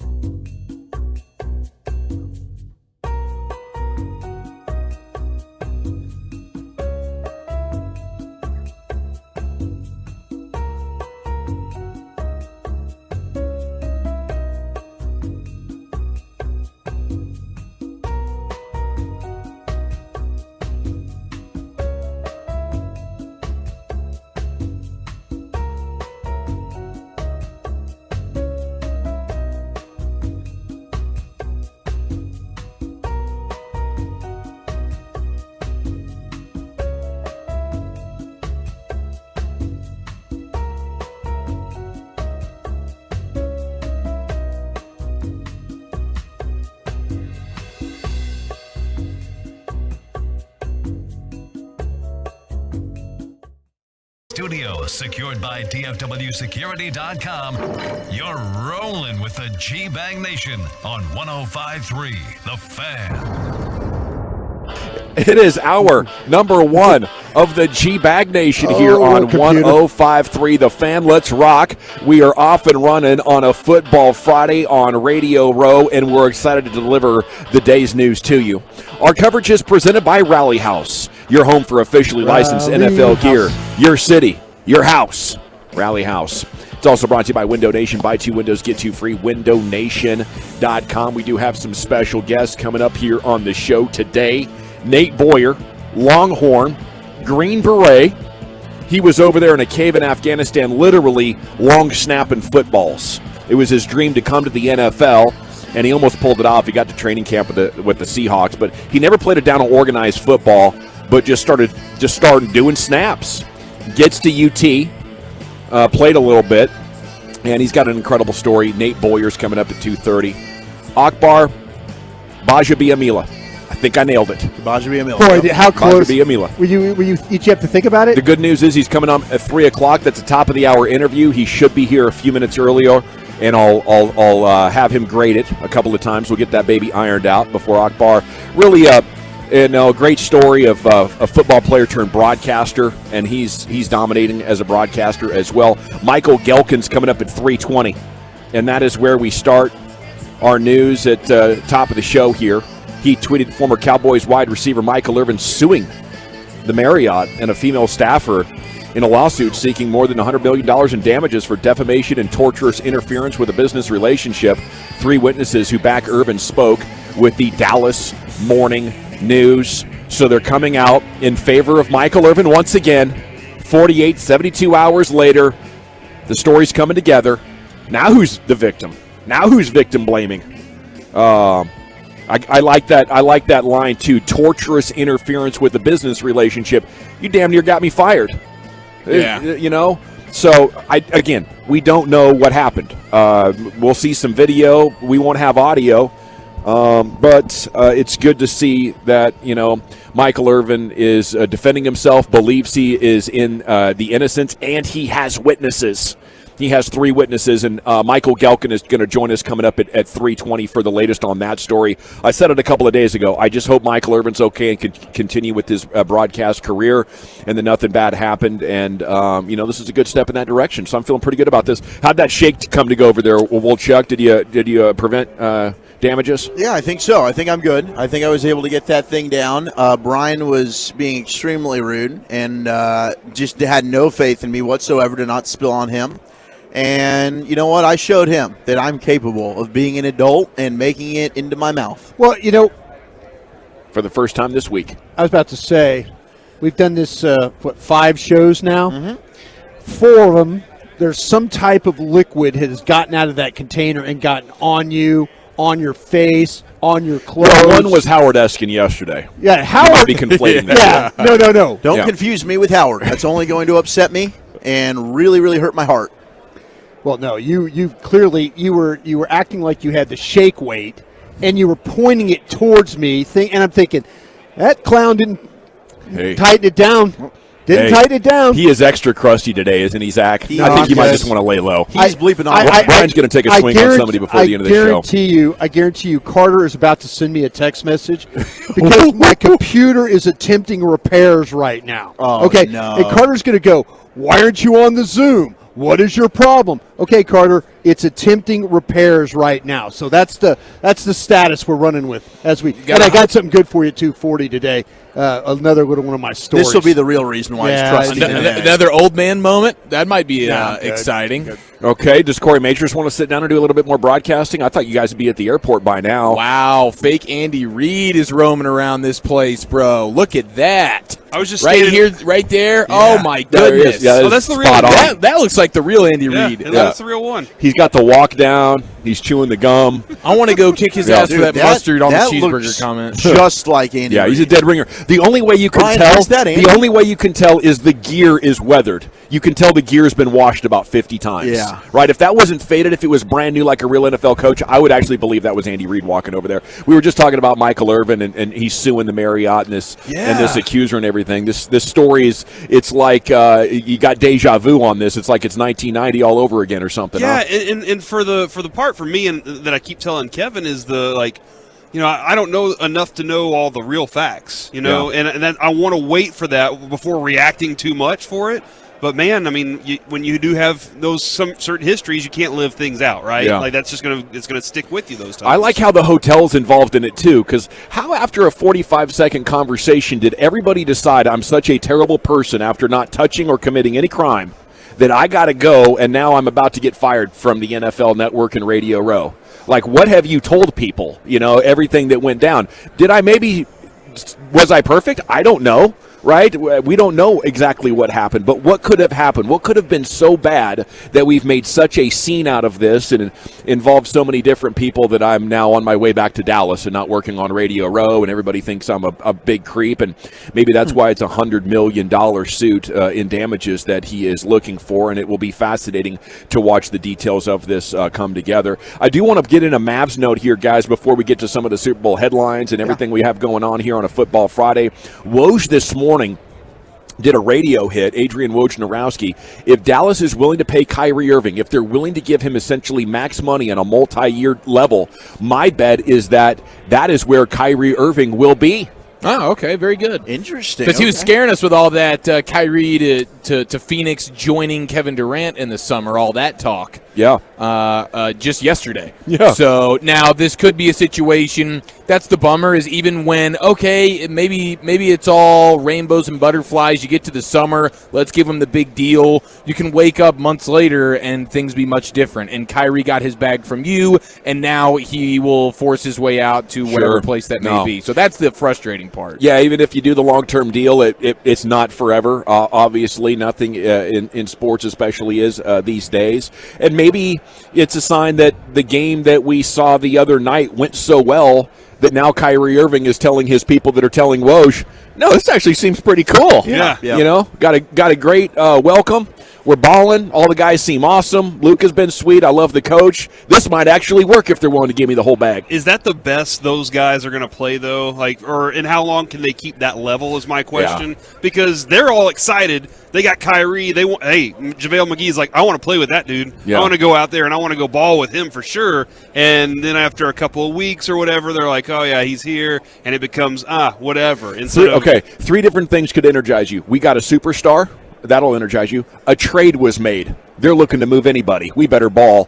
And 3, I get to actually touch the ball. Yeah. Which one of those was most responsible for what we saw on Wednesday night? Ball has energy. Yeah. I would probably say that's a big factor. But they could have all 3 played an equal part. Yeah. And you're right, we'll never see that level from the role players again until maybe a playoff home game or something like that. God. I don't know. You got at least Green and Hardy. It seems like that's possible. I don't know that you'll get that from Theo Pinson again, though. Yeah. I didn't know he had a uniform. I said that yesterday. I thought his uniform was a white T-shirt, jeans, and some really nice sneaks. Okay, and then speaking of Josh Green, that's a good call. I did not know that either. Maybe a white towel to wave with like Powerade on it or something. The uniform, the way it lies against your skin too, like it's not that comfortable. If I was Theo, I'd always just have a T-shirt on underneath that. You know what I'm saying? I only want to put on the actual uniform if I'm going to play. I'll never get play anyway. Most exciting play right now with the Mavs might be Kyrie Irving. But other than that, it's when Josh Green gets the ball and he's got an angle to the rim and the guy's trying to close him off. It's like watching Tyreek Hill hit the sideline and beat angles, and then the one-handed slam and the little hang on the rim. That's I think the most fun thing going on with the Mavs right now, and something they desperately needed. Hardy's offense it got me pretty excited the other night too as we were watching. I know there were a couple times where he got plucked, but there even still you're like, oh, this dude's going to go put the ball in the basket, and that is an exciting time. He's getting more confident too, maybe more decisive. Okay, congrats to Dak for winning NFL Man of the Year. at 877-881-1053. Truckwreck.com. Fan text is open. How do you guys receive that story? What is it to you? I got a text last night from a person in the front office about that after he won that award. Mm-hmm. He says, you know what? He goes, that guy deserved that award. He goes, we kick him way too much in the junk in the media about all the things. And I go, that's our job to be critical when we have to, give him praise when it's when need be. But, nobody's saying Dak's a bad guy and all that. I think this was this guy's way of swiping at me a little bit and saying, you guys need to get off his ass about the stuff that goes on, because he is a really, really good guy. And I go, that's not the question. The question about it is, can you get through a game and not turn the ball over? Yeah, so let me see. Yeah. So if a guy does make mistakes off the field, we can just kill him nonstop and ignore how he does well. Yeah, I mean, it's different realities. For the team, this is our guy. He's our leader. Nobody talks bad about him in the building. For the media, it's like, okay, well, he's a great guy, but how is his performance going to help us win, and what role does his performance play in winning a championship? I'm trying very much this offseason, and I hope you guys can join me in turning the pressure to the Cowboys. After 7 years, you know who Dak is. Right. Brian, you've been saying it for a couple of weeks. The evaluation shouldn't be ongoing anymore. If you want to be out in the divisional round again, build a similar team. Mm-hmm. If you want to win the Super Bowl with Dak, stop praying that he's going to miraculously be awesome, okay? He's pretty dang good. He's not Patrick Mahomes. Build him a full team. My biggest concern is how long maybe the Micahs and other younger players are sitting there going, man, he made another mistake that cost us again in the playoffs. Yeah. And before they start going, the leadership's not worth it anymore. Like, players start turning. I don't know how quickly locker rooms turn, but that's a big concern for me is, I don't have the same faith I used to have that he can get the job done when it's big time. Well, I'll tell you, the fans who leadership is huge too. It's the fans who have, young kids, and they want players on the team for their kids to look up to. And for that sports fan out there on the truckwreck.com fan text, this is awesome. Right. Maybe it's not going to help you win games, but, the more guys that you can have in those kinds of leadership situations, the more comfortable you feel letting your kid be obsessed with sports, right? Because they're going to look up to those people and copy everything they do. Whether it's the funky warm-up hip flip or, whatever he does in commercials and all that, like, kids just emulate the hell out of their sports heroes. And having an awesome guy like this in Dak Prescott, just the fourth Cowboy ever to win the award, I think is a massive boost to that, like, wholesome family value type of sports fan that puts that kind of stuff with high priority. Congrats to D. Ware and Chuck Howley. Absolutely, man. Fantastic for DeMarcus. We were hopeful that he was going to get in. Should have gotten in last year. Big bummer for Woody that he's not in there, but his time hopefully will be soon, if not next year. But man, we're saying that way too much. It is. I mean, it's a shame that they keep him waiting. At least he finally made it as a finalist, which we can only hope that's a step in the right direction. But to get Ware finally in and Chuck Howley finally in, that's a blessing. And congratulations to Zach Thomas as well, Texas Tech Red Raider, former Dallas Cowboy as well for a year. Dude, I'll never forget one of those times where he met Brandon Jacobs in the hole when Brandon Jacobs was defensive tackle disguised as a running back for number the Giants. 27, And Zach Thomas at 150 years old football years just filled that hole and absolutely crushed him. And I believe that was like one of the ones that was like, okay, Zach Thomas, he's hurt his head too many times. He's probably going to have to go. Like, that was kind of the beginning of the end for him that season. But it was a great way to go out. He crushed Brandon Jacobs. You know what? And another thing, and like you mentioned, Gavin, congratulations to Chuck Howley. Yeah. We need to think about these guys that we're putting in and trying to get them in a little bit earlier where they can know what's going on. They can enjoy it. Yeah. Absolutely. They're like, Chuck Howley will be in Canton, but Chuck Howley doesn't know he'll be in Canton. Oh, no. So that's what we kind of need to think about. If you're going to – and hats off to guys like Rick Goslin and Shireen Williams and the other voters, Clark Judge, people like that take up the cause for these Dallas Cowboys players. Yeah. But all players, if we can kind of get some of these guys to the front that they can enjoy the fact that they've been put into Canton, I think would make their journey at the end far more better. It's the decent thing to do. It really is. Yeah, I mean, that's what I'm saying. Chuck Halley, I've seen Chuck Halley play. My man was a MVP on a losing Super Bowl team. Yeah. Never happened. Never happened. Never probably will happen again. Very impressive. But the way he played that day, and congratulations to him.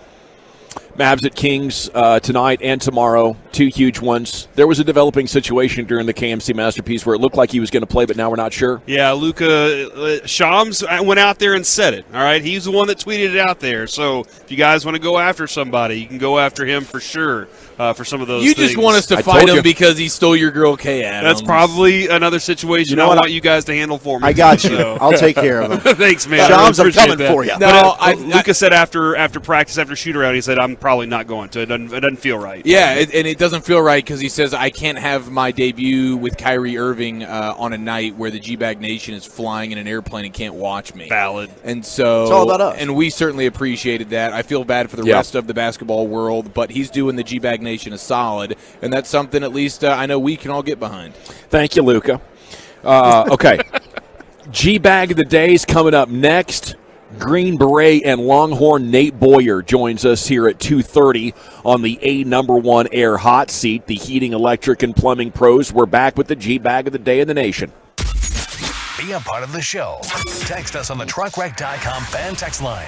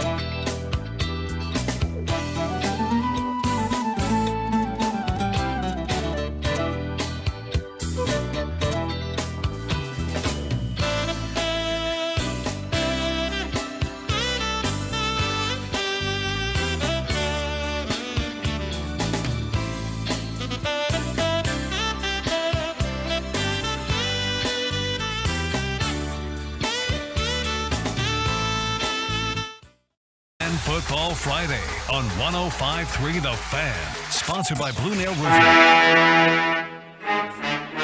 Time now for the G-Bag of the Day. We are live on Radio Row.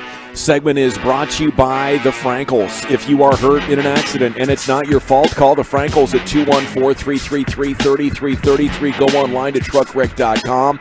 Nate Boyer joins us in 8 minutes. Here's Lucius with your G-Bag of the Day. Good Friday to all the Tolos out there. Good Friday to you. Our winner and champ is a combo situation. We got Brandon Marshall pranking Pat Mahomes, and we had Pat Mahomes' favorite song, and it's not really what his favorite song is. It's that goofy laugh he puts at the end of it. Here we go for Pat Mahomes' favorite song. My favorite song of all time is probably Umbrella by Rihanna. You don't know, I'm just messing with you. I don't know if I could ever answer that question of my favorite song of all time, because it switches with my mood, man. Music is everywhere with me. Everywhere. Yeah, you list me as day to day on my music. Yeah, no doubt. I'm with you, bro. Did you see Rihanna had a message for Patrick yesterday after hearing about the prank? Yeah, she had her press conference yesterday. Yeah, I seen like the clips of the press conference, but I didn't hear what she said about Pat. Said you're the greatest. Well, shoot, I can't find Rihanna's quote now. It was Brandon Marshall went back up to her and basically told her about the prank. And so she was like, I still think you're great. And Brandon Marshall's a hater. He's a jerk. He's mean. There we go. Good boy to me. Don't worry about it at all. I want to see you win the Super Bowl. I hope you watch my performance, boy. Yeah, exactly. Here we go. Pat Mahomes getting pranked by Brandon Marshall and Rihanna. All right, brother. So, how you doing? Good, man. Good. All right, great. Rihanna came out and said that you are the greatest quarterback ever. Hearing that, how does that make you feel? It makes you feel great. She's gonna crush it at halftime. I have family members that I think are more excited about the halftime show than they are the game. And so whatever Rihanna says is like the gospel. So I'm glad that she went with me for that honor. She didn't. She didn't. I was just messing. Oh man. You got me up here smiling and smirking. It makes me feel great. Shout out to that. Let's see what we got next for you boys. And the Tolos on a Good Friday. I couldn't wake up. I woke up, I was like, my God, is it finally Friday? Jeez. It's not Good Friday, right? Oh, every Friday is a Good Friday, by the way. Every Friday. Got me nervous. We have Lent coming up here. Yeah. What are we giving up? We're giving up some more sugar. The whole deal. Oh, really? Yeah. Sweets, meats, and wheats. Okay. Ooh. 6 weeks. The full shebang. I thought you were saying about something else there. Weeds. That's weed. That's weed. You know, your breads. Oh. Croissants. Yeah. Okay. Probably no pasta either. Okay. White rice. toaster strudel. I had mad lint on my pea coat the other Saturday night when I was at my son's game, and my wife had to point it out to me. Look at all that lint on your pea coat. You sure look dusty. It's Reggie Miller roasting the Lakers AD. Listen to Kevin Harlan right here. And there was a collision there. Allen Davis, because that could be number 5. Well, yes. AD and Matthews going after that loose ball. Grimacing right there, AD. That's the last thing Laker fans want to see. Yeah. Anytime AD grimaces, it's 3 weeks. Bruh. What? Bruh. This is Kevin Harlan. Yeah, this is his 5th personal foul. Kevin is trash. Didn't want to laugh at him. That is so good. I like this Reggie Miller. This might be Reggie Miller finding his lane as a broadcaster. I will say I'm not seeing Reggie Miller trending as much as I'm used to seeing during the NBA season. Must have stepped it up. For him better. Just being hated less on. goofiness, more cold-blooded burns. Yeah. I like this Reggie. That's the play. I've always loved Reggie in the booth, man. He's hilarious. I used to see the timeline, people just hating Reggie. Because I would sit there like, man, Reggie is on fire. And I go to the timeline like, Reggie needs to shut up. This is off. I'm like, oh. Good dude, man. Let me watching the game on mute. Let me keep my tweet to myself then. Coach Prime right here talking about his love for Colorado since he's been in Boulder. Makes me want to move to Colorado. Listen to this. He was on a Rich Eisen show. Okay. And Colorado is You know, I don't travel, I don't go anywhere. That was unbelievable. I mean, just for God to take me there and to see that every day, man. It's beautiful. Boulder, oh my God. And you know, I've never. You are an outdoorsman, by the way. Yeah, but I in know 14 you, right. years, Yeah. I've never played in the snow. I never had to play in the snow. No. So just seeing the snow and just going snowmobiling, it's unbelievable. It blew my mind. I've never. You've never snowmobiled before? I've never been in the snow like that. So it's crazy. And then it's not cold. Like 30 there is like hoodie weather. It's not cold. It's not like 30 in Texas or 30 in Dallas or 30 in, Florida. So you can handle this cold? Oh my God, I love it. I've adjusted my skin, my body, everything is adjusted already. Already? Virtually no crime. It was 4 weeks before I saw police. I stopped him. Hey! Hysterical. Just wanted to introduce myself. Say hello. See how things are What's going. going on? Hysterical, Coach bro. Prime on Colorado. Yeah, it's perfect there. It really So is. it's like the 30 there is not as bitter and nasty as it is here, because it is awful here, bro. I'm sick and tired of the cold. I'm over it. If you enjoy this weather, I'm over you. I'll co-sign that 100%. I think because it's a little bit more dry over there, so you got to be careful. You got to really have the chapstick on deck over there because everything dries out on you when you're in the Rockies. Oh, okay. Yeah. The hand lotion. We had to buy some hand lotion. Hey, out here. shout out to Mango Butter. Mango Butter, Ooh, fresh okay. out of the shower, will keep you hydrated all day. Your skin will enjoy it, believe me. I really needed that. Butter. Yeah. Is that better than the cocoa? Hell yeah. Mango Butter is Okay. way better than the cocoa. I'm talking about raw, real mango butter. Wow. Not that processed stuff. Hey, Malik Bridges, where did he go? Do you guys know? The Nets, right? Didn't he? Wait. Villanova? Oh, wait. Are we talking about college or? I'm confused now. Did he get traded? Yeah, he got traded. Mikal Bridges? Yeah. He's with the Nets now. Yeah, he got traded. I gave you a bomb, but I was just watching you scamper around on the Oh gosh, where is he? I was like, wait, Walchuk went college. I'm like, wait, do I have the wrong guy? All the same letters. Yeah. Hey, here he is finding out how he got traded. It's crazy. Share with everybody how you found out that you got traded. So my boy Damian Lee, he was in a hotel and he FaceTimed me.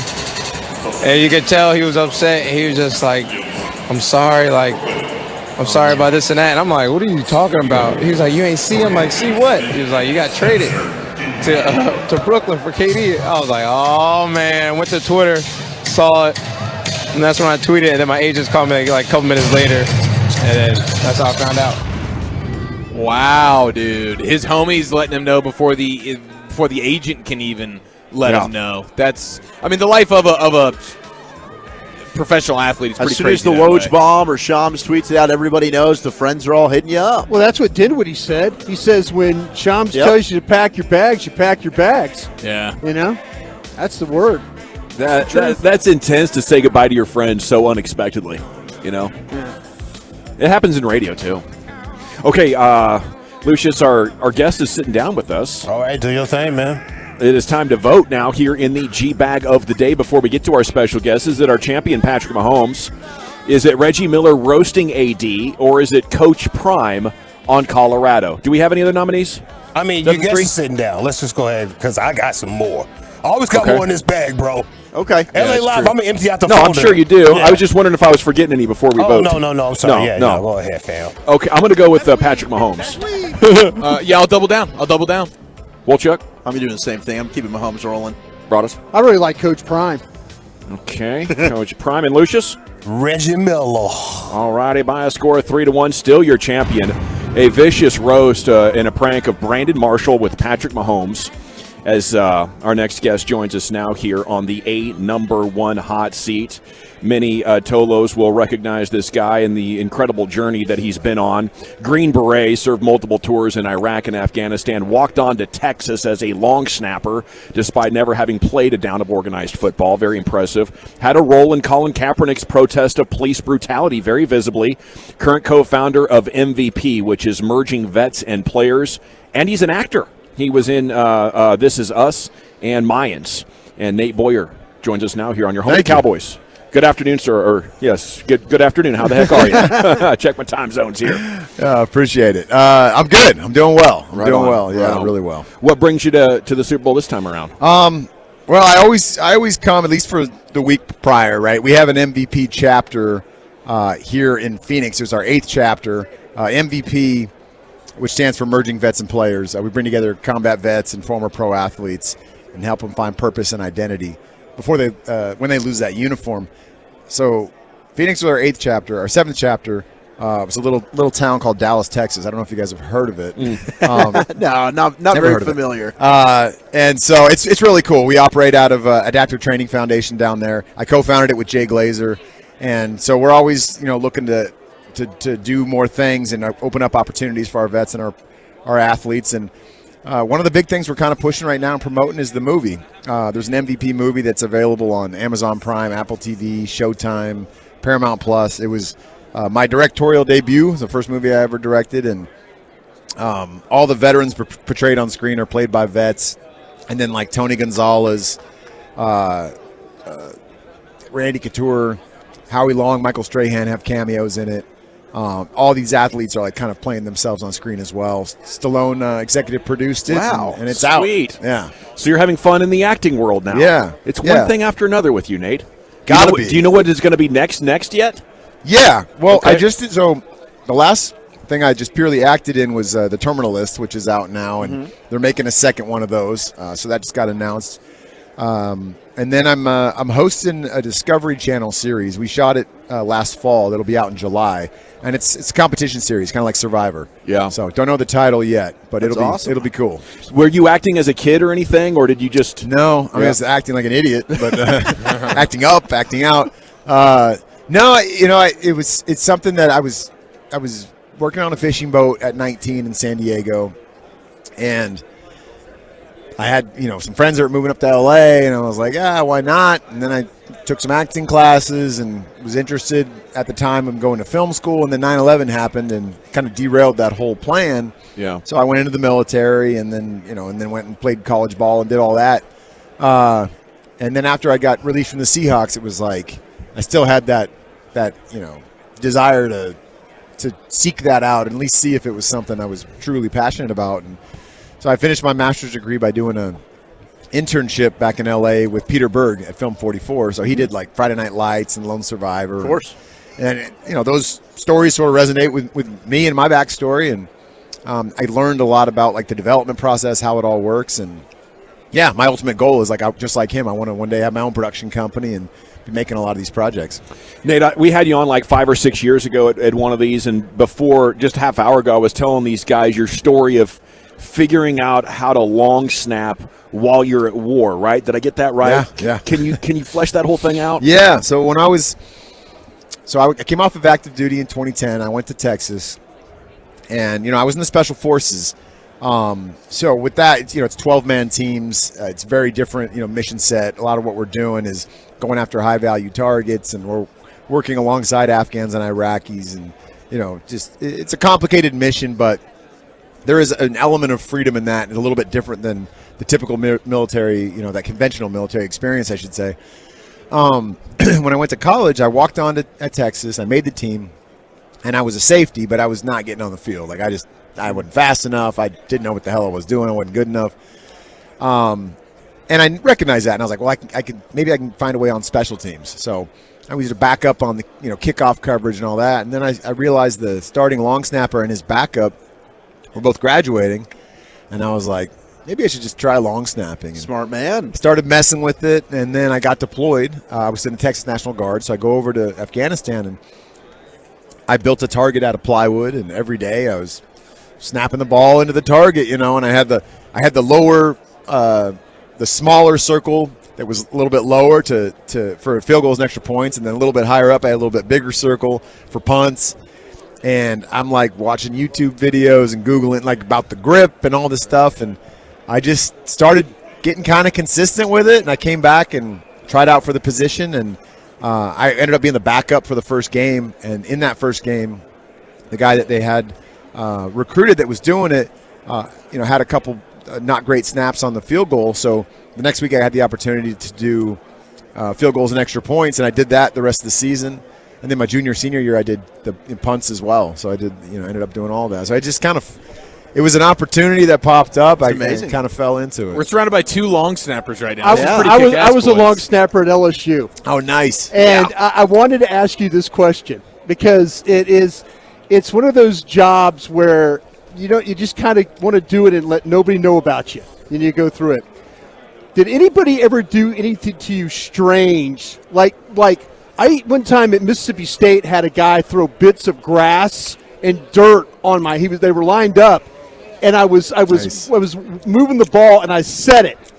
And I looked under, and the guy above, he's just throwing little bits of grass and dirt on my hand. And I look up, and he's just smiling. And next thing you know, I get that. And when I got the hand, I just sent it. And after the game, I went up, I go, I have never had anybody jack with me like that in a game. Now, I've had people talk, like that was the time when they just blow the center up. Come over the top of you and stuff like that. So people are like, man, we're going to run your ass over and all. And the guys around like, don't listen to him, man. Don't listen. We're good. We got this protection. Did you ever have to deal with any of the crap that I had to deal with in the 80s? So it was more about, it was just verbal. Yeah. They can't jack with you. Oh, they would be like, yeah. 37. How old are you, bro? Exactly. You know what I mean? Stuff like that. The funniest one though that I remember was against Kansas State. Okay. And I can't remember this kid's name. I say kid because I was 10 years older than all these people. And I snap it, and he put me on my back right away. It was on a punt, right? Yeah, I snap it. I go up to block, and he just lets me. And as soon as I hit the ground and barrel roll, he's apologizing. He knew about my backstory. And we're running down the field, and he's blocking me. He's like, I'm sorry, man. I was like, no, you're good, dude. You're fine. You're doing your job. I mean, being a Green Beret will get you some respect around your guys, for sure. It was funny. How close are you still following Texas? Oh, I follow him very close, yeah. So what do you think about the move to the SEC? Now we know it'll come a year earlier. Are you excited about that? I mean, just from a fan perspective, going to Death Valley. Right. Yeah. You know what I mean? Oh, yeah. Going to the Swamp, going to Neyland. We're already going to be going to Tuscaloosa this year, but Georgia, Sanford Stadium, Auburn, it's endless. It's going to be so much fun. Yeah. I'm incredibly excited for that. I mean, it's tough on the Big 12. I do feel that, but also this is another opportunity. Just like A&M did when they kind of went over there, and everyone's like, "Oh, they're going to get destroyed," and then right out the gate they beat Bama and all this stuff, and they're like, "Oh my, well, it has to be Johnny Manziel," which is a great player, but I'm just like, no. You guys put so much emphasis on how much better the SEC is, and I think at the top they are the best conference. They've won the most national champions. They absolutely deserve that. But across the board, there is some smaller, not smaller, but schools that aren't as good in there too, and I just think it's an opportunity once again to show these schools from Texas that we're not this little sister, all right? Yeah. We can compete and we will win. What the great thing about Texas being in the SEC is all their sports are good. The baseball program, women's swimming, track. Swimming. They will be a very Volleyball. good SEC school because it's all about getting as much money as you can to the conference, and all those programs generate money for the sports. Arch Manning, are you just salivating right here? Yeah, well, that's a little weird. I'm not salivating. I think, first of all, I'll talk about, Quinn. I haven't had the chance to meet him. Yeah. But I think a few technical things that he needs to really focus on in that offseason. But I love the idea of Quinn getting out there, kind of getting that one more season, being the guy, and Arch waiting in the wings, and if the moment comes, I think he'll be ready. But I think that just this idea that we have two guys that were top quarterbacks, recruited out of high school in the country, that we've got on, to play quarterback for us. And one of them went through a season and had some tough games, but he had some really good games too. And before the Alabama injury, that first quarter, it looked like we were just going to. I know. So he's got it, and it's there. It's just getting back. He was 19. He hadn't played football in 3 years. Yeah. So it's there's a lot of that, that I think that needed to be worked on. But with Arch, it's just going to help with everything else recruiting wise too. And then the SEC move will also help. So Has Sark asked you to speak to the team at all and your story and anything like that? I haven't under Sark. I have with some other guys, but I will. We're going to show the movie to the team. Good for soon. you. Awesome. Yeah, so my we'll son's a freshman at Texas, so cool. it's he loves it down there. He's Love super excited about it. When you're the older guy on the football team in college, are you still partying with the team in the same way, or how did that work? No comment. That's a hell yes. Nick Boyer was partying. Right. I had a good time. I went to the frat parties now and again, and I went down. I went down to 6th Street. And you were a legend, weren't you? Yeah. Oh, I don't know about that. Yeah, I absolutely was. Urban legend. Now, speaking on that, this was on 5th Street actually, but there was a bar called Handlebar that I was in school and I actually invested in. Yeah. Used my deployment money to invest in it. I did really well. And now we're reopening a place called El Cockfight. It's not open yet, but it will be open soon. And it's in the same location there on 5th and Brazos. El what fight? El Cockfight. Very nice. Sounds like a blast. There it is. It'll be fun. Appreciate you, Nate. Canceled, Thank you it'll for be great. everything that you've done and said over the Thank you, years. It's always awesome to catch up with you here, and hopefully we'll see you next year. Yes, sir. Vegas, I right? appreciate it. That's Vegas. right. Let's Vegas. go. All right, Vegas, thank you, baby. Nate. There he is, the Nate Boyer, a proper legend indeed on the #1 air hot seat, the heating, electric, and plumbing pros. We're live on Radio Row, and we're back with Krusty's Corner here in the Nation. Coming up Monday morning on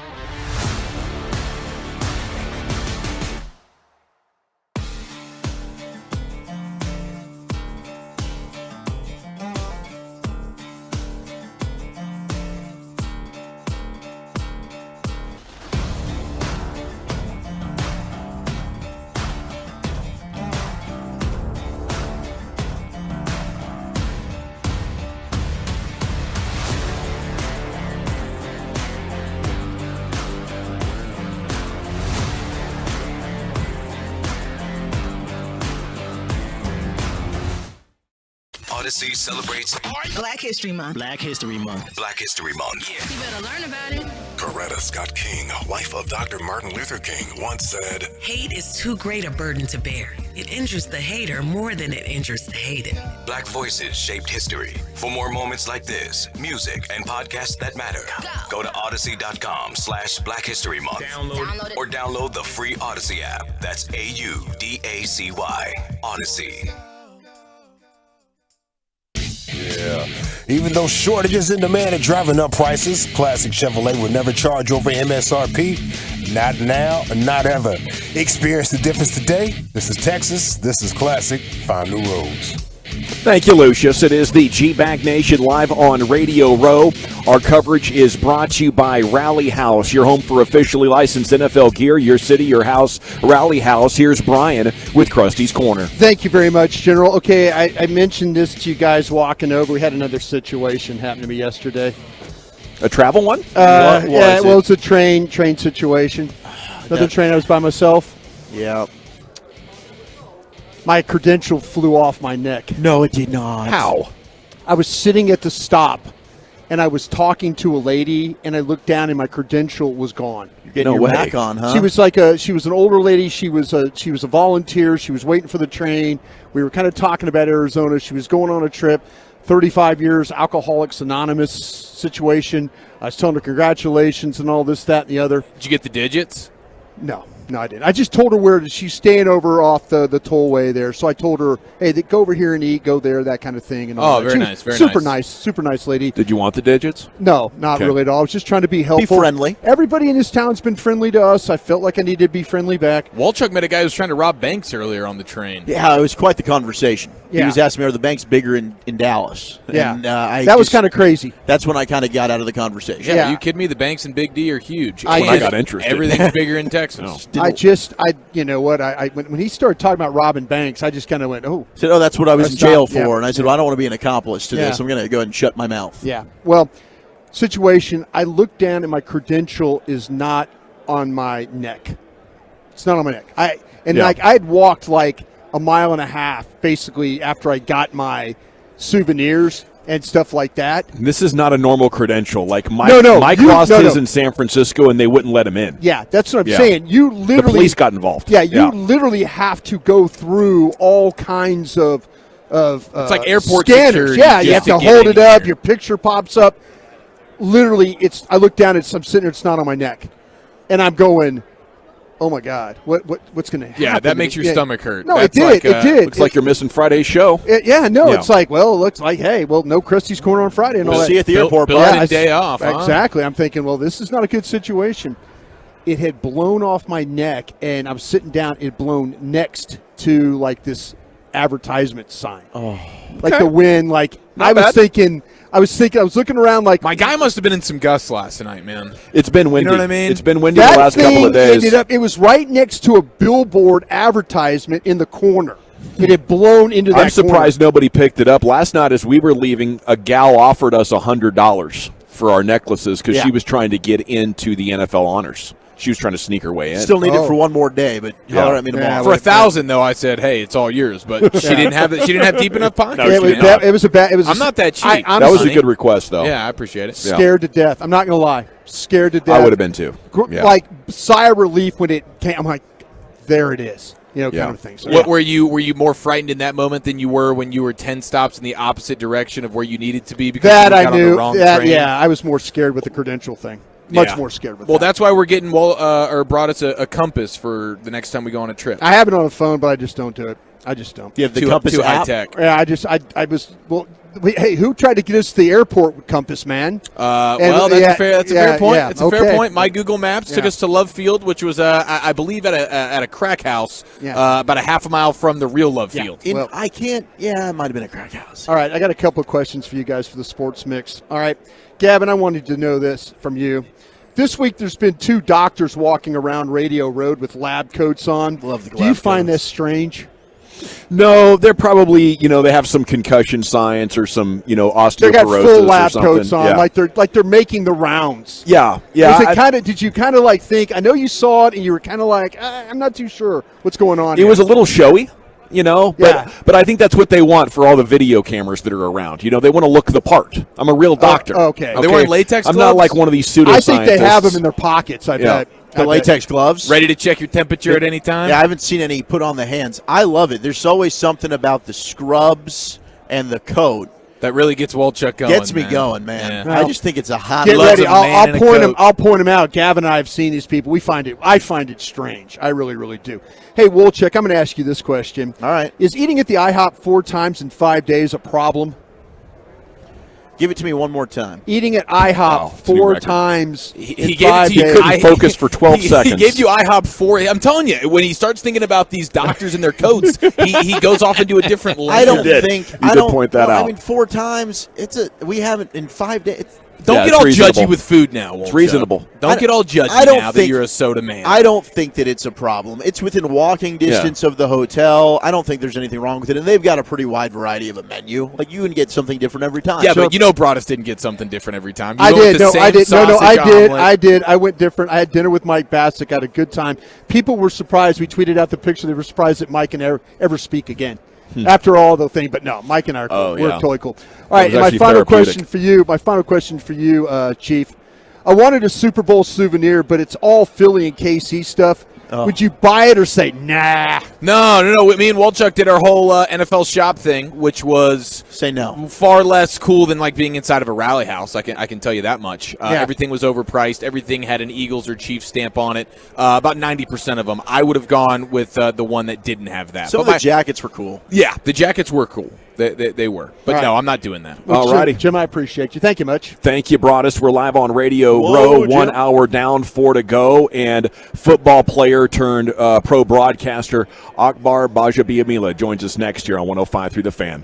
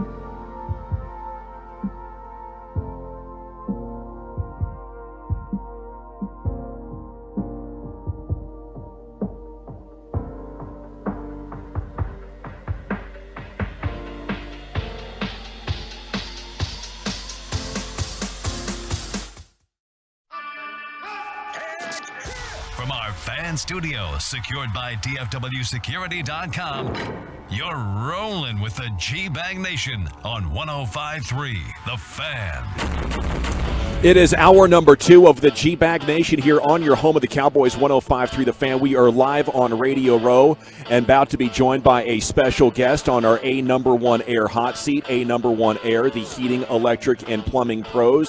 After a 5-year NFL career, our next guest has taken over the world of broadcasting in a very impressive way. Akbar Baja-Biamila joining you now on 105.3 The Fan. And a good afternoon, sir. Thanks for joining us on Radio Row. Gavin, thank you so much. I appreciate it. I'm having a lot of fun here. Cool. Getting a chance to see a lot of old teammates, old friends. So it's great. This is the biggest game on the planet. Don't tell the people over in Europe because they think it's the World Cup and every other continent. Yeah. But no, I really enjoy this. But this game also brings a lot of people together. So many guys I get a chance to, current players, former players. Saw Stephon Diggs, my old teammate when I was with the Dolphins, Ronnie Brown. I'm looking at him over there. Stephon Diggs, who we were at I was filming Ninja Warrior in downtown Los Angeles, and he and his friend were staying at the hotel there. And I ran into him. It was just like, she's like, oh man, Ninja. I was like, oh man, Stephon. You know what I mean? It was just Yeah. great. I mean, but I'm generations apart from him, but Yeah. yet to be able to have that appreciation and then see him again, and so it was good. It's been really good. You're more recognizable, though, than a lot of the players who always have the helmet on. Right. Well, that is true. Yeah. That is true. I will tell you this, and because if you didn't have like a stellar career, you kind of wear that deep down inside as a competitive person. You kind of still wear it. It's like a sore spot. Yeah. So it's a sore spot for me. And I'll never forget, I was getting on a plane, and I won't say the Hall of Famer because it feels weird because this person is a Pro Football Hall of Famer. And I literally got ambushed, and they were like, "Yo, like," and I'm like, "I'm not. Oh no, you shouldn't be. You shouldn't be the other guy." It just felt weird in the presence. You know what I mean? It's just I like, guarantee it. Yeah, it's like people showing you love in front of your parents. I'm like, I'm the one who raised him. Why are you talking to him? Right. Why are you talking to him? So How you like me now, yeah, though? yeah. That is nice. Yeah. So what are you on? What are you here working with? What shows are you doing and hosting? And Yeah, so I'm actually here on behalf of Experian, which is a great long partnership that I've had for a very long time.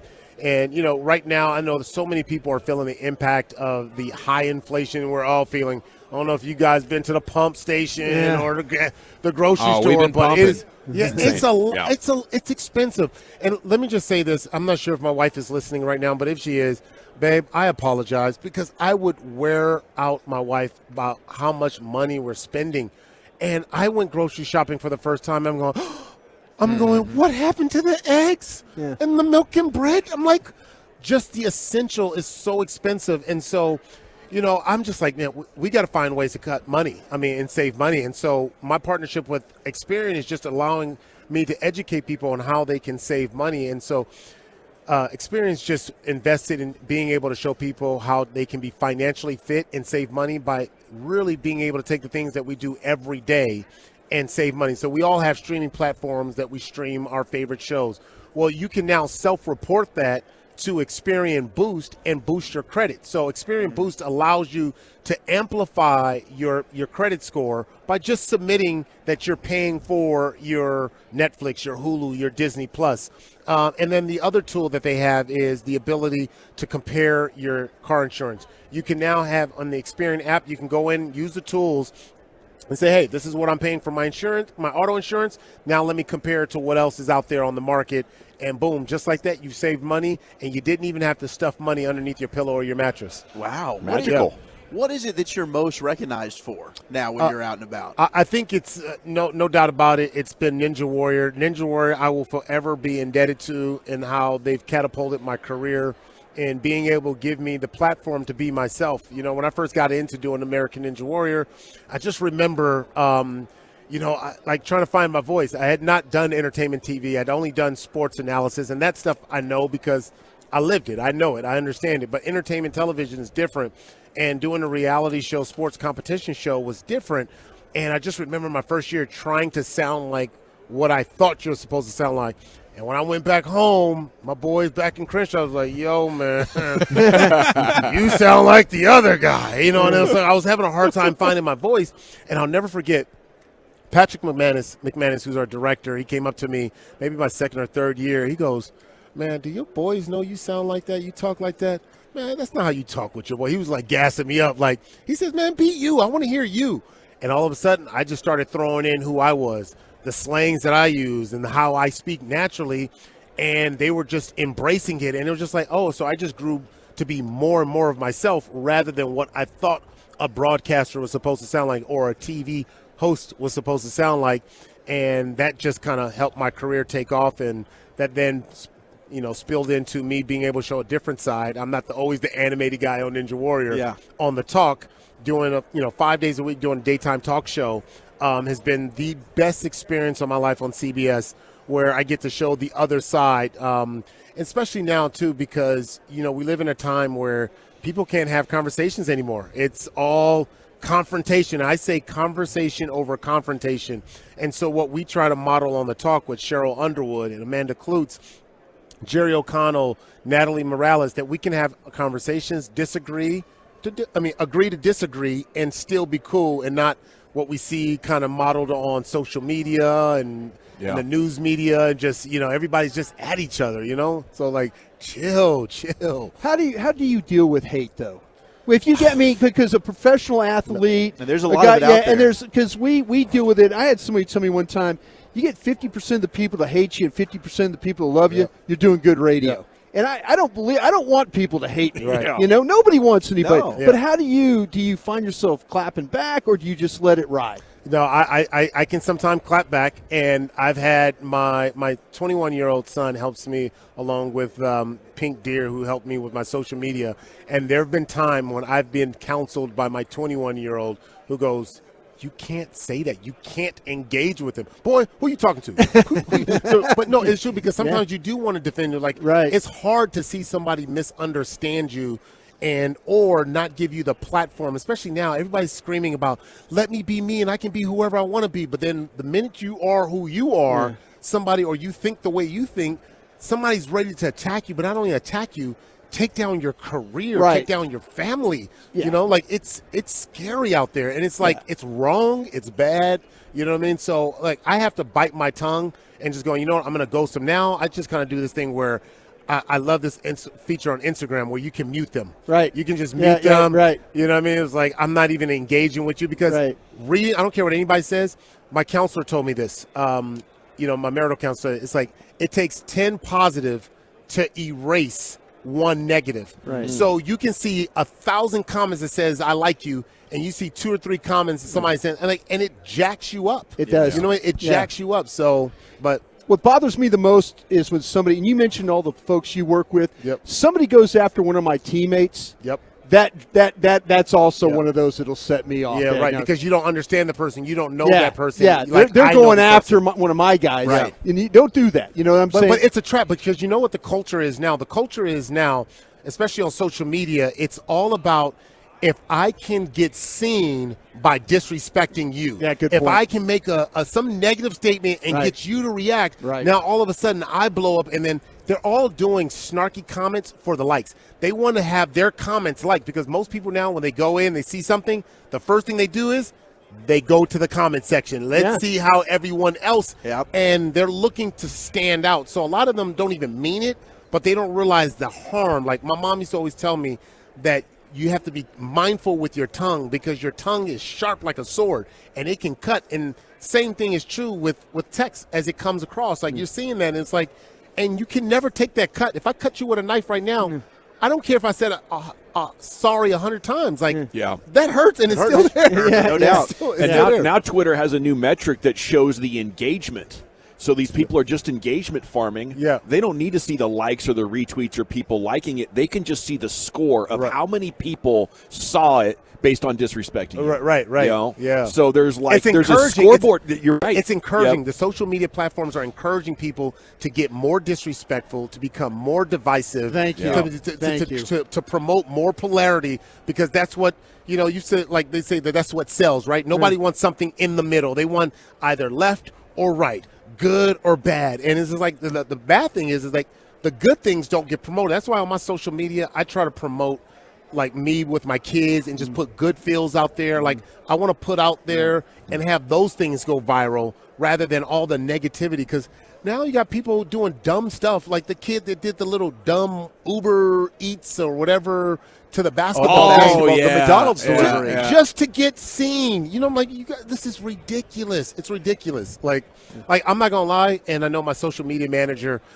is looking at me here, but I hope, and I know this sounds very violent, and I hope I don't get canceled for this, but I hope social media dies a violent death. I hope it comes to a complete end. I hope it just erases off the planet Earth. I know people are going to try to cancel me for saying that because I asked for a digital media to just go away, but whatever. I mean, we regulated other toxic industries, you know, Right. maybe it getting crushed and then come back with regulation and some safety nets that will prevent the founders of those companies incentivizing toxicity so strongly like they do. And I think that's a great point, Akbar. Yeah, absolutely. Akbar Bajabi-Amila, former NFL player and television superstar with us here in the G-Bag Nation. So did you ever attempt the American Ninja courses? Did you dominate them? I did. You can go on YouTube and check it out. Back in 2018, I ran it, and I said, I got to try this thing, man, because I can't just sit up here and talk about it and not be about it. Amen. And but I knew also, too, I wanted to be able to up my cred, my street cred or my ninja cred,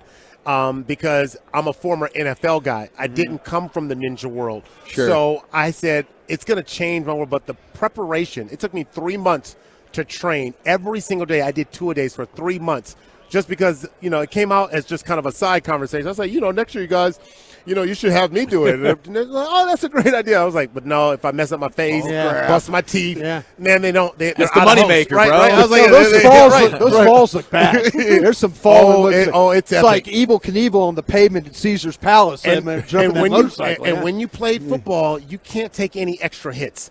So I was like, I am not falling, A, because I don't want to lose credibility, and B, so you can imagine I was at an all-time. I had never had nerves like this. I had to call my brother to give me like a pep talk. Kabir. Yeah, Kabir. I had to give him a pep talk. I was like, yo, I had never felt this type of nerves. I got everybody watching. It's televised. And I'm like, I got credibility on the line. I'm like, oh, he's just a football player. He don't know what he's talking about. And so I was like, I got to make it. But, yeah, anyway, shout out to the guys who trained me, Kevin Bull, who trained me for 3 months, 2-a-days. Quick little thing on that. My first day of training at 260 pounds, I lost 15 pounds to compete. I got down to 245. I lasted 30 seconds. Yeah. Walchuk knows something about that. They call me the 30-second man. Well, I do have 4 kids. Anyway, you're on par with this guy over here. I'm coming after your title, bro. I'm one away. Yeah, but it was like 30 seconds. I'm like, I was so pumped out because football players, we never use this. I never have to use my forearm strength because I'm trying to carry my body strength with all of this Well, stuff. you clearly got the biceps for it, right? Yeah, I used to. I'm used to. You kidding me? You vascular bastard. My gosh, just got out of the gym. Where's that box of donuts we had over here somewhere? What was your physical prime, for Akbar? What was the most impressive thing you were doing in a weight room or on some turf with a stopwatch? I will tell you, coming down to the 40, every football player, and I was always, because I was a basketball player first, I only played 1 year of high school football. But, basketball players, we're just different, right? So I was always about the agility part, but speed was a big factor. But I didn't realize that I wasn't as fast as I thought I was.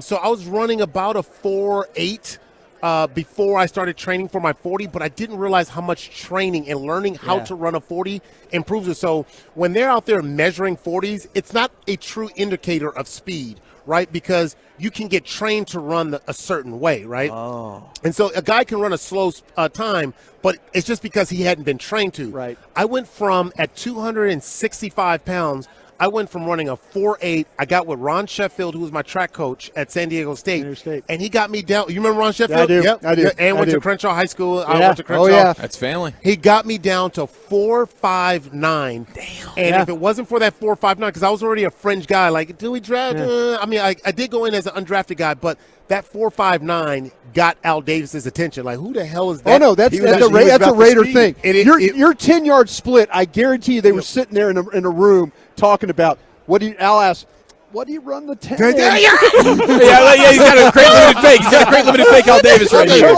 We got this kid at San Diego State. I've seen him myself on film. Yep, He's the best. and you got to get the great late Al Davis. Let me tell you the scariest Al Davis story, and I love me some Al Davis. The scariest thing was he always walked in with an entourage, security, bodyguards, all the. But the thing is, he had this like expensive cologne. I don't know where it was from, but it was a distinct smell. Yeah. And you could smell like, oh shoot, Mr. Davis. He's been here. He's like you walk in a room here, but you don't know. It's like Darth Vader, right? You don't know which angle he's coming from. And then you come and you're thinking like, oh, I smelled it back there.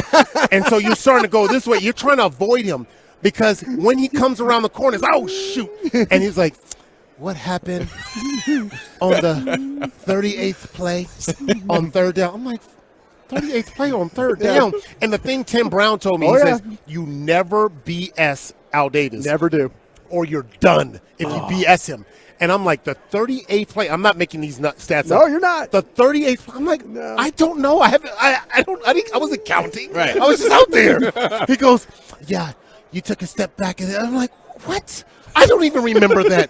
And I'm just saying, Coach, because this is something that Tim Brown taught me. He said, if you call him Coach, it's a great way to kind of massage and get out. I said, Coach, I don't know, but I'm going to go to the film room right now. And I said, but if you BS that answer, you are done, man. You are so. I'm telling you, you're so you done. turn it into playbook. You're not telling me the truth. I watched the tape. You're not telling me the truth. You're not, and he will never trust you. Go back and watch the tape. Right. So, as a former Raider, are you going for the Eagles in this one? You can't go for the Chiefs. No, I'm going for the Chiefs. I don't have a dog in this fight. I mean, I just call it the way I see it. The Kansas City Chiefs are a better team to me. Obviously, all that held by Patrick Mahomes. That defense for the Eagles are great. I love what they've done. They've done something, everybody's been comparing to the 85 Bears and everything, but they haven't seen and played against anyone like a Patrick Mahomes. Go back and look at their list and look at who they played against. It's not the same type of dude. And so Patrick Mahomes has done well with just the variables and the different changes. You lose Tyreek Hill. You lose in the AFC Championship games. You lose a lot of his wide receivers, and he still goes out there and is able to produce. Akbar, that was amazing. Yeah. Obviously you're a pro broadcaster. You need to stay for the rest of the show. Yeah, you can hang out. Yeah, we keep it rolling, but I am sure you have stuff to do. Go check out the Experian app. Did you make it to the end of the Ninja Warrior course? I did. I hit a buzzer, and it was the proudest moment. Somebody asked me, would you run it again? I was like, hell no. Like the type of training I was doing, I was like, hell no. I got one more before we go. I got one more Al Davis story. Okay. That cologne, man. I got seriously, I got you're not stories. Wrong. I got stories wrong. for this. I love that this. cologne, right? It was so funny because the cologne was strong. And they talk about the autumn wind. The autumn wind really did exist in Oakland. That's Broadus' favorite song of all time, because where we were situated in Oakland, Alameda. He's right. Al Davis would sometimes watch practice, and you knew because the coaches would pucker up and they would they would become afraid, and it's like, what the hell is going on? But literally, it was like this.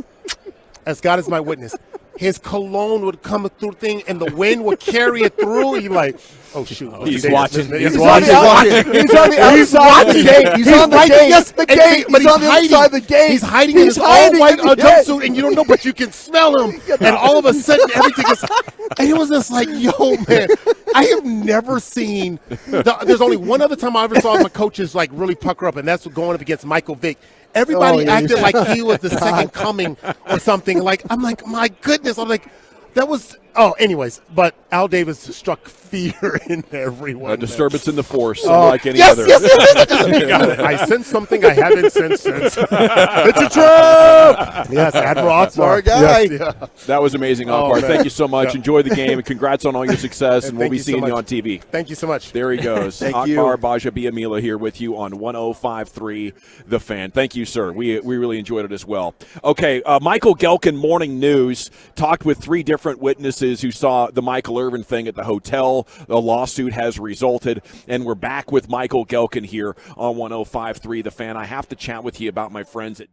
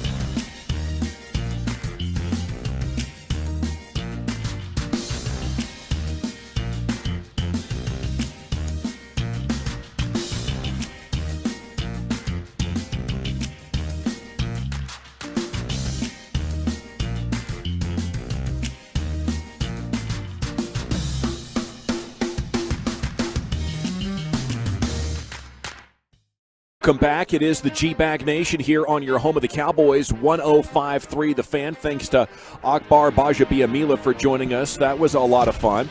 And we're going to be joined by another guest here in just a second to get more information on that Michael Irvin story. This segment is brought to you by Soda. That's state-of-the-art.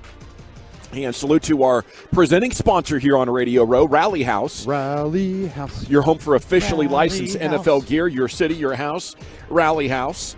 On the A number one air hot seat, A number one air, the heating, electric, and plumbing pros. It's Michael Gelkin, reporter with the Dallas Morning News, friend of the show. And good afternoon, sir. Thanks for joining us. How the heck are you? Good afternoon. I'm doing well. I'm getting over a little COVID bout. It's been a fun week, but happy to be here. How's our old friend C19 doing? Did he give you the business or what? There are a couple days where he made himself acquainted, but it's fine. Basically flu at this point. Okay, right on, buddy. Well, we were very interested to see a report on Michael Irvin from you earlier and a lawsuit coming together and witnesses involved. What have you been able to learn here? And you can tell our listeners about what Michael Irvin plans to do next. Yeah, well, it's with these sort of situations, information doesn't come all out once. Even now, and I've spoken with Michael Irvin for about 15 minutes on, I think it was Tuesday when he and I spoke, Tuesday night.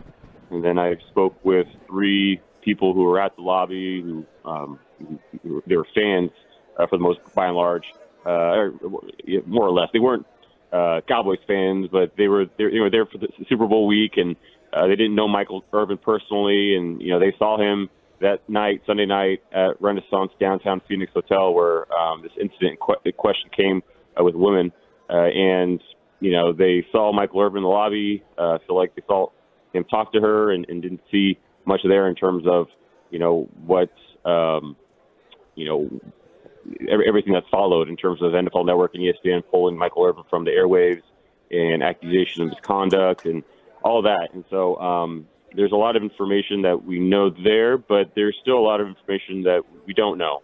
Marriott hasn't given a statement in response to the lawsuit that Michael Irvin filed last night through Collin County.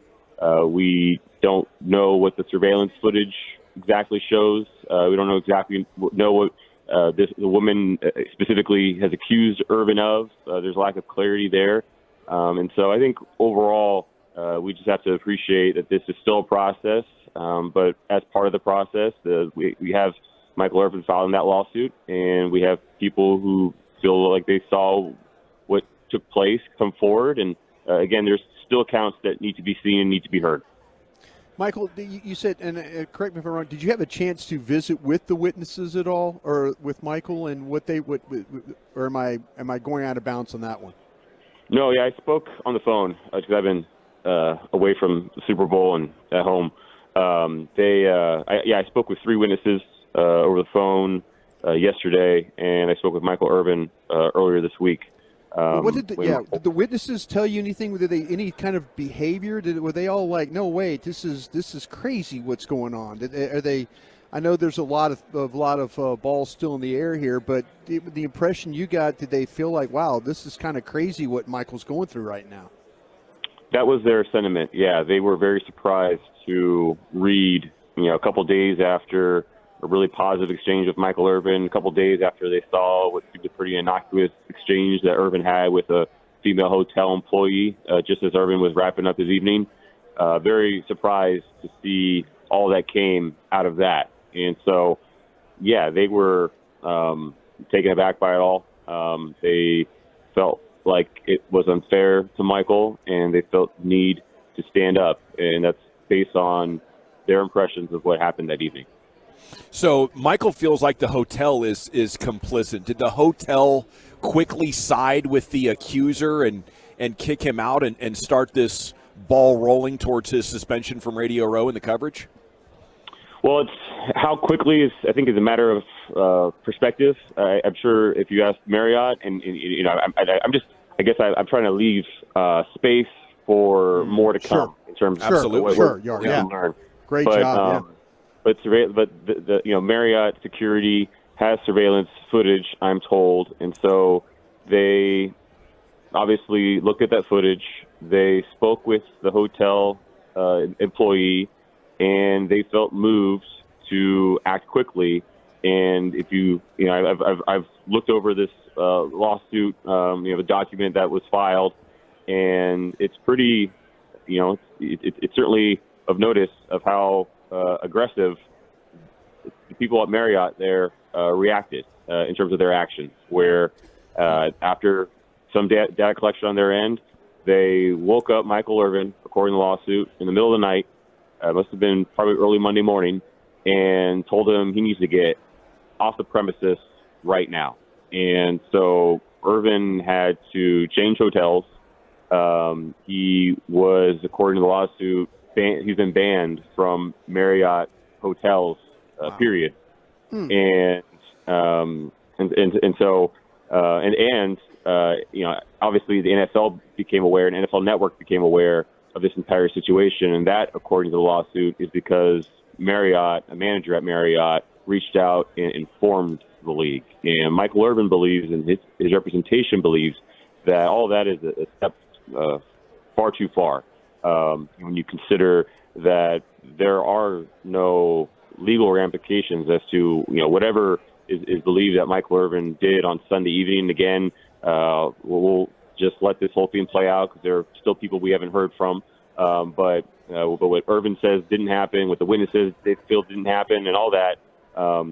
Ultimately, there was no criminal complaint. I've spoken to Phoenix police on multiple occasions since Tuesday, and I have been told steadily that we haven't heard from anybody as it relates to any issue pertaining to Michael Irvin, period.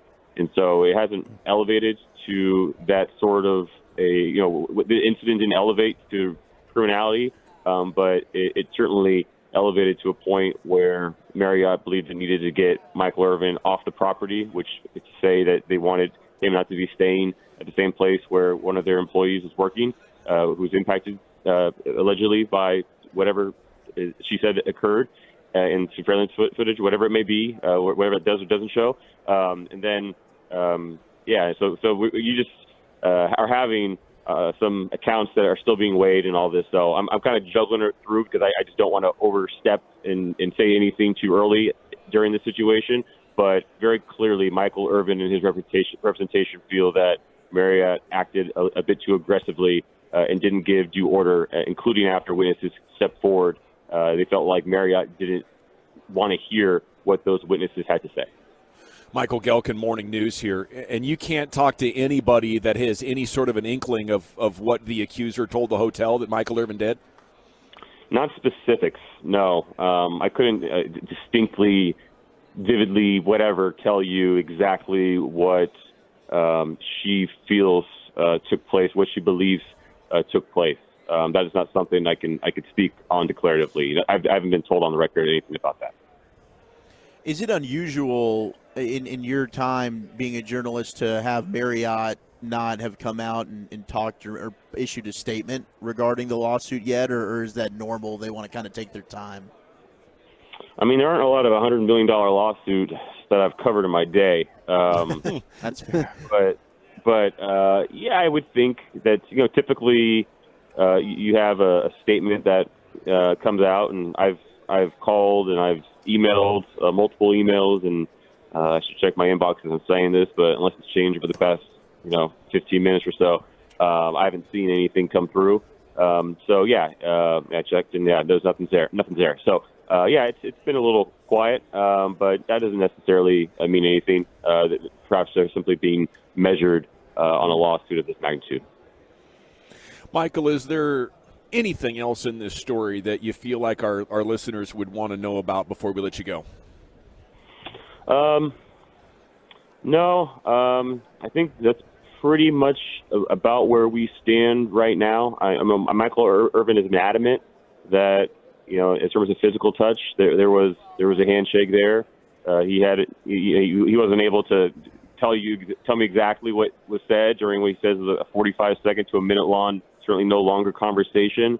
But he really is adamant that, it wasn't any sort of misconduct here that is reflective of what has happened over the past few days in terms of the recourse that he's felt.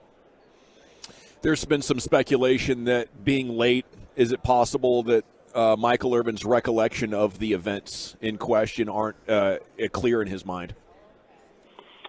He told me he's been drinking that night, and so he kind of used that as a reason for maybe why he didn't have extreme clarity as to the length of, or the actual nature of their conversation. So again, the two people were part of that conversation. One witness I spoke to felt like he's a pretty good handle on what was said, but ultimately there were two people who were directly involved, and Michael Irvin, although confident, he didn't do anything that is deserving of what transpired. He wasn't super detailed with the particulars of the conversation, and there's a woman there who we haven't heard from yet in terms of her vantage point. But this is going to be a drawn-out process. It very well could be played out in the courts. So we have a lot to learn in this area, and we'll just see what information further comes to light. Thank you, Michael. Terrific report. If there's anything else, please let us know, and we'll get you back on immediately. All right, thanks, guys. Have a great one. Yeah, there he goes, Michael Gelkin, Morning News, and a story that's a little too familiar with some of the patterns here. I just I love it for Michael Irvin, but that the three witnesses are there. I just hate it that it appears he's going through this again. It's kind of, to me, similar to the Odell Beckham Jr. story, where we hear he's kicked off a plane, and then you see the stewardess being the main agitator. Was the hotel and the accuser the main agitator? They didn't like an encounter. They wanted to side with the customer. Next thing you know, Michael Irvin's getting kicked out for an awkward moment between people late at night, which is common. And again, you have to let the further information come out on the story. But 3 witnesses, that's pretty strong. I think if you're a Cowboy fan that wants to have Michael Irvin's back on this, you're on pretty firm ground right now.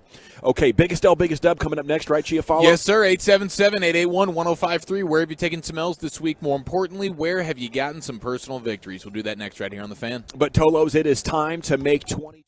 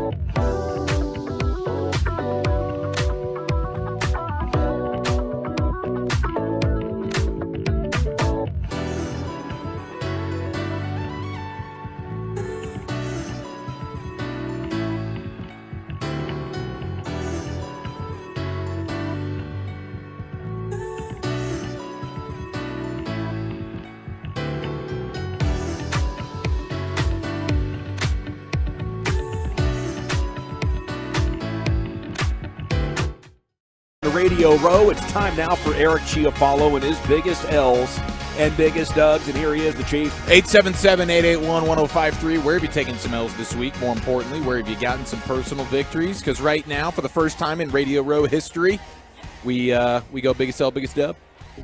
Oh, yeah. Now listen here.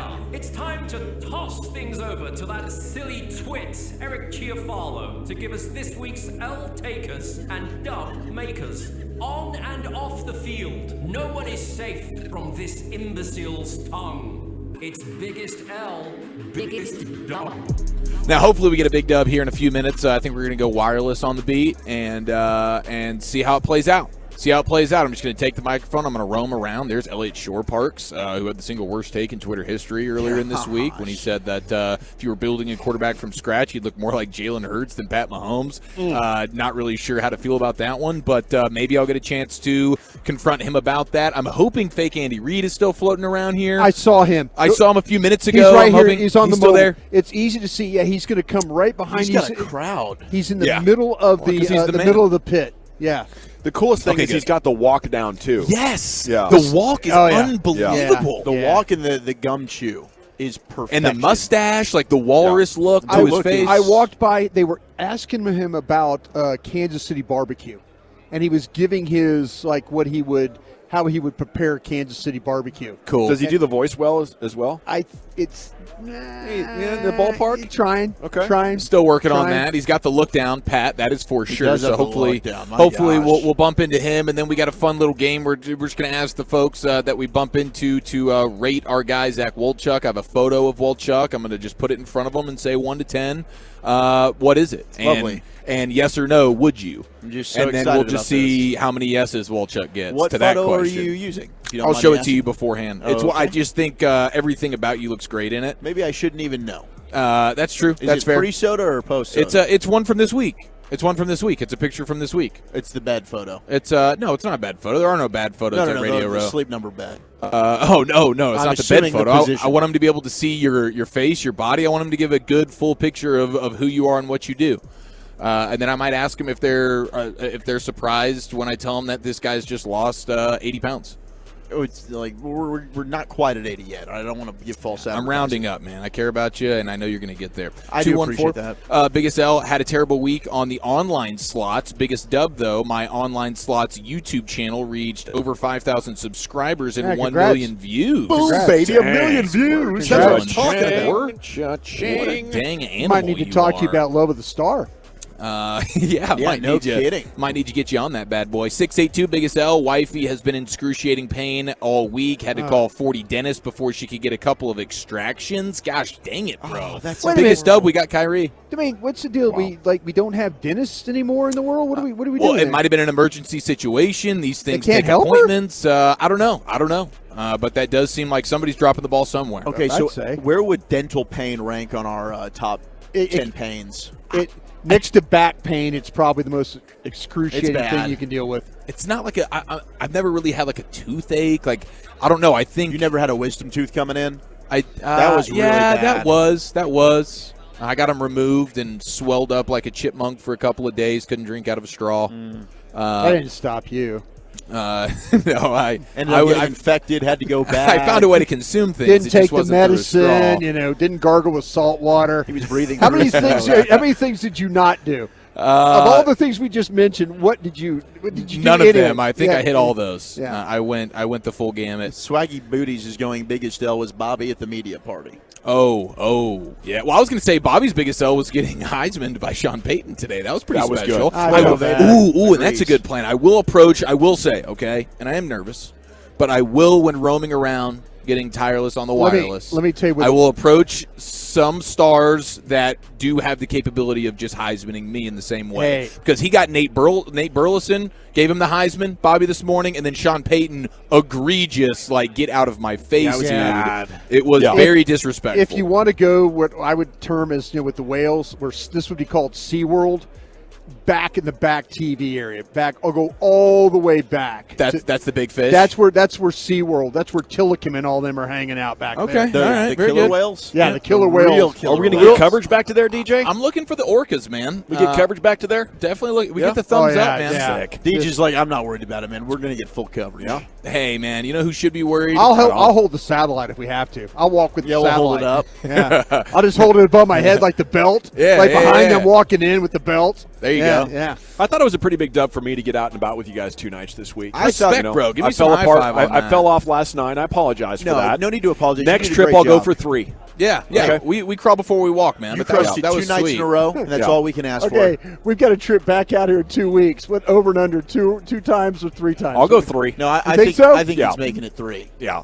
Yeah, I'm hitting the over. Surprise is more of a retirement community. I'll be back in bed by 8:30. Big L was peddling around. Brian only made it out once. Yeah, I did make it out once. Yeah, that's true. But that's Brian also got because soft on us. he's also a social butterfly and knows everybody out here, so he had to see other I people. have got I had to, Micah Parsons out here. Yeah, I had to have connections. I had to go to dinners with and stuff. You had to get lost on when trains. I wasn't going to IHOP. Yeah, fair enough. or going in the wrong Getting direction. lost in the train sucks. Not as big of an L though. That's an L. That is an L, Broadus, but not as big as the Stars fan who got absolutely rocked at the game earlier this week. Deservedly so. Yeah, I know. That was the other thing is sometimes you look at the videos, you're like, dang, I kind of feel bad for that guy. He got his ass kicked, and who knows if he deserved it. You're not supposed to beat up This those dude super deserved little it. guys that can't hurt anybody. You know.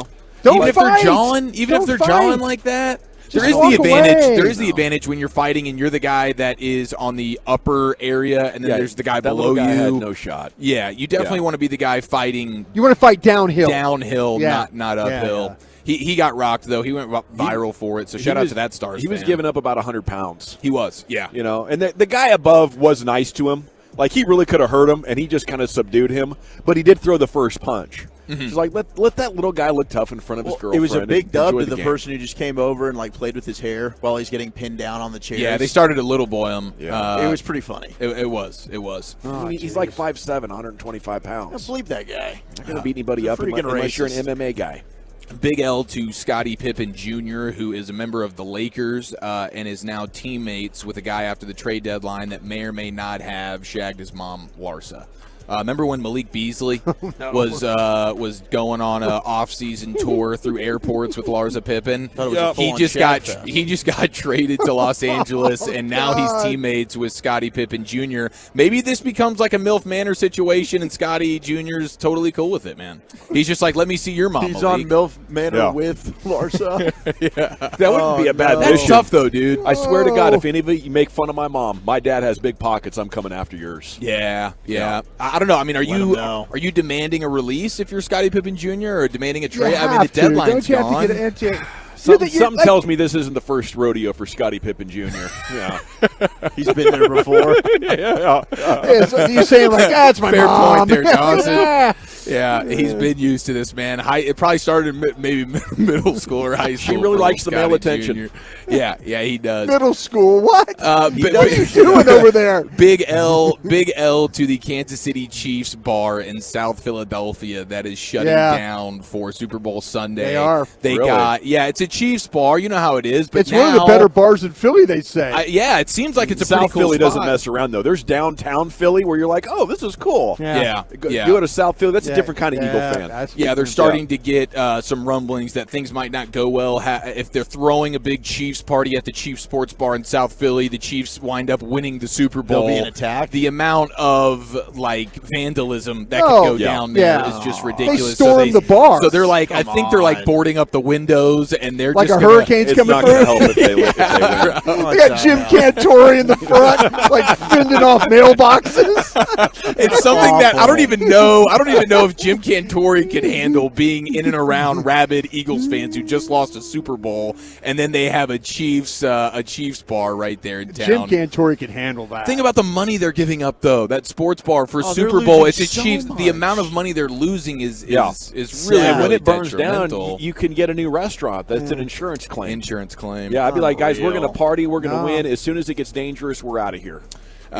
Yeah, I'm with you 100% on that. And then the final L here is in the basketball world as well, as we go to Boston and the Celtics, where Jaylen Brown suffered a facial fracture. Is going to be missing some time because he had some friendly fire with Jason Tatum in the game the other night. Got his face smashed, and now he's going to be out for some time. So that's a Boston Celtic L right there. You always see it in basketball. If someone's playing a little bit too try-hard defense, the guy on the ball will bring his elbows up and just swing once. Yep. Right, and the first couple are like warning shots, but those are some sharp elbows coming through. And if one connects, I'm not surprised at all that facial reconstruction Teammate on teammate crime. Shout out to the 469 who said, can I get a birthday shout out for my daughter Harper's 7th birthday? She's in the car with me, so happy birthday, Harper. Birthday, Harper from the G-Bag Nation. And that's the biggest of the week right there, ladies and gentlemen. Thank you, Chief. Chief's about to go wireless. He's going back-to-back on you. And it's coming up next here on 105.3 The Fan. I have to chat with you about my friends, though, at Twin Peaks. You know, it is the ultimate sports lodge with the menu to match, and they have big things coming up on Sunday. Now, Twin Peaks does have 10 locations in the area, including our recently reopened Texas Speedway store. That's right. There's a Twin Peaks up at the Speedway now, located just across the highway from Buc-ee's in North Lake. Go see them soon at your favorite sports lodge. That is Twin Peaks. Now, on Sunday.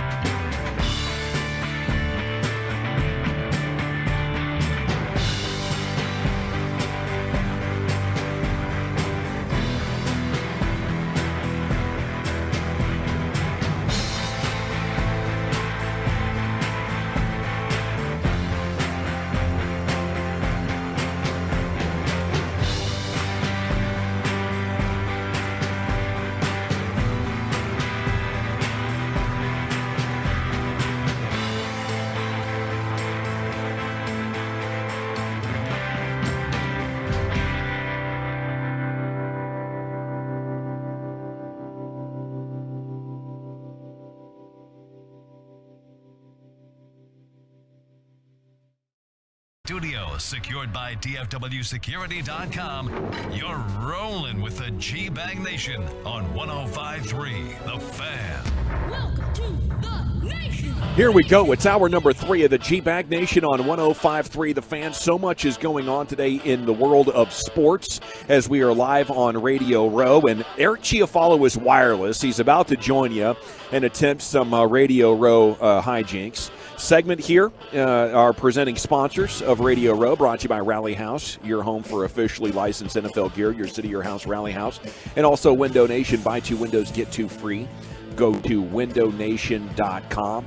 Adrian Wojnarowski tweeting this morning, if Dallas is willing to pay Kyrie Irving, if they're willing to give him the max money on a multi-year level, my bet is that is where Kyrie Irving will be. Okay, so you have that going on. Michael Irvin has filed a $100 million lawsuit against Marriott and the woman that started the accusations that ultimately got him kicked out of Radio Row.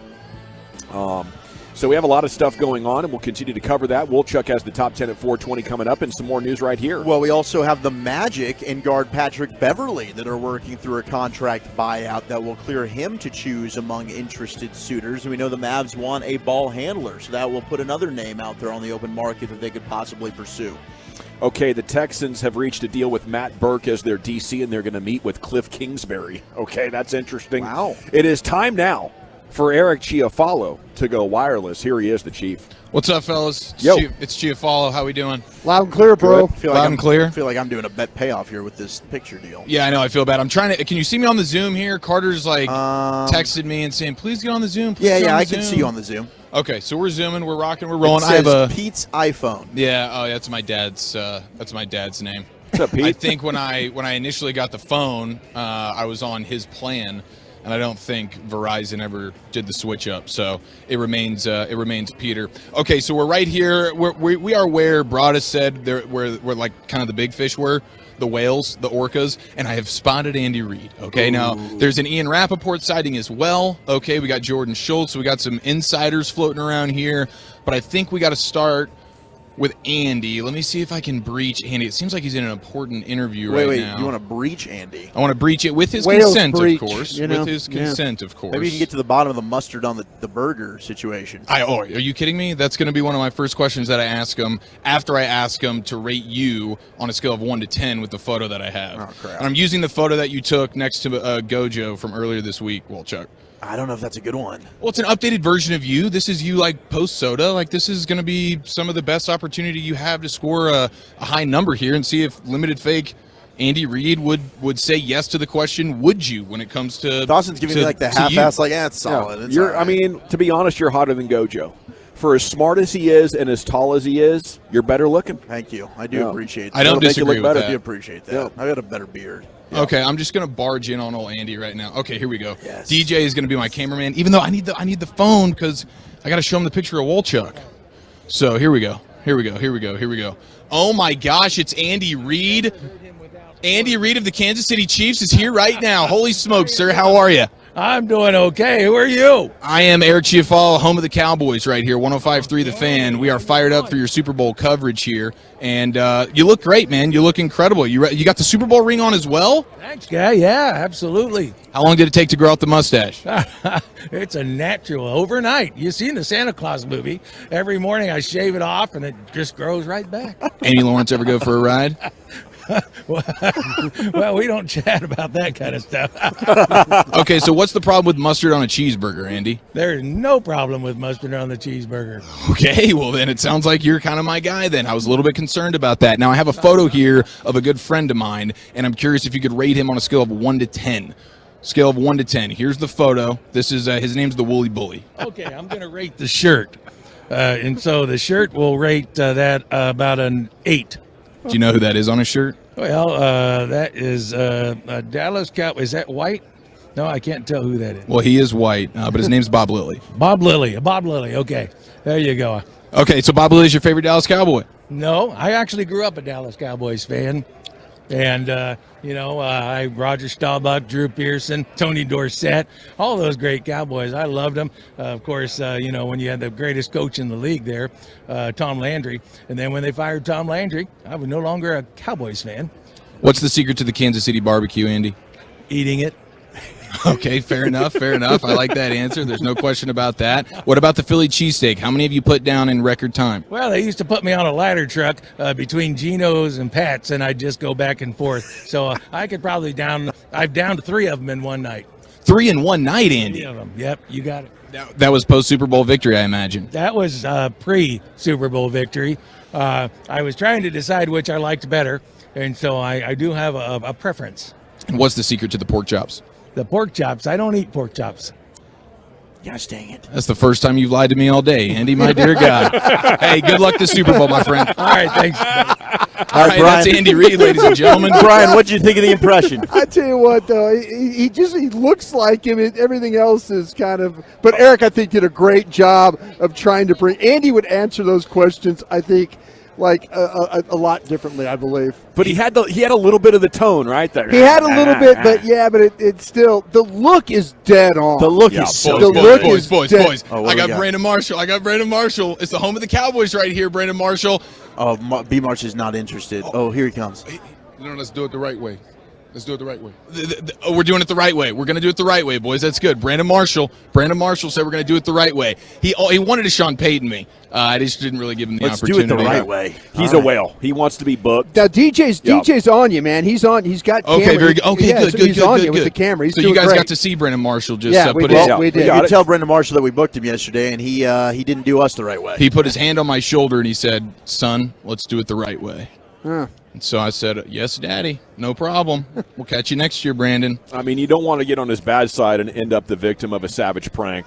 That's very true. Yeah, that's true. That is true. Okay, so now we're just cruising here. I see the Fox Sports Radio set up. I saw Hushmanzada over here earlier. Yeah, oh, yeah. Tell him the story about how close he was to almost being a Dallas Cowboy for James Whalen. Is that a real thing? That's a real thing. Was that going to be a trade? Or? It was going to be a trade. Cincinnati was going to trade him to us, and Cincinnati backed out. If you see him, it would have been a great trade. Yeah. Does he know about this potential trade? Tell him you work with a guy that was in scouting with the Cowboys and had a trade for James Whalen for him, and the Jim Lippincott and the Bengals backed out. Freaking Lippincott. Oh, it's always a Lippincott screwing things up. Yeah, he's always okay, a Lippincott. So Hushmanzada is here. He's hanging out with LeVar Arrington. LeVar Arrington is showing something on his phone to Hushmanzada. So let's. LeVar Arrington's pretty intimidating. I get kind of being hesitant there. Yeah. Well, he's the second best Penn State linebacker to ever do it. Wait, if he said that to him, what'd you think he would say? He'd say to who?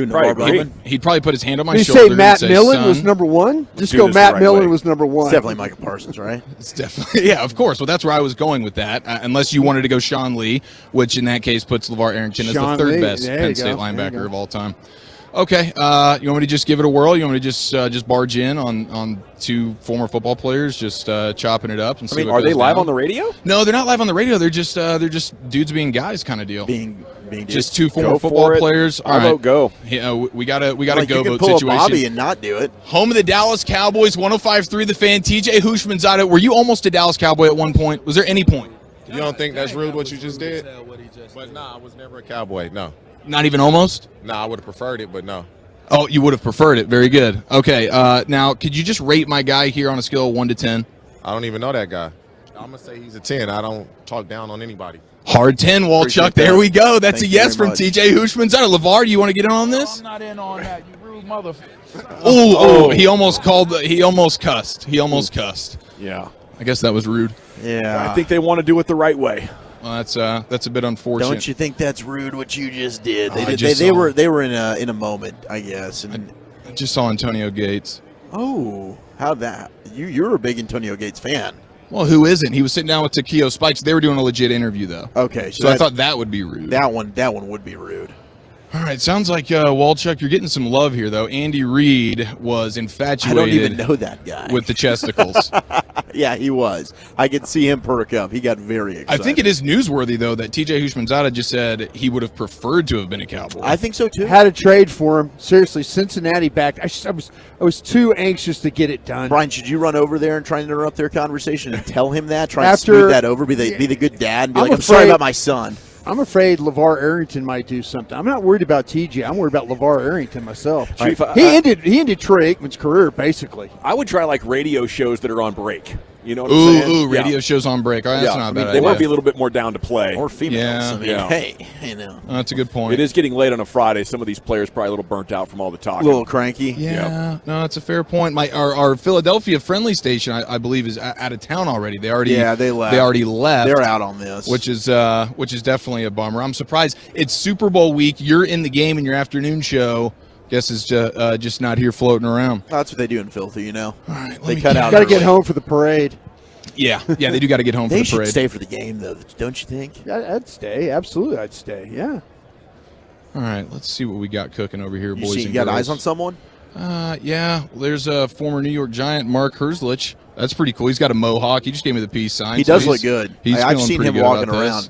Yeah, he looks like he could still get after it a little bit. Was he doing TV? Was he doing games? He has done some TV stuff, yeah. Boston College guy? Boston right? College, absolutely. All right. All right, here's two females. Let me just stop them real quick and see what they say. Goodness. Excuse me, ladies. I'm so sorry to interrupt you. This is 105.3 The Fan, home of the Dallas Cowboys.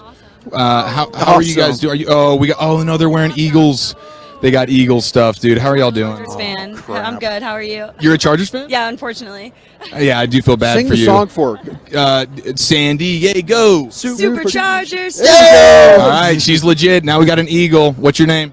Lexi. Lexi. Okay, Lexi. Now you're decked out in your Eagles gear right now. I want to show you a photo of this gentleman, and if you could just give me a scale, honest opinion, scale 1 to 10, what would you say? Is he a Cowboys fan? I don't believe so. No, I think he's kind of an Eagles fan. His thing on his shirt. Yeah, that was just a bit he was Lexi, doing. I'd give you about a 2. that was just a bit. Ooh, for the Cowboys reason, he is a 1. Oh, okay. Now, Would have been a what? Would have been a what? If he wasn't a Cowboys fan, he would have been a Let's go with a 5. All right. I'll take that. hard 5, though, right? That's respectable. Okay, very good. What about his rack? His who? His rack. His boobs. His chesticles. Yeah. Here we go. I'd say get rid of them. Okay, very good. Thank you. Lexi, I would say good luck, but I'd be lying. See you later. That was the most Philadelphia thing we've seen all week. That's amazing. That might be your lane, Chief. For some reason, the young ladies are a little bit more willing to conversate with you than the Okay, well, football players. I am familiar with a particular rapper right now. I believe he's out of South Florida. His name's Juju Gotti. Okay. And I've spotted Gotti. him. And he's got one of the most unique voices in all of the world, and I want you guys to hear it. Gotta Hopefully he'll play along, and we can have ourselves a good time. All right, here we go. Oh, my dear God, it's Juju Gotti, ladies and gentlemen. We are live on the home of the Cowboys. Juju, how you doing? Pretty good. Salute to my sister. Tell him your name. Catherine. Catherine. Ooh, Catherine, this is a perfect opportunity. What would you say, rating on a scale of 1 to 10, what would you give this guy? I'm not sure. Okay, we got a D for none of the above, Walchuk. Let's go back to Juju Gotti. Juju, this is my guy here. Could you give me a scale 1 to 10 for my guy, the Woolly Bully? That's an 11 right there. Yeah. My Juju, I love you. I see him, got the hair slick, beard on point, nice shirt, you know what I mean? Credential, he in the building, your dig ski, and a perfect hand in the pocket. You know what I mean? There's not too many fingers out of there, not too much fingers out of there, you know? Salute to that boy. Yeah, and those are sausage fingers too, so that you got to conceal them, but you can't conceal all of them because they're a bit of a selling point at times. Salute to Vienna. Juju Gotti, ladies and gentlemen. Thank you, Juju. Yes, sir. He's rocking the DeMar Hamlin jersey, too. Yeah, he looks good. Looks good. That was good. He does have a good voice. I like his voice. Is that not the most amazing I voice like in the that. world? Incredible. You sold that one well. I wonder if he could have rapped for us. Maybe I should have asked him his favorite Some Rihanna bars. song and then had her get some bars. DJ just tapped me on the side and with great radio mystique said, that was Tony Bruno right there. Oh. So, one of the great sportscasters of all time, Tony Bruno. One of the great ones, yeah. Yeah. DJ's kind of fanboying right Really now. good talk show host. Okay, I am actively avoiding TJ Hushmanzada, so give me a second. Oh, no. I really want to find Elliot Shore Parks, man. We got to grill him about his bad take. Yeah, well, I'm sure he really wants to talk to you. Well, when I say, what'd you think about your bad take this week? He's going to be like, which one? And then I'm going to have to explain it. And but it's worth it. I wonder if he'd remember you. Oh, my gosh. Elliot Shore Parks is conversing with Zach Ertz, who is going to be joining us. Here we go. In just a little About bit. an hour. I wonder if I could barge in. I'm scared of barging in on football players now, though. I would so be I got to too. wait for Zach Ertz to kind of just chill out a little bit. But Elliot Shore Parks, we do have a sighting. Okay, there he is. Oh my God. Okay. By the way, you played that off really well when they were telling you to get away. Did I by just like cowarding down and leaving? Okay, very good. You didn't do either one too bad. No, it wasn't that bad. This is live. I felt cringy and uncomfortable, but you played it off great. It's live Dallas radio. I just kind of scared Elliott Shore Parks a little bit, but I feel like it's Philly week, and we got to get Elliott on the Dallas airwaves. Elliott, how are you? Good. How you doing, man? Fantastic. Couldn't be better. You living the dream right now? What's the deal? Yeah, I mean, it's exciting. I mean, this is the second time I've been to the Super Bowl with the Eagles, so it's fun. A little nicer than Minnesota. You feel like you're kind of acting like you've been there before because you have? A little bit, yeah, exactly. Trying to be cool because you caught me off guard. I feel like I'm on TMZ or something. Now, what you had a viral take this week about Jalen Hurts and Pat Mahomes. Do you want to explain yourself? Yeah, I'm right. That's. Do you want me to explain beyond that, or? Yeah, just perhaps a touch. Yeah. Okay. So. The tweet didn't say that Jalen is a better quarterback than Patrick Mahomes. People didn't really interpret it the right way. What I'm saying is if I'm building a quarterback from scratch, from the beginning, I will take a quarterback that can run it as good as Jalen and throw it as good as Jalen over a quarterback that can throw it. Mahomes is a better passer, but he's not the runner that Jalen is. And if you look at the way the league is going, I have to have a quarterback that puts pressure on the defense with their legs. So ultimately, Mahomes is an amazing quarterback, obviously. Jalen might tie him for Super Bowls if he wins on Sunday. And so I'll take a quarterback with that skill set and develop him over where, a quarterback like Mahomes. What's your confidence meter that the Eagles are going to get it done on Sunday? Not confident. I mean, I think it's like 50-50. I'm going to pick the Eagles ultimately because I think they have the better defense. But there's no question that Mahomes at this point of his career, it's a test the Eagles have not really had so far. Their schedule hasn't been that tough, and even really in the 2 years that Jalen's been there hasn't been that type of pressure. So I think it'll be a close game. I think the Eagles will win ultimately, but it's 50-50 coin toss. What if the Super Bowl was just a matchup of the respective cities' food? Who would win? I mean, is Dallas what is Dallas even known for? Oh, no, I'm talking about Kansas City and it's the Super Bowl. It's a Super Bowl. It's the Eagles and the Chiefs. That's right. I forgot the Cowboys aren't here. I would go Philly for sure. Yeah. Ishkabibbles. Does that ring any bells? Yeah, it's a cheesesteak spot. If you had a friend that went to Ishkabibbles for a cheesesteak, would you say you did the right thing, or would you laugh at them and say you got?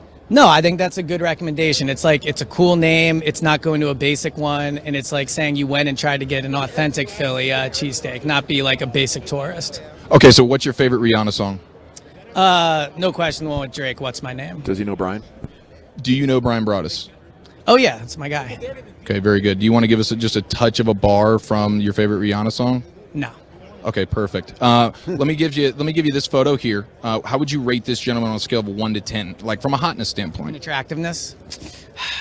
I mean, he definitely has a nice face. I'm just questioning. That's good. That's good. Yeah.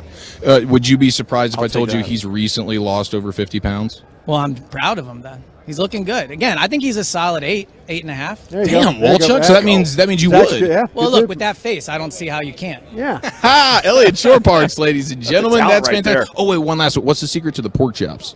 To the what? To the pork chops? I don't know what you're talking about. Fantastic. Elliott Shore Parks, ladies and gentlemen. You're the GOAT. Appreciate it, sir. I just lied to him. I feel bad about that. That was fantastic. Thank you, Chief. There he is. Didn't get a single girth and tonnage question, though. Eric Chiafalo, wireless at Radio Row. Hell of a job, sir. MVP, buddy. I love you. Yeah. Thank you, guys. Here he is. He's back at the broadcast position. He has made it back to HQ, not sweating at all.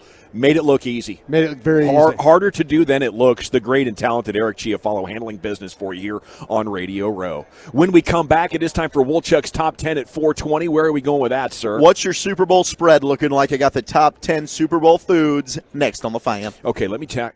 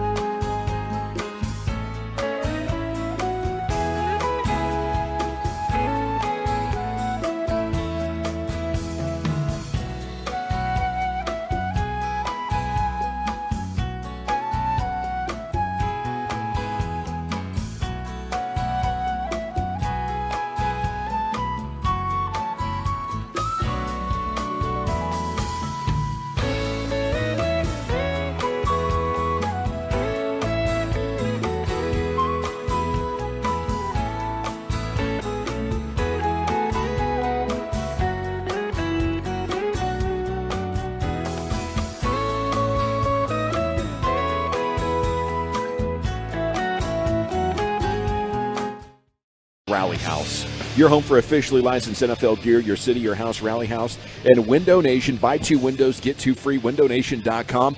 Woolchuck put some people on the A1 Air hot seat, whether they liked it or not last segment. That was some great man on the street type of stuff. The heating, electric, and plumbing pros, A1 Air, been sponsoring our hot seat all week long. It's time now for Woolchuck's Top 10 at 420, and here he is, the Woolly Bully himself. Thank you, General. I have a lot of texts coming in that maybe I need to play for the other team.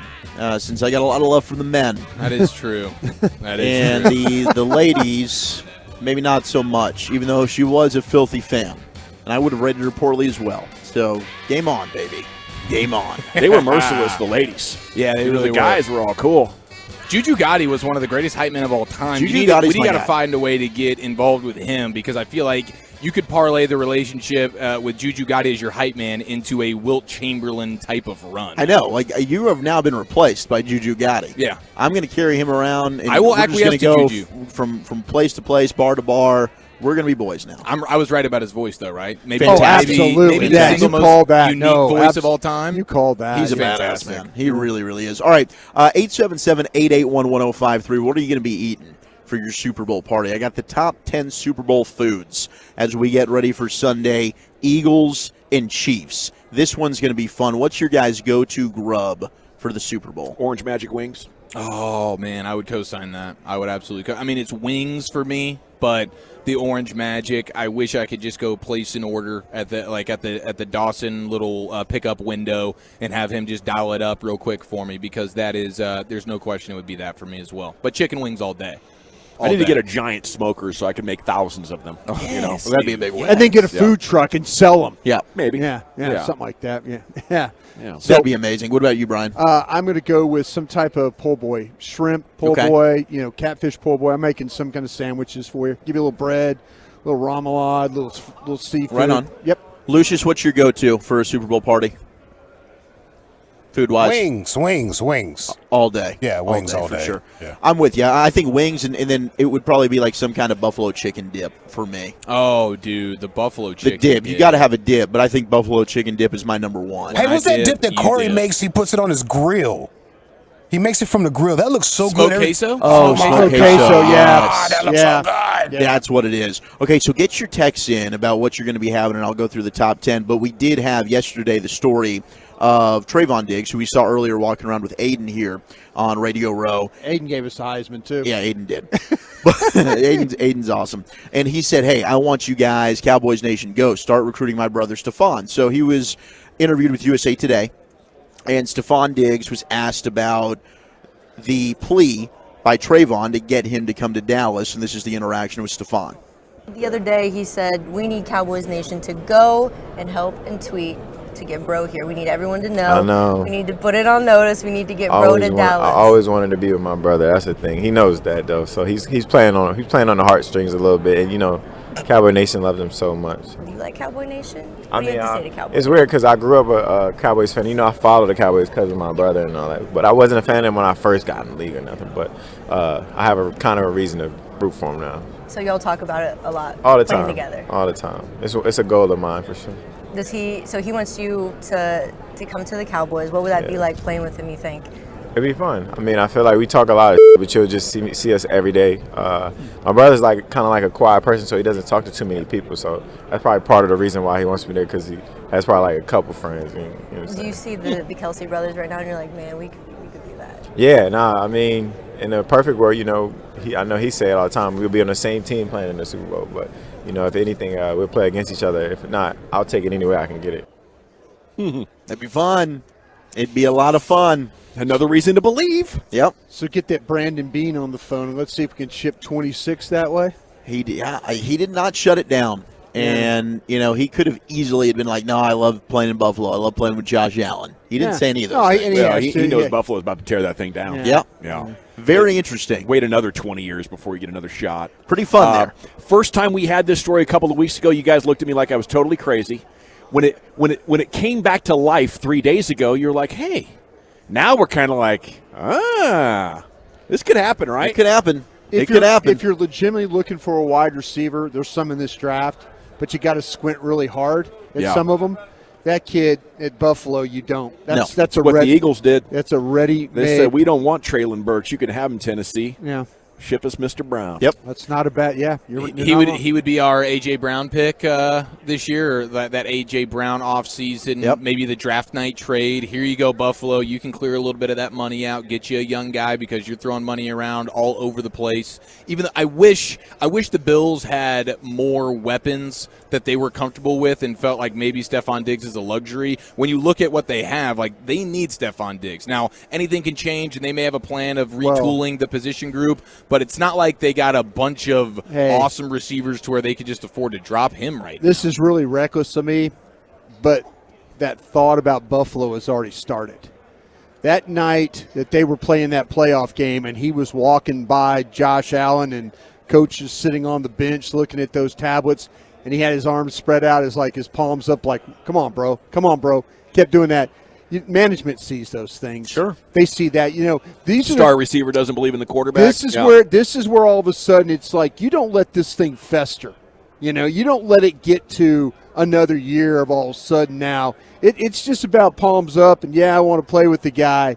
But this thing goes a little far. Have a little bit more lack of success maybe, and you're going to have to – management's going to have to make a move there. They really will. That guy won't shut it down for you like that. All right, let's slide into our top 10 at 420. It is the top 10 Super Bowl foods here on the Friday leading into Super Bowl Sunday, and we got a lot of texts coming in. We got wings, shrimp, and plenty of dips from the 810. Got to have multiple dips, by the way. Yeah. If you're having people over, tell them to bring a dip. Tell them to bring something and just kind of keep that thing rotating. Yeah. Don't let the make a dip appointment. Yeah, don't let the queso just sit there, by the way. Drop some dip off. Yeah. Hey, don't you feel like it is good practice when you are the Super Bowl party host to drop a spoon in all those bad boys to encourage people to dip their plate, instead of putting their thumbs all up in the community dip, and now I'm eating chips and dip, but it's actually Bill's thumb that was just in there. Yeah. And that thumb was in his mouth a second ago, and the community dips on Super Bowl Sunday, they become a little bit egregious. I think we've cleaned it up as a country post-COVID, but not to the lengths that we need to. Golick said he didn't give a damn. He was going to go ahead and double dip the hell out of it. And that's the thing. Every Super Bowl party's got at least one Golick floating around where they think it's kosher to just throw the thumb in there, suck it off, and then go back in. Excuse me? I apologize for the way the phrasing there. That was vulgar. So we need some queso, we need some salsa, and some guac. That's mandatory. Yeah. What else you doing? Spinach artichoke or the buffalo chicken? The buffalo chicken. Maybe a French onion. Okay. I'm cool with the Frunion. Yeah, the Frunion. Yeah, Velveeta and Rotel. Yeah, well, that's queso. That's straight up queso. We got texted in the Mama sausage balls. We got ribs is being texted in quite a bit. The big thing with the queso, though, right, Broadus, and correct me if I'm wrong, keeping that thing simmering on like some level of low heat. It's got to be a crock pot situation. Yeah, you don't want it dry. If you throw it out there in just a pot, you're breaking through the layer before you get into the good stuff. It's Flex Seal. 100%. Yeah, 100%. Yeah. All right, number 10 on the top 10 here. Chips. You got to have the chips. But you got to have strong chips. For the dipping, yes. But Scoops. Scoops would work. Otherwise, you can have just your favorite kind of bag of chips if you want. Yeah, but they break in the dip, and what does that do? But now, some of them now not always. Now Bill's whole hand is in the dip. Yes, 100%. You lost the dip. You might want some chips that aren't just it's for like the dip. Icebergs in there. You might want some kettle chip barbecue. You might want some sour cream and onion, some salt and vinegar, maybe just a variety of chips. Okay, if you guys want the sturdiest chip in all of the world, okay, what you need to do is you need to get the Boulder Canyon. They just look like old school kind of ruffle sort of chips. They are made better where it's just potato, salt, and avocado or do they hold olive the oil. weight of a dip? It is the sturdiest chip Boulder. you will ever consume. Okay. It's got an unbelievable next level Hall of Fame, dare I say Hall of Fame level crunch to it, Broadus. Please get the Boulder Canyons, and you could put that, it could go through anything. It takes a chainsaw to cut that thing in half.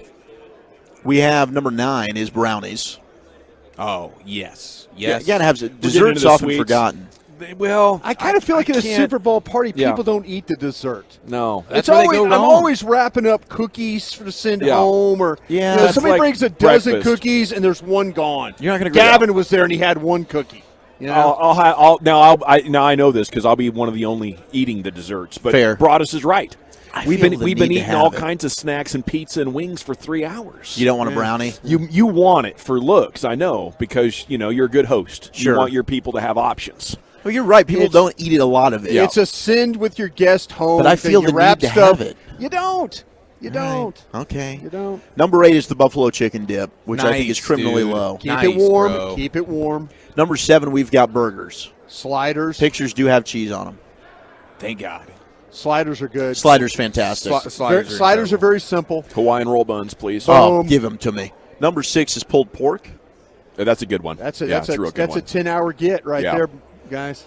Top 5 Super Bowl foods here as we get ready for your Super Bowl parties on Sunday. Number 5 is chili. Some Super Bowl chili. Not a bad idea because that is plastic fork or spoon, a paper bowl throwaway. Everything's a throwaway at that point. It's very There's good. no washing We're not going doing on there. dishes tonight. Yeah. Number 4, this one is delicious, often forgotten about, potato skins. Potato skins got big potato appeal. Yep. You can load them up. And you put your own sour Some cream on 'em cheese, if you chives, want. bacon. Number 3, nachos. Man, a little dangerous because if you don't do it the right way, I'm talking about full coverage. Okay. Sometimes you get down to the bottom and Yeah. there's naked chips and But what like good's that? Like a stadium nacho station. You don't Make your own. Yes. Yeah, like a station. you take the chips, you put them in a bowl, and then you dump your stuff on It's it. sitting in a crock pot with a ladle. Boom, You don't boom. want naked chips. Naked chips at the bottom is not. I like a lot of naked things. The chips, though, you want those to be wet. Your date's all right. Well, you but just want yeah. to be clothed. Yeah, you want them to be covered. Number 2 is pizza. Yeah, it's a staple. I think the wings and pizza and the chips are the most tried and true. Absolutely. Now, All right, whatever order. Can I talk to you guys into instead of pizza, flatbread? No. Flatbread with sauce on it, with cheese. But that is pepperoni. pizza, right? It's a I know, flatbread but pizza. it's more of a square and individually, not big triangle pieces. I'm not upset about it. I'll definitely. I'm talking I'll about rock flatbread. multiple. That's more of an app. I'm just kind of thinking because you're trying. Yeah, but you're trying to You don't want to get too full on the pizza? I'm trying to get you a lot of different things to eat. I Because like if what you, you're doing. If you eat a whole 2 slices of pizza like you would, Gavin, Yeah. you're not going to try my dip down here. I like what you're doing. I also would like to have a meatball. That's why I like the slider. That's why I like the slider because it's kind of a small. It's a bite or two. Sure. And Yeah. now I'm eating other things. Number 1, though, the top Did I just Super say Bowl. that? You did. Yeah. The top Super Bowl party food. Surprise, surprise! It is the chicken wings. Chicken wings. Dun dun. As long as dun. Gavin's cooking them, I'm in. Put that smoke and orange on it. I'm good. Good amount of salt, fat. Yeah. Why smoke. not? Why not? Boom. Love it. Thank you, Wolchuk. Top 10 at 420 every afternoon here on 105.3 The Fan. Our Radio Row coverage continues live in Phoenix, Arizona. Coming up next here on the broadcast, we do have, the biggest storylines of the actual game and everything you need to know that's going to make this Super Bowl winner determined is coming up next in the G-Bag Nation. My friends at D&M want to holler at you real quick, though, as we head into the weekend. You know what traditional financing companies are doing? They're bringing back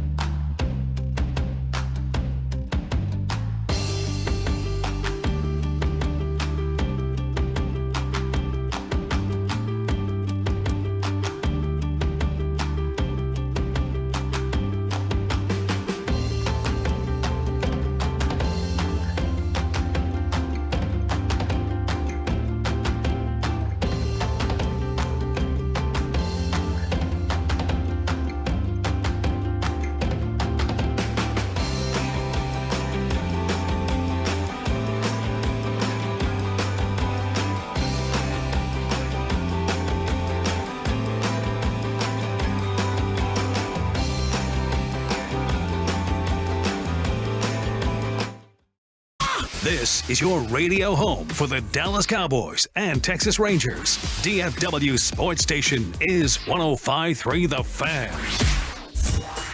Even though shortages and demand are driving up prices, Classic Chevrolet will never charge over MSRP. Not now and not ever. Experience the difference today. This is Texas. This is Classic. Find new roads. Thank you, Lucius. We're live on Radio Row. Pat McAfee has just a horde of fans following him wherever he goes.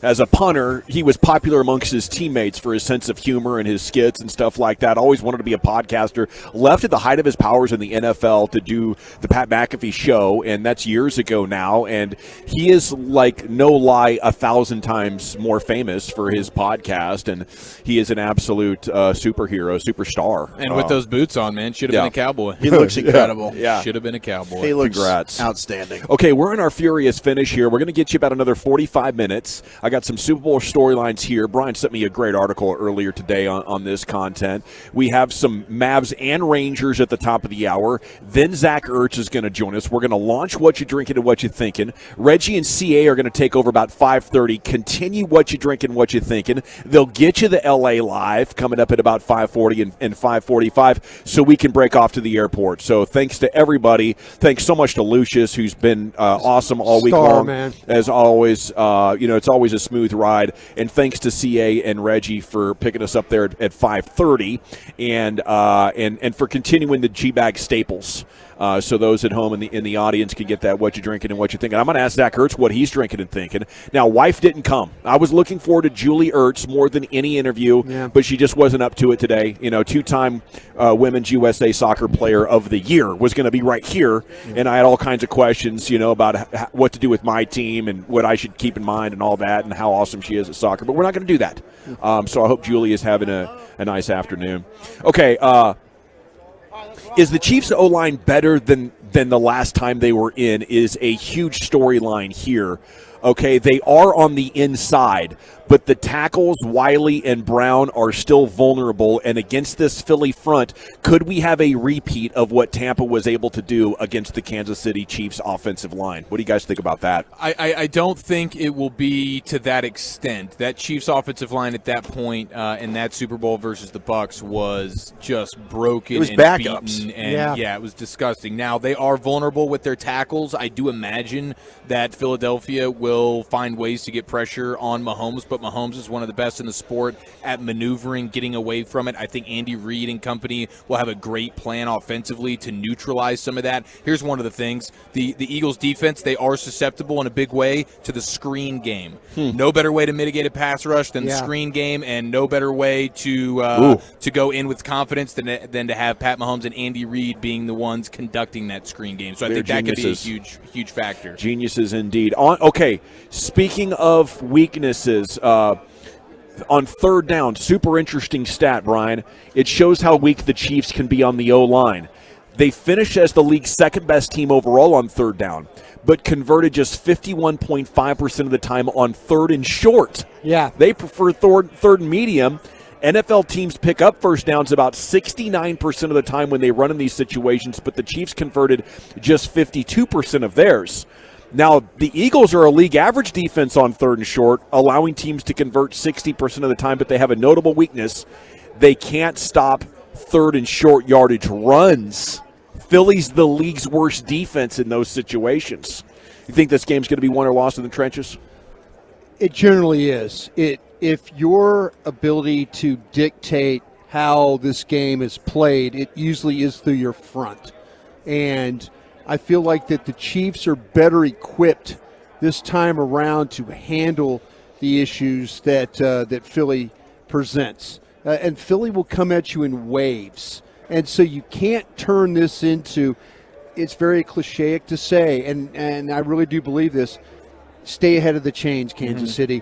Don't turn this thing into a 3rd and 12 or a 3rd and 11 game.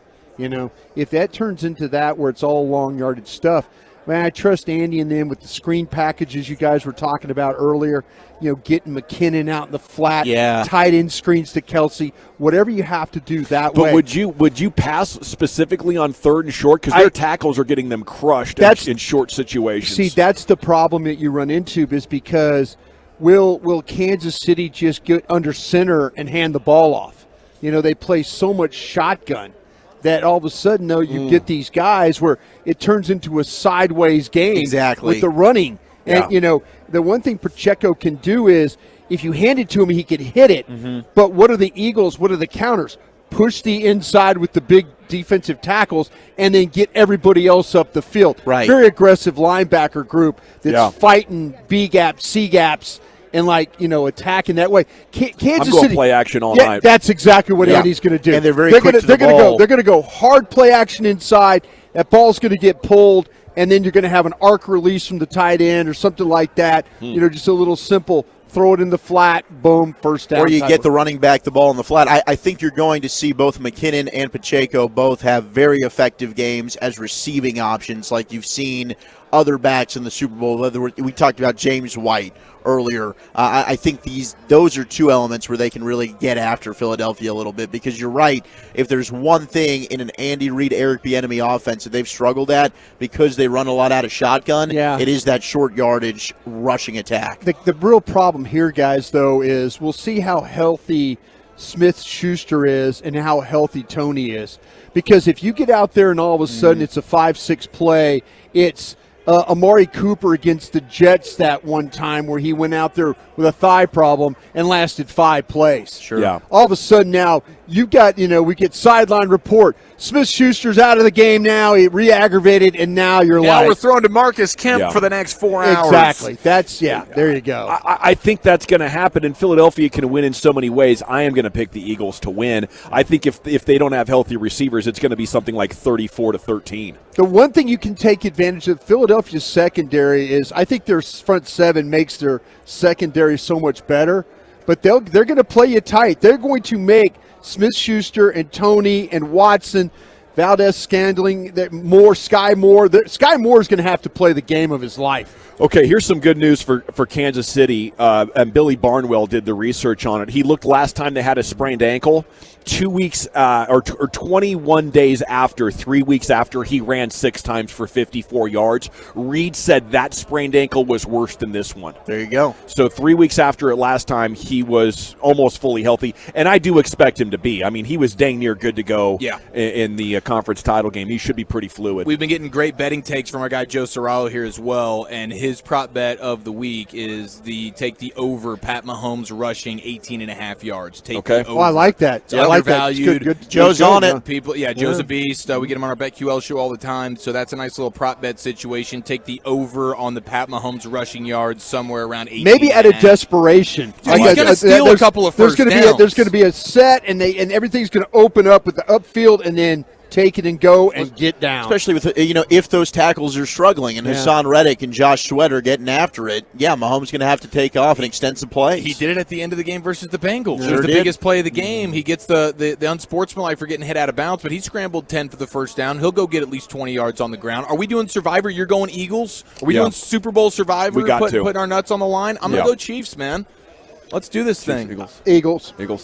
Chiefs. You're doing Chiefs. You're not betting. I'm going Eagles. Chiefs. Yeah. Dang right you are, Walchuk. We're in this together, big I'm boy. going Mahomie. We could all have a bet payoff to do when we get home next week. We still got 2 left here with Eric and Brian. We're heading. I might drink a gallon of milk. I next think week. after almost getting We'll my see ass kicked by something. LeVar Arrington, Nope. maybe it. Okay, that very was good. damn near a bet payoff. It was damn near. If I knew it was going to go that bad, I'd have given you credit on the front side Thank for sure. you. Thank you. Hindsight, though. Maybe next week, approach Hall of Famers and try to do impromptu interviews is the bet payoff of all. That's a double. To be honest with you, I would, with the whole thing with Southwest, I tried to get us in line. How you have to line up for the board of flight.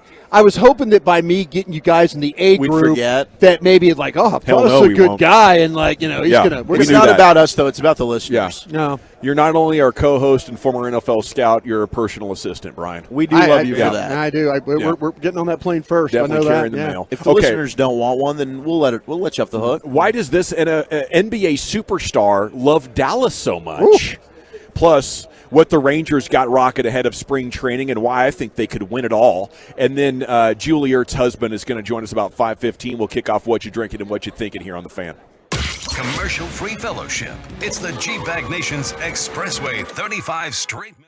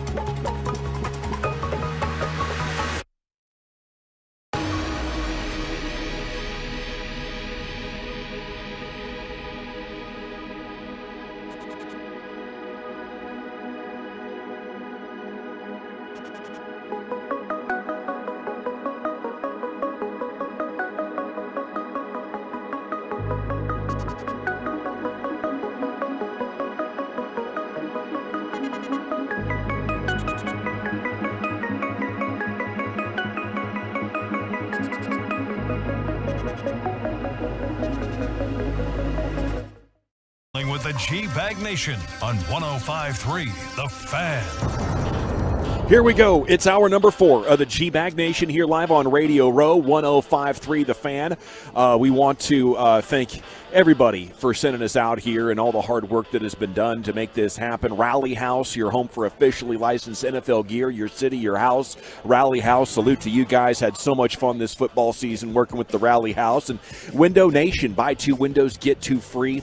WindowNation.com, proud partner of the Dallas Cowboys. Now, we do have Zach Ertz, former Eagles tight end, Super Bowl champion, now with the Arizona Cardinals. He's staying out this way now, and he's going to join us coming up in about 15 minutes. We're going to ask him what he's drinking and thinking, and the phone lines are going to fire up at that moment. We will get into some what you're drinking and what you're thinking, and then we'll hand the broadcast baton to the Get Right, which is coming up at 5:30, Reggie and CA. Okay, why does this NBA superstar like Dallas so much, and would you make a move for him? Here's Zion Williamson in one of these on-court interviews with his teammates. You know, they got him, they got Brandon Ingram and C.J. McCollum sitting on the court, and a fancy interviewer is interviewing him for TV. And the topic of Dallas came up. Here's Zion. City. Great food. Yeah, Toronto, New York, Dallas. Why Dallas? It's like whoever. Why Dallas? Why Dallas, bro? Why Dallas, bro? Dallas is amazing. I don't care what nobody tell you. Dallas is amazing. I don't want to be there, but Dallas is amazing. So he wanted to make it clear, I'm not asking for a trade to Dallas, but if you watch the clip, you can see the big smile on his face, and his teammates are like, yeah, tell him, bro. So there is something about Dallas that Zion likes. And Hell yeah, baby. Yeah, He's a big fan of Baby Doll Saloon, 10250 Shady Trail. The legend lives on. When you watch the video and you see it and you hear it and you see the way his buddies, his teammates are kind of razzing him a little bit, like, yeah, go ahead, like tell the people why Dallas, like they know something, and maybe it is like a little Baby Dolls thing, Wolchuk. Maybe he'll see you on Wednesday night. Could it be the buffet? No, it's not the buffet. I'll tell you what. The observation from the clip is just how great Zion still looks. Yes, he is. Yeah. He's yoked. He's shredded. You're seeing definition in his arms. This dude is really completely committing to not overdoing it from an eating standpoint. If it is a buffet, he's making good choices there. Yeah, he's getting the lean meats. I think it's more buffet. I think Wolchuk's onto it. I think so too. Well, it is a fun VIP. one. Would you guys want Zion? Yes. If you could make that your third dude right now? Yeah, I would. I know there is some supreme risk involved, but that would be a ridiculous big three. Like Zion and his dominance, and now especially that you see he is extremely committed to keeping himself in tip-top shape because he's built and in a way that is different than anybody with his size and his explosiveness, and so he's keeping himself together. You have to assume he's going to miss some time, no question, but when he's on the court, he is about as dominant as it gets. He's efficient. It would be a no-brainer for me. That'd be huge. Incredibly high basketball IQ, the full skill set, threes, dunking in traffic, great passer, good dribbler. I just have PTSD of injured big men. You know? Yeah, there's a lot of risk involved with that, man. You already have Kyrie and the availability questions with him at times. Do you want to add another guy that has proven he is not going to be available for you consistently? Who can Kyrie recruit? If they get the max deal, who's in that circle? Who's the guy that he can go get? You feel like that can bring you? LeBron. You think I'm so? kidding. No. You never know. Hey. No, you never know. LeBron might be getting frustrated with LA. He's given them a lot more cushion than he's given any other stop. I think he doesn't want to leave there because his kids are in school and they have good things going on. Maybe in a couple of years, if LeBron's 40 and still playing at a high level, like Mavs could be possible. But it's got to be the perfect scenario right now to try to get both those kids in Los Angeles with him. See, now with Kyrie, if you in fact get him done, I would be interested to see what his Rolodex would be. So like, okay, we got Luka here, we got me here. Now I'm going to go out and recruit. You know, he might be that recruiter that we've never had with the Mavs. Yeah. You know, that superstar that goes out and, you know, and maybe he knows, like, okay, maybe they have to be the high level guy, but maybe he's got some of those role players and stuff that he knows, like, I've been with this guy or I've seen this guy.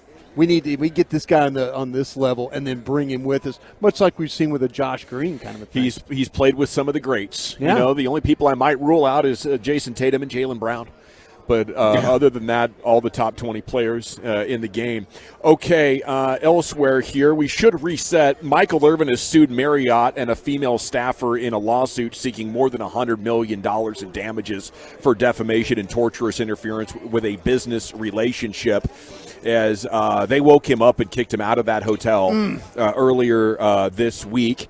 3 witnesses who spoke with Michael Gelkin of the Morning News says it really surprised them because they did not notice, anything that was crazy. So, we'll continue to hope that things work out for Michael Irvin and he can get back to work and hopefully not suffer any more situations like this. Brian, you told us hours after the story broke that maybe some people were thinking this could be a money grab. Yeah, this could be. Yeah, I was talking with several people here on Radio Row that are kind of familiar with Michael's situation and were close to him, and they were saying, "Hey, this is got the whispers of a money grab." Yes. Huh. Okay.